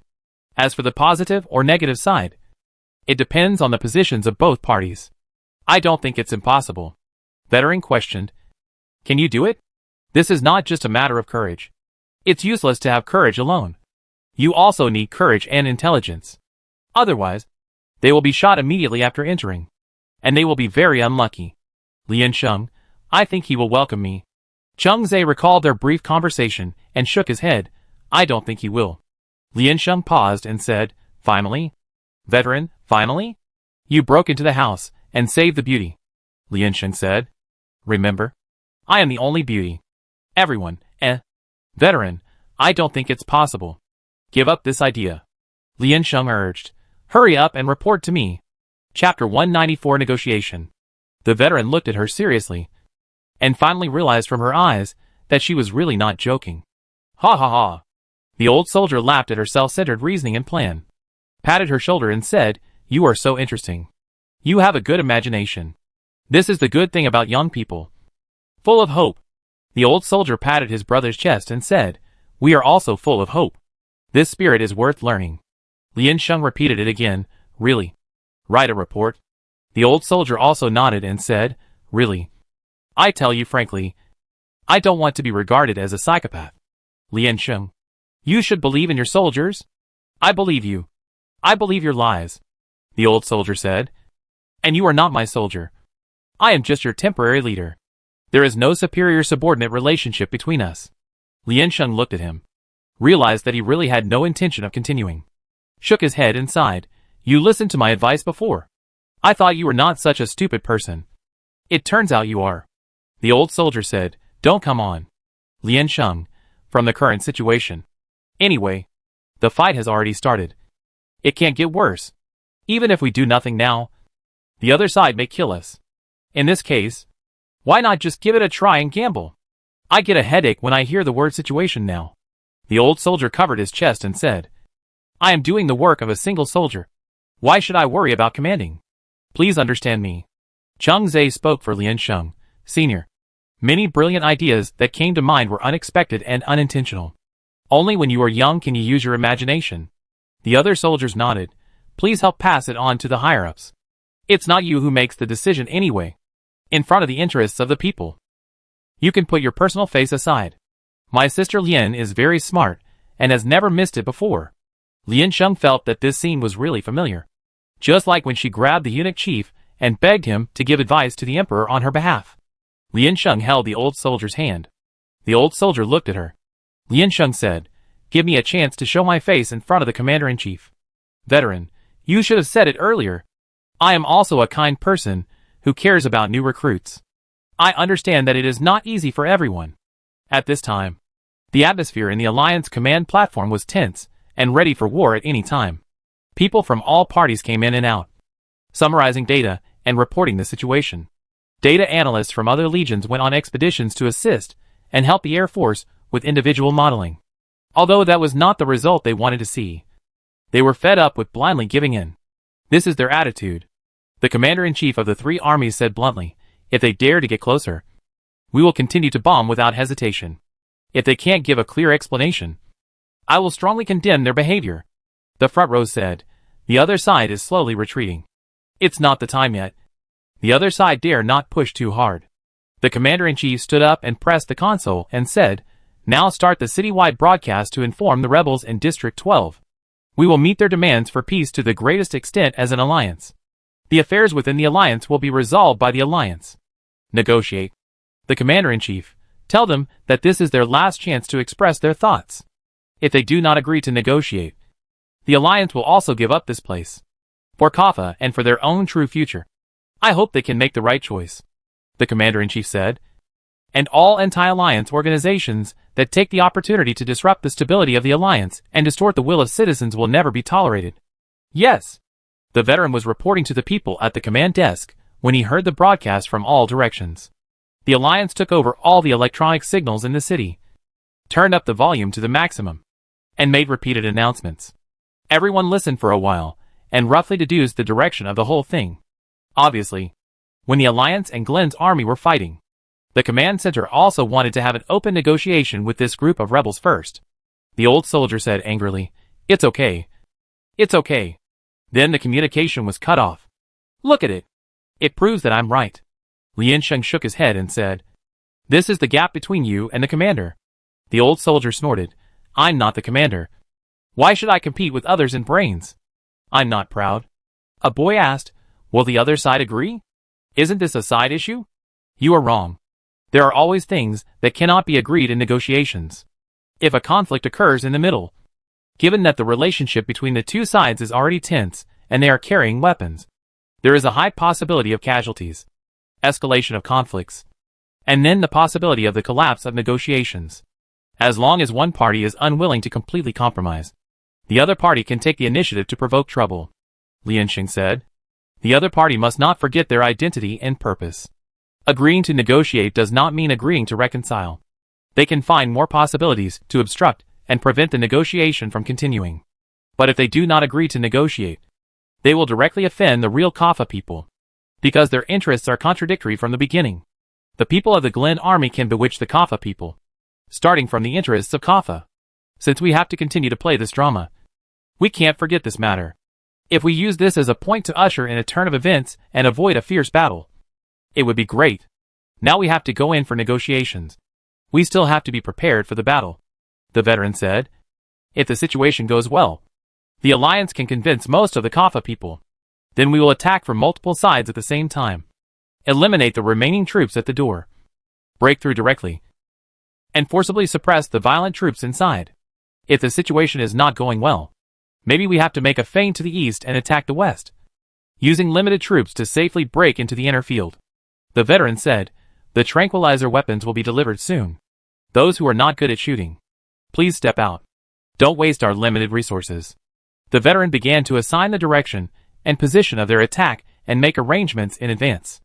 At this time, the leader, the buzz cut, dialed the public signal channel left by the Alliance under the gaze of many Kaffa residents. The signal was still connected, and all their conversations were made public in the broadcast. Seeing that they were willing to negotiate, the residents of Kaffa felt a burst of joy. Maybe things will really get better and better. Not as bad as they imagined. The commander-in-chief of the Alliance directly introduced himself. "I am the third of the Alliance Expeditionary Force." "I don't care who you are," the man interrupted him and said. "I don't like to negotiate with you. I want to change people." The commander-in-chief said, "I have the highest authority. If it is a negotiation, I hope we can proceed directly." "No. I'm just a civilian. And you are an experienced senior official. I can't trust you, and don't want to deal with you," the man said righteously. "So far, I have seen too many times the language art of you people. I need an honest and trustworthy person." The commander-in-chief did not reply for a while. The man said angrily, "Can't you even agree to such a request?" The commander-in-chief asked indifferently, "Then who do you want?" The man pulled the corner of his mouth and said, "You have a student named Lian Sheng. Compared with the old fox, like the commander-in-chief of the Expeditionary Force, Lian Sheng is just a recruit. As a recruit, she should not be qualified to directly participate in this rescue operation, which means that she has only a vague understanding of the situation. The limitation of experience and intelligence can make the other party fall into a disadvantage at the beginning of the negotiation. They have more advantages to knock and force her.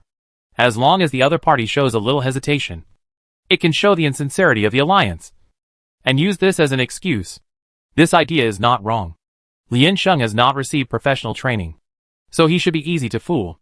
And although Lian Sheng is a new recruit, he is a student of the command department. Compared with ordinary students, such candidates are more likely to be accepted by the Alliance. In addition, she has been here for training for several months and has a better understanding of Kappa. This request is reasonable. The man glanced at a group of trainees sitting next to him with their heads down. Her friends are still here. Young people always like to act on impulse. A little threat and warning can scare them. In the previous communication, Lian Sheng gave him a bad feeling. Maybe there were other people around her who gave her hints at the time. But the sense of frustration is still hard to mind now. I want to see her begging for mercy and pain. Of course. The most important thing is that with their current intelligence network, they can fully confirm the identities of only this group of recruits. If they choose someone else to come to negotiate, it is simply meaningless. They thought carefully, and logically speaking, there is no problem. And it can even be said to be a bit cunning. After carefully selecting, they chose the person who should not be chosen. Lian Sheng, who had originally planned to be a member of the assault force, heard the conversation and his eyes lit up. And he showed a meaningful smile to the veteran.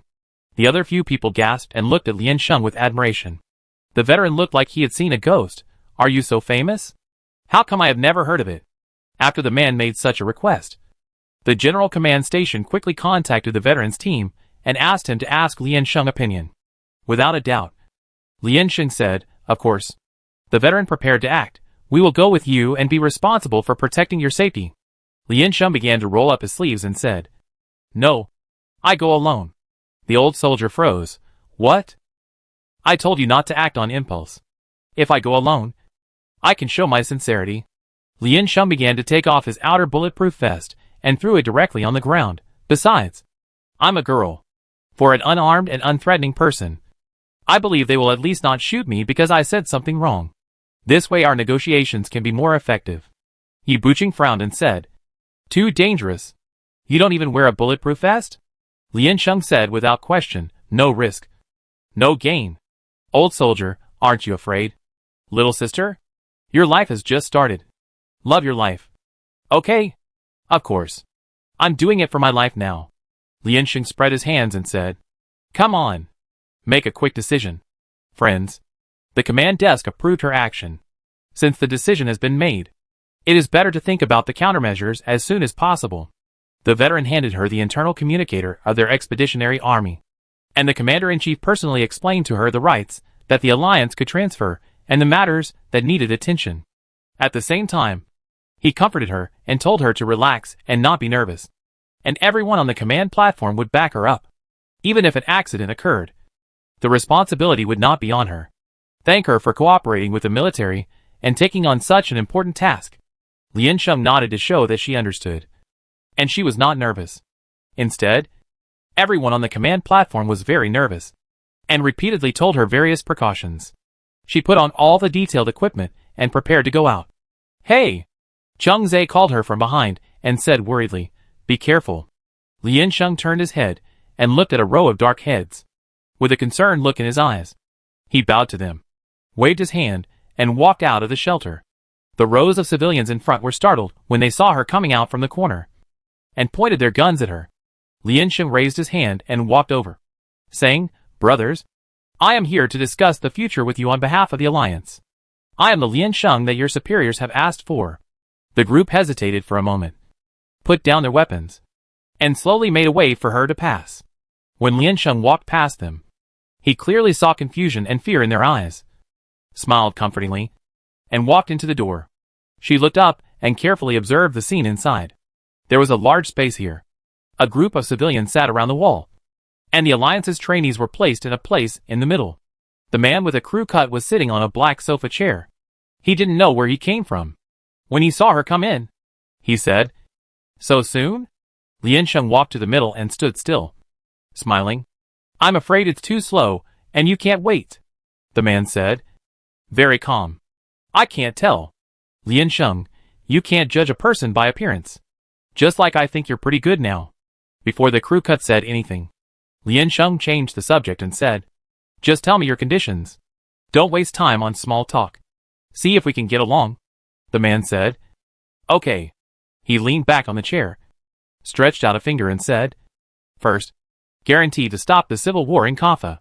As he spoke, he peeked at Lian Sheng's face. Seeing that she didn't react at all, he frowned and said, What do you mean? Agree. Still disagree? Lian Sheng shrugged. It doesn't make sense. Please continue. You have to finish. And I tell you if it's okay. It's just a waste of time to go through the details. Okay. The man continued.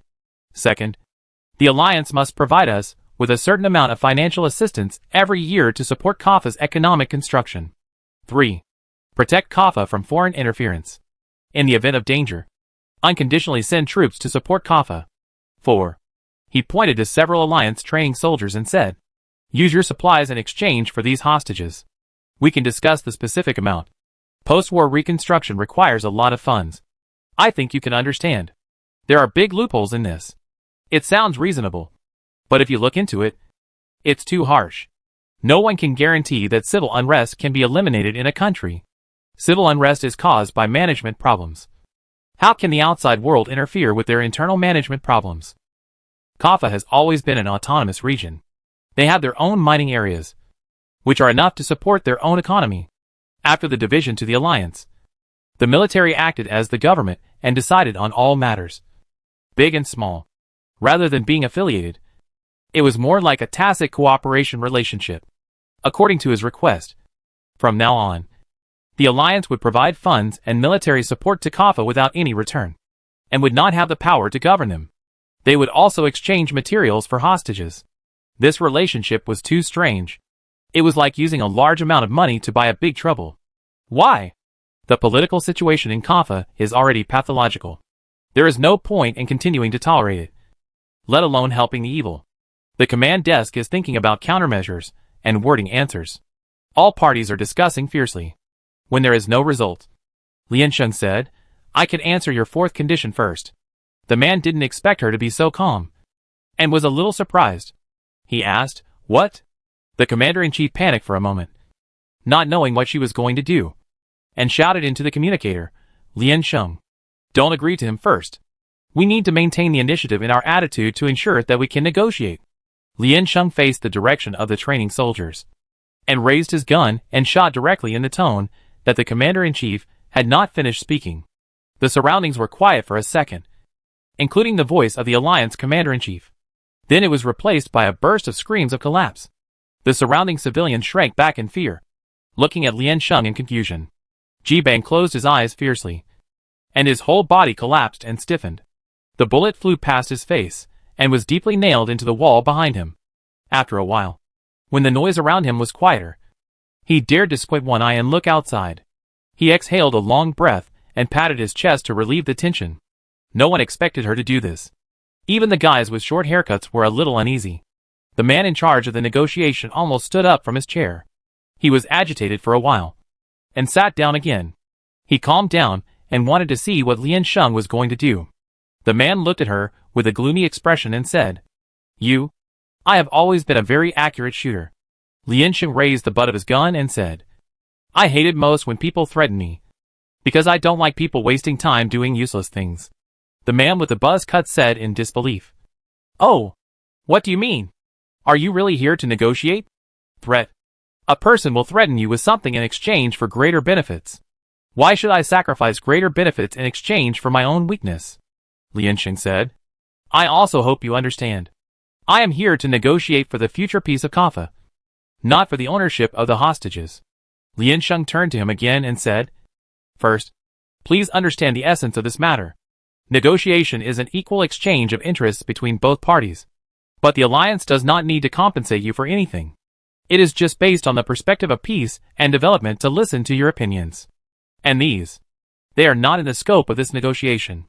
If you want to use anything to threaten and influence me again, please give up as soon as possible. The man on the opposite side laughed in anger and slapped the leather surface of the sofa next to him, since they are not in the scope of negotiation. Do you mean that I can just shoot and kill them?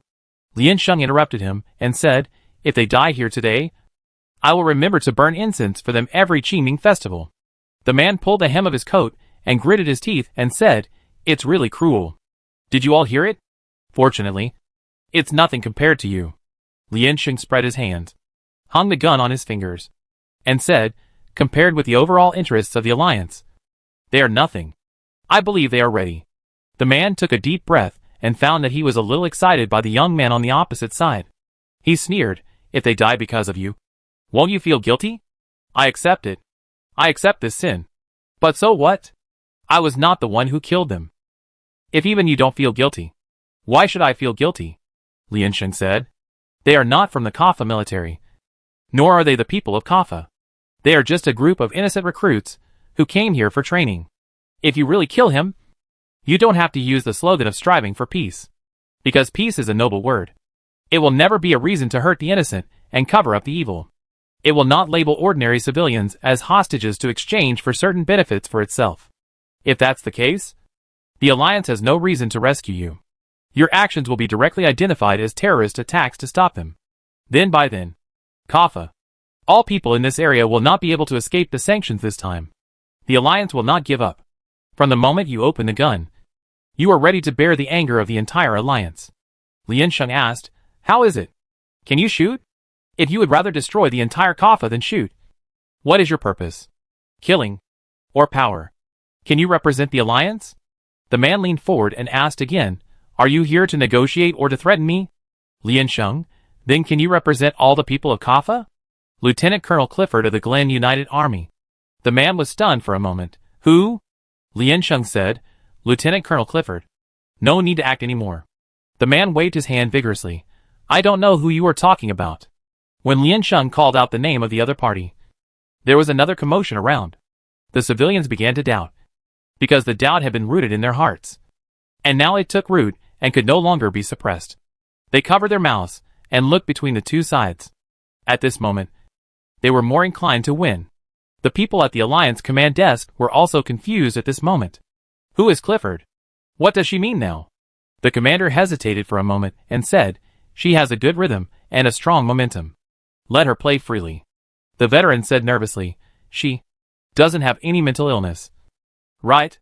In essence, this is not only a negotiation, but also a performance. Chapter 195 Motherland. Liansheng's voice was flat, as if he was reading from a script. And he continued, Lieutenant Colonel Clifford. At the age of 16, he received relevant military training. There were discussions all around, and they looked at the two people confronting each other in the middle, with surprise and hesitation on their faces that could not be concealed. The crew cut shouted, shut up. Liansheng, my father is a senior officer of the Glen United Army, and my grandfather has the rank of lieutenant general. There are 3 brothers in my family, and the background is deep. But because my brothers are too outstanding. Enough. The crew cut frowned, but calmed down and stopped following her rhythm. He raised his gun directly to Liansheng. It seems that you have no sincerity. Friends, the Alliance has no intention to negotiate with us on an equal footing, nor is it willing to agree to any of our conditions. So it uses such despicable means to provoke our internal relations. Please don't believe it, the man said to Liansheng. But you are wrong. If I were really a member of the Glen United Army, I would have already opened fire, just in time to watch Kaffa and the Alliance fall into constant civil strife. Instead of allowing you to further slander me. Liansheng raised a chuckle, looking at him without any fear in his eyes. She stood there without moving, but the civilians next to her stood up one after another and took a step closer to the middle. Even the civilians on duty at the door were constantly looking inside. The bias of this action was too obvious. The man's mouth twitched and his eyebrows twisted. He had already said countless dirty words to Liansheng in his mind, and wanted to shoot her head immediately. But reason made his fingers unable to exert force. He sneered, very good. You are very smart. You are really an excellent liar. Liansheng's face is too deceptive. Everyone thinks so. A young man who has not officially graduated from the military academy and has no experience, can't lie so frankly. This attitude, this expression, the calmness and confidence revealed in this tone. How could it be a lie? Besides, she is now being pointed at by the dark muzzle of a gun, and the muscles on her face still don't twitch abnormally. Even the best actors can't restrain the subtle reactions of their bodies. Everyone heard from it that a bloody young man was mocking and disdainful of the enemy's tricks. The crew cuts also felt like seeing a ghost for a moment, and they could completely understand what others were thinking at the moment. Damn it. How could there be such a person in this world? Where did she grow up? Lian Sheng asked innocently. Didn't you invite me here yourself? I am just a person who was summoned by you temporarily. Why are you doubting me now?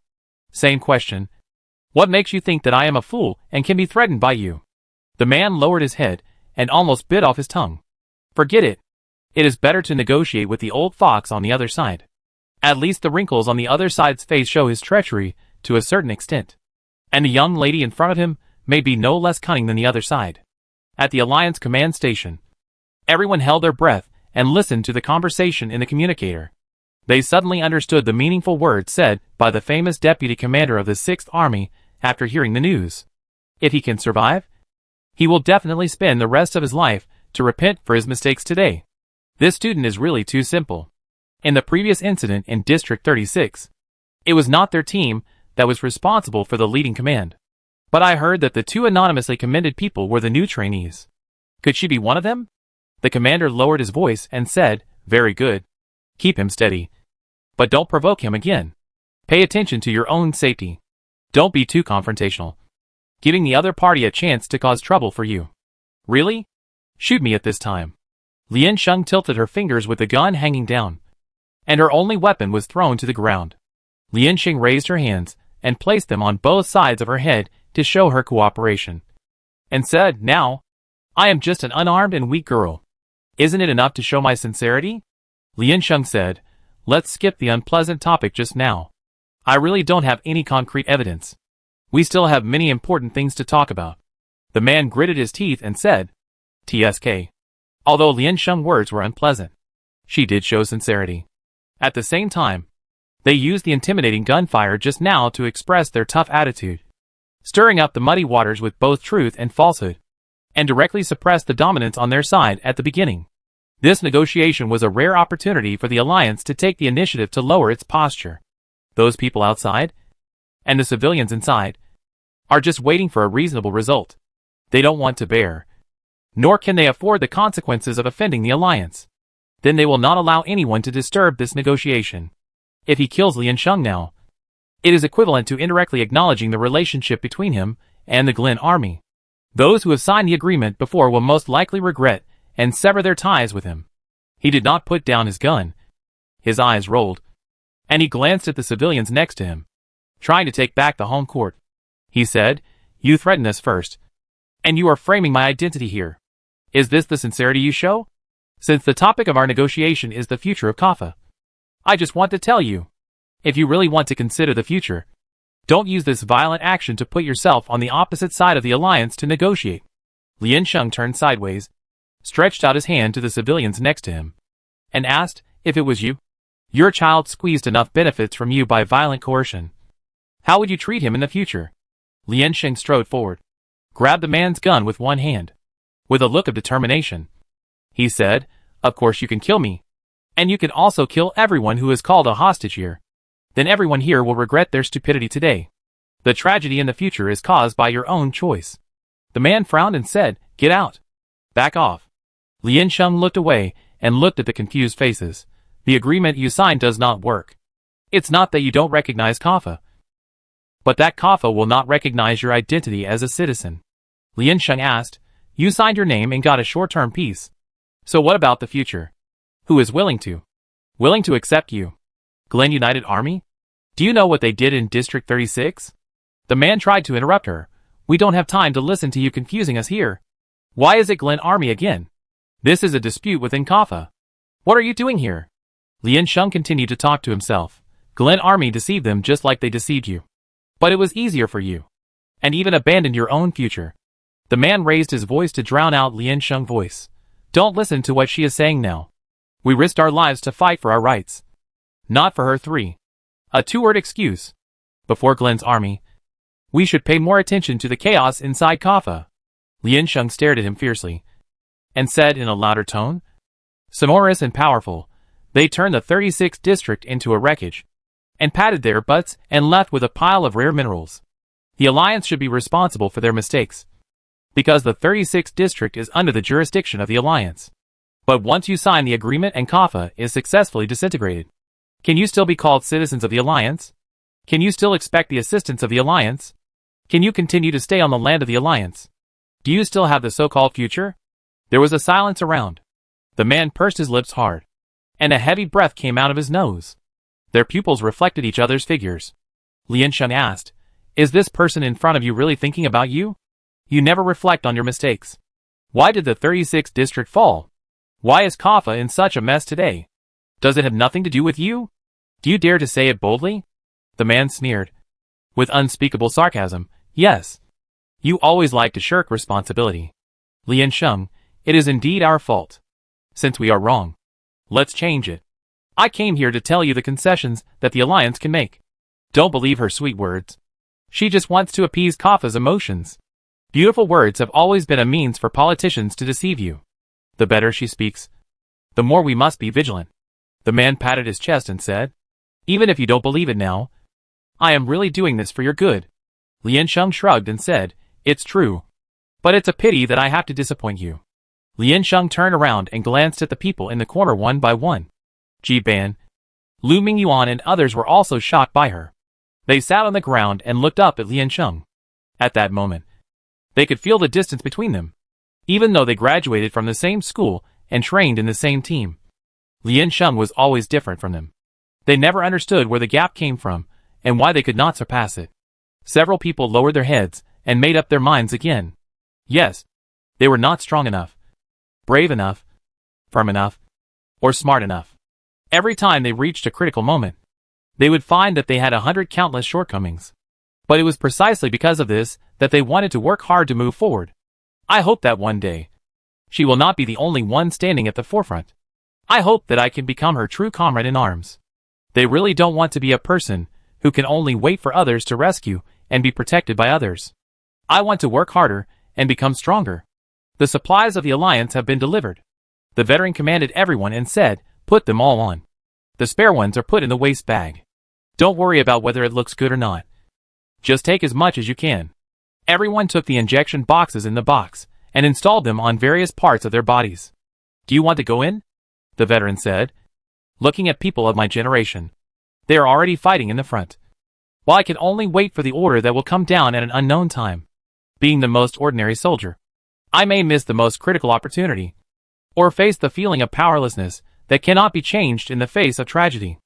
I understand the feeling of worrying and unwillingness, and the feeling of being unable to suppress it, but you just can't go in. Everyone was silent and continued to equip their weapons. Wit didn't take the bait. After stabbing them in the heart, the veteran shook his head proudly. The brother next to him pushed him and glared at him. "You are sick." The old soldier said seriously, "I am training their ability to withstand pressure. It's okay. Look, who didn't grow up in contempt?" The soldier said disdainfully, "Hurry up and talk about business." The old soldier waved his hand and signaled everyone to listen. "When the time comes, obey the instructions of the commander-in-chief. The task behind should be a multi-team coordinated task. Although we have never cooperated, it doesn't matter. Stay shocked and seize this precious learning opportunity." The old soldier said, "Our position is close to the main gate, and we should break in from the front. You are responsible for covering. Go out first to attract attention, and we will cover the rear and break in directly from the back row. All those who resist will be knocked down. It depends on the specific negotiation results inside, but you must be prepared for the worst, and pay attention to ensuring your own safety." Everyone nodded. The old soldier held a gun and continued, when rushing out, "Who will lead and who will cover the rear? Who is on the left and who is on the right? How far apart are the two sides? Which way to advance? How wide is the coverage range of each person? And how far is the coverage distance? When you really choose to fight, there are many details, and you must first realize it. These must be decided by you in actual combat, because it is a detailed operation. The commander has no time to implement it for you. Do you understand?" Everyone continued to nod. "But not every time is like now. There is enough time for you to discuss, even if you have never cooperated with each other. The most basic team cooperation experience must be had." The old soldier shook his head and pointed at his eyes. "Learn to communicate with your eyes. Understand? Let your eyes speak." As he said, he blinked his eyes quickly. Everyone, Fang Jianshan was skeptical. "You are not lying to us, are you?" The old soldier threw them another wink. Everyone got goosebumps immediately. Cheng Zhe said, I understand the look just now. Everyone nodded. Cornell said beside him, I will lead the assault team in the back row. We are familiar with it. And my shooting skills are no problem. The veteran nodded, stuffed 2 smoke bombs into his hands, and saluted. Cornell turned around and said, Harry, they don't have enough people here. You go out and help me form a team. Block the perimeter, and wait for instructions outside. If there is a riot, be ready to support at any time. Also let the medical team wait in the middle first. After this, we still have a lot to do. Harry responded, Oh, okay. Cornell temporarily transferred his lieutenant colonel authority to him, and continued to follow the expeditionary force. The veteran watched from the side and said with emotion, That's great. I also want to have a mature soldier like you. A person next to him reminded, He is already at the level of lieutenant colonel. The veteran changed his words and said, I don't really want to have a superior as young as you. Cornell held his gun and didn't say anything. Everyone continued to listen to Lian Sheng's situation and look for the best opportunity. The people at the Alliance command desk were discussing the conditions they were willing to offer one by one. They did the same as the man said, throwing out all the interests and benefits, and keeping silent about the later rectification and restrictions. It sounds very sincere, but it is an extremely cunning thing to look into it. No matter which side people stand for, they do this. Just tell them and let them make their own choice.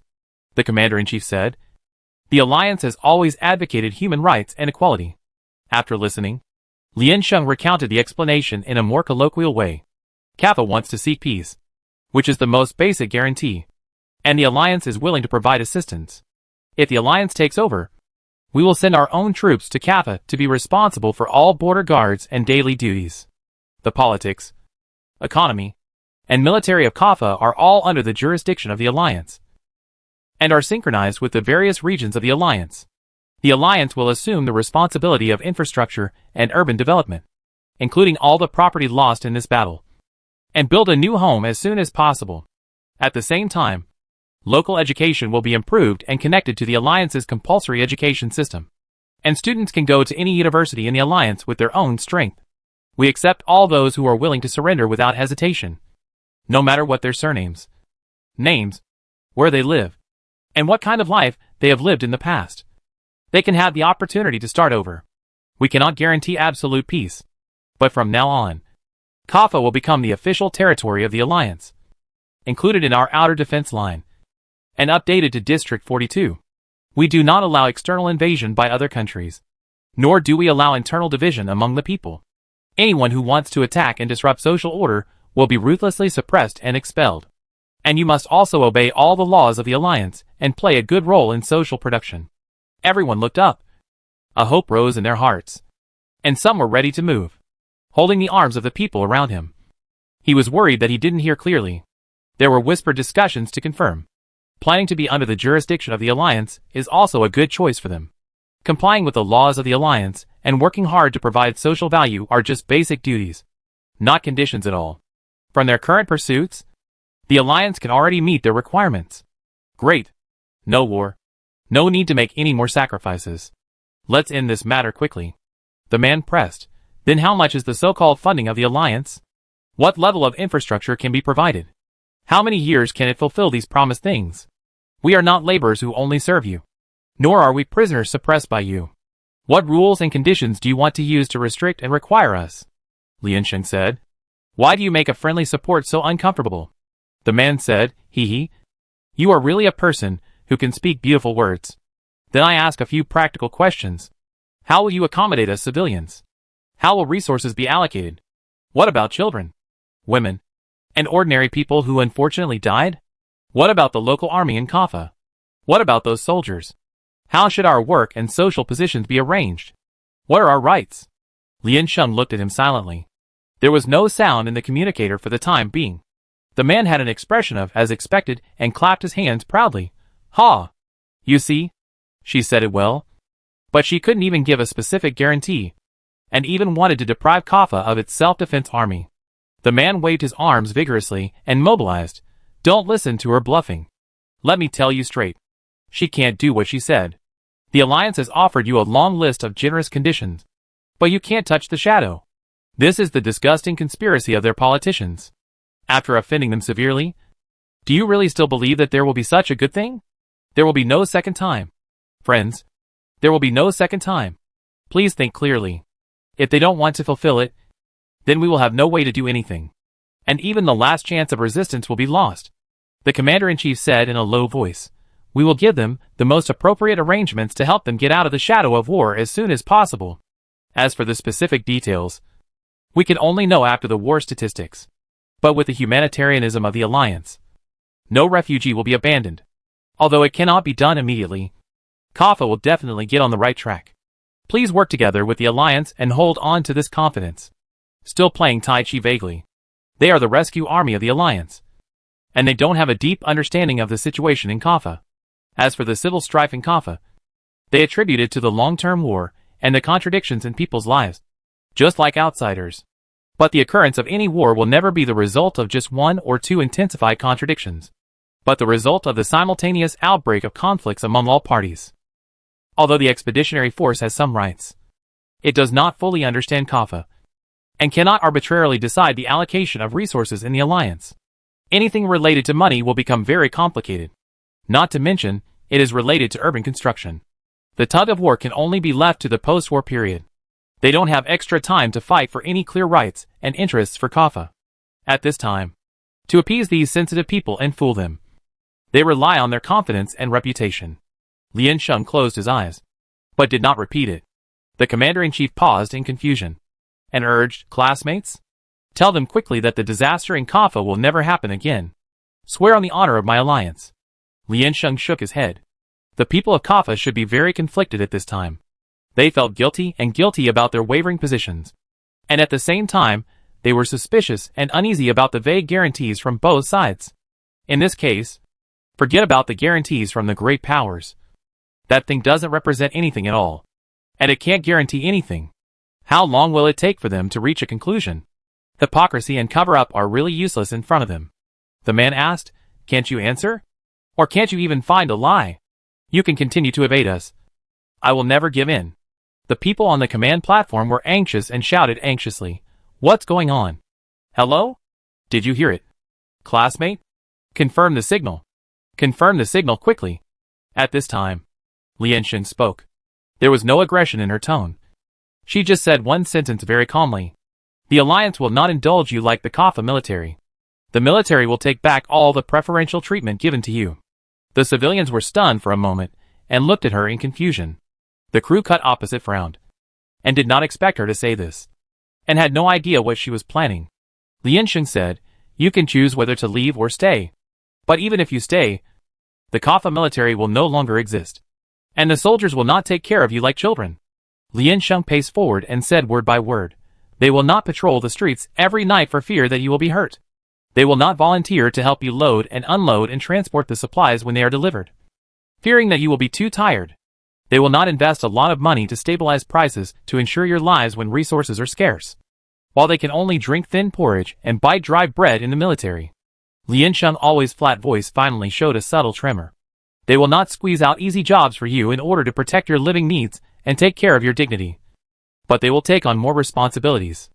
They will not be cautious to please you, keep a distance from you in the dark, but rush to your front at the first time when you are in danger. They will no longer tolerate those excessive and harsh demands without complaining. When you point your weapons at them, the first thing they say is, protect civilians. Don't hurt them. Lien Sheng turned around, and 2 lines of tears rolled down his eyes. But she cried like this, and Lien Sheng had an extremely ironic smile. Although he was in pain, he still stubbornly kept smiling. Just like those soldiers. Are you worried about the placement of the soldiers in the Kaffa military? Don't be ridiculous. Only those selfish, cowardly people who know how to ask for things but don't know how to be grateful need to worry about their lives at this moment, because they need to rely on others. Where can't the open-minded and carefree soldiers go? They are strong and tenacious. If Kaffa falls, they will be relieved. Why do you have to stay in Kaffa and endure the inferior social status? They take a meager salary and guard the stability of the country, but they are not respected by the people.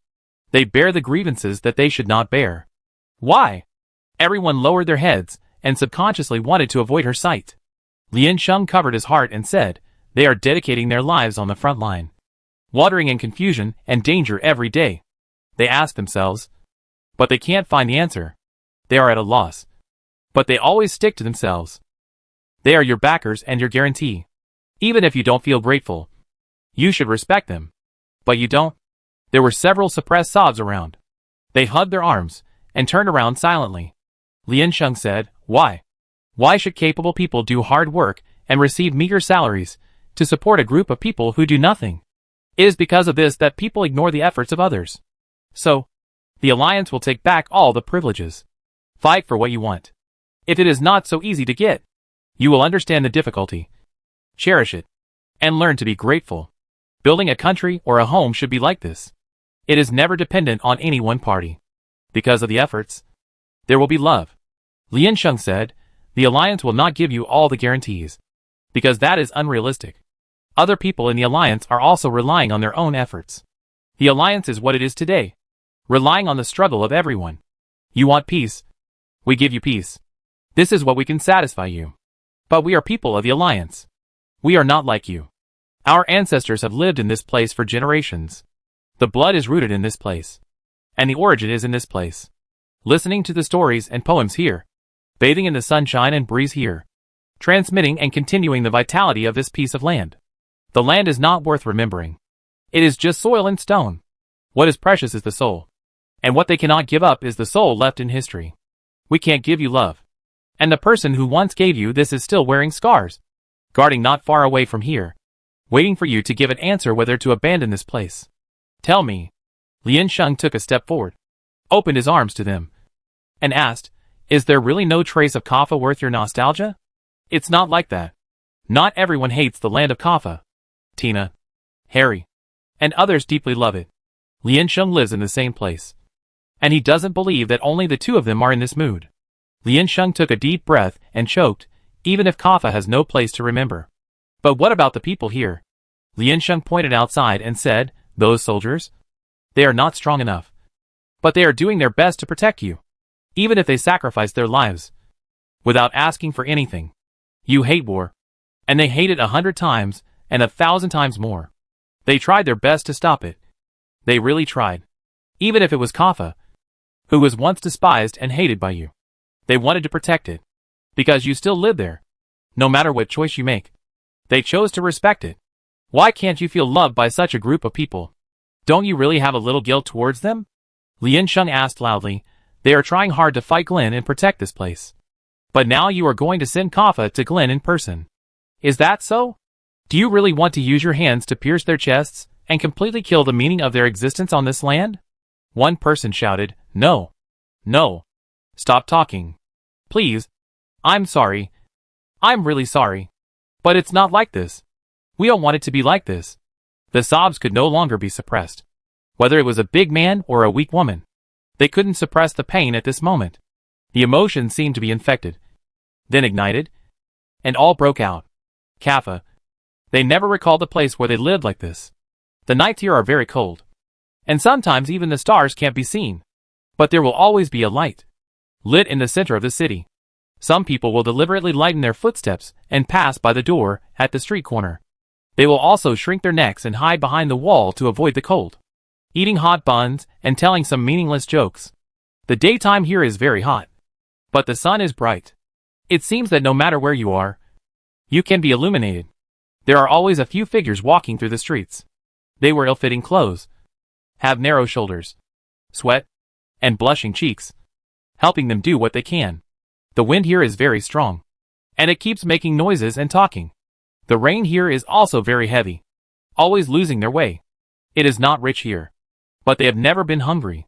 It is not stable here, but they can still live in a complete house. In fact, they know it. They really know it in their hearts. It is just that it is too difficult to admit it. So they selfishly find an outlet for themselves to vent. After a long time, pretending has become a habit, completely blinding their minds. There are flowers and grass here too. There is sunlight that cannot be blocked by clouds. Although Kaffa has suffered, they really love this place. Please tell them that I'm sorry. Thank you. Thank you. Please ask them to forgive us. Although I was late, I finally said this in person. The trembling voice spread to every corner of Kaffa.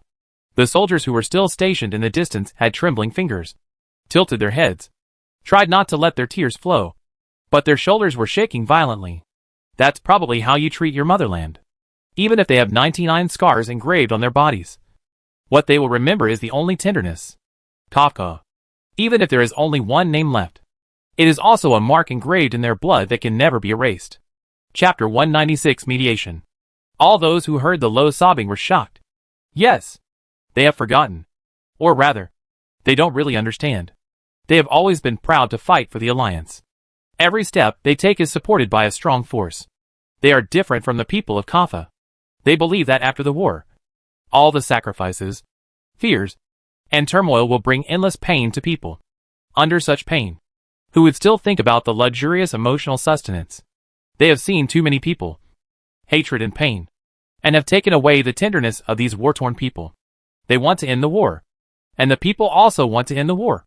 So they think that the positions of both sides are the same, and subconsciously bring their own situation to the people of Kaffa.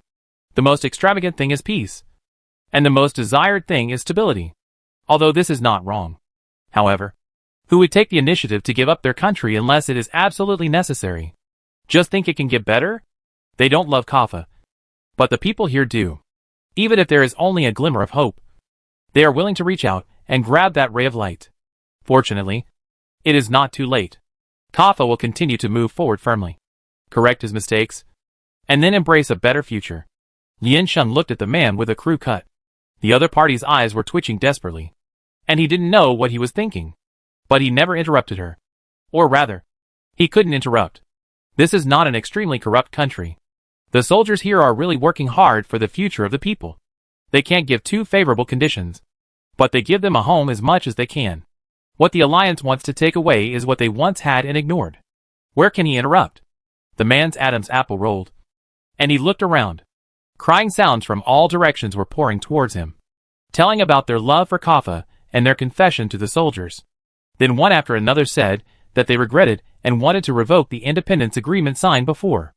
It was as if they were the ones who had tempted them to embark on a tragic path and prevented the harmony of their country and family. He frowned and shook his head. It shouldn't be like this. There is nothing good about Kaffa. The military representative regime has chaotic management, forced conscription of militias and militarism. The education rate here is low. The level of scientific and technological development is backward. Crimes are rampant, and the legal provisions are vague. The supervision and prosecution agencies are unprofessional, and human rights and equality are a joke. Look at the underage soldiers, and listen to the ridiculous lifelong service. They actually allow such existence. War, running around, poverty, infighting. Such terrible things keep haunting them like nightmares. The contradictions between the people and the military are becoming increasingly intensified and irreconcilable. If you count them one by one, there are thousands of bad things about it. From Kaffa 100 years ago to now. It is like the fall from heaven to hell. This place can't be saved. You can't imagine that there is still such a country in the new calendar era. It lives like a maggot. It should be destroyed. Why did you give up suddenly? He didn't understand. Why? In his opinion, there was nothing good about Kaffa, whether it was the people or the military. He looked down on everything here. Starting over would make things better. The Alliance can't manage this place well. Kaffa was originally the Alliance's place. The man walked up to the civilians and shouted loudly, when Kaffa had ore. The Alliance didn't treat us fairly. Now we have nothing. And there are still countless problems and hidden dangers. Do you really believe that the Alliance will meet your conditions? You all think carefully. This is not something that should be changed on impulse. Lian Sheng stood at an angle and looked coldly. It is very simple to destroy a piece of land. All you need is violence. But it is very difficult to destroy a country. When you really have to watch your country collapse in front of you, you will know that it is not a waste of time. Abandonment means cutting and slicing.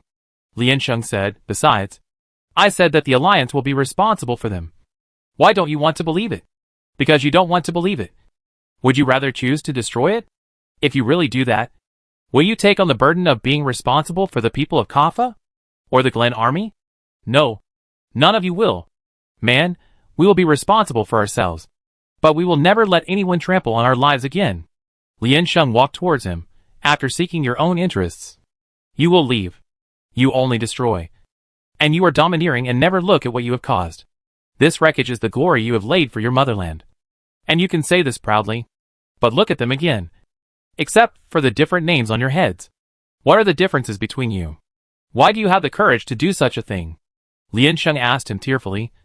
Have you never shared your conscience with other innocent civilians?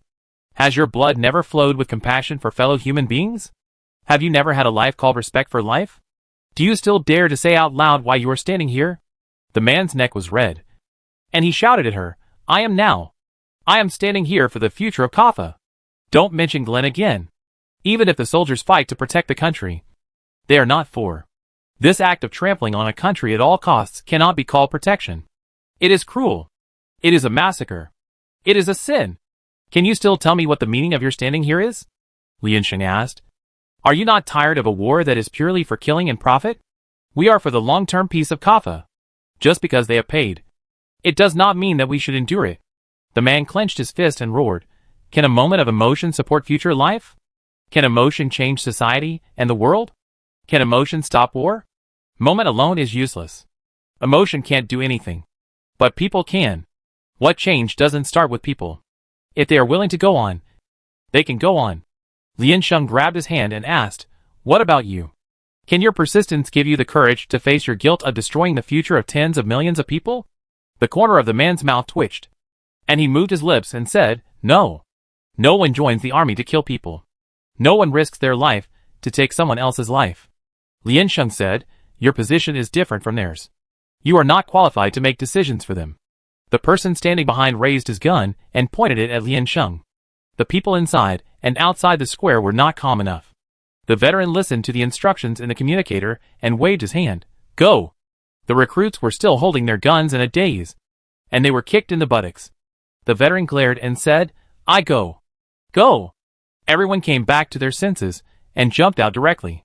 The civilians guarding the door in front looked up at them and raised their weapons in caution. Alliance soldiers are not enemies. Fang Jianshan waved his hand and whispered, those who give up resistance, get out of the way.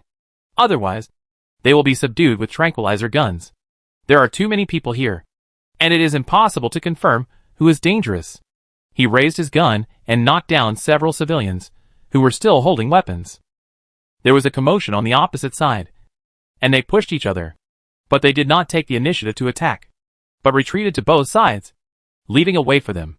At this time, screams and frequent gunshots were heard in the field. Cornell, charge! The front row soldiers immediately approached with guns. Cornell passed them from behind. Before he ran to the door, he waved his arm and threw a smoke bomb inside. He put on protective glasses with one hand and prepared to throw another with the other hand. No one could calm down. Straight win! Cornell shouted. Everyone stay calm. Get out of the door. In such an environment, I'm afraid no one can hear his voice. At this time, a shrill voice sounded, middle. Shoot in the middle. Everyone raised their guns, aimed at the middle, and started a series of shots. When the other side raised their guns, the expeditionary force had already rushed in through the window. There were a dozen people with buzz cuts leaning together. The two teams cut in almost at the same time, and they shot and killed 4 people directly from the left and right. At the same time, smoke rose, covering the site. The trainees reacted quickly and evacuated to the side immediately. At the same time, several bullets were fired in their direction. I don't know what the casualties were. Lian Sheng took the opportunity to bend down, but did not escape. He approached the direction of the several people in his memory, locked the man in the lead, and pressed him to the ground. Lian Sheng was stimulated by the high concentration of smoke bombs and couldn't open his eyes. His vision had been affected. He just lowered his head and clamped the arm of the person below. Then he was shot with a needle. His hands and feet became weak, and his consciousness began to drift away. In the blur, he saw a figure rushing towards her and dragging her to the side. The plan failed. After the commotion was quelled, the Glen coalition forces on the periphery took the initiative to withdraw. Although there were still spies left inside Kaffa, they could not rescue them and could only choose to give up strategically. Moreover, any country has the right to execute spies directly. With the diplomatic relations between the Alliance and Glen on the verge of breaking out, it is impossible to conduct friendly trade negotiations. They hide their identities and may still survive in this chaotic situation. The effect of the anesthetic needle was not strong. When Lian Sheng woke up, he was still leaning against the corner of the venue. There was a faint cry in her ears, and she was covered with a thin blanket. Her eyes were abnormally sour, and her tear glands were constantly secreting liquid. She wanted to open them, but was stimulated by the light outside, and closed them hard. Lian Sheng pounded the ground hard and exhaled. The veteran walked to her side and said, "Look up." Lian Sheng obediently raised her face, and the veteran raised his hand to support her eyelids and put eye drops in her eyes. The sour feeling finally began to slowly subside. Lian Sheng blinked and stretched out his hand, saying, "Give me some more." The old soldier simply threw the medicine bottle to her, clapped his hands and said, "Have fun by yourself." Lian Sheng squeezed out the liquid in his eye sockets, and his dilated pupils began to slowly focus, and he could see the situation clearly. There were a few suspicious bloodstains on the ground, and almost everyone had evacuated. It was quite noisy outside, and there were still people waiting for the pickup vehicle on the roadside. After settling the masses, the old soldier came over and called people. "Let's go. We leave too. We have to go back for a meeting and a physical examination. We can have a meal and rest by the way." He took off his hat and sighed. "How do you feel? If it's nothing serious, don't waste national resources. Now the soldiers at the medical point can be very busy. I treat your minor injuries and pains." Lian Sheng looked at him silently. The sequelae had not subsided yet, and a stream of transparent liquid flowed down like that. "TSK, TSK, TSK. Don't be like this. Little girl. Don't cry. I really have a band-aid." The old soldier grabbed his chest with his hands. His facial features twisted and said, "It's like your brother bullied you." Lian Sheng touched his face hard. "This is not something I can control. Why didn't you think about it when you dropped the bomb?" The old soldier said, "If you didn't drop the bomb, would you still be alive and sitting here?" Lian Sheng, "What happened later?" "I heard several gunshots. Fortunately, the accidental casualties were far less serious than the trampling casualties. The other side's resistance sentiment was not high. It was mainly trampling, which was exhausting," the old soldier said, "except for a few Glen troops whose identities could no longer be concealed. That is, the mastermind of this uprising and the weapons supplier. No one else revealed their identities. Several were subdued on the spot, and the rest did not attack civilians. After all, the matter was a foregone conclusion, and the defeat was irreversible. They would not achieve anything if they showed up and killed a few more civilians. It was just fearless killing and venting." Lian Sheng nodded and stood up by holding the wall. His limbs had not yet fully recovered, and he felt numb and sour. The old soldier patted his hat on his hands and lowered his head without moving. Lian Sheng saw that he had no intention of helping, so he walked out along the wall. He heard the old soldier behind him say, "In fact, as a frontline soldier, I understand them very well." He sighed softly. "We have no choice but to believe. Justice or evil is just a position, but they have no right to choose their position at all. Whether they deceive themselves or others, they can only convince themselves to believe." Lian Sheng turned around and said, "There is no such situation. At least now, we can fight with a clear conscience. No matter what time. Just keep the fear of shooting." The old soldier put on his hat and said, "Let's go. There is nothing delicious here now. Supplies are in short supply, and the price of food has increased more than 10 times. Lian Sheng asked in disbelief, "What about them? That group of ungrateful wolves?" In order to save them, he rushed here with the fear of death, worked passionately, and fell into a deep sleep under anesthesia. In the end, he woke up alone, without even a person to serve tea and water. General Lian couldn't accept it, the old soldier said. "I was excited to sweep the vending machines on the street. It's too late." Lian Sheng, The relief supplies can only provide food that is easy to carry and store, plus some necessary nutrients. But they are all water, flour, biscuits, instant noodles, protein powder, vitamins and the like. In a short period of time, they will probably have to repeat the life of steamed buns, white porridge, and clear soup noodles. If you want to eat snacks or something different, you must take advantage of the fact that civilians haven't reacted yet and take over the vending machines on the streets. That person took the lead in robbing one of our rescue vehicles, forced our driver to stop, and drove the people off. Then a group of people wandered around the street. I heard that they are looking for a place to hide the stolen goods," the old soldier complained. "They are so powerful here because we love the younger generation," Lian Sheng said. "Well done." The old soldier took Lian Sheng and sat in a new rescue vehicle behind. A person in white clothes came over hurriedly, took a tube of blood from her arm, and hurried away. Before the war, there was a shortage of soldiers. During the war, there was a shortage of soldiers and doctors. And after the war, there was a shortage of anyone who could work. A large part of the basic buildings on the Kaffa side were destroyed. Although it is much better than the 36th district, it is still not enough for personnel to be accommodated. Lien Sheng and others were still arranged to a building separately for them to rest and adjust their status. Lien Sheng returned to the room and felt very tired. He took a shower and laid down on the bed to rest. I don't know what's under me. Whose bed is so soft and has a plant fragrance? It should have just been washed and changed. Lien Sheng faced the window and could hear all kinds of noise coming from below. Sometimes noise is a kind of vitality. Unconsciously, he fell asleep in such an environment. This group of trainees seemed very tenacious. After suffering such a big shock and fright, they went out to rob a street and became a lively lunatic again. They didn't come back until late at night because they didn't bring thick clothes and felt cold. Poor Zhao Zhuolu and other wounded were picked up by them halfway and wandered around the city, unable to bear the irritability. Feeling. I felt a splitting headache. Perhaps it was the after effect of the injection. Lien Sheng slept very deeply. When she woke up, she could not feel the previous tension at all. It seemed that everything was just a dream. Before Kaffa, there was a civil war. Right? Lien Sheng raised his hand and looked at the ceiling with his eyes open. She emptied her mind and lay still. Not long after, the light above her head turned on, and the dazzling light shone down. She quickly covered her face. A group of people squeezed in from the door, yelling at her to get up. Get up. Why aren't you awake yet? Fang Jianshan shouted. We treat you to a meal. Come out. Come out. Ji Ban, if you don't finish your meal today, it's not fresh anymore. The expiration date is almost over. The last day to enjoy meat. Lien Sheng slowly sat up from the bed, feeling that all the joints in his body were cracking. He cried out ouch, stood up and stretched his body.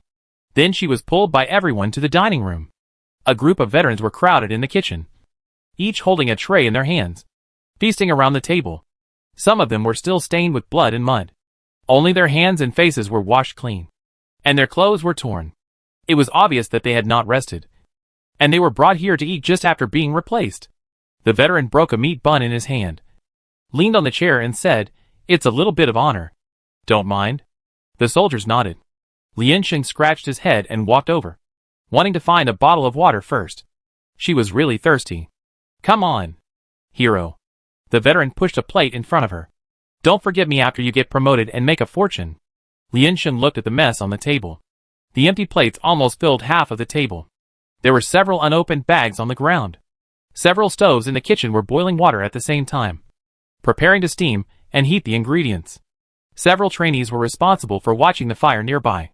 They seemed to have really robbed a lot. Instant noodles, canned beef and fruit, various fast food steaks, pizza, and a lot of cheese and ham. But the cooking skills of this group of people were worrying. The homemade food of a group of grown men was only noodles. Boiled noodles and plain water. A little cheese and ham.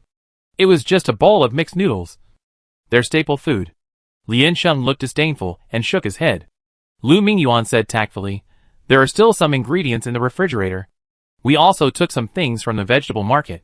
She admired, "You are awesome. The robbers are not even 1/10,000th as good as you." Fang Jianshan laughed, "Take off the military uniforms. You are a group of heroes. It is also quite interesting to rob vending machines with a group of civilians." Zhang Se clapped his hands and said, "Thanks to Cornell and Harry for their friendly help, pointing out the location of all the vending machines for us. Then thank Ji Ban for his financial sponsorship, all of which were bought with his money. Finally, thank the Expeditionary Army for the rescue vehicle. This is everyone's honor." Everyone applauded. Lien Sheng, are you having fun? Ji Fanshao and Zhao Zhuolu sat at the other end of the dining table, without any reaction, as if they were in another dimension. Ji Fanshao had been shot with anesthesia before, and his mind was still fuzzy when they dragged him away, swinging in the car. He has not recovered yet. Zhao Zhuolu had burn medicine applied on his face. He was taken to the medical point by them to have a rough check of the wound. And then, he was dragged away by this group of people. But what's the situation? The old soldier burped. wiped the oil stains from the corners of his mouth, and said with heartfelt emotion, "Although the organization wants to criticize you, I personally thank you very much. You are all a group of good soldiers. Don't worry. Even if you are punished, the brothers are proud of you." The veterans nodded again. Lien Sheng, yes. You are stealing from the company. You robbed the things in the kaffa vending machine. How can you be so cool? How come you didn't get criticized for occupying social resources like this? Everyone said seriously, Lien Sheng wants to eat pizza. Lien Sheng wants to eat ham. Lien Sheng wants to eat the things in the vending machine. Lien Sheng. That's the Lien Sheng. Lien Sheng. Lien Sheng rejected your reasons. So, don't mind if you take advantage of me. The veteran slapped the table and laughed. The important thing is harmonious communication. The soldier next to him drank a glass of water, put on his coat, and said, I go over first. You guys continue to eat. I go over for the people in Team 3 first. The veteran stood up and tugged at the corner of his clothes. I go over too. The kitchen cooks more noodles, salt and meat. Otherwise we won't be full. They kept going in and out, taking turns to replace their teammates. After wolfing down their meal, they continued to prepare for work without chatting for a few words. Lien Sheng looked at them. This group of people should have not rested for nearly 48 hours. It might be even longer if we count from the time when Kaffa sent out the rescue. They stayed up all night to investigate last night, and they will have to stay up all night to deal with the aftermath today. But in such a sensitive period after the war, they can't be without them. A group of training soldiers were clumsily cutting vegetables in the kitchen, and a few people were disinfecting the soldiers' wounds next to them. The lights in the restaurant were a little yellow, and it was gradually unable to accommodate so many people. Lien Sheng casually took a piece of pizza and bit it in his mouth, walked to the kitchen next door, rolled up his sleeves and said, Get out of the way. Everyone retreated exaggeratedly, shouting, The boss is about to use a big move. Everyone get out of the way. Lien Sheng, From now on, everything in Kaffa is taken over by the Alliance, including the soldiers on their side. But there is a big difference in the organization issue. It is just because of the shortage of manpower that the local garrison in Kaffa is temporarily needed to help them maintain order, analyze maps, and guide routes. The Alliance sent more soldiers to Kaffa to register the identities of all civilians one by one. It is impossible to identify the authenticity of everyone's identity in a short time, and a careful investigation is required. Everyone is placed in a fixed camp, and before the danger is eliminated, they must accept the supervision of the Alliance military in all aspects. Starting the next day, the trainees were also assigned tasks to carry out formal rescue. In the first few days, everyone was busy. They didn't touch the ground, even when it was time to rest. Those who could hold on held on. It was not until later that things began to stabilize, and they had time to rest.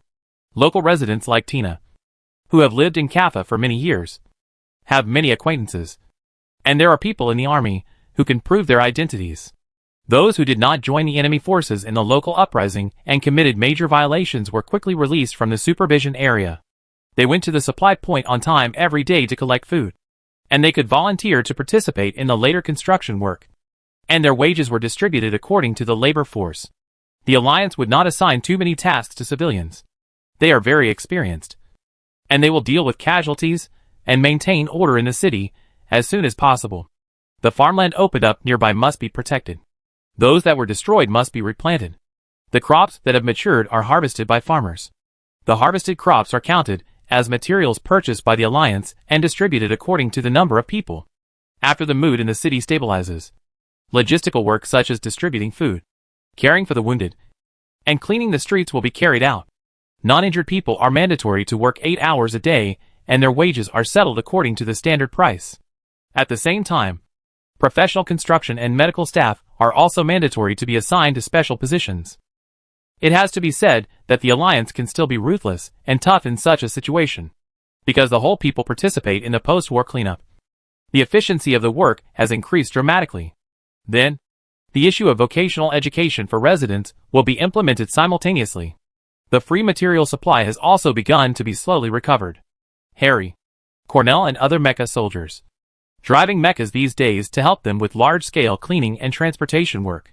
They are already very skilled and don't need to get started. They are nearly twice as efficient as the Alliance expected. People who don't know think they graduated from the construction site. Let all the members of the expeditionary force shout in unison. The veterans saved their reputation. It's just that it's inconvenient to come out this time. And I didn't approve the mecha driving. Otherwise I must be better than them. Everyone can find something to do. Although they are busy, they can laugh and chat with each other in their spare time. They sweat and work hard everywhere. Looking at the city that is gradually becoming complete, prosperous, and regular. The sense of accomplishment and belonging is firmly rooted in the heart. This time, their house was built very seriously and firmly. This time, it should be a permanent home. Not bad. Look at this. Right? Liansheng said. There is nothing that cannot be solved by everyone working together. And they have grown up. Cornell said. There is still a long way to go. Liansheng, yes. But this time, they finally don't need you to lead them. They can move forward on their own. Cornell sat on the old wreckage without saying a word. The masses were living a fulfilling life. So fulfilled that they forgot to hold a commendation meeting for Liansheng. But the comrades of the expeditionary army were still very polite to Liansheng, including most of the people of Kaffa. Gratitude was beyond words. They had never seen Liansheng face. But this was not the case. Female compatriots in the military were so scarce that they didn't need to show their faces. But their breasts would do. Liansheng reported to the higher-ups, and went to visit the Glen spy who had been detained before. After internal discussions within the expeditionary army, they agreed to it with a blind eye. It was really that the other party was unwilling to cooperate, and no information could be obtained. At the same time, his physical condition was very poor. In fact, they did nothing. But they were wronged. He hasn't eaten for a long time. He has been relying on nutritional injections to maintain a little. But if he continues, it will cause great damage to the stomach and intestines. Unless under special circumstances, nutritional injections are not recommended. Liansheng nodded, took a meal tray and walked in. After not seeing him for a while, the energetic crew cut was very bleak at this moment. His face was untidy and unkempt. One side of his eyes was blue and purple. And it can be seen that he has been troubled by insomnia for a long time. When Liansheng went in, he was clasping his hands. His eyes were empty, sitting on the ground motionless, and no one knew what he was thinking. Liansheng pushed the meal tray over, half squatted on the ground, turned on the light brain, and showed him the photos inside, wandered in front of him to attract his attention. The man with the crew cut stared at her screen blankly. You said the Alliance won't fulfill its promise? No. We did. Didn't they get better? They will get better in the future. Liansheng took back the optical brain and said, I think hope is sometimes fleeting. It may be a mirage, but it may also be true salvation. But as long as there is light, you should grab it. That dawn may lead you out of the abyss. The man finally spoke. His voice was hoarse, and asked, Why are you showing me this? Just to tell you that I am right, and you are wrong. Liansheng said, If you feel happy when you see this, then I hope I can at least get rid of one of your problems. If you feel unhappy after seeing this, it's good to be angry. Man, Liansheng lowered his head, looked at the photo above and said, Everyone is trying to live. I think the most precious thing about life is change. Death can never atone for sins. Only living can. Death cannot make up for things that you regret and are disappointed in. You have to work hard on yourself. The man raised his face and said, The Glen Army is not what you think. We have beliefs and goals. It may not be wrong. I don't regret what I did. Liansheng shrugged. Really? Half a month after the war, Kaffa has basically stabilized. The power of the Kaffa military must be formally transferred. The issue of the establishment of soldiers must also be reconsidered. The original army of Kaffa assembled and announced this. At noon that day, the sun was shining brightly. Liansheng and others followed the expeditionary force to watch. She stood by, wearing a military cap. Before the general spoke, he walked in front of her. Thank you this time, the general said. If it weren't for you, the people of Kaffa might have lost their land because of my mistake. Liansheng corrected, from now on. It is already the 42nd district of the Alliance. Sir. Yes. But as long as they are all here, Kaffa still exists. The general lowered his head and said, As long as there are still people who remember this place and love it, Kaffa will always exist. Even if the name is changed and it is taken over by the Alliance. It doesn't matter. A person who can fight may not necessarily govern the country. You are like a parent who indulges his children to make mistakes, but does not know how to discipline them. Liansheng said. Let me say something bluntly. Reflect on yourself. Sir. The general was not angry at all. And agreed, you are right. He turned around, took off his hat, and looked at the soldiers behind him. Their uniforms were full of wrinkles, and the facial features were unclear because of stains. Each one was a young person, still childish and youthful. They are about to face a full-time life, and he doesn't know if he has taught these young people the knowledge and courage to face the future. His eyes swept across one face after another, and finally lowered his head. I'm sorry, he choked. It's me who has always made you suffer unfair treatment. I'm sorry. He bowed deeply. I grew up in the war. I saw my parents die in the artillery fire, and I saw countless people like me struggling in the tragedy. I know the cruelty of war, but I can't stop it. I want to compensate the people here, but I sacrificed you. I am a stupid person who committed an unforgivable crime. I will spend the rest of my life to make up for it as much as possible. I am very fortunate that you still have the opportunity to start over, although it may be a little late and a little difficult. I hope you can go down step by step, at ease and down to earth. I can only say sorry to you. I'm sorry. Chapter 197 Farewell. Sometimes, there are some mistakes that you know, but cannot correct. Just like the military of Kaffa, soldiers bear the social relations of the entire Kaffa, and they are the ones who are firmly imprisoned in this century-long war and cannot escape. They cannot be shaken or changed. If you repent, more people may lose more things. So even if you know that you are ashamed of these soldiers, you still maintain such a morbid relationship. However, just like a tower that tilts from the bottom, it keeps going up, and a slight deviation will bring great pressure and burden to the grassroots until the day of collapse. This time, the entry of Glenn's army directly detonated hundreds of years of resentment in Kaffa. From top to bottom, the shaky society was completely overturned, which gave them the opportunity to cure the rotten roots of Kaffa. Starting over is more difficult than moving forward. When they hesitated, reality helped them make a choice.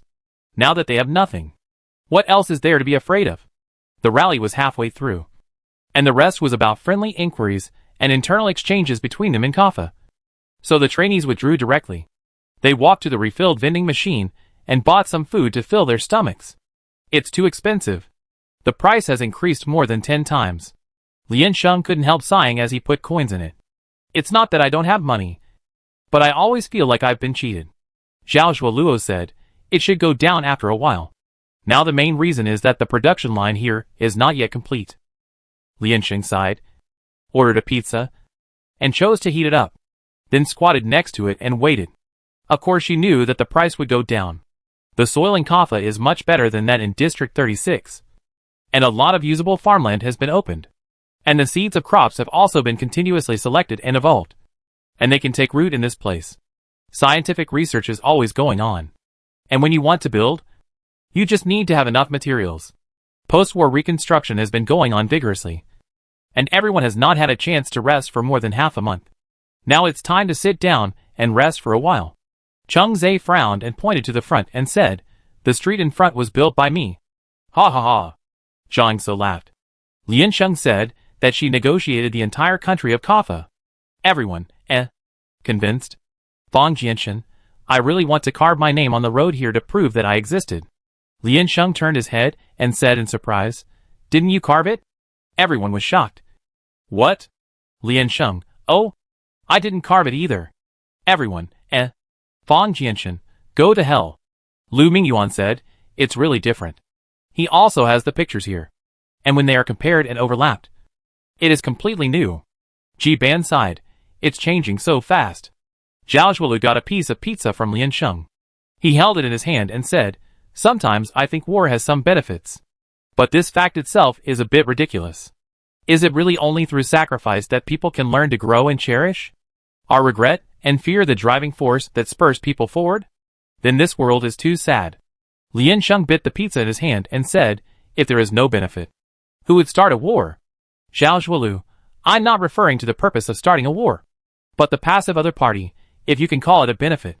Not really. Whether it's the 36 districts or Kaffa, the role played by the people is a bit awkward. Lian Sheng said, you say they are passive, but in fact they are reluctant to accept. You say this result is unexpected, but in fact they have always dreamed of it. Thinking about it carefully, it is indeed the case. Lian Sheng clapped his hands. went to buy water, and said, "History is very interesting. The regression, change, sacrifice, and rebirth of various countries were all achieved in war. Instead of thinking that only after the war will people realize their mistakes. This pessimistic view. It is better to believe that even in war and tragedy, human beings are always struggling to move forward, enduring the pain and still not falling down. Isn't it much better?" Everyone said "oh" in unison. Lu Mingyuan gave a thumbs up. Professional toxic chicken soup seller. Lian Sheng said lightly, "I'm just telling the facts." A group of them crowded in front of the vending machine to eat snacks, and felt that their stomachs were much satisfied. It's really easy to get hungry recently. After all, the physical energy consumption is too great. Suddenly a gust of hot wind blew, and everyone closed their eyes and frowned uncomfortably. Turning around and pulling the hem of the clothes began to howl wildly. Young and energetic guys are afraid of heat to begin with, and there is really no way to survive during the day in Kaffa. Everyone looked at the slate outside the shadows that was hot from the sun and wanted to take off their coats. They came to watch the rally and dress formally, with a short shirt inside and a long-sleeved coat outside. They were going crazy at the moment. Jiban said, "Let's go back. The sun is too hot." Lian Sheng held a water cup and said, "Let's go to Tina's house." The address that Tina's family was reassigned to was in the middle of the city, near a large welfare home area. The soldiers of Kaffa will leave Kaffa soon and go to the Alliance for a short-term quality test. If the test results are excellent, they can choose the major of re-education and training, and they may not come back. This afternoon, the Kaffa military will have a holiday. After the residents learn the news, they temporarily borrowed the venue of the welfare home and prepared a dinner to send them off and express their previous gratitude and guilt. Lian Sheng and others withdrew halfway and rushed to Tina's house first. When they arrived, they heard that Cornell and Harry were already sitting in the air-conditioned room to eat. Chung Zhe was surprised and asked, "Why are you here?" Harry took the spoon and said, "Eat. Aren't you here to eat too?" Lian Sheng pulled out a chair and sat down opposite. "You didn't go to the rally? Aren't you going in to cry? What are you crying for?" "We have nothing to cry about." Harry bit the spoon, shuddered and said, "Unbelievable. Lian Sheng, then you shouldn't be absent. Such an important occasion. Although the Kaffa military has been taken over, the general still has a say." Chung Zhe nodded. "If you go, he may not remember you. But if you don't go, he will definitely remember you." Harry shrugged and said, "They have to reevaluate. What does it have to do with us? We serve for life." Fang Jianchen, "Huh?" said, "In the future too? It's impossible. The Alliance does not have a rule of lifelong service." Harry said innocently, "I don't know." Everyone saw that he was still confused, and had no knowledge or plan for the future. But it is true. He has been exposed to war the most in his life. He has very little information about the outside world, let alone adapting to it. He probably has no direction. Everyone looked at these two soldiers who were younger than themselves, and suddenly felt a strong sense of responsibility. "You can go to school and learn to read." Jiban clapped his hands and said, "Do you want to learn how to make money? I will teach you how to assemble mechas." Assembling mechas is not a field that civilians can enter. You will lead his classmates Jiban astray. A boy stretched out his hand and tempted. "Open a mecha training class? I will help you recruit people." 1 hour. 99 and 8. His companion scolded, "Go to hell." Cornell poked the pudding on the plate with his spoon. This was his first time eating dessert. When he looked up, he found that Lian Sheng was looking at him. So he simply cut it in the middle with a spoon. "Lian Sheng, stop talking. Maybe they don't want to leave Kaffa at all?" The crowd's voices suddenly stopped, and they asked in confusion, "Why?" Harry looked at Cornell, slowly withdrew his smile, and said coldly, "Actually, it's good to stay in Kaffa. We don't need money." Everyone said again, "It doesn't matter. Staying in Kaffa can also welcome a new life." It seems that there is no internet in this world. The table was full of desserts. Lian Sheng picked one out according to the color. Before he started to eat, the light brain rang again. Lian Sheng picked it up and found that it was the account of a colleague in the military. The other party prompted, "Someone is looking for you." Zhou Shuren. Lian Sheng silently put down his knife and fork and got up to go out. He walked through the stairs and walked to the rooftop. After confirming that there was no one here, he called the other party through the internal communication. Bai Mi Fei Dao was sitting in his office. When he looked up and saw her, He began to applaud enthusiastically. "Buy me," Fado said, "of course. Your reputation has spread throughout District 12. You have opened up the diplomatic environment, which is even better than our expeditionary force." Lien Sheng leaned against the wall. "Thank you for the compliment." "Buy me," Fado said. "I just came to tell you. You got promoted. You got promoted faster than me." Lien Sheng snorted. "Not worth mentioning." Buy me Fadao made a jealous TSK sound. "Stay in Kaffa and shine for a year to add some experience." Buy me Fadao put his hand on the table and pretended to whisper. "There are many mechas in Kaffa. And now they are all taken over by the expeditionary army. Those are all fully equipped combat mechas. Do you understand what I mean?" Lien Sheng was stunned for a moment and asked, "But won't such lethal weapons be strictly controlled? How can I, a training soldier, touch them?" Bai Mi Fei Dao said indifferently. "As for the three armies, you haven't decided which army you will join in the future. Get in touch with them more and build relationships. There will always be various opportunities to debug mechas, practice, test mecha performance, and so on. We are all honest people, and we will definitely not be fooled by your tricks." Lien Sheng, She just took it as a compliment to her intelligence. Lien Sheng found a shady place to sit cross-legged, leaned against the wall behind him, and asked, "How will the soldiers of Kaffa be arranged?" Bai Mi Fei Dao said, "I knew you would ask. It gives me a headache too. There are two types of soldiers in Kaffa. One is the ordinary 4-year service soldier, which is the military service that all adult men must serve. This group of people is easy to arrange, according to the test results and their own choices. They can be transferred to civilian jobs or further studies, or they can receive subsidies and retire directly. For these people, the Alliance will try to treat them well. Now Kaffa lacks a lot of manpower. In addition to Kaffa, there is also the neighboring poor 36 districts. Urban reconstruction requires all kinds of manpower, and it is definitely not a one-day business. Those who want to transfer to civilian jobs can be stuffed into the required positions. They spent their childhood with ordinary civilians, and there was no social communication and integration problem. In short, no matter what choice they make, the Alliance does not have to worry. However, some soldiers who serve for life are more difficult to deal with. Lien Sheng has always been curious. Why do they choose to serve for life? They don't seem to be such terrible people. It is tentatively planned to be forced to undergo re-education and testing.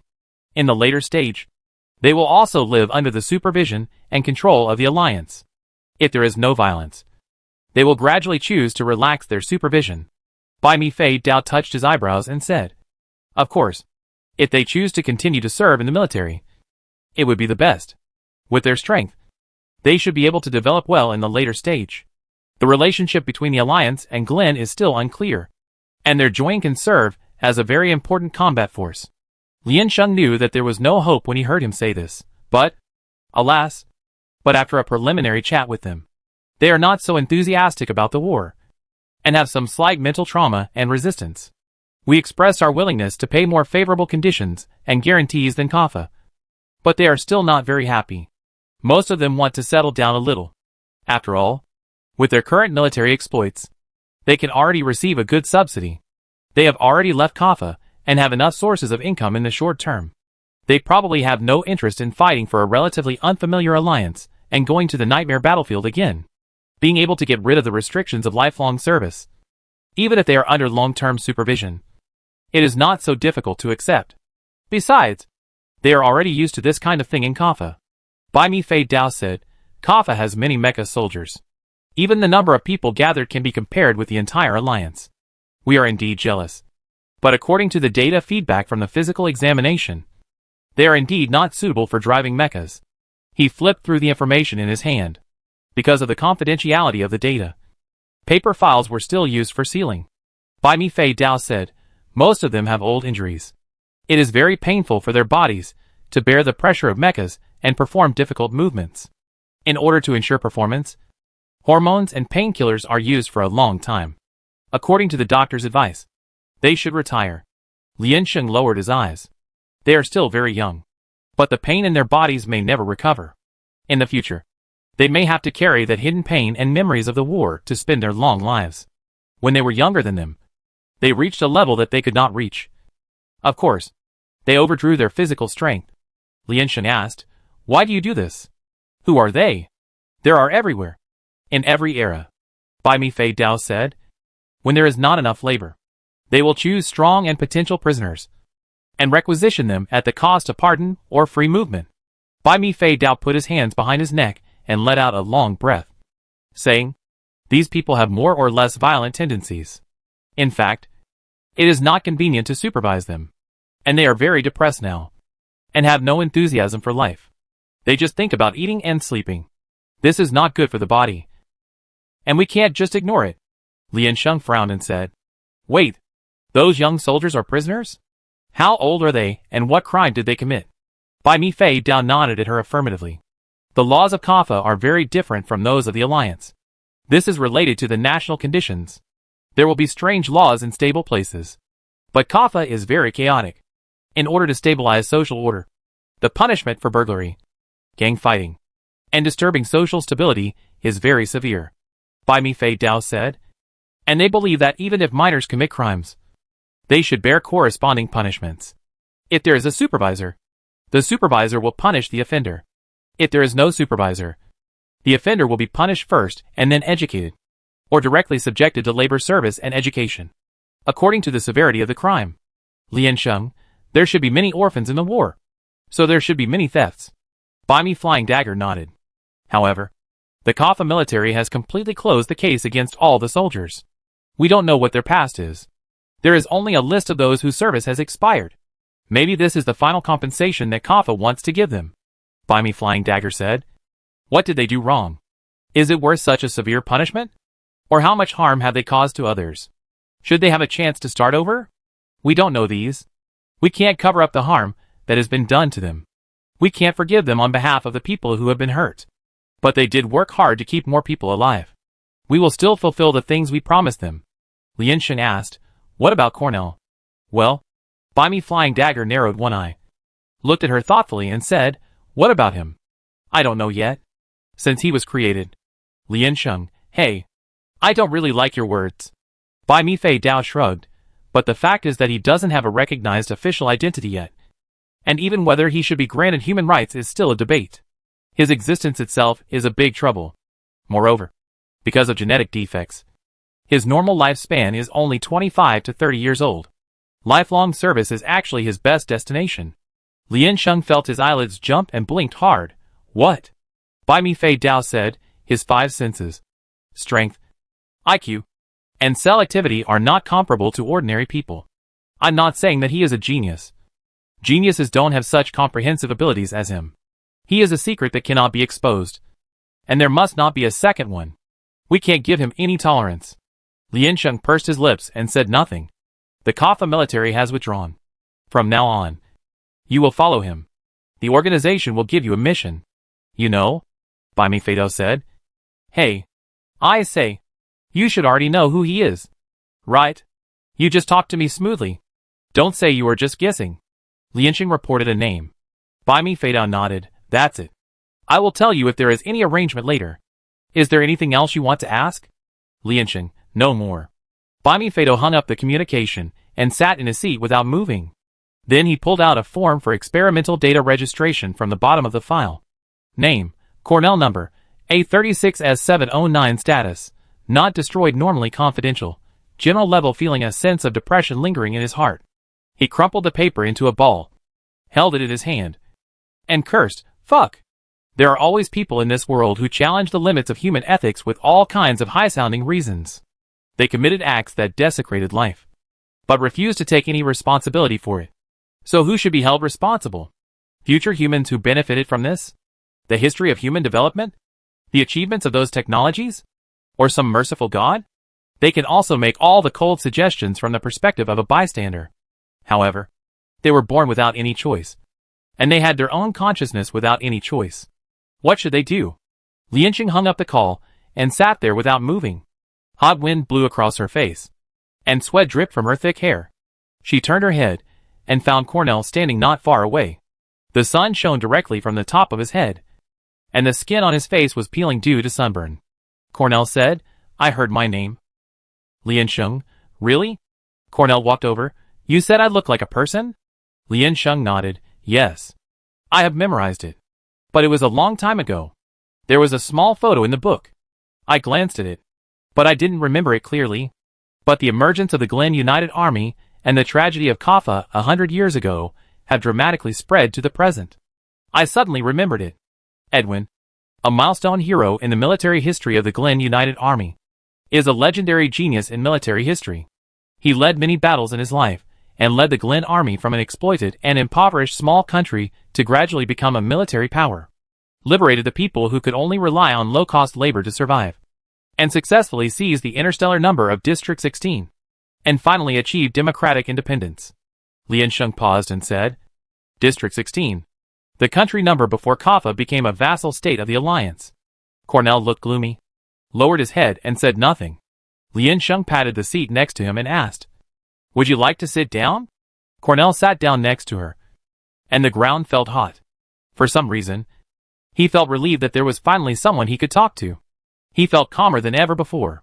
Cornell asked, What kind of person is he? Lian Sheng shook his legs and said, Hasn't anyone told you?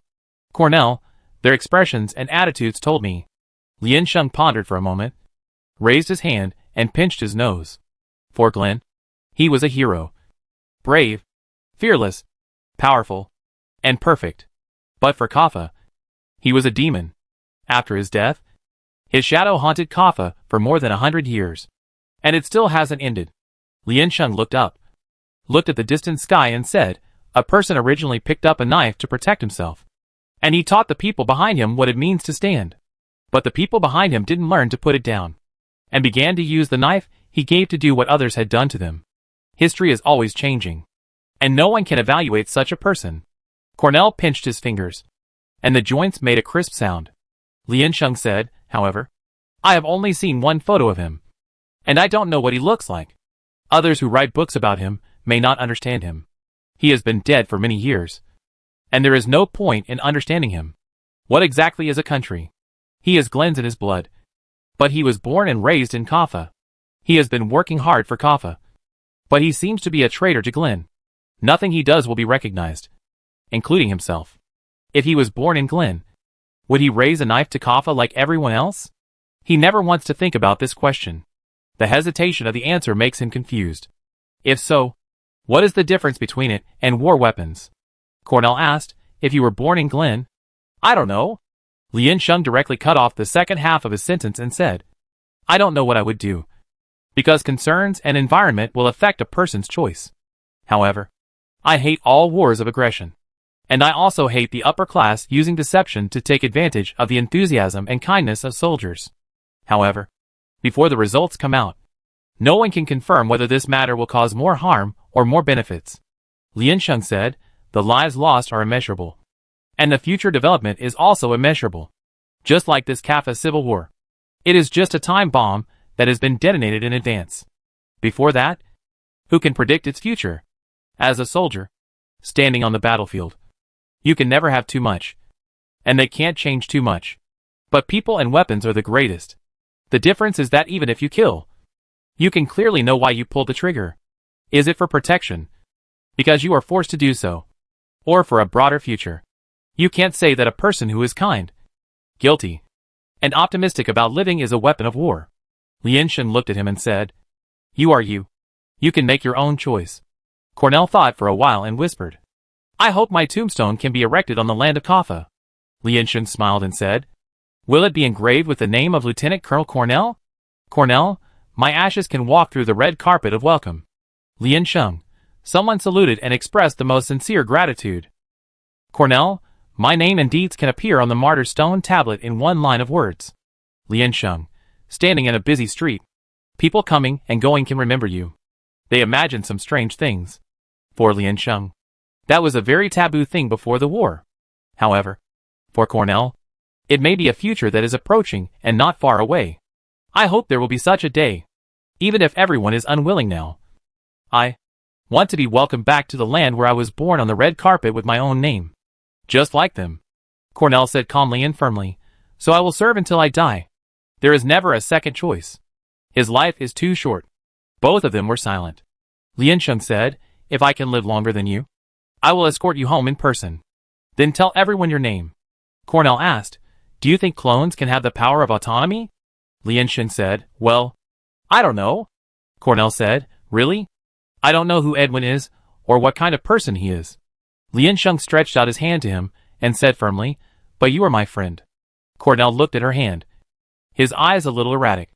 Through her, he seemed to be looking at something else. Lian Sheng's palms were full of hot sweat. It glowed faintly in the strong light. She took it back without changing her expression, and wiped it on her clothes.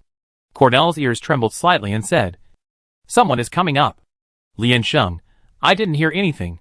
Immediately afterwards, a sound of footsteps came, and Tina deliberately made her footsteps heavier so that the people above would notice her earlier.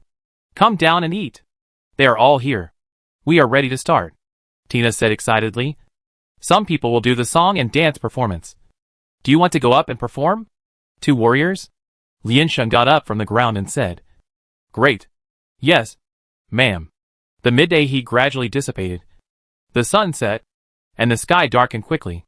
The lights set up around lit up one by one, and the warm light illuminated the bustling crowd. They put the table on the street, and the whole street was requisitioned by them.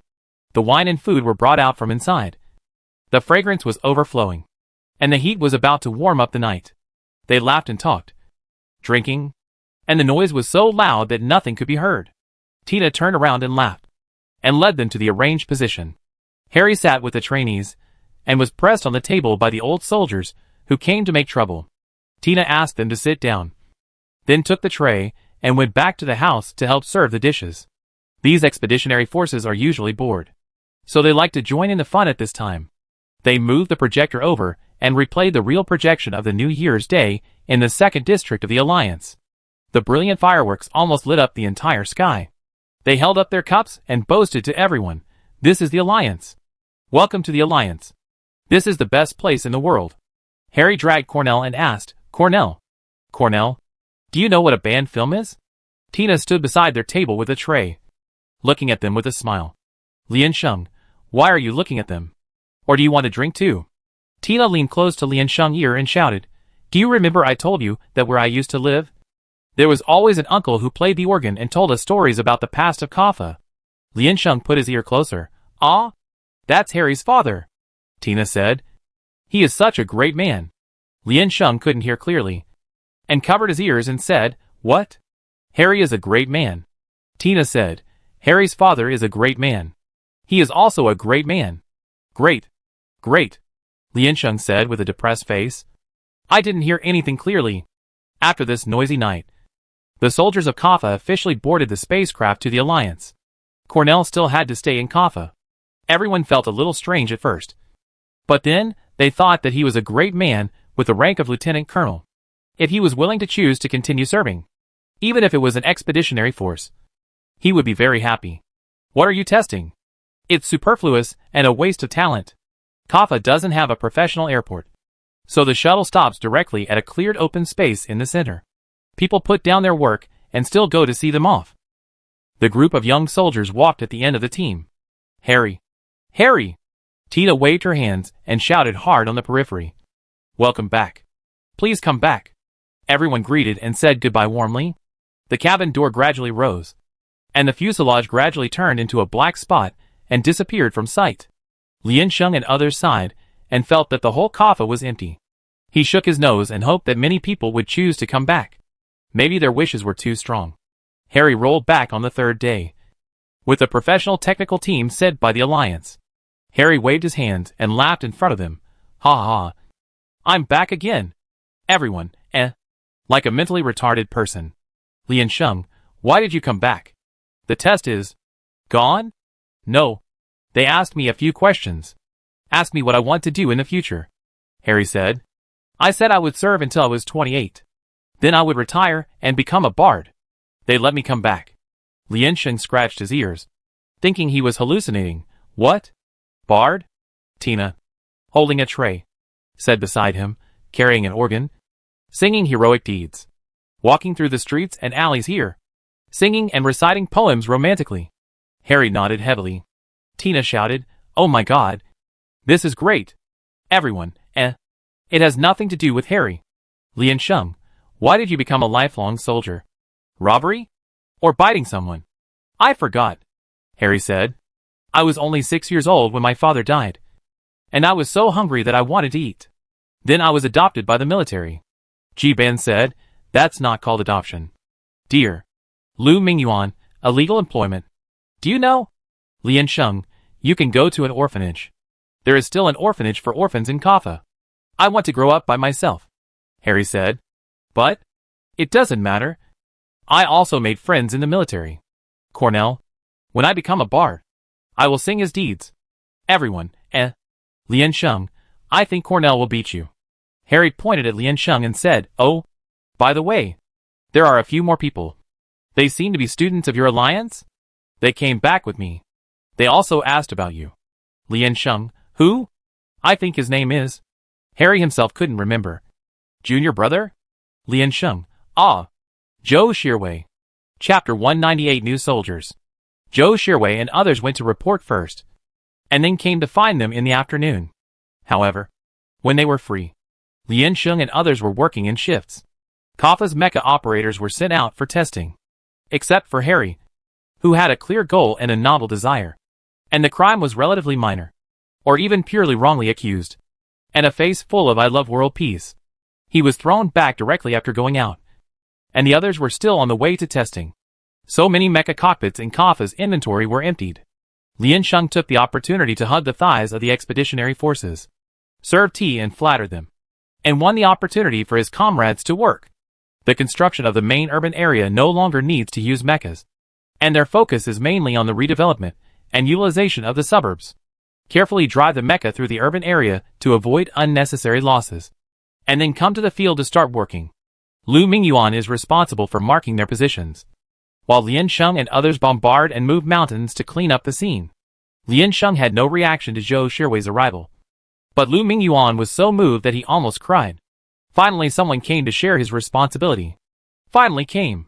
God knows that when the real battle comes, there will be no one technician, facing a group of companions who are increasingly active in their own thinking under the encouragement of Lian Sheng. He feels that he is almost going crazy with the modeling. Ji-ban was also very happy. A new batch of students are coming. And I am also a senior? Lian Sheng. Just be happy. You talk as if you have been to school. I have been to school. Ji-ban was stunned for a moment and asked, where did I register for university? Everyone was surprised to find that they had forgotten it too. However, this is not important. The people who came this time were the next batch of training members selected by the Expeditionary Force. Once, District 36 was the first cradle of the Expeditionary Force's reserve army. But it was destroyed. It is actually still good to use it for training after it is destroyed. But it would be better to trick their seniors. By the way, we can also build a city, so we can send them to Kaffa. Lian Sheng class was too special.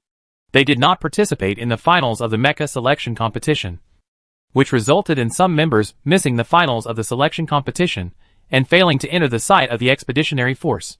For example, students of Sniper, Heavy Armor, and Command.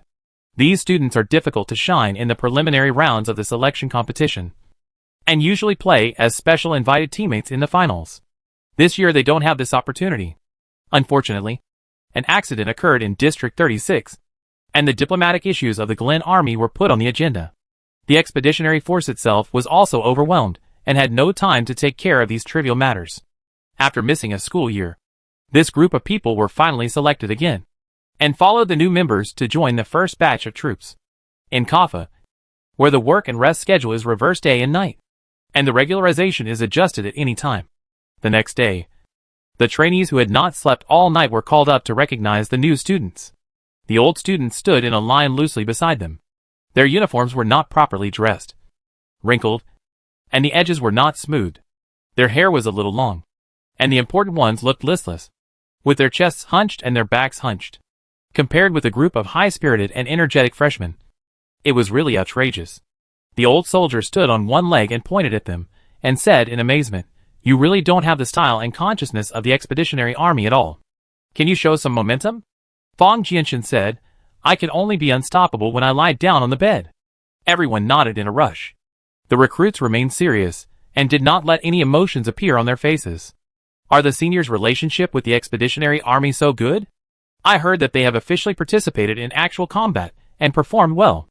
They seem to be very powerful. They are indeed the best generation. Looking at them, no matter what posture, action, or mental outlook, it feels like seeing a master from another world. The old soldier thought the scene was quite strange, and pointed in the direction of the new soldiers, saying, "Open your green eyes and recognize their faces." Everyone nodded. "I recognize them. I recognize them."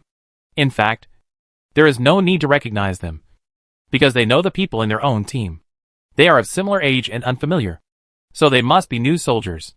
The old soldier said, "You are? What is that?" "Oh, seniors. They are handed over to you. Lead them well." Everyone, Is this the end? Where is your sense of responsibility as a regular soldier? Lian Sheng hesitated. As an instructor? You think too much. An instructor? As a foreman. The old soldier waved his hand, then clenched his fist and encouraged the new soldiers. "Work hard and you will have meat to eat." Everyone, Did you travel through time? After the old soldier explained some things, he left directly, leaving behind a group of new recruits with hope on their faces and a group of seniors who were in great trouble. Lian Sheng and others covered their faces, feeling that everything was arduous. They pushed Lian Sheng out without hesitation. "Let's first report our names to each other. Then everyone go out and ask others if there is anything they can help with. Kaffa City has been very busy recently, and you can find many things that need your help," Lian Sheng said sincerely. As a soldier, it is also very important to learn to get close to the people, build good relationships with them, and communicate in a friendly manner to obtain information.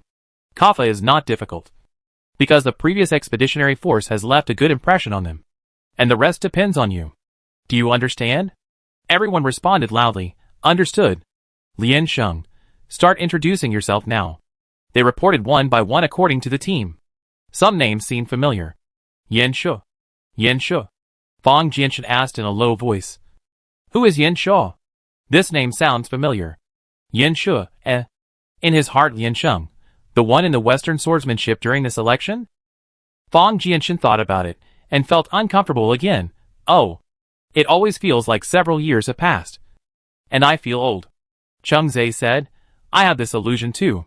Lian Sheng, "It shows that you have a fulfilling life." Then it was Zhou Shirwei's turn soon. Lu Mingyuan. Zhou Shirwei. Lu Mingyuan.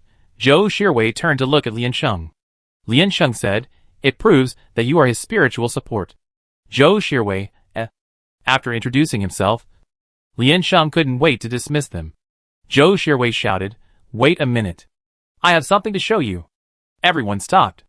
Zhou Shirwei took some photos, opened the light computer, selected a picture, and handed it over, saying, "Graduation. Your graduation certificate. I got it for you, by the way. I couldn't bring it here, so I took a photo." Everyone was in a trance for a while, and then they were surprised. "Graduation? Oh, graduation." Looking at the school name written in gold font on the paper, and the red seal in the lower right corner. Unknowingly, they graduated. The last year was so magnificent that they couldn't feel the passage of time. Zhou Shirwei looked at them and said, "You have changed a lot." It was a change in mental state. It felt like a child who tried hard to grow up finally looked like an adult. Everyone smiled. They could also clearly feel their own growth, physically and mentally. "Zhou Shirwei, didn't you watch the graduation ceremony? All the teachers and students in our school sang songs to bless you. There are also many netizens who expressed their miss and admiration for you. It seems that they didn't listen at all. Too busy. How can I have time?" Lian Sheng patted his shoulder and said, "You will soon forget your past life and start again." Zhou Shirwei, really? Although very little information is sent back here, because it involves confidentiality, and many places are coded. But everyone has been collecting and searching for things they want to hear. Zhou Shirwei said, "It's great that you are all okay." "Yes. It's great that you are all okay." Lian Sheng waved his hand. "Goodbye. I will take you to play Mecha next time. If you don't rest, something will happen." Not long after Zhou Shirwei and others came, the commendation for Kaffa was finally implemented. Maybe it was the active pursuit of the 100-meter flying knife. Maybe it was the merit bonus of the 36th district. Maybe the expeditionary force wanted to promote new students. Or maybe it was a large wholesale of merit. Many people were commended in this operation. Lian Sheng undoubtedly won the only special merit. At the same time, he was awarded the title of lieutenant. "I was just here to take a look." Zhao Shuolu and Fang Jianchen, in the chaos of the whole city, stopped the cannon attack and controlled the situation in the city, and won the first-class merit. The boys who followed the expeditionary army to conduct a citywide investigation all won the second-class merit. Everyone's reward is still anonymous, but it is enough to be happy. Dan Lihe is very proud. After the new students came, the veterans began to arrange, handing over their usual construction tasks to this group of poor eggs, and then personally led them to start training. After experiencing the real gun and live ammunition battle, they have been able to be calm. I just jumped for joy. The training method of the expeditionary army has always been simple and rough. Just fight. Pull a few teams together. Arrange a friendly match. And then find a place where no one is. Change the weapons on the mecha into fake weapons represented by data. And do it. This is the most reliable training method they have ever experienced. And it is also the most tragic battle process. The Alliance retained Cornell's honorary lieutenant colonel position without real power, and he and Harry occasionally participated in the training plan of the expeditionary force. In the summer of the second year, although Kaffa found it difficult to experience the season, Lian Sheng and other trainees with military merits finally worked hard and officially joined the expeditionary force.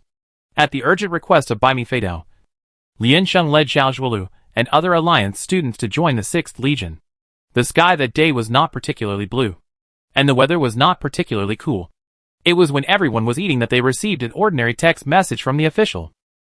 Everyone just paused their chopsticks and continued to eat. Lian Sheng answered the call. Hello? Baimi Feidao exhaled and asked, Is Glenn interested? Chapter 199 Glenn. Lian Sheng covered his ears and asked, What are you interested in? Exam? Baimi Feidao said, You have to take the exam. Lian Sheng. I'm not interested. Goodbye. She hung up the call directly. Baimi Feidao, What should I do if my child is always disobedient when he grows up? He always treats his leader as a leader. The regular soldiers of the expeditionary army fanned themselves with their hands and came in from the door, followed by the garrison candidates lined up in a row. He looked pale, and his legs were shaking. Everyone found a table and sat down, and the cafeteria was filled with people instantly. After the Kaffa army was disbanded, the garrison was not enough. The expeditionary army was an elite force, and they had responsibilities in other areas. It was impossible for them to take on the security of the entire area. So they gradually selected and trained various local soldiers from Kaffa. They were responsible for training. The service soldiers of the expeditionary army came and went, never staying. When moving between different areas, you need to adapt to different environments and maintain sufficient vigilance. Those who are left now have long been unknown as to which batch they are in. But Lian Sheng and others played training matches with them, which was internal communication. They were familiar with almost all the soldiers of the nearby legions. An old soldier came over with his hat tossed to inform, Tomorrow we will play with the young men from the 5th Army next door. If you lose, you will treat us. Be prepared. What are they afraid of treating us? Young people these days are too rich. I dare not imagine it. Another soldier said. If you lose, you will dance. Several people snapped their fingers to show their agreement. Okay. Okay. They turned around and saw the new recruits, who were looking at them eagerly, and encouraged them with fists. Work hard and you will have meat to eat. The freshmen, Go to hell. A piece of meat has been hanging on them for several months. But enough. The freshman sobbed and said aggrievedly, I just regret that I didn't study the command department in the first place. Like Zhou Shirwei, he practiced the actual conversion of mecha data with them for 2 months in advance. Afterwards, because the deputy commander was short of manpower, he was directly pulled to play a friendly match with them. Even though they were both freshmen, he had already come to the forefront. But Zhou Shirwei's brother is a 100-meter flying knife. He has learned relevant content under the data template of the knife since he was a child, and his learning is different from that of ordinary students. In addition to his talent and hard work, he is indeed ahead of them. They know that progress must be gradual, but they really can't help it. The seniors, who are only 1 year older than them, have experienced 2 real wars. The whole person exudes a sense of calmness. In the training demonstration, the movements and proficiency are even more stable than them. The gap between the two sides is obvious. The seniors have been following the predecessors of the expeditionary force farther and farther, while they are still doing seemingly meaningless miscellaneous work. There is not even a formal guide for them. They know that among this group of people, The best individual combatants are Zhao Zhuolu and Yi Buqing. But the one who speaks the most is Lian Sheng. Lian Sheng is also a person with a military rank. The recruits then shyly went to Lian Sheng to plead for mercy. Senior, can you lead us in training? After we finish our work, we can take time to watch. Okay. Lian Sheng was sitting in the shade, fanning himself. Nodding. He said, when has the work here ever been completed? If you think the workload is too light, I can help you report to the higher-ups. All the people couldn't help but shudder, and hurriedly shook their hands, saying, don't be like this, Senior. You know what we mean. Lian Sheng shook his head. Of course I know. Don't you understand me? Lian Sheng looked at them, paused for a moment, and sneered. You are very brave, but don't have such plans again. Patience is something you must learn, and it is necessary. We started from the same training to get to where we are today. You want to reach the sky in one step. I can't build you a pair of wings, but I can reserve a coffin for you. Everyone was silent. Lian Sheng glanced at them lightly, and then took it back. Are there any more questions? All the people shook their heads quickly. Lian Sheng waved his fan and said, disperse. The students rolled away quickly. Young people are so naive. The crowd retreated, and Harry approached with small steps, squatted down and asked seriously, actually, I have a question. Lian Sheng, go ahead. Harry hugged his knees and asked, how did you do it? You didn't do anything, but you still maintain your deterrence? You should know that in the military, the gender of women is essentially not respected, because it represents a kind of weakness, and the military is the world of the strong. Lian Sheng neither threatened nor suppressed, and even less did he show his violence. During normal training, her expression is not so kind, but it is much gentler than the ordinary instructors with stern faces. Even so, as long as she stands up, she is very convincing. Although they are classmates, others will always subconsciously follow her opinions, even when she makes suggestions to the superiors. Her words are very important. Amazing. Although Harry is young, he was in a position of final say in the military. But that is because of fear, which comes from the fear of subordinates serving for life and the demonized impression of war weapons. In the general perception, people like Harry have only learned to kill and are only good at killing. They have no concept of good and evil in human beings. The world is different now. Harry sighed. There are many soldiers who treat their superiors as children. It's hard to say. Lian Sheng nodded thoughtfully and said, in fact, in most cases, it comes from the environment. Like Zhao Zhuolu. After a long period of cooperation, they have already trusted her. That kind of trust is a subtle influence, which can be reflected in their eyes and body movements. When you have become the center of a team, others will subconsciously look up to you and respect you with the highest strength in the team. Lian Sheng said, in fact, I also conquered my kingdom by myself. But that was a long time ago. Harry, he also conquered a piece of kingdom. But others did not recognize it. Baimi Feido said something vague to Lian Sheng before, and after Lian Sheng hung up, he did not contact again. It should not be an important matter. Lian Sheng did not take it to heart. But 2 days later, Baimi Feido came in person.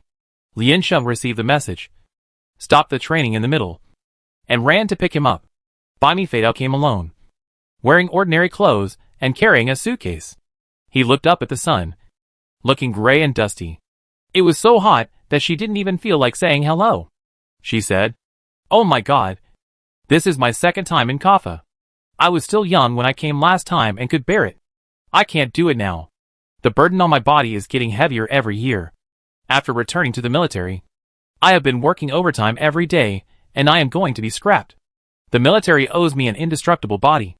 Lian Sheng dragged the box away silently and took him to the dormitory. Baimi Feido didn't believe it and followed her and said, why didn't you get tanned? Lian Sheng turned around and rolled his eyes. Don't talk like you just found out. Baimi Feido often communicated with her via video and asked her to report the situation of Kaffa District and Cornell. Baimi Feido said embarrassedly, I thought you had taken Micron. I tell my subordinates every day that you are still a woman.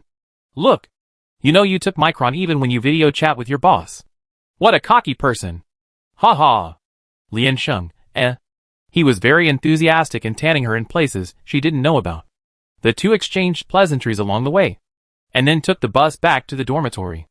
A few people in the building took turns to catch up on sleep, while others were training outside. The air conditioning blew over, and the whole person was revived. Baimi Fado sighed exaggeratedly, poured himself a glass of water, and asked, "How is the training of the new recruits? Did you train?" "We are responsible for supervising the assessment," Liansheng said. "As stupid as we were back then." Baimi Fado, wow. You are quite self-aware. Looking back on the past, you can always make objective discoveries. Liansheng asked. Why are you here? Baimi Fado raised his head. To learn about Glenn? Liansheng, what? Baimi Fado put down the water cup, went over to close the door of the living room, and then walked back. It's like this. Glenn has a port. He licked his lips and took out the optical brain and handed it to her, dry mouth. Take a look for yourself. Glenn was a very poor place back then, with no local resources, backward technology development, and low production level. All survival depends on imports. But the lifeline of the entire people is just a thought of the external demand provider. Bad places will become worse. Without recognition and attention, people's lives are getting harder and harder. They can only make a living by selling cheap labor.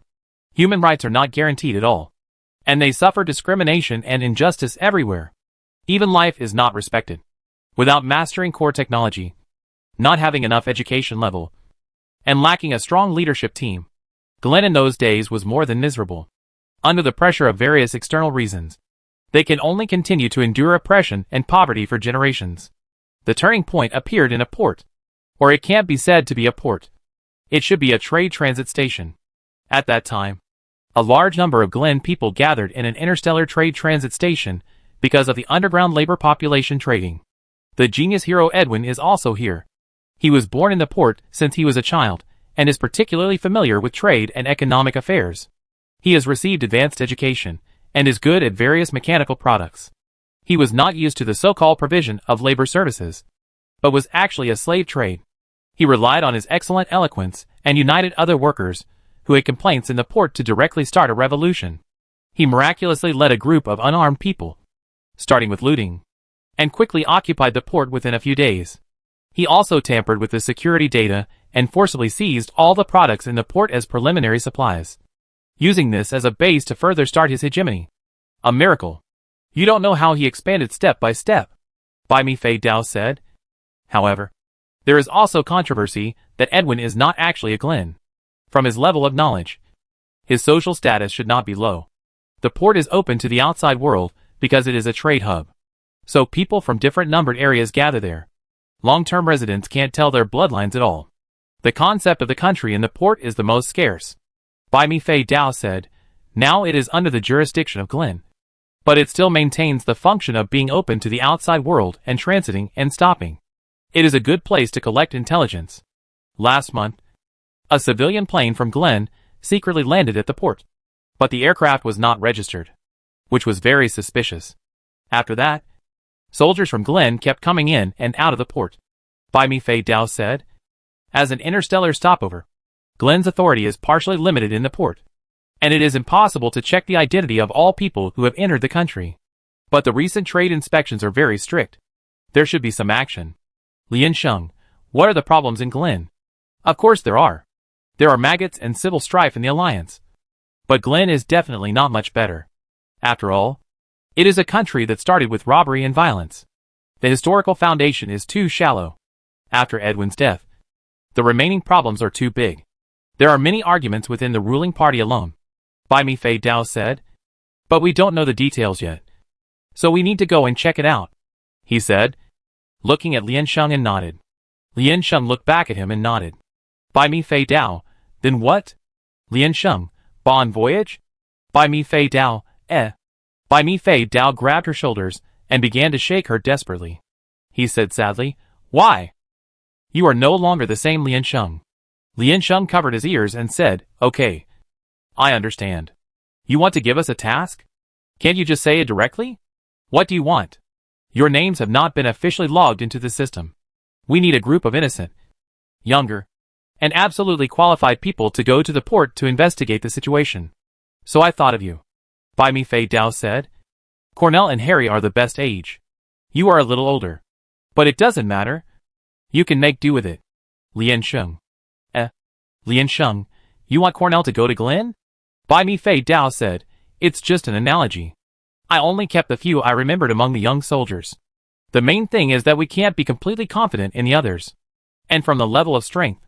Lian Sheng directly put his shoulder and sighed, be a man. Bai Mi Fei Dao, Bai Mi Fei Dao was furious. What do you mean? Is your boss that kind of person? Don't you see the struggle and pain behind my hippie smile? Cornell and Harry.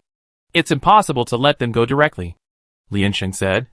They have not received formal education. Nor have they received any spy training. How can you only look at age when selecting people? Bai Mi Fei Dao said, Cornell and Harry's identities are suitable. They are young soldiers of Kaffa. Because of the previous civil unrest in Kaffa, the government affairs were taken over by the Alliance. They chose to retire, but wanted to escape the control of the Alliance. So they went to the port to find a livelihood. What a great reason. Oh, I see. You let the soldiers of Kaffa belonging to the Alliance go to the port belonging to Glen. Lian Sheng raised his eyebrows. How can they have the opportunity to move freely? By me. Flying Knife nodded and said, yes. It's dark under the lamp. Didn't the light bulb teach you that? Lian Sheng thought for a while. Then shook his head and said, Glen's army seems to know us. Photos were shown during the mecha selection competition before. And I heard that they also did relevant comparisons when searching for people. By me, Flying Knife said disdainfully. Things like photos are very different. Besides, the flow of people in places, like ports, is beyond your imagination. Even in the suburbs, there are more people than in the main city of Kaffa when it is busiest. There are so many people in the Alliance army. And there are so many people in the military academy. Of course they can recognize you one by one. But it would be a miracle if they can skin you in a group. Just do some tricks on the documents, and you can get away with it. Bai Mi Fei Dao clicked on the selfie camera of his own light brain. Turned the screen to Lian Sheng and said, do you think you are still the fresh meat you were before? You have become ugly after staying in Kaffa for a while. Okay. Lian Sheng glanced at him lightly, and snorted disdainfully. But the change of a person's appearance after training is indeed obvious, including hairstyle and temperament. Lian Sheng touched his chin and continued to think. She didn't have much experience as a spy. She didn't even know the history of the Alliance. And she didn't dare to have too much confidence in going to a completely unfamiliar port. Cornell and Harry are still young after all. Fighting well doesn't mean telling good lies. Partnering with the two of them. Lian Sheng felt a little confused. Bai Mi Fei Dao observed her expression and said, this matter is dangerous.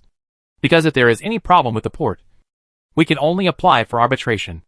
If your identity is exposed, we will apply for arbitration to Glen in the name of the Alliance. You know, if the Alliance comes forward, it is better to sentence you to death. We wanted to send veterans, but their scars were too obvious, and their ages didn't match. The most convenient and best way is to send you as exchange students. District 14, which is friendly with us, is willing to provide us with several legal quotas and identities. Bai Mi Fei Dao said, if I have to choose among my peers, I trust you the most. Lian Sheng looked up at him. Bai Mi Fei Dao spread his hands. Everyone trusts you very much. A perfect candidate. A high in talent who has won 2 special merits and participated in 2 regional rescues before graduation. At the same time, she performed well and made rapid progress during her school years. Almost all the instructors who trained her did not have any negative comments. Her calm attitude in the face of danger, her ability to respond to emergencies, her excellent eloquence and incitement, her insight into the battle situation and her overall control are all the best among the new generation of soldiers. They simply couldn't find anyone more suitable than her. Bai Mi Fei Dao put one hand on the table and said, this time is very important. Very important. Although we follow democratic choices, this time we will be democratic until you agree. Lian Sheng scratched his hair and asked, what exactly do you suspect? We suspect that the new leader of Glen's war faction, Admiral Barrett, is in the port.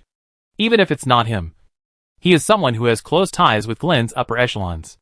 We should be competing for the ownership of the port. Bai Mi Fei Dao said. Admiral Barrett's personal guards went there in person, which is very suspicious. Lian Sheng, if it is really him. Bai Mi Fei Dao made a PIU gesture of shooting. Bai Mi Fei Dao said, we will discuss the specific matters later. Now the main thing is to determine the candidates. Lian Sheng, aren't there just 3 of us? Who told you? We must always be fully prepared. How can you be enough by yourself? Bai Mi Fei Dao said. You agree, right? If you agree, we will start to talk about the team configuration. Very good. I have contacted them to come over.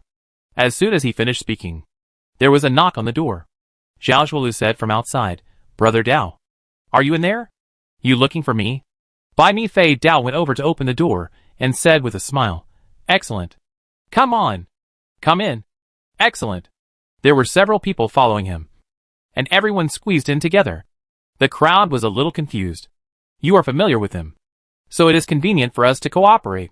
I specially selected them for you. Bai Mi Fei Dao took a sip of water. Okay. I say it again. The team designed by Bai Mi Flying Knife is Lian Sheng, Lu Mingyuan, Ji Ban, Zhou Shirwei, Xiao Shuolu, Cheng Zhe, Fang Jianchen, Yi Buqing. 8 exchange students, Cornell and Harry, as personal bodyguards to protect them to the port. 10 people in total. Ji Ban's 3 technicians, plus Lian Sheng, are very confusing. Looking weak, small. The military will provide them with new identities. Cornell and Harry do not need to change. Just keep their identities and go directly.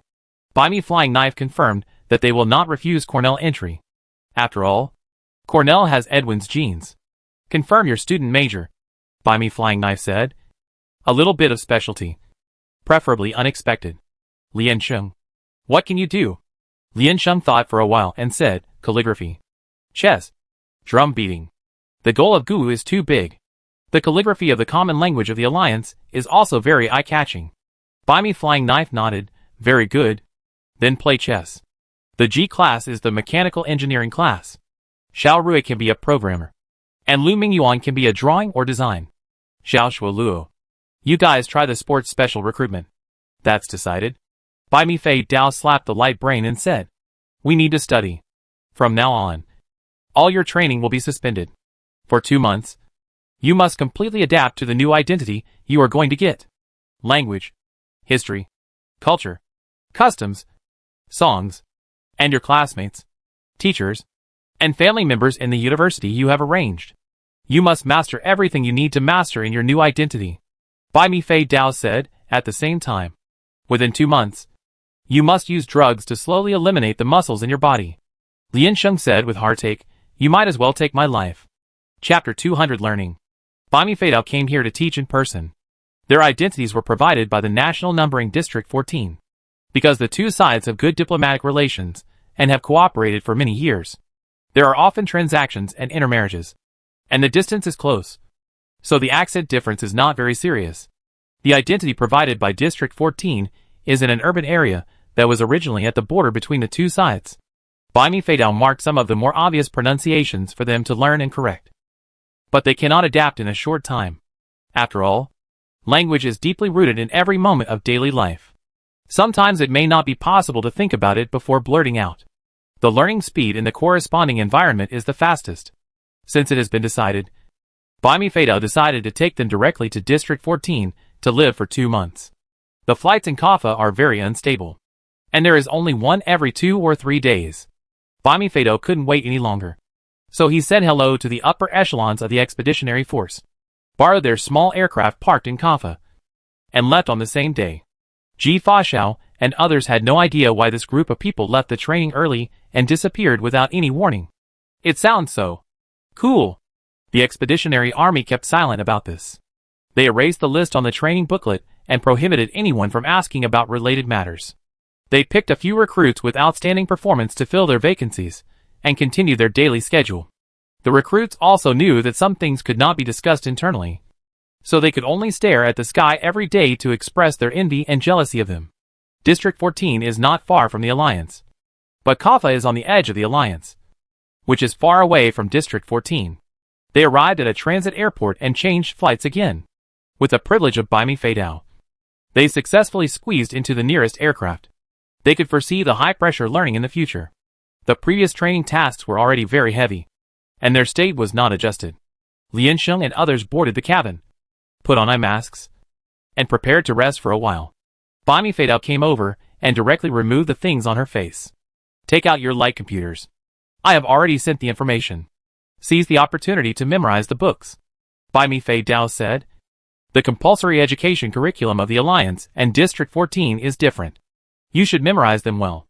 Everyone, Lu Mingyuan felt numb all over and said, I think it is normal not to memorize them. Few seniors still remember the test points of high school and junior high school. Jiban said, I have never been to school. Fang Jianshan pointed to the small screen in front of his seat and said, for special sports recruits, it is not unreasonable to have poor grades. Right? Take care of yourself. The University of Lit, which you are admitted to, is a famous school in District 14. Do you understand what a famous school means? No matter how poor your grades are, you have to pass my assessment. Bai Mi Fei Dao said. With a short period of study, you can get 60 points. It's in line with your senior memory. Fang Jianshan, Bai Mi Fei Dao clenched his fist. Sense of urgency. Memorize it. Take the test when you get off the plane. Lian Sheng sighed. I hate tests. Bai Mi Fei Dao took out a small box from his suitcase and pulled out a few syringes from it. From now on, retrain your muscles according to your respective situations. Don't worry. It will have a slight impact on the explosiveness and strength of your actions. But as long as the method is appropriate, you can adjust it back within half a year. Lian Sheng's heart ached even more. After sitting on the plane for 2 days, everyone successfully arrived at the 14th district of Lite City. Bai Mi Fei Dao brought 10 people to a rental house near Lite University, rented 2 sets of rooms in 2 households opposite, and settled everyone down. Bai Mi Flying Knife said, I go say hello to the local government. You guys go buy some daily necessities. District 14 is still relatively safe. Remember the street number here when you go out? Don't get lost. Everyone nodded obediently. Bai Mi Flying Knife looked at the time. I'll be back in about 4 hours. I hope you be here by then. Understand? Everyone continued to nod. Bai Mi Flying Knife looked at them doubtfully, took the key card, and turned to go out. Light is a prosperous urban area in District 14, comparable to District 2 of the Alliance. Everyone rushed to the goal in a hurry. The streets were very lively, and the shopping mall was large enough. It contained different specialties from various countries and regions. In the past, they didn't think it was strange at all. But they were so excited to kneel down when they came to a shopping mall with abundant supplies and no purchase restrictions after a long time. Fang Jianshan took Lu Mingyuan and others, ordered a few cargo robots, and swept the containers in a large area, wishing to move the snack area back to their rental house. Worth it. No matter what I do, it's worth it just for this shopping trip. Lu Mingyuan said excitedly. Heaven. Ji Ban couldn't help but feel, finally I can spend money. Fang Jianshan, finally I feel like a rich man again. Lian Sheng took out his light brain, clicked on the payment page, handed it to the payment robot, and said, just swipe it.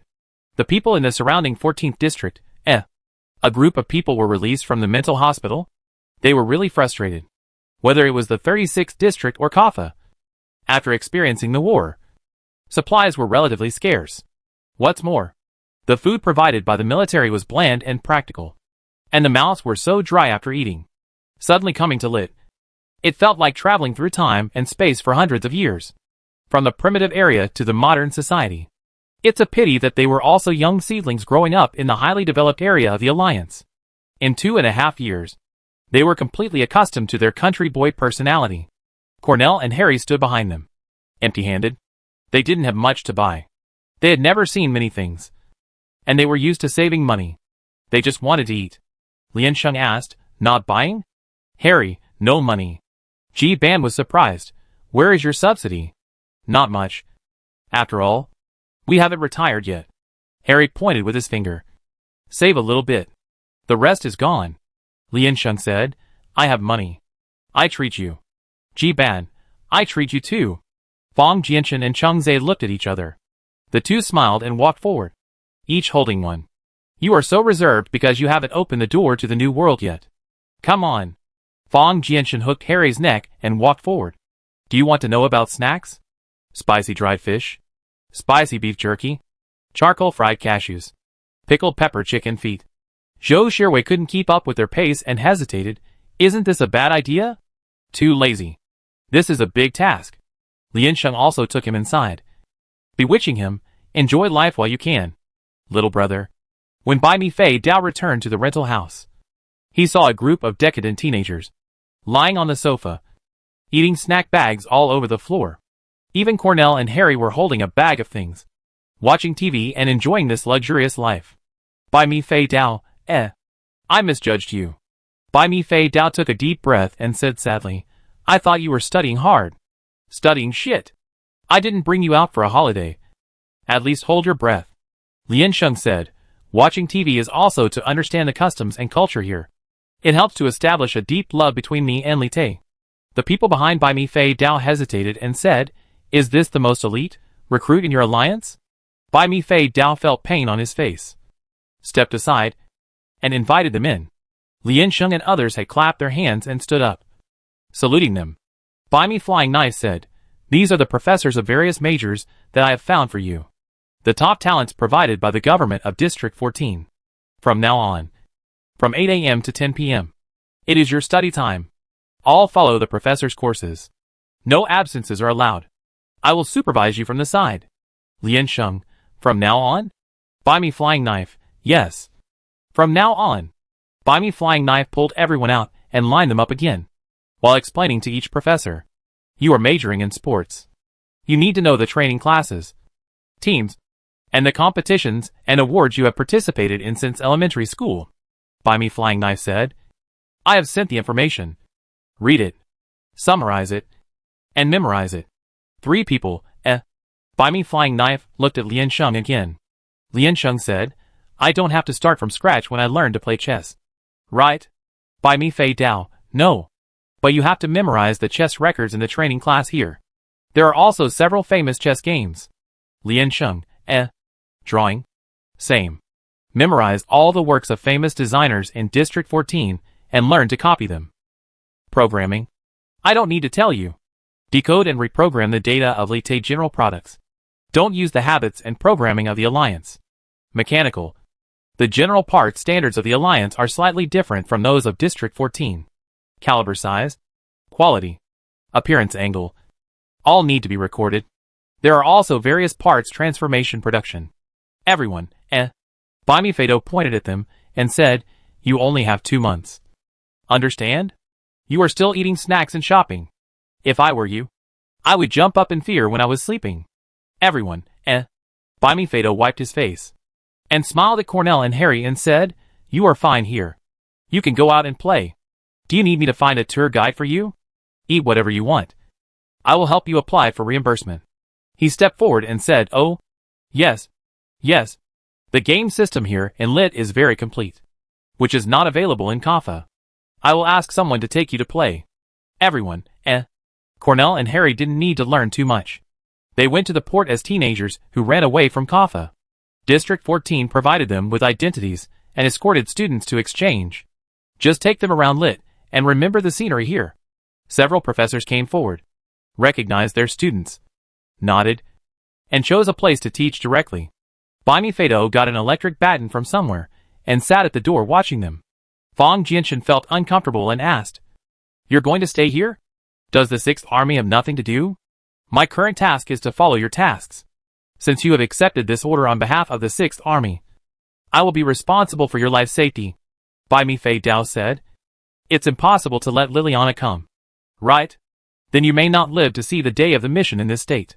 I am also worried about others. This matter is very confidential. Anyway, I am your only direct leader now. And you must listen to my orders in everything. Harry and Cornell had never been to school, so they sat next to them and listened curiously for a while. 10 minutes later, Harry simply gave up and hid in the suite opposite with snacks to continue watching TV. Cornell leaned on the sofa and watched the basic tutorial that Bai Mi Fei Dao had given him before. The professors were very good. And of course, the standards for students were also very high. In addition, they had too little time to study. So in addition to written learning, they had to make time to go to school and walk around the city. The professors were even stricter with them. One-on-one guidance, keeping a close eye on their students, not giving them any chance to be distracted. There was not even time for a break. The comrades who had been away from the system for more than 2 years felt the difficulty instantly. From 2 p.m. to 10 p.m., the hard learning task of the day was over. The professors assigned them summary homework and then left one by one. The brain was overconsumed, and they felt a sense of mental collapse. It was much harder than their daily physical training. It was only the first day, and they felt like they couldn't hold on. Compared to the brain bearing this kind of pressure, they would rather do the same amount of hard work every day. Fang Jianshan scratched his head and said, "Why are you so harsh on the poor students? What kind of task is this? Spy? I thought I was going to win some cultural award." He was able to enter the Union University, so of course, he couldn't be considered a poor student in the traditional sense. It's just that compared with others, the pressure is a bit high. Technicians have to memorize various code programs, and their brains have already had similar improvements in memory. Even if Yi Buqing and Zhao Zhuolu didn't remember, they would pretend that they did. Cheng Zhe already knew the situation of basketball in District 14, so there was no problem with the initial start. As for Lian Sheng, no matter from which angle, she is a learning god. Bai Mi Fei Dao said seriously, "This is your first task after joining the expeditionary force. It's mainly because it came too suddenly. The time is too tight, and it does conflict with your training direction. I have to say that this is a task that does not conform to your training progress. It's like handing a difficult task to a group of intermediate players." Bai Mi Fei Dao said, "But anyway, from this election to now, you have been affected by unknown magnetic fields, and have experienced many things that are not in line with the normal progress. It doesn't matter to add this one. I believe you can turn danger into safety as before. Have you finished your homework?" Fang Jianshan flipped through the tasks and the length of the information left by the professor. If he is in a good mental state, he may have worked until midnight. Life is hopeless. Lian Sheng actually has no experience of studying together. Previously, when she was at Union University, she spent most of her time on self-study after changing her major. Every time she looked up, she could see a face that was trying to hold on and on the verge of collapse, which was quite interesting. She learned very quickly, and there was no problem according to the progress. And she was also good at telling lies, which was much more reliable than any learning ability. The professor in charge of her major did not treat her harshly, and even approved a lunch break later. However, Lian Sheng history has always been a weak point. The professor was knowledgeable and experienced, and his lectures were easy to understand. She was very happy to learn. As for the daily homework, although the amount and difficulty of the tasks were gradually increasing, it was not so uncomfortable after adapting to this kind of pressure. If she was in good condition, she could go to bed before 12 o'clock. Lian Sheng wiped his hands and came out of the toilet. He saw Bai Mi Fei Dao squatting behind the door with his watch in his hand. He glanced at Lian Sheng and asked suspiciously, "Are you playing with your laptop in there? Time is very tight. You are wasting time. You know that?" Lian Sheng said seriously. "That's too much, boss." Bai Mi Fei Dao saw that she was walking towards her room instead of the study room he had marked out. So he stopped her and asked, "What are you doing?" "Lian Sheng, I'm taking a shower." Bai Mi Fei Dao pitifully persuaded her. "Don't take a shower." Lian Sheng glared. "You won't even let me take a shower? 10 minutes is enough. 10 minutes a day for 2 months and 60 days is 600 minutes. Which is 10 hours. Bai Mi Fei Dao raised 10 fingers and said, "How many books can you memorize in 10 hours? The boss is worried about you now. Do you know how much pressure the boss has in his heart for choosing you? I won't be able to explain to your parents if anything happens." Lian Sheng, Lian Sheng stared at him expressionlessly for a while, ignored him, and went back to take a shower. Zhou Shirwei raised his head helplessly and said, "Brother, don't be like this." Bai Mi Fei Dao shut up in grievance. Fang Jianshan raised his hand. "Let me go to the toilet first." Bai Mi Fei Dao looked at Fang Jianshan and said, "If going to the toilet after winning is a waste, then even breathing is a waste." Fang Jianshan wiped his mouth and said, "Friendship is over. Goodbye." Yi Buqing took out a notebook, turned his head and said, "Excellent. Lend it to me to copy." Xiao Shuoluo, Cheng Zhe. "Lend it to me to copy." Cheng Zhe slapped the table and said to Fang Jianshan, "Write quickly. I want to copy." Fang Jianshan and Bai Mi Fei Dao felt a sense of despair at the same time. Bai Mi Fei Dao leaned against the door alone inside, like a king flower withering in the wind. Bai Mi Flying Knife said, "Look, if you don't do your homework well, you will be the last one to go to bed. Don't you know you are stupid?" Fang Jianshan was furious when he heard this, and said unconvincingly, "It's a little bit worse than the top, but it's better than the bottom." "Right. I have never been the last one in my life." Bai Mi Flying Knife asked with a slanted look, "Where is your bottom?" Fang Jianshan glanced and pointed at Cornell, who was hiding in the corner reading comics. Hee. Buy me Flying Knife said. You compare IQ with Cornell? Fong Jianchen proudly put his hands on his waist. Buy me Flying Knife went over and picked up a book and handed it to Cornell. Do you know it? Cornell glanced and shook his head hesitantly. I know half of it. Buy me Flying Knife covered it back. Recite it. Cornell picked up a pen and started to recite it. Fong Jianchen, This time Fong Jianchen was really well behaved. In 2 months, Buy Me Flying Knife arranged for them to study for 1.5 months and adjust their status for the last half month. Go to the areas of their respective identities for visits and inspections. During this period, Fong Jianchen and others can go out for some activities and exercise their muscles. Lian Sheng just continues to sit and slowly digest the muscles on her body. Bai Mi Feidao was afraid that they would be tempted by the outside world. So he directly cut off the internet on the light brains of several people. This period of time was long and painful. But with the approaching schedule, it became their last chance to breathe. Because everyone's expression was too tense. Because of the high-intensity study, their mental state was not very good. In the last few days, Bai Mi Feidao encouraged them to go out and play, sleep more, and cancelled all tasks at the same time to let them relax. But at this time, there was no such interest. Everyone held the information with the key points marked, wanting to cram more temporarily. However, that day finally came. Bai Mi Feidao booked tickets for them. Everyone put on clothes with the logo of Lit University and checked the things they carried again and again. Packed the local specialties and clothes of District 14. And the chess pieces and rackets that had been used. In case of problems with security checks, we won't bring any suspicious equipment. Let's travel light. Bai Mi Feidao pointed to their communicator. We will have someone to pick you up and send you the necessary equipment. But they don't want to be exposed. So we can't give you too much help. You need to report the situation at any time.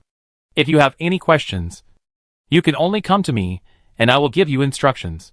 Also pay attention to the surrounding environment, and be careful not to be exposed. Everyone nodded. Bai Mi Feidao sent them a map. This is Admiral Barrett's suspected hiding place. The red dots are his properties. If he really went to the port, he would probably pass by and inspect.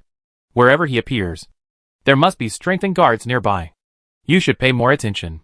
Remember to delete all the red dots. And be sure to delete all the paths.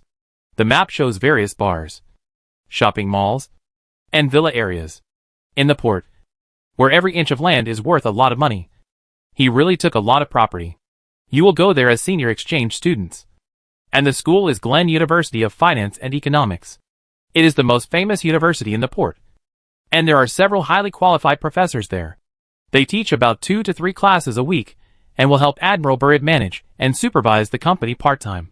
Although these are all things he has already learned. Bai Mi Feidao still repeats tirelessly, try to build a good relationship with them, and see if you can get any useful information. Also, although the port has relatively relaxed supervision over residents due to its geographical location and the purpose of stimulating trade, you must never let your guard down. The entire port is densely covered with Glen Army spies.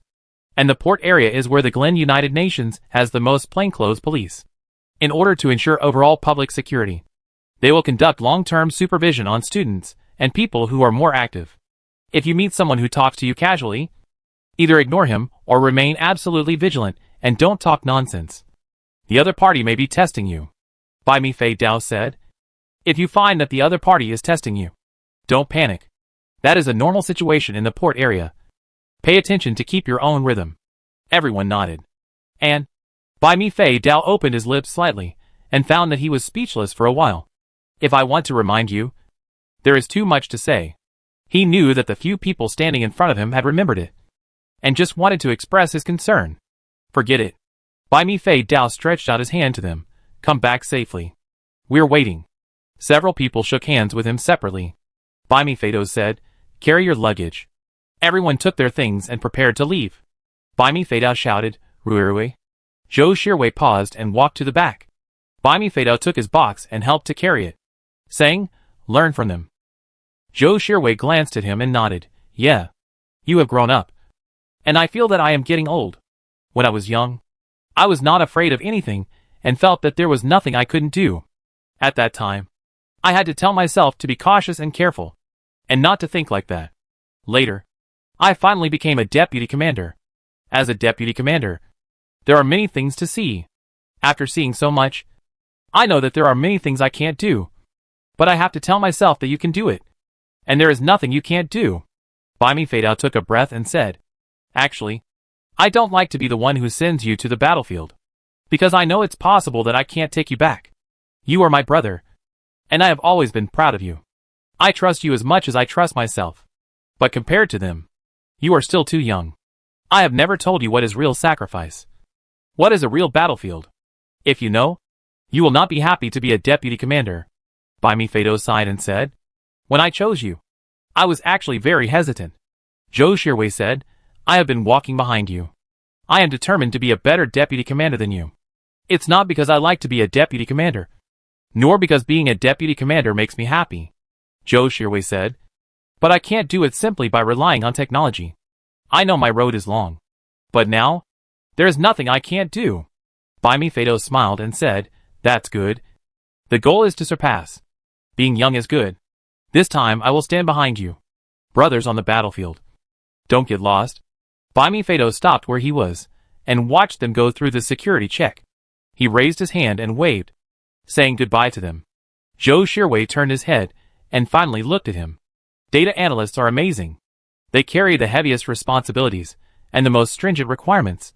But they stand behind everyone. But this is a position that cannot be done without you. Move forward with this awareness. This time, I finally stand in the same place with him. Baimi Fadao pursed his lips and whispered, The so-called superior is to send the soldiers under your command to dangerous places again and again, and watch them gradually go away. We also came this way, Liliana said in the communicator. What we can do is to train them to be stronger, so that they have hope of coming back alive. Then one day, stop the war forever. Baimi Fadao put his hands in his pockets and said, Okay, let's get to work. 10 people boarded the aircraft and officially set off. Harry leaned on the car window and said, This is my first time going out of Kaffa. I didn't expect to go directly out of the Alliance.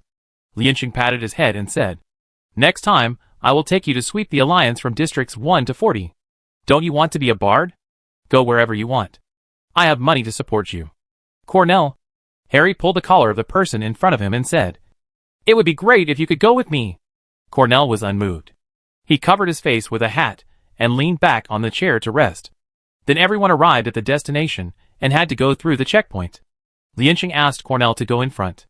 If he passed and others didn't let him pass, he would come back. The person checking the checkpoint repeatedly identified Cornell's documents. He kept comparing his face to his face, looking back and forth. His face was full of surprise and hesitation. Their team was directly blocked and did not move for a long time. Cornell stood there calmly, waiting for his result. The man asked, Excuse me, is this Lieutenant Colonel Cornell from the Alliance? Kaffa? Cornell nodded. The man said politely, Please wait. There is something I need to confirm. He couldn't be fierce to Cornell's face. He just quickly dialed his superior's number and waited for instructions. Lianxing sighed in the back. It's too hot. She handed the fan in her hand to Zhao Zhuorui nearby. Zhao Zhuorui hesitated for a second and took it, nodded and said, Thank you. Then he fanned himself. Lianxing, Lianxing held his fan close to himself, felt a cool breeze, and said with satisfaction, Continue. Zhao Zhuorui, Half an hour passed, and they still had no results. The people behind were getting a little impatient. Lianxing urged, Can we leave now? He is my bodyguard, and he has to help carry the luggage. It is the same official document. What is there to check? The staff member said again, Please wait. According to common sense, Cornell's identity should definitely be denied entry. But Cornell's name is listed on Glenn's special attention list.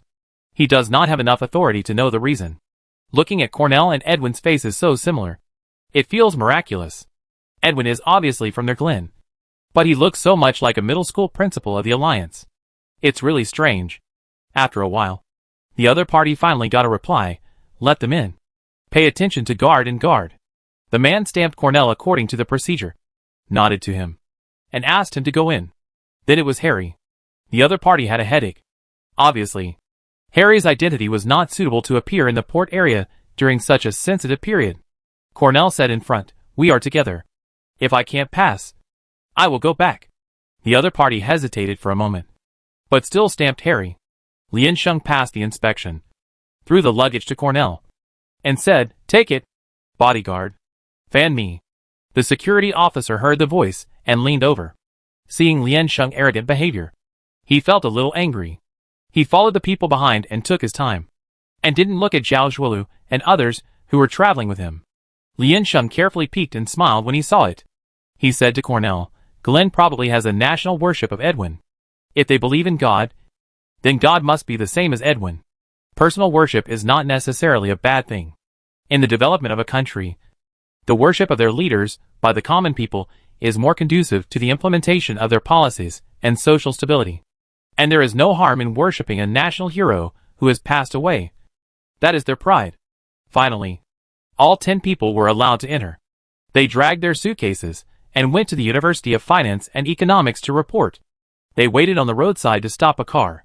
Cornell lowered his hat to cover his face. Yi Buqing said, "I feel like I'm being watched." Lien Sheng, "Don't look back." They had just entered the country and brought Cornell and Harry with them. Of course, it was easy to attract other people's attention in this place of the port. It was like there were countless pairs of eyes on their backs. If they are eyes, then Zhao Zhuoluo pointed back. "What is this? A ghost behind you?" The man in a suit followed them all the way stealthily. He kept looking carefully near Cornell. Cornell turned back coldly and glanced at him. The man was not scared, but excited. He said to Cornell excitedly, "Are you interested in making a movie?" "The best. Absolutely the best. Why did I only find you today? Oh my God. How could you not be famous?"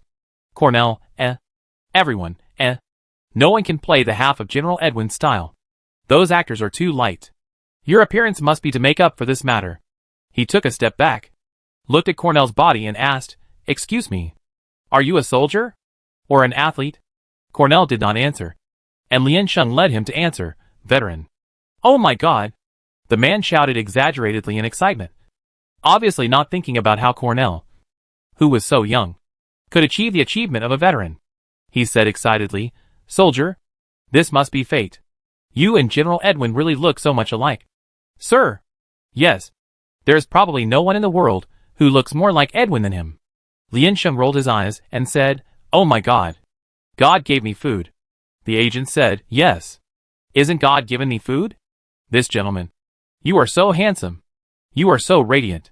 Lien Sheng thought, "Is that radiant special effect you created yourself?" Lien Sheng said, "He is my bodyguard. And our employment contract has not ended yet. Please don't recruit people here." "Bodyguard?" The man was stunned for a moment, then stepped forward and tried to grab Cornell's hand, and said excitedly, "I can give you 10 times the salary. Please join our company." "Cornell, I can't act." The man said, "You can think about it. For you, it is definitely an easy job." Cornell frowned unhappily. The man noticed it, quickly stepped back, nodded and said, "Okay. Okay. Please don't be angry. This is my business card. Please keep it. I hope you can think about it and contact me again. Please." He emphasized and clarified, "Although I am a little excited, please believe that I am not a liar. I really am not. Please take a look at our company. Although you can search it on the light brain." Although he said he was leaving, he only stayed 3 or 5 meters away and looked at him obsessively. A national fan. Lien Sheng patted Cornell and said half-jokingly, "Look, you are getting low military pay in Kaffa, doing heavy work, and you are not recognized by the residents. Even if you retire, you still have to accept the supervision of the League and can't move forward. But in Glen, just by having a face, you can be respected and understood by all parties. You can also easily get a salary that others dare not imagine. You might as well stay in Glen." The man behind heard, "Ah," and lowered his head to search Kaffa.